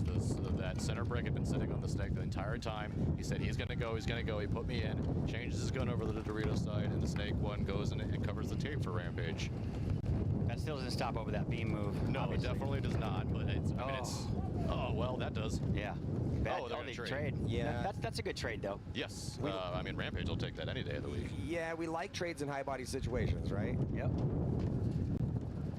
Oh, God, I thought that 300 got clipped in the arm. Hey guys, off the net and back up for me. I think the best move right now for the Carnage guys is try to get out here to that Snake 1 from that center brick, but he'll never make that now. It's the longest run. Yeah. I believe it's a Walmart. That was great, yeah. Maddie. It's quite a ways. Took me a second to kind of get that one. Looking this way. Posturing. He wants to try to do something. Obviously, I think that he's quite literally looking at the scoreboard from where he's at there, knowing that they're down a point and starting to run low on time. I don't think he knows the Snake is gone. He'll probably figure it out soon, though. He's still cautioning the Snake.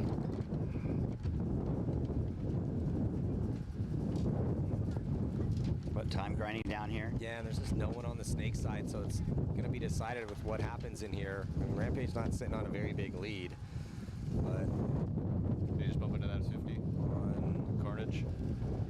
Into the Dorito 50, looks like, yeah. Yeah, 3 on 2 here. But it's good for Carnage that Rampage's 3 are basically just all bottled up on one side. But the problem is they don't have anyone on the Snake side to exploit that. I mean, this could be the be the lowest scoring game we see out here. Yeah, 100%. Trying to keep us on schedule. Yes, I like that. I like the way you think. I like your moves. Oh, nearly got picked off over the top. Oh, one of them did. does. Oh, but then that player for Carnage is going to get eaten up, and he goes Eyes of the Sky in frustration. So 2 on 1 right now, still in favor of Rampage. Rampage attacking up the Dorito side. I don't know if Carnage losing their Dorito player though, Maddie. Yeah, so it's a 2 on 1. Oh, check his loader. I think that's rub off the bunker when he was playing before. So. Absolutely roasted. If you're gonna go somewhere, don't go to that pin. Well, things have definitely gone Carnage's way, or Rampage's way here, as they burnt a ton of time off the clock and utilized that high body situation nicely. 2-0 the score, and trying to punch their ticket to get into this final match. I think that's going to spell trouble. These guys just look too good to be giving up a 2-0 lead. They're playing good. Yeah, with the time left on the clock. Yeah, with the not sure. But Silly Bananas, we haven't seen the hooligans out here, from as far as I know. I mean, unless I missed them on Friday. But Silly Bananas down 2-0. They got to be getting tired too. No, we were talking about how the hooligans had been banished over to the other fields. Oh. And work your way up the ladder. We've seen a ton of Silly Bananas out here, but the hooligans look really good through 2. Really good, really fast, really explosive. 10 seconds.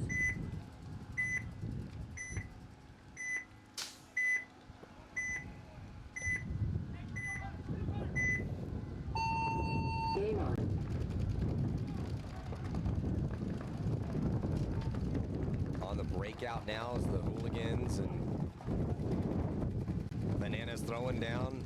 Bananas this time risking the body out wide. Snake side makes it clean. It's going back, taking some ground wide. Hooligans very quickly into Snake 1. See if he can get established in his spot. He does. 5-on-5 break, which benefits the Hooligans with 6 minutes left to go. Losing one on that far side of the field, though, I believe, is the Silly Bananas. So 4-on-5, favor of the Hooligans. Grinding down 6 minutes.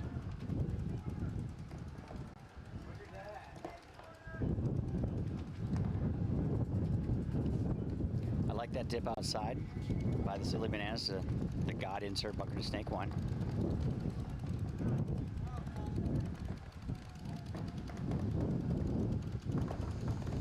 Stay tuned. We're going to have the finals in D4 right after this, so you're going to see at least two of the, well, actually, I think you're going to see all four of these teams, honestly, so you'll play for third as well.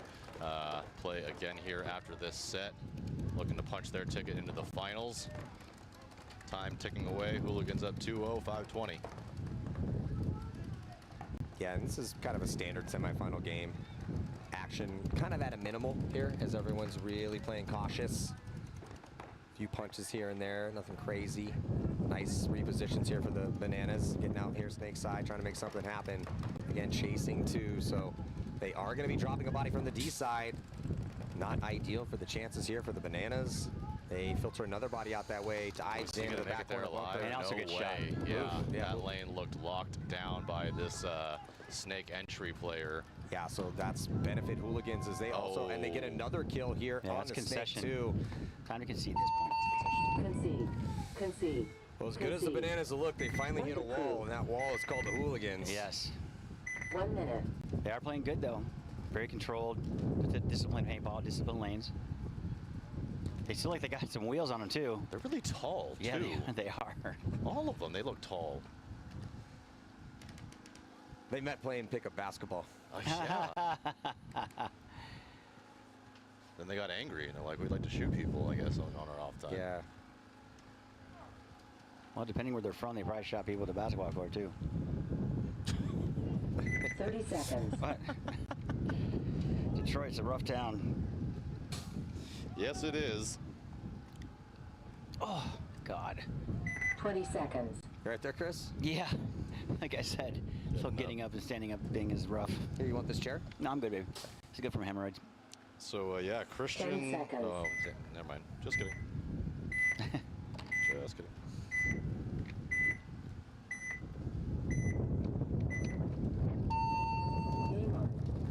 So just 2:32 to go. See if Carnage can mount an attack as they try up the middle and going to be dropping a body. Do they shoot anyone for Rampage? No, they don't. Rampage doubling up that back center, going heavy guns. And it's, again, not looking good for Carnage. This center Carnage guy is definitely posturing like he wants to go.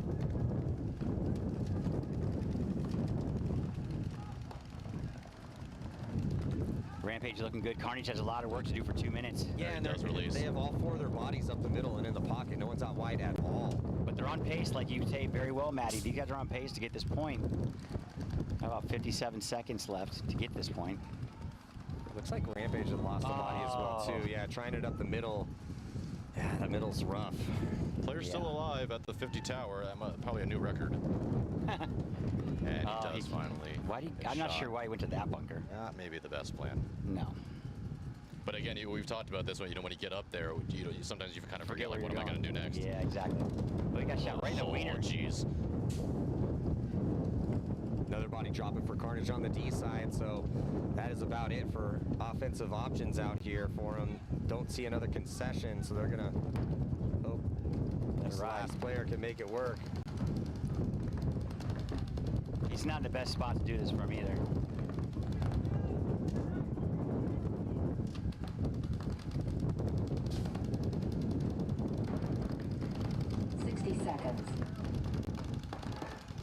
Lots of paint coming over here. They're holding the concession button. And they are finally going to let their boy get lit up first before they concede. I would have probably done that a good minute earlier. One minute. Here we go, Hooligans playing 3-0. I got some information from my operatives back up in that northwest area. Thank you, Danny.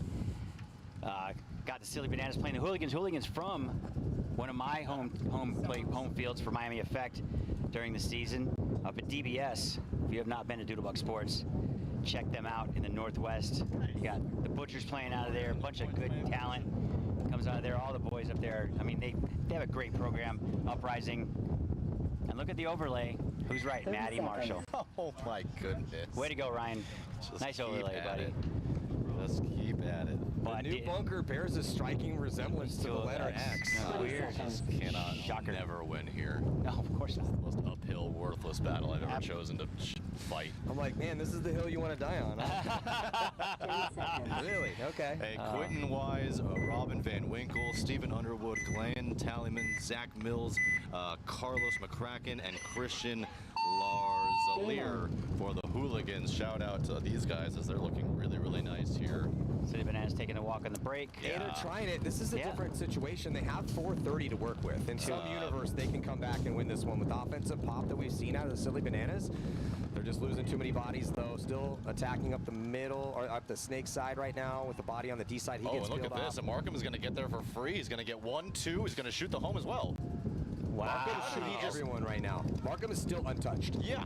And you got to put this on your list, Andrew. Oh, yeah. Yes. Yeah. This is clutch.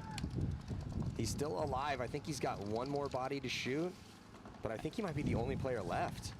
No, there's two. There's another body up the middle. Look at that. So signs of life here from Silly Bananas with a little under 4 to play, and it's a 2-point game. They can go back to a standard game plan after this. That was awesome. I like that. Still lots of time left, Maddie. 3:49. Yeah. Again, Hooligans. That DBS up there, they have Uprising as well. That's a pro team. Their Uprising is coming out hot. You know, they played really good last year. So a lot of good competition come from DBS up there at that camp. If you're in the Northwest area, make sure you pop by there and check those guys out. Tell them Chris Lasoy sent you. Actually, don't do that. That might charge you double. They do that at a lot of places, guys. Yeah, I wouldn't drop my name most places, except for the strip club. That always works. Always. So Rampage right now, Carnage 3-0.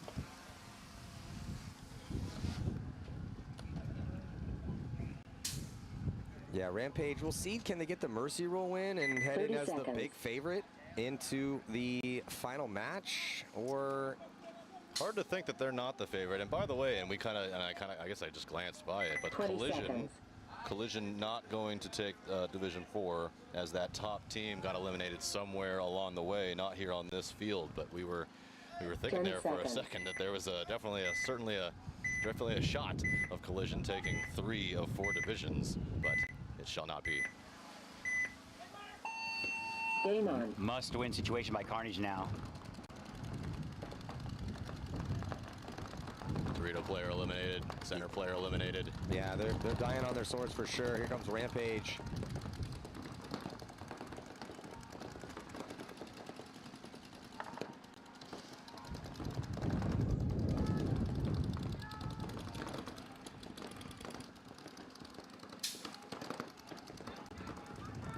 Here they come, going to this best spots in the field. Center player eliminated, snake player eliminated. Yeah, Rampage just holding the line nicely here with the seconds ticking off the clock in regulation time to become the favorite heading into the final battle They're gonna here in D4. Guy.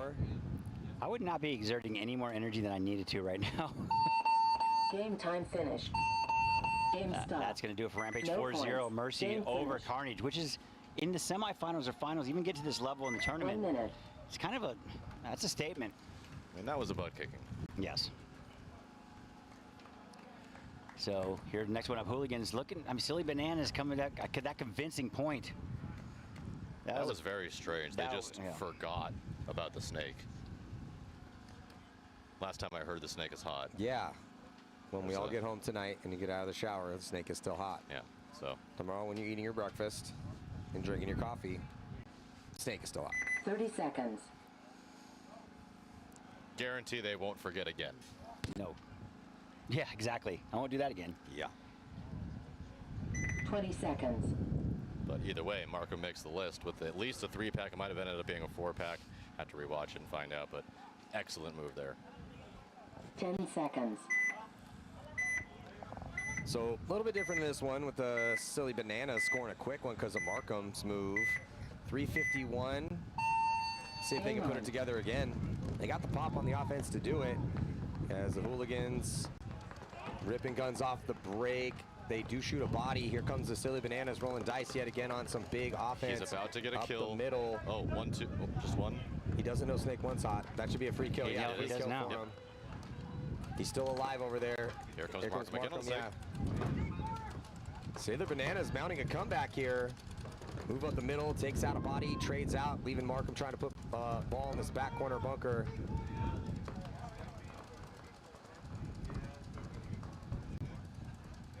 Markham using his bunker, or using his gun as a walking bunker to pinch out that last body, and so the bend don't break moment has not happened at all for the Hooligans, and that's 2 quick ones for the Silly Bananas. That's 2 points in under a minute and a half for the Silly Bananas. And they are pumped. Riza. I probably heard that over the mic. Yeah, I can, yeah. Can they do it again, though? Well done. Hey, hats off. Well, the issue here is that the hardcore offensive look has been outstanding for them. Now with 3 minutes and 7 seconds left, they kind of have a decision to make. Do you want to go back with that hyper-aggression, or do you want to dial it back and go with a more standard traditional game plan, even though what's been working for them is the hardcore offense? Keep on the gas, Matty. 100%, I'd say the same thing, Andrew. I mean, I would change a couple things up, but, I mean, I would definitely not take your foot off the gas. Too much momentum. That ride. Let's go. Too much momentum right now. Way too much, and they're feeling it. You can definitely tell.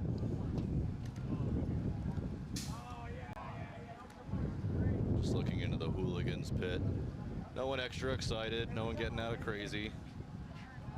Oh, that's right. We're an X-ball here, so we're going to see these two teams at it for the next 3 minutes and 7 seconds.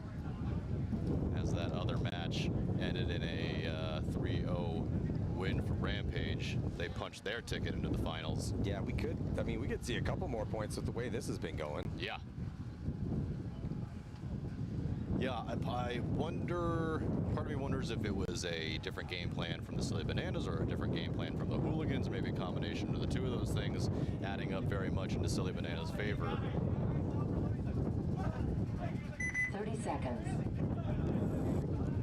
But it was like a half delayed move into their brick, which we haven't quite seen. Normally when you make that move, it's right on the get. 20 He seconds. stopped for probably 5 seconds or so before he made it to their side and was still able to make it clean. He made it there clean before the Snake one even finished getting all the way into the Snake one, rose up and got that free kill for it. So maybe the gas is wearing off. Yeah, taking a time off though, that's a call. As well. Yeah, timeout by Silly Bananas, which is a good call. That might have been by Hooligans. Either way. No, I saw Silly Bananas over here asking for it. Oh, I think the Hooligans were about to do it if Bananas hadn't. So that's going to give each team an extra 60 seconds to take a breath, get some water, get some paint, get a game plan, and get themselves back out there. That minute goes real quick. Yes. Your 5th match of the day. Promise.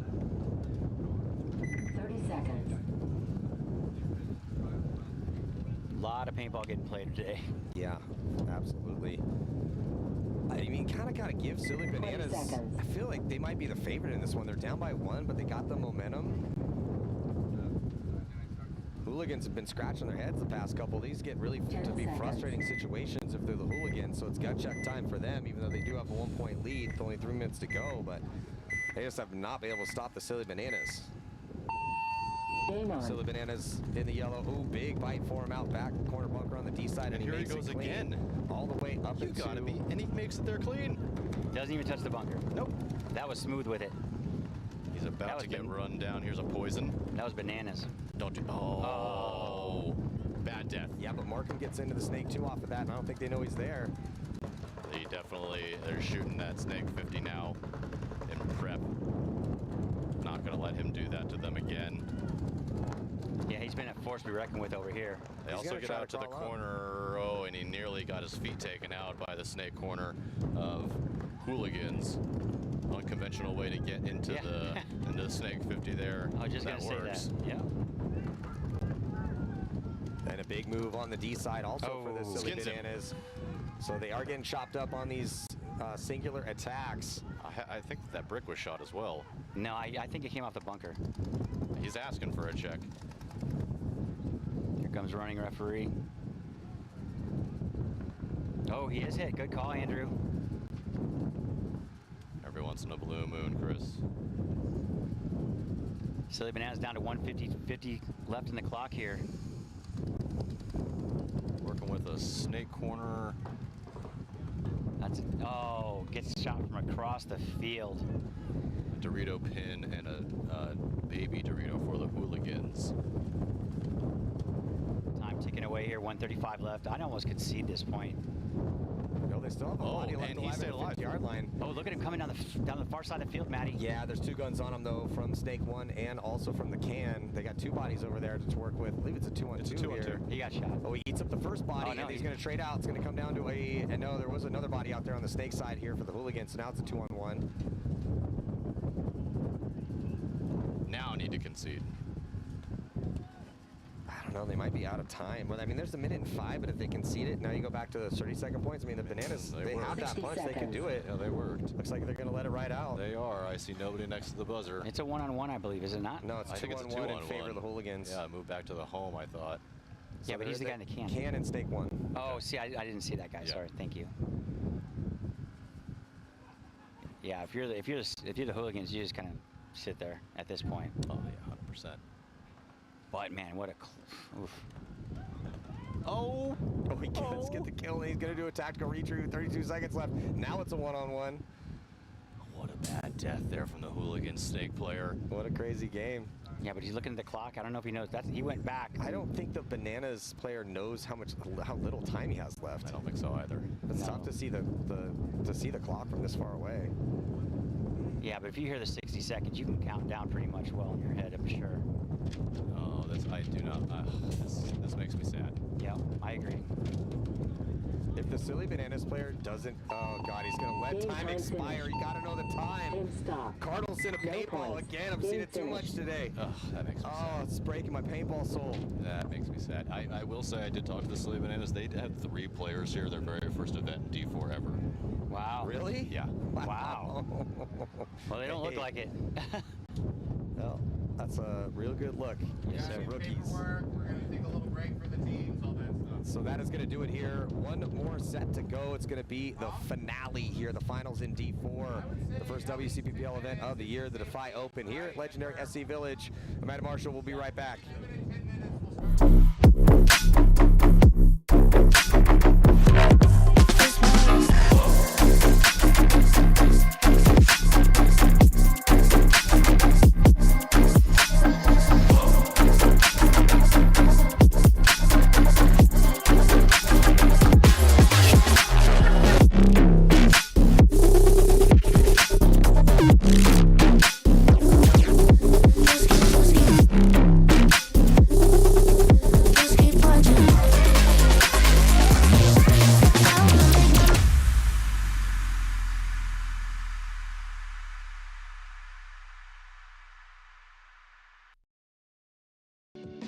Our team program is designed to be super simple and make your life way easier. There's no minimums, there's no required packages, and you'll get season-long access to our catalog at a discount team price. Plus, you can design more custom products. The first step of the process is to design your custom jersey. Now, that might sound weird if you already have jerseys or you're going through a different provider. However, this is a crucial step in building out your whole team catalog. So we're going to use your guys' logo, team colors, and your sponsors to build other cool custom products.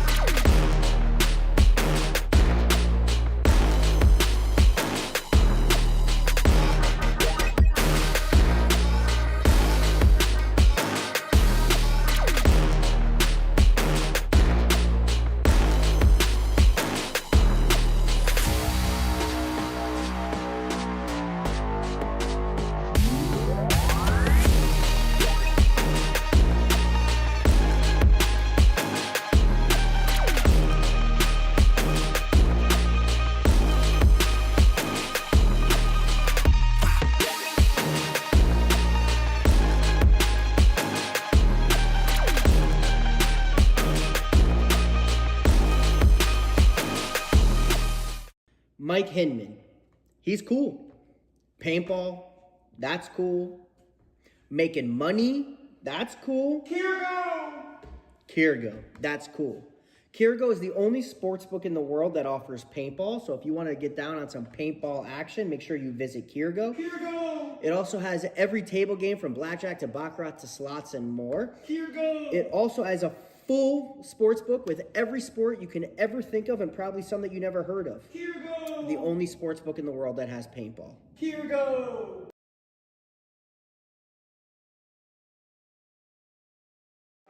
Hey, it's BRNT at CRBN, here at the DRV, an absolute hot rod force feed loader. What separates the DRV from the competition is our LCD display on the back. This has a built-in timer, ideal for classic paintball, but if you're playing anytime paintball at all, the ability to know what's going on without a scoreboard is an advantage. Along with our adjustable torque settings, 1 through 5, allows you to shoot any paint in every condition. If you're shooting super brittle paint, turn it down. If you trust the paint, it's a little bit harder, you can turn it all the way up, shoot 25 balls a second, no problem.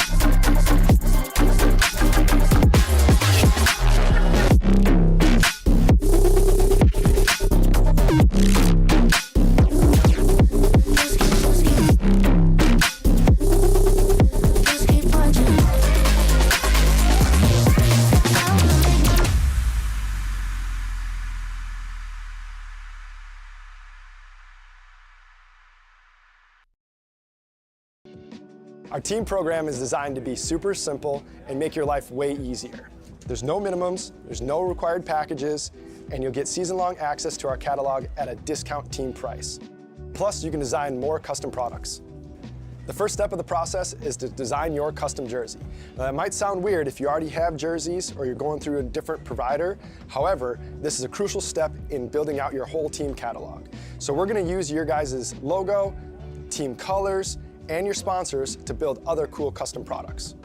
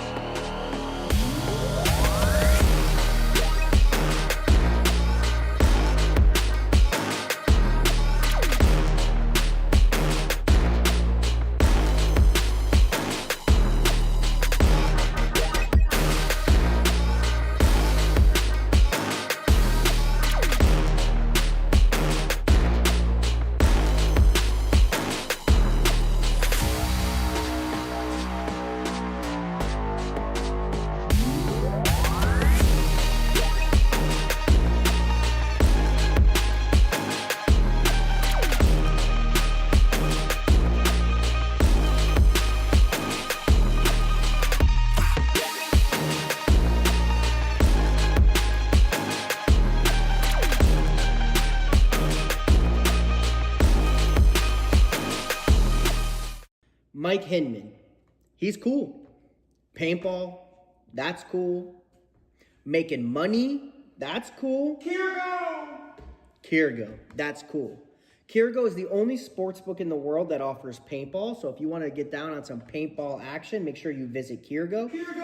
It also has every table game from blackjack to baccarat to slots and more. It also has a full sports book with every sport you can ever think of and probably some that you never heard of. The only sports book in the world that has paintball.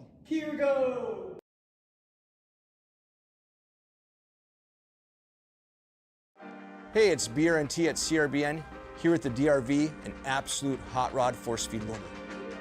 What separates the DRV from the competition is our LCD display on the back. This has a built-in timer, ideal for classic paintball, but if you're playing anytime paintball at all, the ability to know what's going on without a scoreboard is an advantage. Along with our adjustable torque settings, 1 through 5, allows you to shoot any paint in every condition. If you're shooting super brittle paint, turn it down. If you trust the paint, it's a little bit harder, you can turn it all the way up, shoot 25 balls a second, no problem.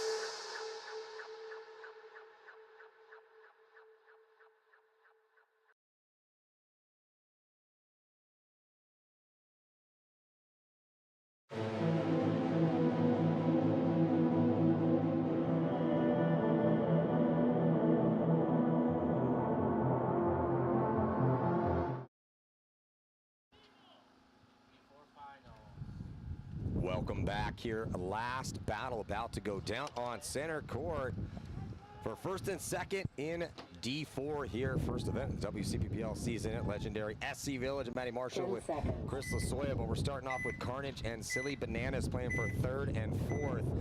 Carnage going to be in the black on the left-hand side. Silly Bananas in their trademark yellow jerseys here, having some fun with it. And on the breakout, aggressive break here for the Silly Bananas. It does cost them a body trying to go to Snake 1, so good zone control here for Carnage. They double up that back center, and they also have some pop of their own, taking some ground and getting into very quickly in this 5-on-4 into Snake 2.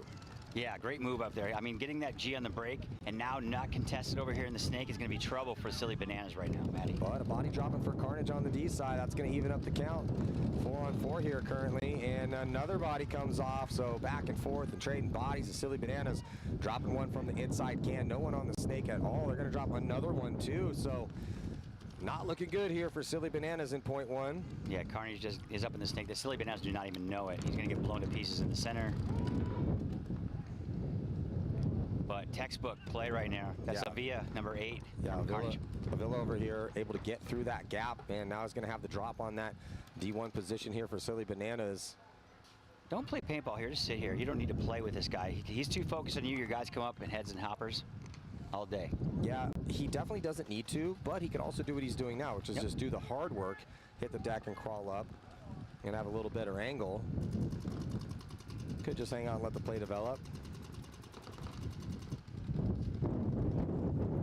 I don't think the other two Carnage guys knows exactly what the real is. Oh, he dies anyway. So, like you said, doing the hard work. Avila going to work over there for Carnage. Not approved. 1-0 against Silly Bananas right now for Carnage. 1 minute. So the top 2 teams here in D4, Rampage. Got to get some looks at them as they have trained against the premier team Alliance out of Alliance Paintball Park in Bakersfield. And proud of these guys, man. They've looked outstanding. They've had a solid run. I think they've had an undefeated run here at this event. Yep. And they're playing the Hooligans, who we hadn't seen them here on center court, but showed up and diced up the Bananas to get to this position. Should be back and forth. Both teams looking strong. 30 seconds. Yeah, Hooligans coming out of the woodwork that we never saw this weekend, but I mean, they've been doing work obviously because the battle to get here is alone is a battle within itself. Yeah, I think there's 30 teams in 50 teams here in D4. Yeah, that's a lot, bro. Only one of them's going to walk away with the cash, though. And on the breakout, Hooligans in the red, Rampage in the black, and looks like doubling up that back center. Rampage going heavy guns. Neither team losing a body early, though. First one to drop, though, is going to be the Hooligans. Hooligans taking the walk from the back corner bunker on the snake side. Or, sorry, on the D side. He made it there clean early. Just lost his first gunfight. Rampage with the body in the snake. Also mirrored up here with the Hooligans. Both teams at snake 1. Yeah, Hooligans playing good paintball, but so is Rampage. Obviously, a lot in the line for both teams, first and second. All the marbles, Sunday paintball. Yeah, Rampage just playing this smart, methodical paintball we've seen out of them. Once they go up bodies, they really don't like to risk much, which is really intelligent.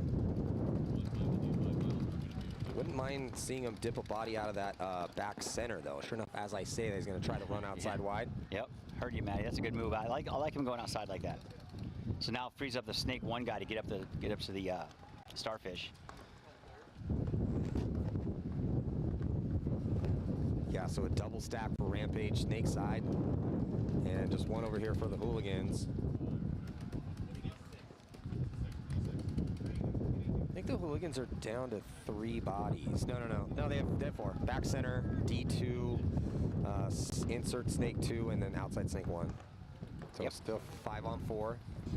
Rampage making a move up to D2 on the far side, the rear side of the field. Both teams not wanting to make a mistake. Crucial first point, though, man.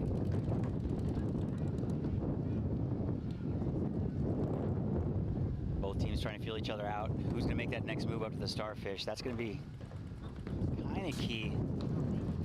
But it's not that difficult of a move, so I expect both teams to be there soon.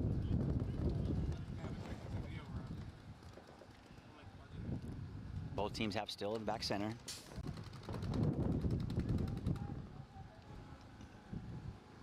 Yeah, this could be a little bit of a long point here. Because now that Rampage is out and up, they might want to try to make a move, but everyone's just kind of content to chill in their spots right now. Hooligans are going to crawl up to the snake 2. Did you guys make any predictions?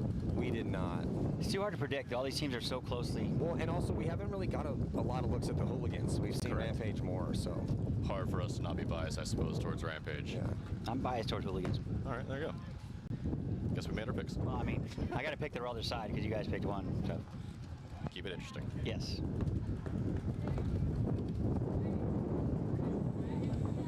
Rampage out here looking to make that move. I think once he realizes he's at the Starfish, he's going to go in the inside move and go up the next one, try and match that. Hooligan shooting across the field from that Dorito 2. Yeah, everyone's just being really disciplined. So, well, the Snake 2 player, just as I say that, he pops the top and spins. I hear a kill. Good burst over the top. Somewhere. Yeah, I don't see it either, Andrew. I thought that I did I not? I heard the same thing you did, but I didn't see anything. Maybe that's what we heard. Since this mid game is a little slow, I'm going to take 5 seconds to congratulate my guys, Arizona pole position Defy, making it into the Defy finals. My guys. Yep. And Hooligan's going to take the walk from that Dorito 2 position. So first person to drop. Oh, just like that. Commentator cursed that over the top. So both primary attackers for Hooligans eliminated within about 5 seconds. Eliminated from the 200, eliminated from the Snake 2. They do make a fill outside to the 100 there, and they get a kill off Rampage's Dorito side. Yeah, that was pretty clutch. He was making some moves over there. Yeah, I mean, this is a couple bodies left alive. It was looking really good for Rampage, but then squandering a body going to make it a little hard on themselves, but still an advantage on the count. Advantage going to Rampage. Yeah, and this is Vega back in his more true spot, playing this Snake 1, Snake 2 position. He's done a lot of damage in the time that we've seen him out here. Very calculated. Hooligans, patient paintball. Still a lot of time. This is a long point, though. Yeah, down to 7:17 left in point number 1. Which I'm fine with. So 5 minutes taken off of this clock. 12-minute starts here in D4. Both teams feeling each other out. Both teams doing a good job of trying to get the advantage.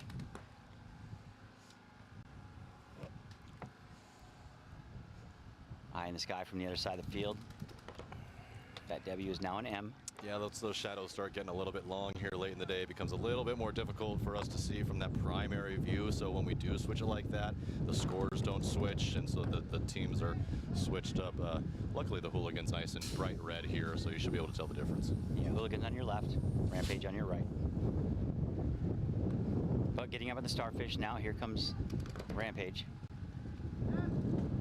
Yeah, now we're getting a look at it from this is a 180 view, so Rampage is going to be on your right and Hooligans on your left. They're talking about, just get a little bit of different look over there. That D side pretty barren, except for the Hooligans over into D. Well, a little baby Dorito, actually. Not a big fan of that spot. No, we haven't been either. Maddie has pointed that out more than once, that baby Dorito just doesn't seem like a bunker that we've seen played a whole bunch at all. But I would say over the past hour or two, though, we've seen it played more than maybe we played seen almost all weekend. Yeah, Premier didn't play it too much. It's a little bit more of just a stopping. You can't shoot down the sideline.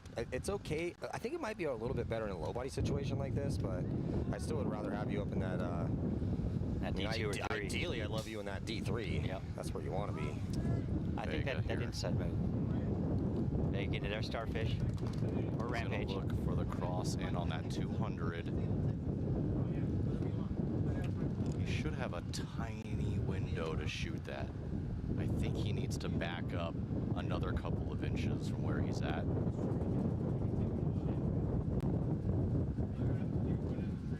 You don't want to get loose in here too much. He's got to be careful. A little loose. The highway is really not open at all, and it gets shut down. That was definitely lazy. It's a little undisciplined. They played discipline so much to this point. Now squandering that tie body situation. Here come the Hooligans on the Dorito side, Maddie, right to D3 like you asked for.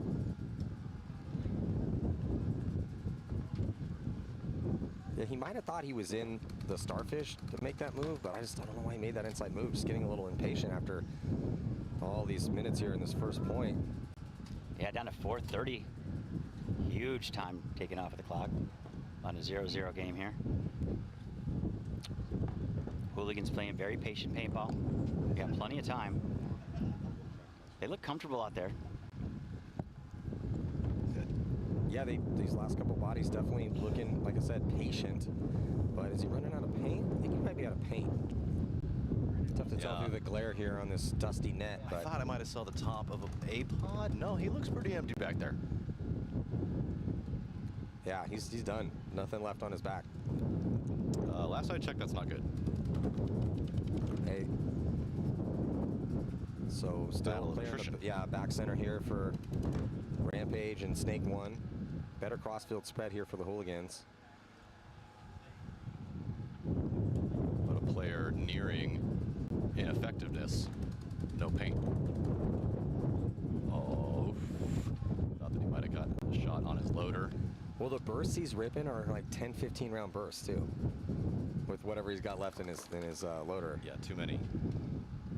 Yeah, I wouldn't. Oh, here comes a big run. They missed him. He's all the way on their corner. And with the one ball he has left. Oh, he able to get the kill. So whoever this was for the Hooligans on the D side after all that time is the difference maker. You know, a lot of times it just comes down to who's the one. When I call it stasis. Stasis is when things are locked up energetically and you're kind of meeting a roadblock. Again, no one really has the advantage, and then all of a sudden in paintball, one individual has to step up and make that big move. And whoever that was over on Hooligans, that might have been the winning move for them. Yeah, it very well could have been. That was number 24. I couldn't quite get his name, but hats off. Well played. Hey, the whole team, that was well played point for sure. Very controlled, very patient. 30 seconds. So Silly Bananas down 1 point to Carnage. These guys are likable. 20 seconds. Bananas, very likable. Yes. Always bringing that potassium. Hard-fought battles out here today for both of these squads. Seen a lot of the Silly Bananas out here all day today, mostly.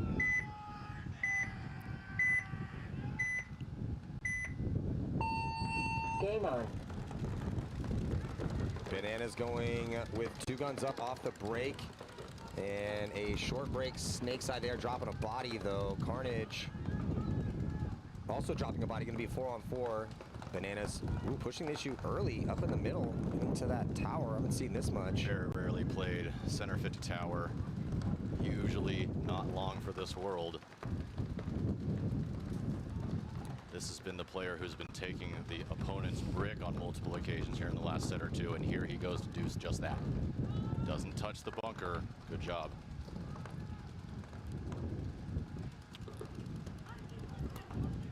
Oh, look at this run. He's hitting the arm. Oh, bad death by Carnage. Go stab him. Stab him. Oh, he will. Bananas thinking about running through. Oh, one taps him in the back. That was kind. Very nice. Very kind, very honorable.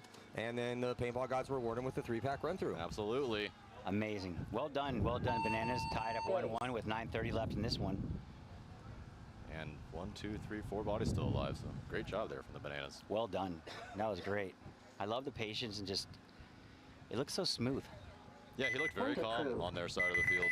Yep. Ask them to check that. 1 minute. So 1-0 now in favor of the Hooligans after that amazing point. But down to 3 minutes. I mean, for sure, I'm almost positive that the other game is going to go to X-Ball. But Hooligans in the driver's seat, 1-0. Yeah, really good chance. Could be in X-Ball. 3-11. I mean, this could be the next point. Without that first one played out, we started with 12. Yeah, this might be one of the first times that we're going to have to see Rampage play with a little bit of pace. We've been seeing them often play that very slow, maniacal, smart paintball game.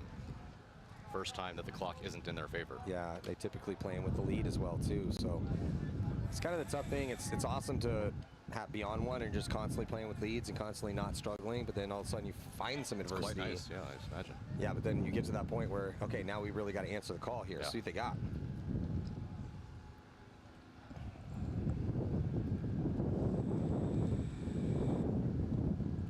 Reminder, this is the last set of the day. This is your D4 finals. Hooligans and Rampage battling out for top spot, first place at the Wcppl Event 1 Defy Open. What a great tournament this was. Can you do the sponsors? You know all of them. Yeah, sure. We forget got Andrew Lopez, Law PC, OTL, obviously, you know, with Patty Gleason. You got Dye, Anthrax. Infamous was out here with a nice booth. You got Maxed, HK Army, Kirgo.us, Woods and Sons for your tax needs, PH Ball, Paintball, and Carbon, and of course, 2026 season open here for Defy. Defy Open. Defy coming at you large here at the Defy Field for the finals out here at SC Village at the Wcppl season opener. Great job. Thank you.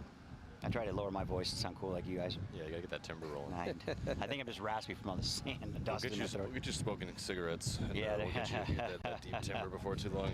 Yes, sir.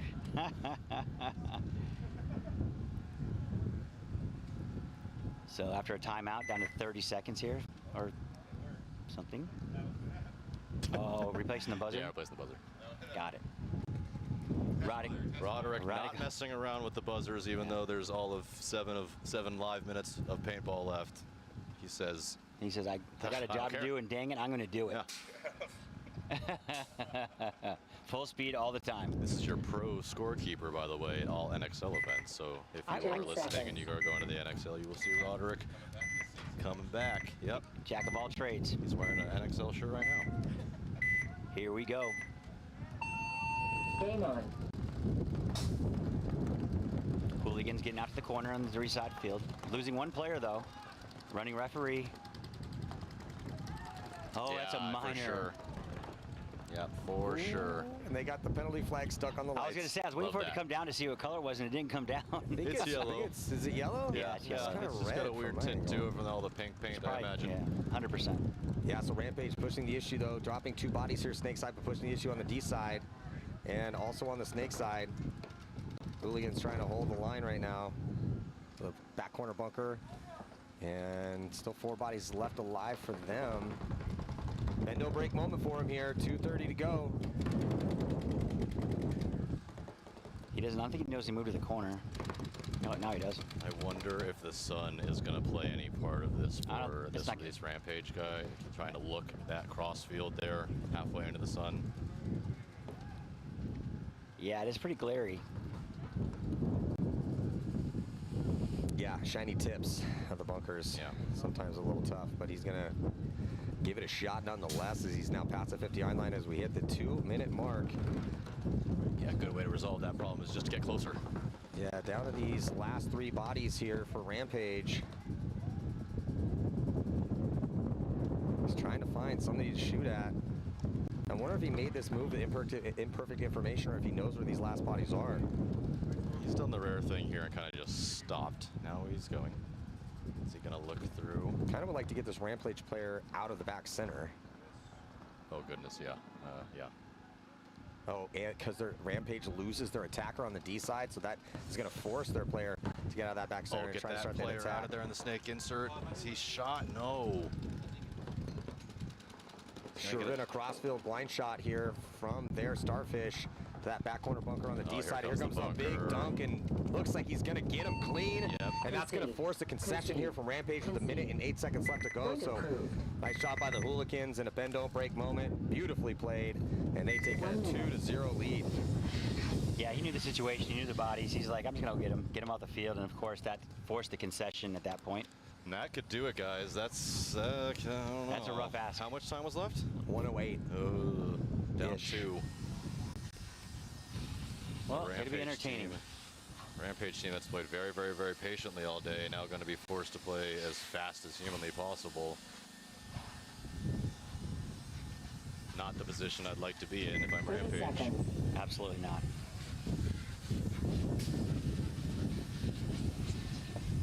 Got a great one here between Carnage and Silly Bananas. 1:09:33. This is your bronze medal match.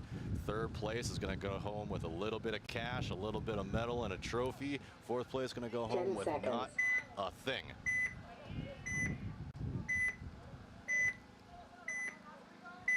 Here we go.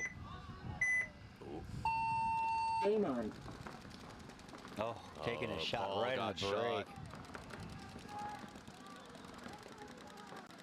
All the way to the Starfish, and the break is Carnage. Oh, it's to kill 2. Not looking good for Silly. Kill 3. 3 bananas drop, and there are 2 bananas at the worst bunker on the field. They're going to have to concede this point. Yeah, they love this spot here. I mean, it's just, it can work for a little bit. They proved that, but not in necessarily a situation like this. It had definitely worked for them plenty of times in the past. This is not going to be one of those situations. They got to get out of there, so they're going to dip out into the brick and ideally get across this gap. Problem is that gap is being pumped full of paint here, so it's kind of stuck at that can.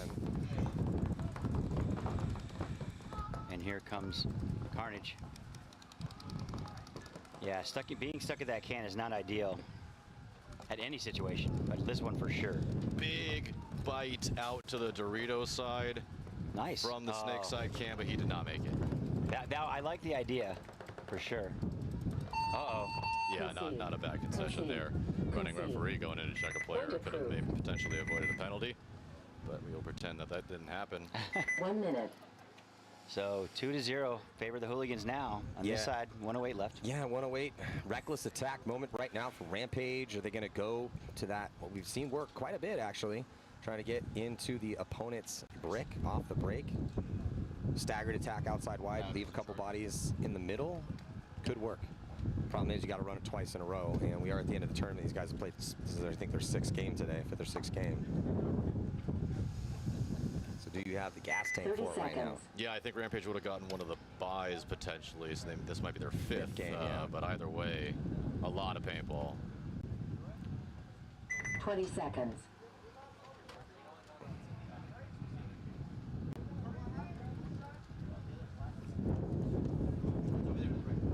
Seconds.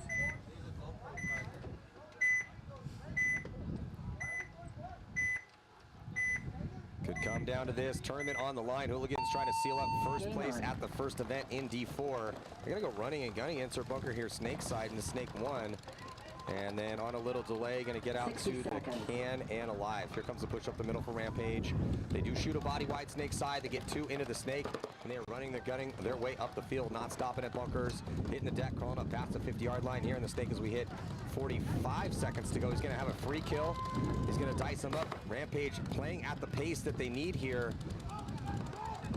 Going to have to fully commit. Got to be careful not to get penalties in this situation. Very quick point for Rampage. Pace.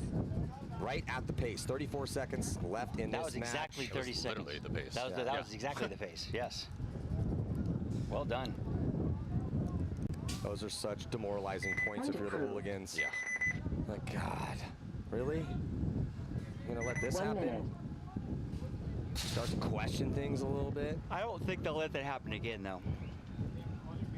Well, if you're Hooligans, definitely hope not, but Rampage just proved they can do it. Now the question is, do you go with exactly the same game plan, or do you want to slightly switch that up? I would switch it up slightly.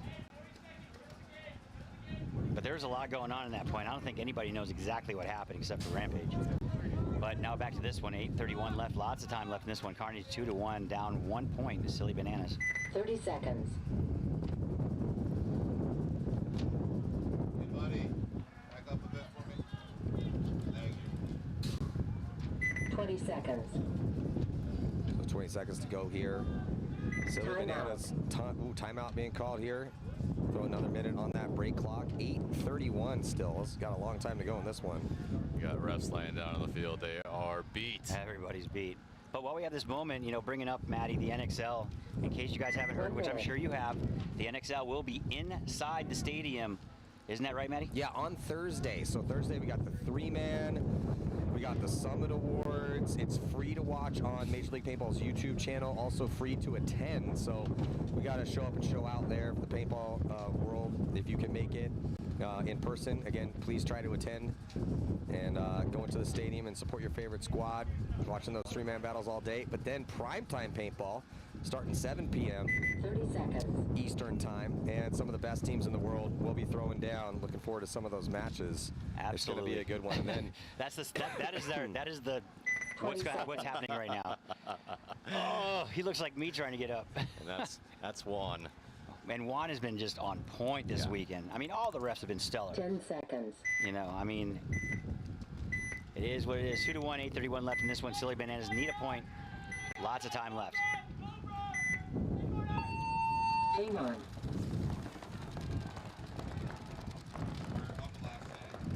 Snake 1 in the break for Carnage. Look for them to match it up for Silly Bananas. Oh, losing one on the back center though, Carnage. That's running ref. opportunity, but Silly Bananas going to be... Oh no, that's a minor. Yeah, penalty going to be assessed here on the Silly Bananas. Advantage Carnage. If they can understand the high body situation they're currently in, they are going to crawl up. He's not feeling any pressure. He's going to probably continue his crawl. Yep, going to go all the way to the 50-yard line. They finally do pick him up now. Well, they're calling charger, which pretty much in most cases means empty snake. So you have the whole wire to yourself. You got to be careful though in this field. Those cross-field shots are pretty gnarly. Yeah, it's Avila again. He's been dominant here for Carnage. Yeah, free kill inside for Avila. Going to try to get a shot there on T1. Does he have the angle from here? Might have got caught cross field though. Referee's going to come give him a check. No, looks like just a little spray. Going to launch up the middle as well too to try to help out Avila here for Carnage. Going to get to the tower. And also sliding into that 50-yard line. It's going to force a concession from the Silly Bananas to keep time on the clock. Going to be down by 2. 7:22 remaining. Lots of time left. 1 minute. I never count anybody out right now. From lots of time to no time, 34 seconds remaining. Rampage just pulled off a 34-second point, exactly. Can they do it again? Yeah, so for first and second place on the line in D4, kicking it off here to take the momentum in this division. Again, it's incredibly hard to win a paintball tournament, and I don't care what division you're in, but D4, I think there was 50 teams out here this weekend in 30 D4. seconds. Yeah, we're maybe a little bit biased because we've seen a lot of Carnage, and Maddie has seen them a little bit extra. They certainly have looked like absolutely every bit of a team that can win this event. So 34 seconds left. Don't count them out. They have more than a little bit of a chance. Absolutely. I never count anybody out in this field. 10 seconds. We've seen a lot of 3-0 comebacks. I've heard. So 2-1 right now? Did that. Yeah. Here we go. Game on. So you're following Rampage. They got bodies. They dropped 1. But they're gonna drop 2. They're gonna drop 3. They're gonna drop 4. Who's the minor on? I think it's on Silly Bananas. Or Carnage, I'm sorry. Juan taking 1. Is there a body on the north side of the field on the Dorito side for Rampage? I'm not sure. I don't think there's anybody out there. Yeah, I think that is gonna do it here after the car crash, and that finished. is officially in the books as a win for the Hooligans here. Congratulations to them. Hard-fought battle all weekend long. Once again, Hooligans coming out of the Northwest up at DBS Paintball. Well done, boys. Whatever you're doing, keep doing it. Good job by Rampage, though. Hard-fought battle for them. They had a lot of games out here, looked pretty good. Ryan getting the eye in the sky. These guys coming off the field for celebration. I'm not gonna lie. I would have expected a little bit more fire. I think they're too tired. Maybe there's... Typically, you see this out of teams that have won a lot before. Yep. But we don't have no idea who these guys are. Yeah. I mean, they're giving some hugs, so they are happy. They're definitely happy. They didn't scream, no yelling. Well, usually, we got pod dumps, we got hopper throws, somebody tossed a gun. Remember that earlier yesterday, yeah, and then changed his mind midpoint and caught it. I saw that. That was funny. That was pretty impressive, actually. He didn't even skip a beat. So, boy, a very pedestrian celebration over there. A very stoic celebration. Respectful. I like that. Yeah. I love that. It's great. Well done, Hooligans. Hats off. Here we go. Carnage 3-1. Silly Bananas down 2 points. 7:21 left in this. Silly Bananas going up the middle again to that tower. No real teams have been doing this off the break. Love it. Like the Silly Bananas. So a surprise here for Carnage. And he's still alive. They're also going to put another body up that way. They are losing a body up the middle. That player does get dinked out, so the Silly Bananas have now lost 2. And running referee going to come in and check out one of the players. So the Silly Bananas on the D side looks like he's good to go. Let's see if Markham can pull some heroics here at the bottom of your screen. So that's Chargan for the for the Silly Bananas going up the middle, doing that damage most of the tournament. So hats off to him. He's playing very well. Losing the players, Carnage and the Snake over here. You got him filling it. Here's Markham.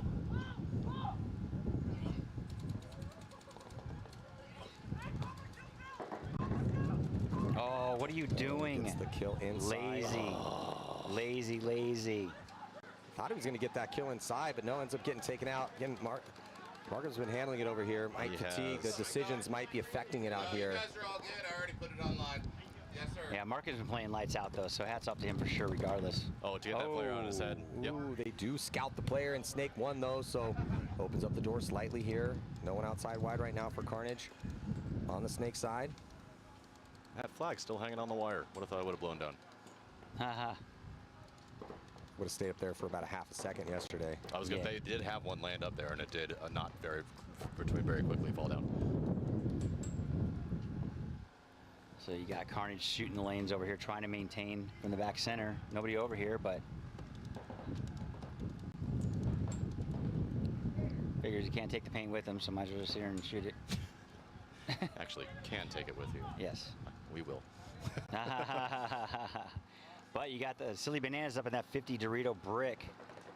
Not the best spot in the field. I like that move, getting up to their Dorito. Yeah, their Dorito is a way better spot. That inside bunker at the 50 or inset bunker, just not great. It's okay. Oh, but he gets clipped out though in a gunfight, trying to get onto the Carnage's side of the field. And then Silly Bananas still with an option here in Snake 2. Just letting it ride here, not conceding the point even though they're in a drastic low body situation. They lost him too. I don't think they know. There's 3-on-1, so it's not looking his way. But they don't think they know where he is either. Well, player on the D side for Carnage scanning the field, trying to keep his eyes up, and big run all the way for the Bananas. Think he's going to get taken out though, trying to make it happen. Hats off. Nice try. Yeah, Carnage is going to put that 4th point on the board. Really no hurry, it looks like, to hit the buzzer. They're going to wait for the concession. So the 4-point mercy rule is now in effect here. 4:32 left to go and 2 minutes in between points. So we are very rapidly approaching, and Riza. No, he broke. Just a feedback on that. I saw him after the last game. He broke his toe playing. I saw him over there, his foot up, iced up. You know, it doesn't hurt on the field when you're playing, but man, when it stops, when that adrenaline stops, it sure does. What did he break his toe on? I don't know. I just heard the tail end of it, so I know that it is his toe. I just don't know how. It's probably something stupid. They're likely going to need a timeout. But we are rapidly approaching what could be the very last point of Event 1 here, the Defy Open. Do we know, did D5 play yet? I want to know if my guys won.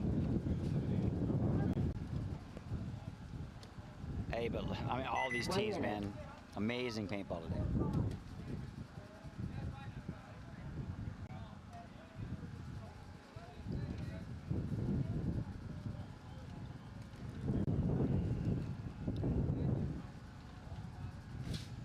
Not played the finals in D5. It's going to be that means you get to watch it. Lords versus Arizona pole position. D5 finals. Don't know where it's going to be, but we were told it's not going to be here. 30 seconds. So 30 seconds could decide this game. Silly Bananas down by 3. 4:32 left, so still a lot of time. 20 seconds. Yeah, at this point, it's just, is Carnage going to win one? Because if they win, it's over. They're going to take 3rd. 10 seconds. Silly Bananas losing, was it, who is it, Reza? Yes. Yeah, Reza's been a big part of their offense, too. So, they're down one of their key attackers. Game on. Oh, on the breakout, Carnage almost tanked himself, diving into Snake 2, but makes it in clean. Silly Bananas going to get torched trying to get into Snake 1. They're going to be losing, yeah, that body. I think just that one. 2 coming off for the Bananas. Bananas. They called kill 2. So. Yeah, another body coming off for the Bananas. Yeah. 3. Carnage with a real good crossfield spread. Big bite for him, up 3 points with 4 minutes left. Going to Snake 2 off the break. Love that. Oh, what a nice shot. That was a great shot. Yeah, running and gunning. There's 2 up there, though. I don't know if he thinks, yeah, he didn't know there was 2 up there. Nope. And that cost him his body. Looks like Carnage is also going to double stack that center. Running referee going to come and check out that player, though, up at the brick. And looks like he is out. No penalty assessed, though. Boy, it's just no interest in playing defense from Carnage. They just went on the exact same game plan as they had with the rest of these points here. Well, we talked about it. Some teams can play defense and some players cannot. Yeah. I am one of those guys that cannot. Best defense is offense. You're okay at defense. No. Yeah, because I cheated. I did ask you once who was the biggest cheater in your time at the Wcppl last year, and you were like, very well could have been me. Yeah. There's a good handful of us, though. I mean, we're in that's a big group of people. I mean, I don't know. Mikey Bruno did crawl into a swamp one time. I was just going to ask you what you thought in about their that, jerseys, in their uniform. He stole one of their jerseys and stuff. And then he lit it on fire in front of their camp. Jesus. That was a good story. That's a great story. So that is going to officially do it here. Carnage going to take the Mercy Roll win and take 3rd place here at the Defy Open, first event of the Wcppl season. Well, thank you guys so much for joining us. We will see you in Texas. Is that it, Roderick? Yeah, this is the quietest winter day I've ever. That's what we said. I think we're too tired. Where's the champagne bottles popping none of and that. hoisting up somebody, whoever had the MVP performance? And yeah, so I'm going home. That's what I'm doing. Well, thank you guys so much for tuning in. We'll see you in Texas, but also mark your calendars. Going to see you in Tampa here 2 weekends from now, starting Thursday, actually, with the takeover of Raymond James Stadium on Thursday, and we'll be outside the stadium Friday, Saturday, Sunday. But yeah, kicking it off with the 3-man battles, and then going to be live and free on Major League Paintball's YouTube channel. If you're in person, it will be free in the stadium as well too. And then primetime paintball starting at 7 o'clock Eastern time with 3 sets of battles. It's going to be epic. Can't wait to get out there and see how the beginning of the season goes down with the best players and teams in the world. Andrew, I will talk to you soon. Thank you very much, sir. It was an absolute pleasure to share the mic with you, as absolutely always. I hope I get to do it for a long, long time to come. All right, we'll see you guys in Tampa and in Texas. Take care.